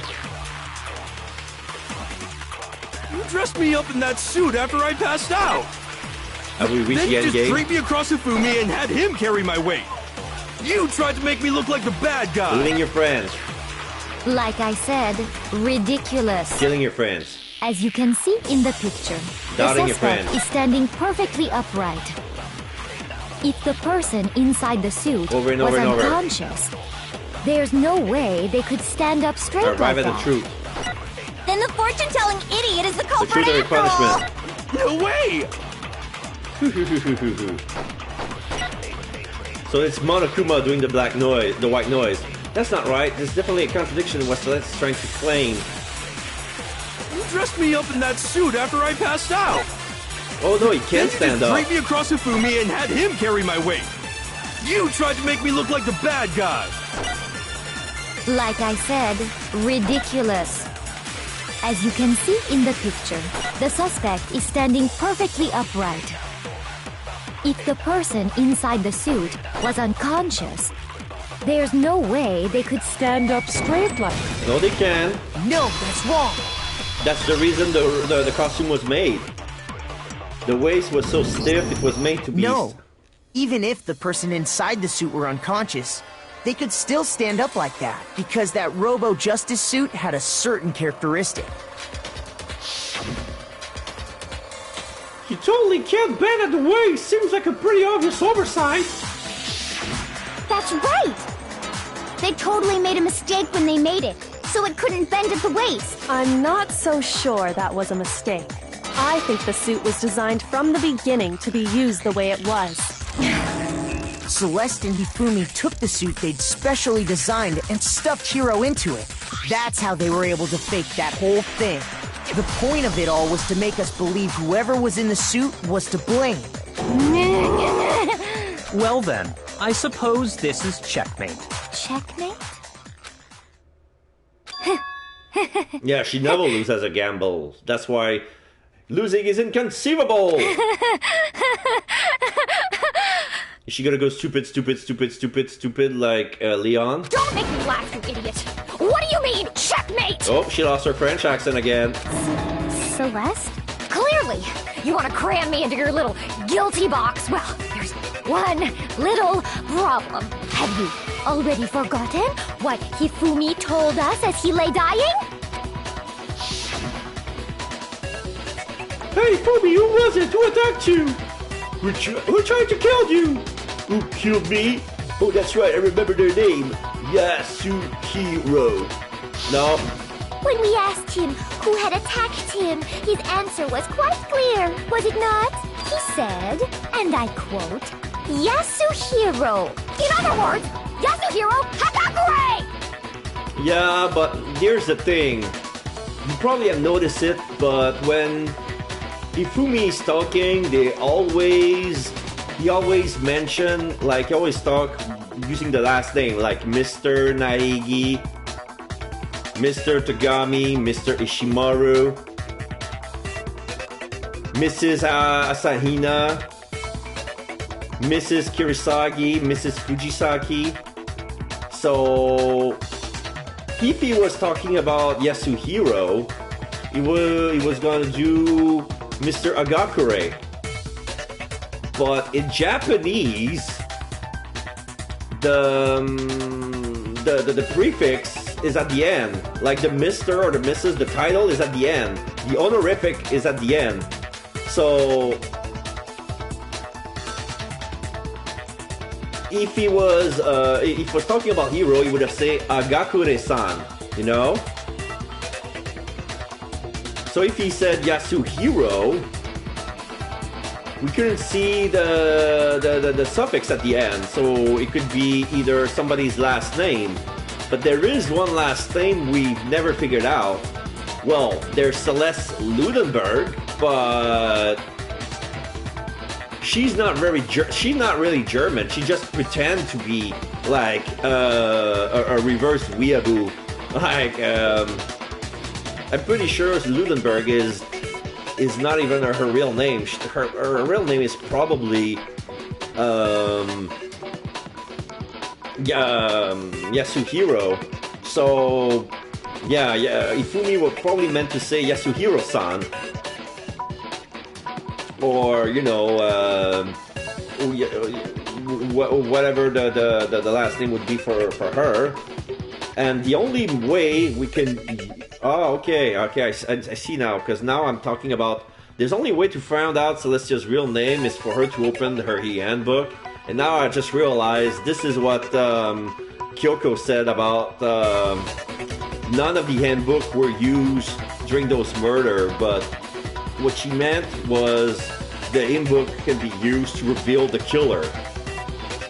Right, but my name isn't really Yasuhiro. It's actually Taro. Oh. Your confusing statements don't make any sense. You're only making things more complicated. Yeah, Taro is a very generic name. It's like John Doe. He did say Yasuhiro, but are we sure he was really pointing the finger at Hiro? What the hell are you talking about? I'll burn you alive! Kyoko, what do you mean by that? Think back to how Hifumi used to talk to us. How did he refer to each of us? He said for Sirasara, no, this is Hiro. He said people's last name. He gave her one nickname that would be Genocide Jill. I got it! That's right! Our last names! He called us all by our last names! Exactly. I know I heard him say Mr. Naegi more than once, for example. So if Hifumi did mean to say Hiro's name, he would have said his last name, Hagakure. I'm sure it was just incidental. By chance, his first name. Indecent? Don't talk. Random chance. Now isn't that a convenient explanation? No. There's no reason to think he would have said the name any different than normal, but he must have run out of energy before he could say any more. So Hifumi was trying to tell us the last name of whoever killed him? But the name he said doesn't apply to anyone here. Well, no. Hold on. There's one person it could apply to, and that's Celeste. She never actually told us what her real name is. I love the one guys don't talk to shush the one guy. Yeah, everybody says shush. The one guys don't talk to shush the one guy. What did you just say? To think you'd take your false accusation so far, I don't know whether to laugh or spit! Come on! Enough with your idiotic blather! Yasuhiro is a loser's name! Do I look like a loser to you? Well, do I? What? I think I've earned the right to be a little on edge. Okay, then fill us in. What's your real name? Open your handbook. Fine. Make sure your ear holes are wide open and listen up! My real name is Celestia Ludenberg. Could you please stop making me repeat myself over and over again? Celeste still won't give up, so then I have to do something to make her accept it. And okay. The handbook. Make your argument. Yeah, handbook is there. Alright. I got my angle. Hifumi was trying to tell us something. He wanted us to know the killer's last name, Yasuhiro. If there's one person here who might have that last name, It would have to be you, Celeste. You haven't told anyone what your real name is. How many times do I have to tell you? My name is... Celestia Ludenberg, god damn it! How long do you plan to... So, Ludenberg is the middle name, and goddammit is her actual last name? Or maybe Ludenberg is her father's name, and goddammit is her mom. Your mama's a goddammit. To go on pretending? I'm not pretending. It's the truth. And since you have no way to contradict me... Yes, we can. No, that's wrong.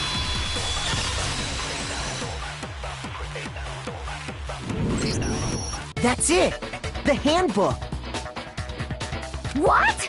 Anytime you turn your handbook on, it shows the owner's name when it boots up, right? Monokuma told us all about it before.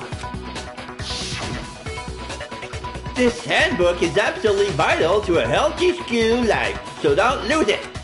When you start it up, it will display your name. Always make sure you have the right one. Now, this is not your everyday notebook. It has so many more uses than that. So all we have to do is check her handbook, and that'll clear up everything. That's how we can find out Celeste's real name. That's an invasion of privacy. I refuse to cooperate. Celeste, can you please just tell us what really happened? Please, just tell us. Even when I'm put in check, it's just my nature not to give up. Because...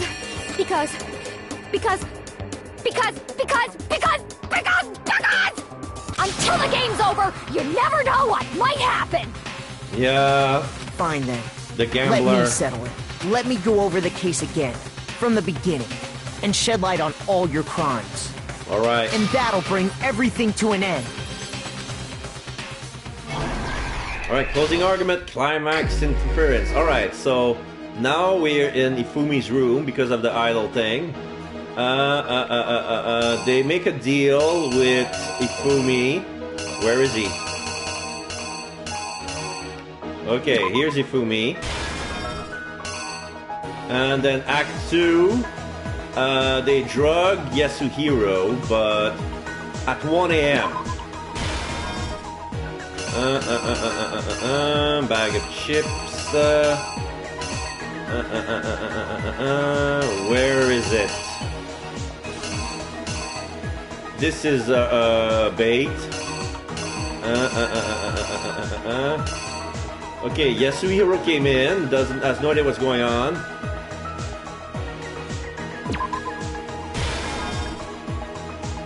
Then they put him in the suit. And then the culprit took a picture. Like this. And then Act 3, the meeting with Hiro at 6 on his watch. Then Ifumi killed Taka with Justice Hammer 4. And then...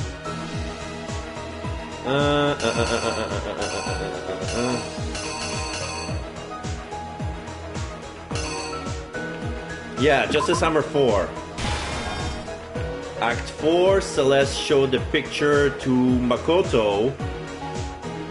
And then when they enter, he was bloodied. He had Justice Hammer number 2. Where is it? Here. And then they put him into the nurse's office. He took a bag of blood, do a Sailor Moon transformation, blah, blah, blah. And, where is it?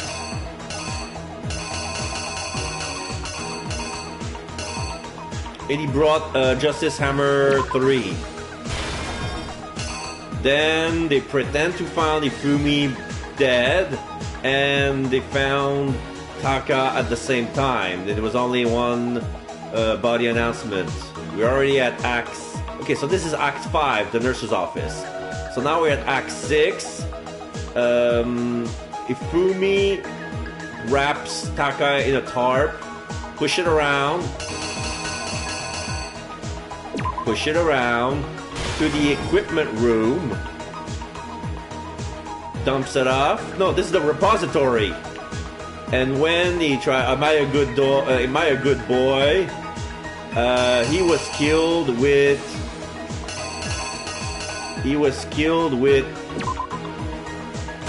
the spotless hammer.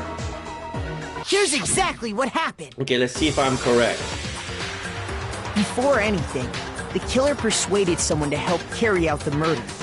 And that person was... Hifumi. They make a handshake and he creamed his jeans because he's touching a pretty woman's ass. The killer was able to execute a number of otherwise impossible schemes.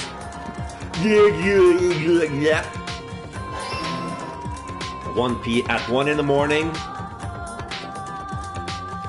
First, they convinced someone to meet them in the rec room last night at 1 in the morning.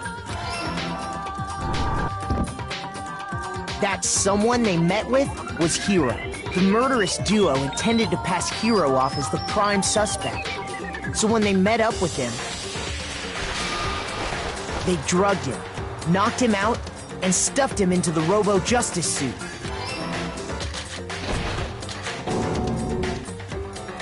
Next, Hifumi positioned himself to make it look like Robo-Justice was attacking him, while the killer used a digital camera to take pictures of the assault.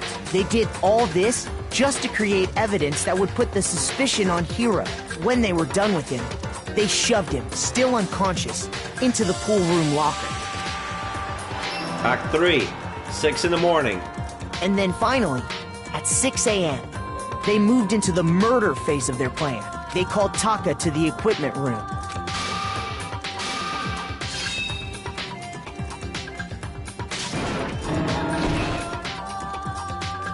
And that's where Hifumi killed him, making it the scene of the first murder. Using Justice The murder Hammer 4. weapon was Justice Hammer 4, which was left there in the equipment room. The reason Hammer number 4 was used was to create confusion about the order of the crimes. Act 4. So, next they falsified 2 more assault incidents. For these attacks, the killers pretended to be the victims, to solidify Robo-Justice as the suspect. The first fake incident was the attack in the rec room. There, the killers wanted us to see Justice Hammer 1 and the Robo-Justice pictures they'd taken. They wanted to make sure we bought the surprise attack story. The second fake incident was the attack in the library.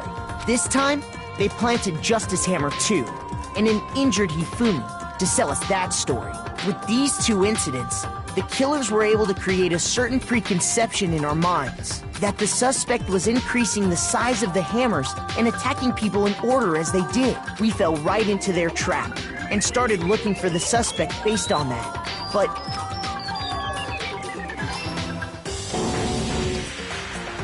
Act 5. While we did that, we left Hifumi alone in the nurse's office. This was exactly what Hifumi was hoping for. You used a pack of blood. He took a blood packet from the refrigerator and Justice Hammer 3 and turned the room into a crime scene in which he himself had apparently been brutally murdered. He let out a scream to draw us back, and when we returned, that's what we found.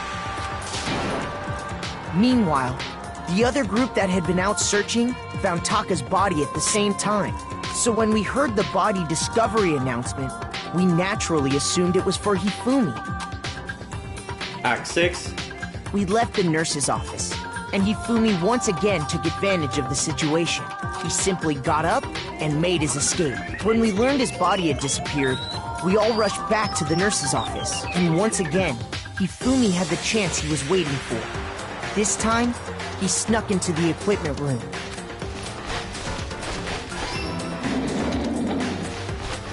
He wrapped Taka's body in a tarp and used the dolly to move it all the way down to the repository. That explains how each of the bodies disappeared. But even Hifumi didn't know what the true killer had in mind for their final act. Their plan all along was to kill Hifumi and get rid of the one person who could betray them. And they did it using an ordinary, everyday hammer from the repository. That should cover everything that happened in this case. And the villain behind it all is... And there's flower just like Rose of Versailles. Or like any Shoujo Ai manga.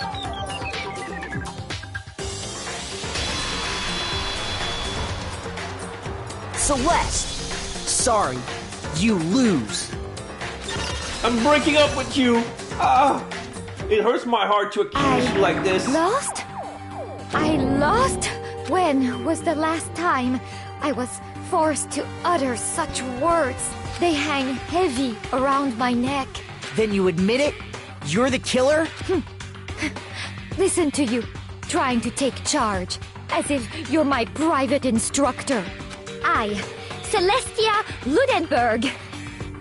Actually, no, Taiko Yasuhiro is fine. Her real name is Taiko Yasuhiro. Taiko? So, you finally accepted it. I'm the kind of person, once I've lost, I don't like things to drag on. Interesting.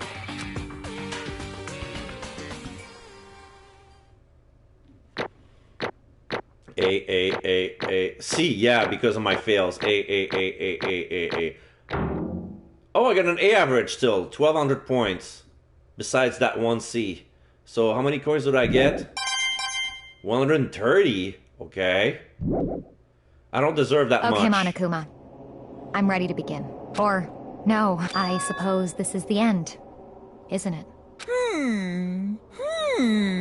It is indeed the moment we've all been waiting for. Time to vote. Okay? Okay. If you would, please locate your lever and cast your vote. And when the votes are tallied, who will become the blackened? Will you make the right choice or the dreadfully wrong one? What's it gonna be? What's it gonna be?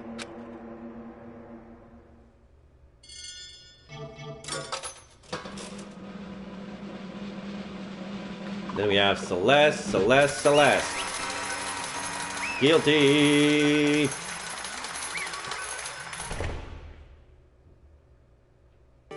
What?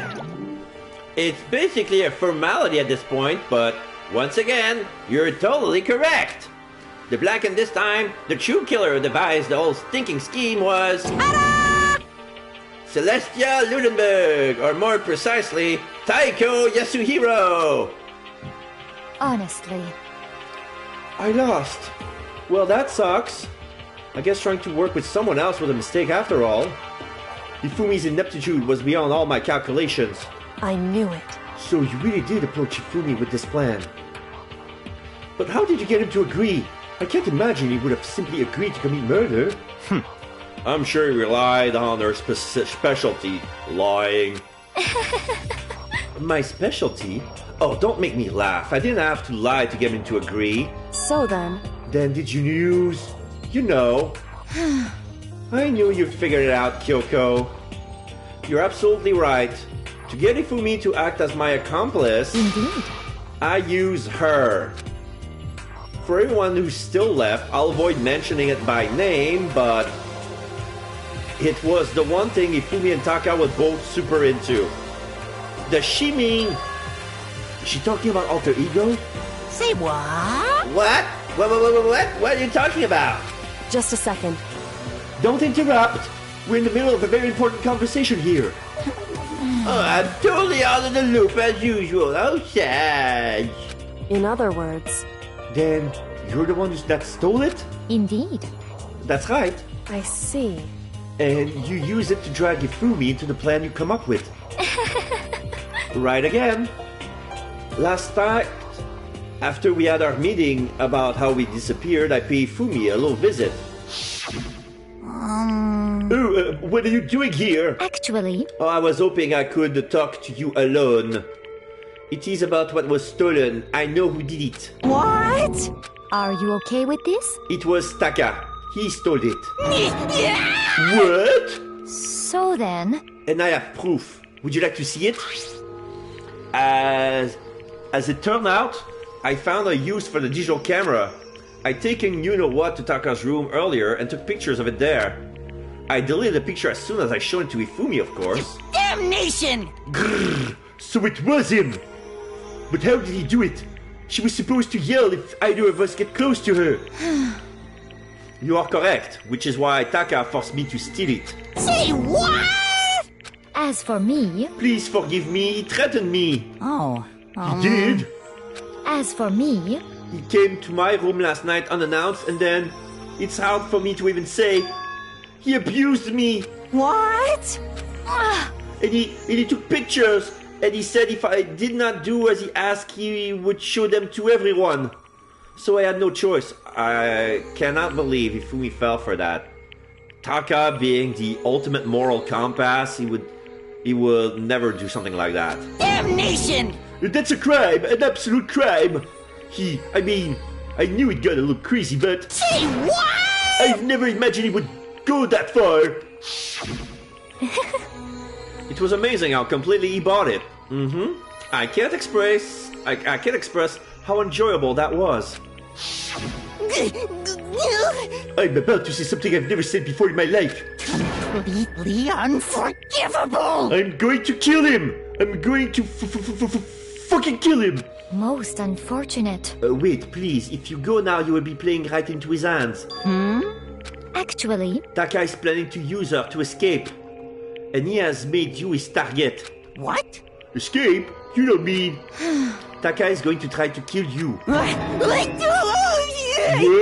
Indeed. And also he can keep her to himself. That bastard! This is unforgivable! Completely unforgivable! Bastard, bastard, bastard, bastard! Honestly. Can we allow him continue with these barbaric acts? Absolutely not! How could I? She... I swear I will save her! Actually... Then would you like to join with me? It just so happened I have come up with a plan. I have devised a way to reclaim what he has stolen and escape this dreadful school. And with that, it is complete. What are you talking about? Oh, nothing. Ifumi agreed with our second thought. The effect that item had on him was remarkable.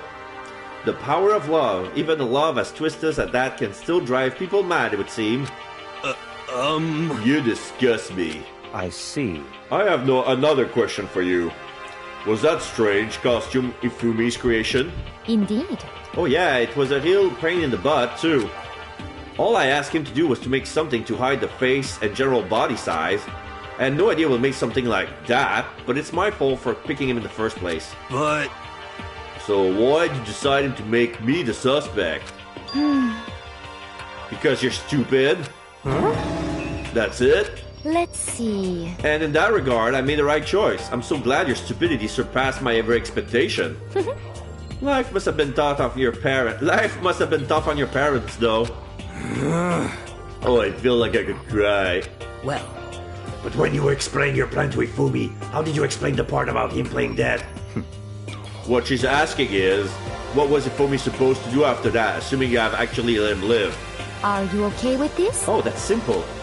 After he did his part and pretend to be dead, once someone showed up, I told him to stay. I told him to say he'd been seriously wounded, he was on the verge of death, but he just barely held on. And you really believed that? Well, of course, that wasn't all there was to it. As I explained it to Ifumi, the plan was, while you were all questioning him about what had happened to him, I was going to murder someone else. At that point, Ifumi would have an alibi, so nobody could doubt him. I told him that, and he believed it. It all seems very straightforward, stereotypical. I just matched the lie to the level of the opponent. In fact, Ifumi ate it up. He believed the lie wholeheartedly right up until the moment of his death. So in the end... So you had planned to kill him all along? But of course. There would have been no point to my plan if the one who pretended to be dead did not end up dead himself. What the heck? How can human life mean so little to you? Well, Oh, that's a non-issue. I simply did everything in my power to win. Don't be mean! Now you sound like Byakuya. I wonder about that. No, he derives his pleasure from the thrill of the hunt. In that aspect, we are nothing alike. Why? Then what made you take things this far? What the heck? Was it really just for money? Oh, are you talking about the $10 million Monokuma offered us? That is a lot of money, it's true. But that's not all there is to it.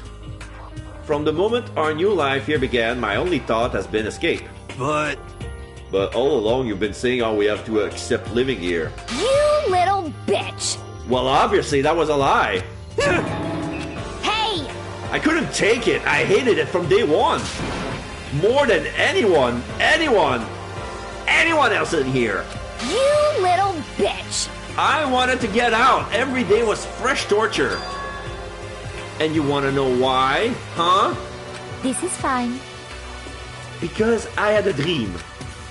And accepting a life here would mean nothing less than giving up on my dream forever. Honestly. And there was no way that I could ever do that. In the underground world of gambling, I risked my life to make a metaphorical killing. As for me... And it was all for that dream. And what was this dream of yours? Isn't it wonderful? Oh, to live in a European castle. A castle?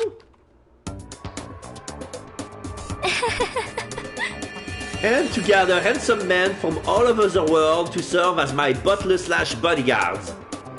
She wanted a harem of men. I was going to make them dress up like vampires and satisfy my every need. Once I obtained that, I would have created a perfectly aesthetic world of decadence. This is fine. Living the rest of my life there was my only dream, my only goal.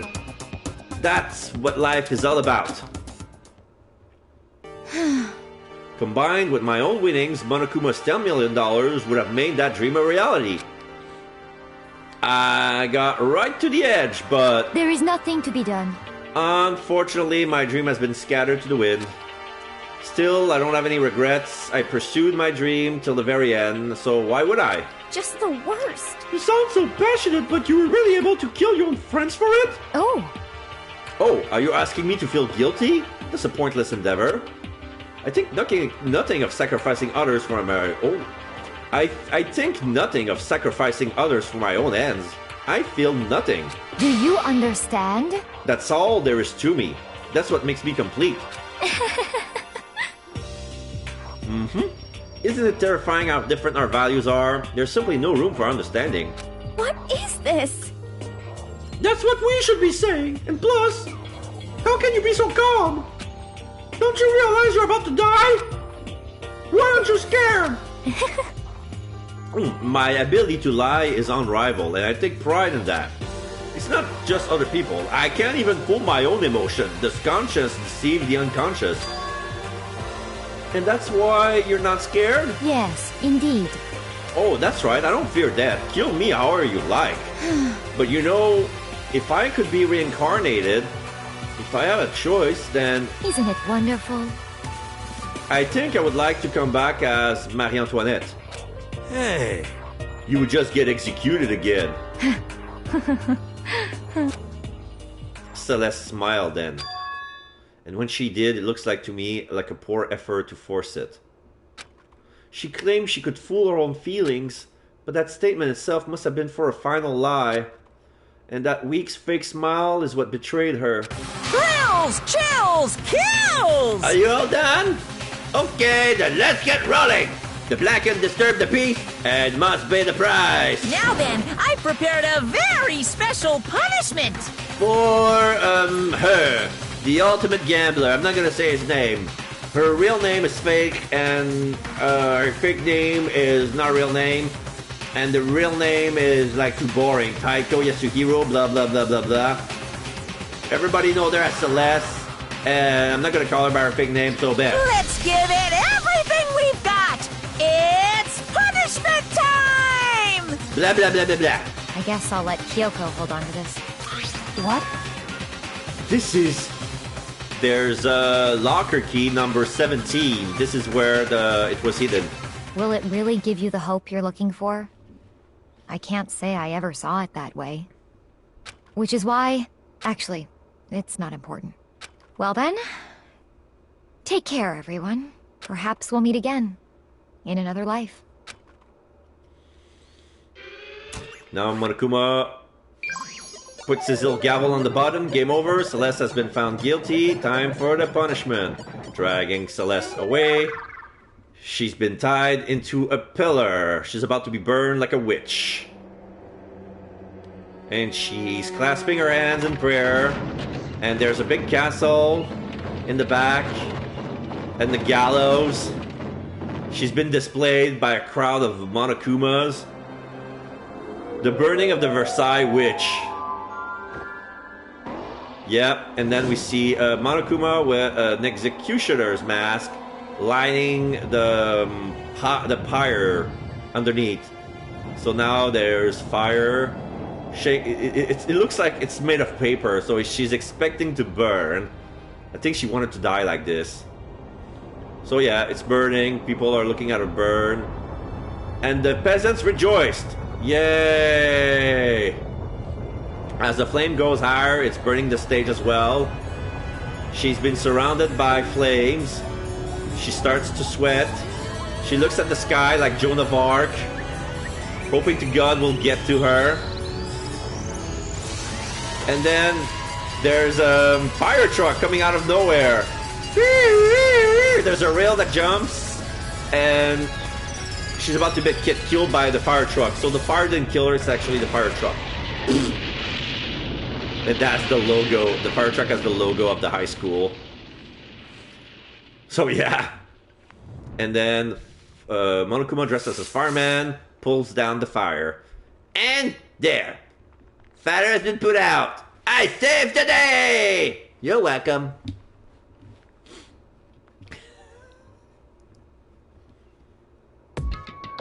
It's over. The third execution is over. Celeste's death is over. Celeste killed my friend, so I can't pity her, but I can also deny at one point I also can't deny that at one point I considered her a friend too. And for him to just come along and... Isn't it just awful?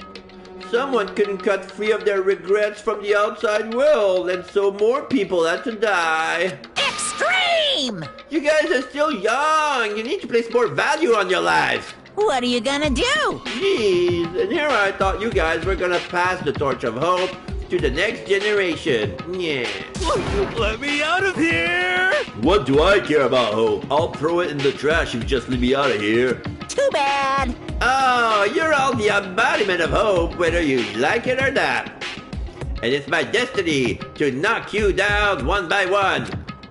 It is sad, yes it is, but that reality just cannot be avoided. Don't talk like you're not responsible. How long are you gonna make us keep going through this? What do you want from us? How strange. God, I'm so sick of people asking me that. Give it a rest already. So anyway, Kyoko, did I see you get some kind of key-type object from Celeste? Hey! So, what's the deal with that? What? What's the matter? So then, I'll answer your question if you answer mine. you... What did you do? What did you do to me? Who? What? Hey, Answer me. What did you do to my body? Ooh, how exciting! Ew, oh man, oh jeez, oh man, oh jeez, oh my, oh, what do you mean, what did I do? I don't know. I have no idea. I don't know anything about it.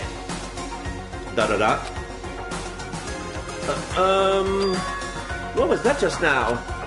The mastermind did something to Kyoko's body? What does that mean? Hello. Okay, things are getting kind of awkward, so I think it's about time I get out of here. Well? Meanwhile, you guys can go on and enjoy your little school life. If you get lonely, give me a shout. Not that I'll do anything about it, of course. See ya later! Monokuma disappeared, leaving us all depressed and in despair. Although it wasn't all despair, there was one small hope. Kyoko, Monokuma already mentioned it, but what's that key that Celeste gave you? So... Most likely, it's the key to one of the dressing room lockers. Huh? What? That means... Celeste probably hid it in there. Hey. I suppose sometimes it's easiest to miss what's right beneath your nose. Well then, we'll better go check. Indeed. Good idea. We left the courtroom and rushed to the dressing room. As we approached the dressing room, Kyoko looked back at us and said, Hey. I'm going to go on alone from here. Everyone else head to the dining hall. I'll check in with you later. What? Why? Why exactly are you going alone? So... Do you even have to ask? As she spoke, she glanced quickly at the surveillance camera. Come on. That's not what I mean. Why you? There'll still be the risk of a spy, you know. ... Then I'll go too. What? You? Please, let me go. Standing here arguing is just going to draw more attention to us. Goodbye. Do whatever you want. Thank you, Byakuya. Well then. Then it's up to you now. Yo! I'm gonna go to the dining hall, okay? So Makoto and Kyoko are gonna go together? Oh, does that mean that what I think it means? No. Okay. Good luck, Makoto. Girls like her are total pushovers when you show a little backbone. I tried to forget what Hina said. Everyone headed to the dining hall, leaving me and Kyoko there alone. Shall we go? Yeah. So then... We need to get into that locker. Kyoko took the key Celeste had given her and unlocked the locker. And the locker swung open. We saw... You really came. Good morning. It's been a while, hasn't it? It's safe, thank goodness. I never heard Kyoko sound so relieved. It was like she was speaking from the bottom of her heart. I did just what Celeste asked. I didn't say a word. I stayed quiet the entire time. So? And I think I might be able to open the last set of files soon. Maybe as early as tomorrow. I'm doing my best, so please wait just a while longer. So now we can officially say the case is closed. As far as this incident is concerned, sure, but can we take a second? Since we have this opportunity, I want you to be honest with me. Kyoko, please tell me, what are you trying to do all on your own here at the school? You... Is that why you wanted to come here with me? However... Regardless, that's not something you need to know right now. I don't need to know? That just makes me even more worried. What? Worried? Like what happened during the investigation this time? You disappear and we didn't see you again. Without warning, without explanation. When you do that... Indeed. Oh, it's only natural that they think I'm the mastermind spies, right? And you too. No! I believe in you. What? You believe in me? Isn't it obvious? People believe in their friends, right? That's why I want you to tell me. And I want you to believe in me too. Because we're friends. ... I understand. It's true. Then maybe I can believe in you. Just a little bit more. Then... That's fine. Fine, I'll tell you. I'll tell you why I've been disappearing and where I've been going. You see... What I heard from Kyoko then was... Well, frankly, it kind of blew my mind. Right after I told Kyoko I believe in her, she told me a story that was, well, almost unbelievable. I decided I have to confirm what she told me with my own two eyes.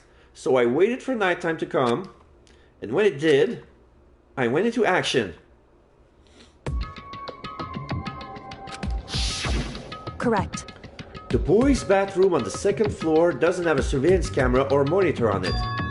And in the storage closet there, way in the back, she said it was my way in the back of the boys' bathroom storage closet. But could Kyoko really be right about this? Okay, boys' bathroom. Storage closet. Oh, I can see the mark. There's a door hidden inside the wall. It's just a normal storage closet as far as I can tell. The secret Kyoko told me about, could it really be hidden here? She said it was way in the back of the storage closet. But I mean, seriously? Without thinking, I placed my hand on the back of the storage closet, and suddenly, as if it were being yanked in, the wall flips. Ka-choink! At the same time as I heard that sound, I fell through the wall. I had no idea what was going on. And there's a hidden desk inside of the closet, like there's an empty room with no camera. I had fallen through the back of the storage closet. Huh? It turned out the back wall was like a revolving door, and it made my way to the other side. Just like Kyoko had said. Correct. In the boys' bathroom on the second floor, there's a storage closet. And way in the back of that closet, there's a secret room. So this is the secret room. But what's in there? There's a set of books, there's a bunch of files, and what looks like volume after volume of yearbooks. They're all covered in dust. Looking at everything, one file at the edge of the bookshelves caught my eye. Hope's Peak Academy Student Registry. This is the only thing in here not covered in dust. Has someone been looking at it recently? I slipped the file into my hand, but before I have the chance to take a look at it, a slip of paper fell out of the file and I turned my attention to it. You must not leave. What's this? You must not leave? That's kind of weird. I could understand if it said like, I can't leave, but you must not leave? What is this? My head feels funny. This strange sensation. It's like deja vu. Those words, you must not leave. I've seen them somewhere before. But I can't quite remember. What do I know? What don't I know? And then there's a suspicious figure with a mask coming from behind with a knife. A strange sound rang out through my head. It felt like it was shaking my brains back and forth. And then, darkness. I don't understand what's happening. I don't know what started it. It's all over. And with that, I opened my eyes. I didn't know how long it had been. The files are gone. Ow! Apparently something hit me and I lost consciousness. That's all I understood. The dull throbbing pain in my head proved that much at least. It's just a normal desk with normal drawers. An empty bookshelf. Empty? Gone. It's all gone. The yearbooks, the student registry, and even the note that's fallen on the floor. It's all gone? What does this mean? But my brain refused to do any more work. The instant the pain in my head began to spread across the rest of my body. For now, I should go back to my room, get some rest. My body was heavy with pain, my mind heavy with thought. I dragged myself back towards my room.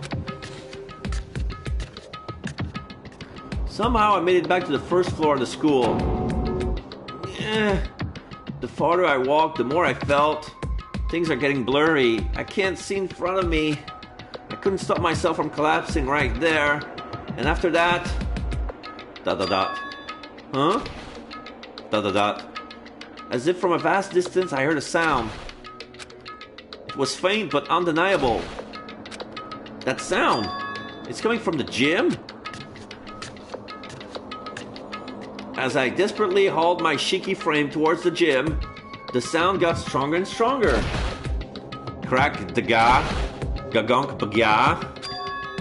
What's going on? Like there's a fight going on. It can't be nothing. Here in the gym?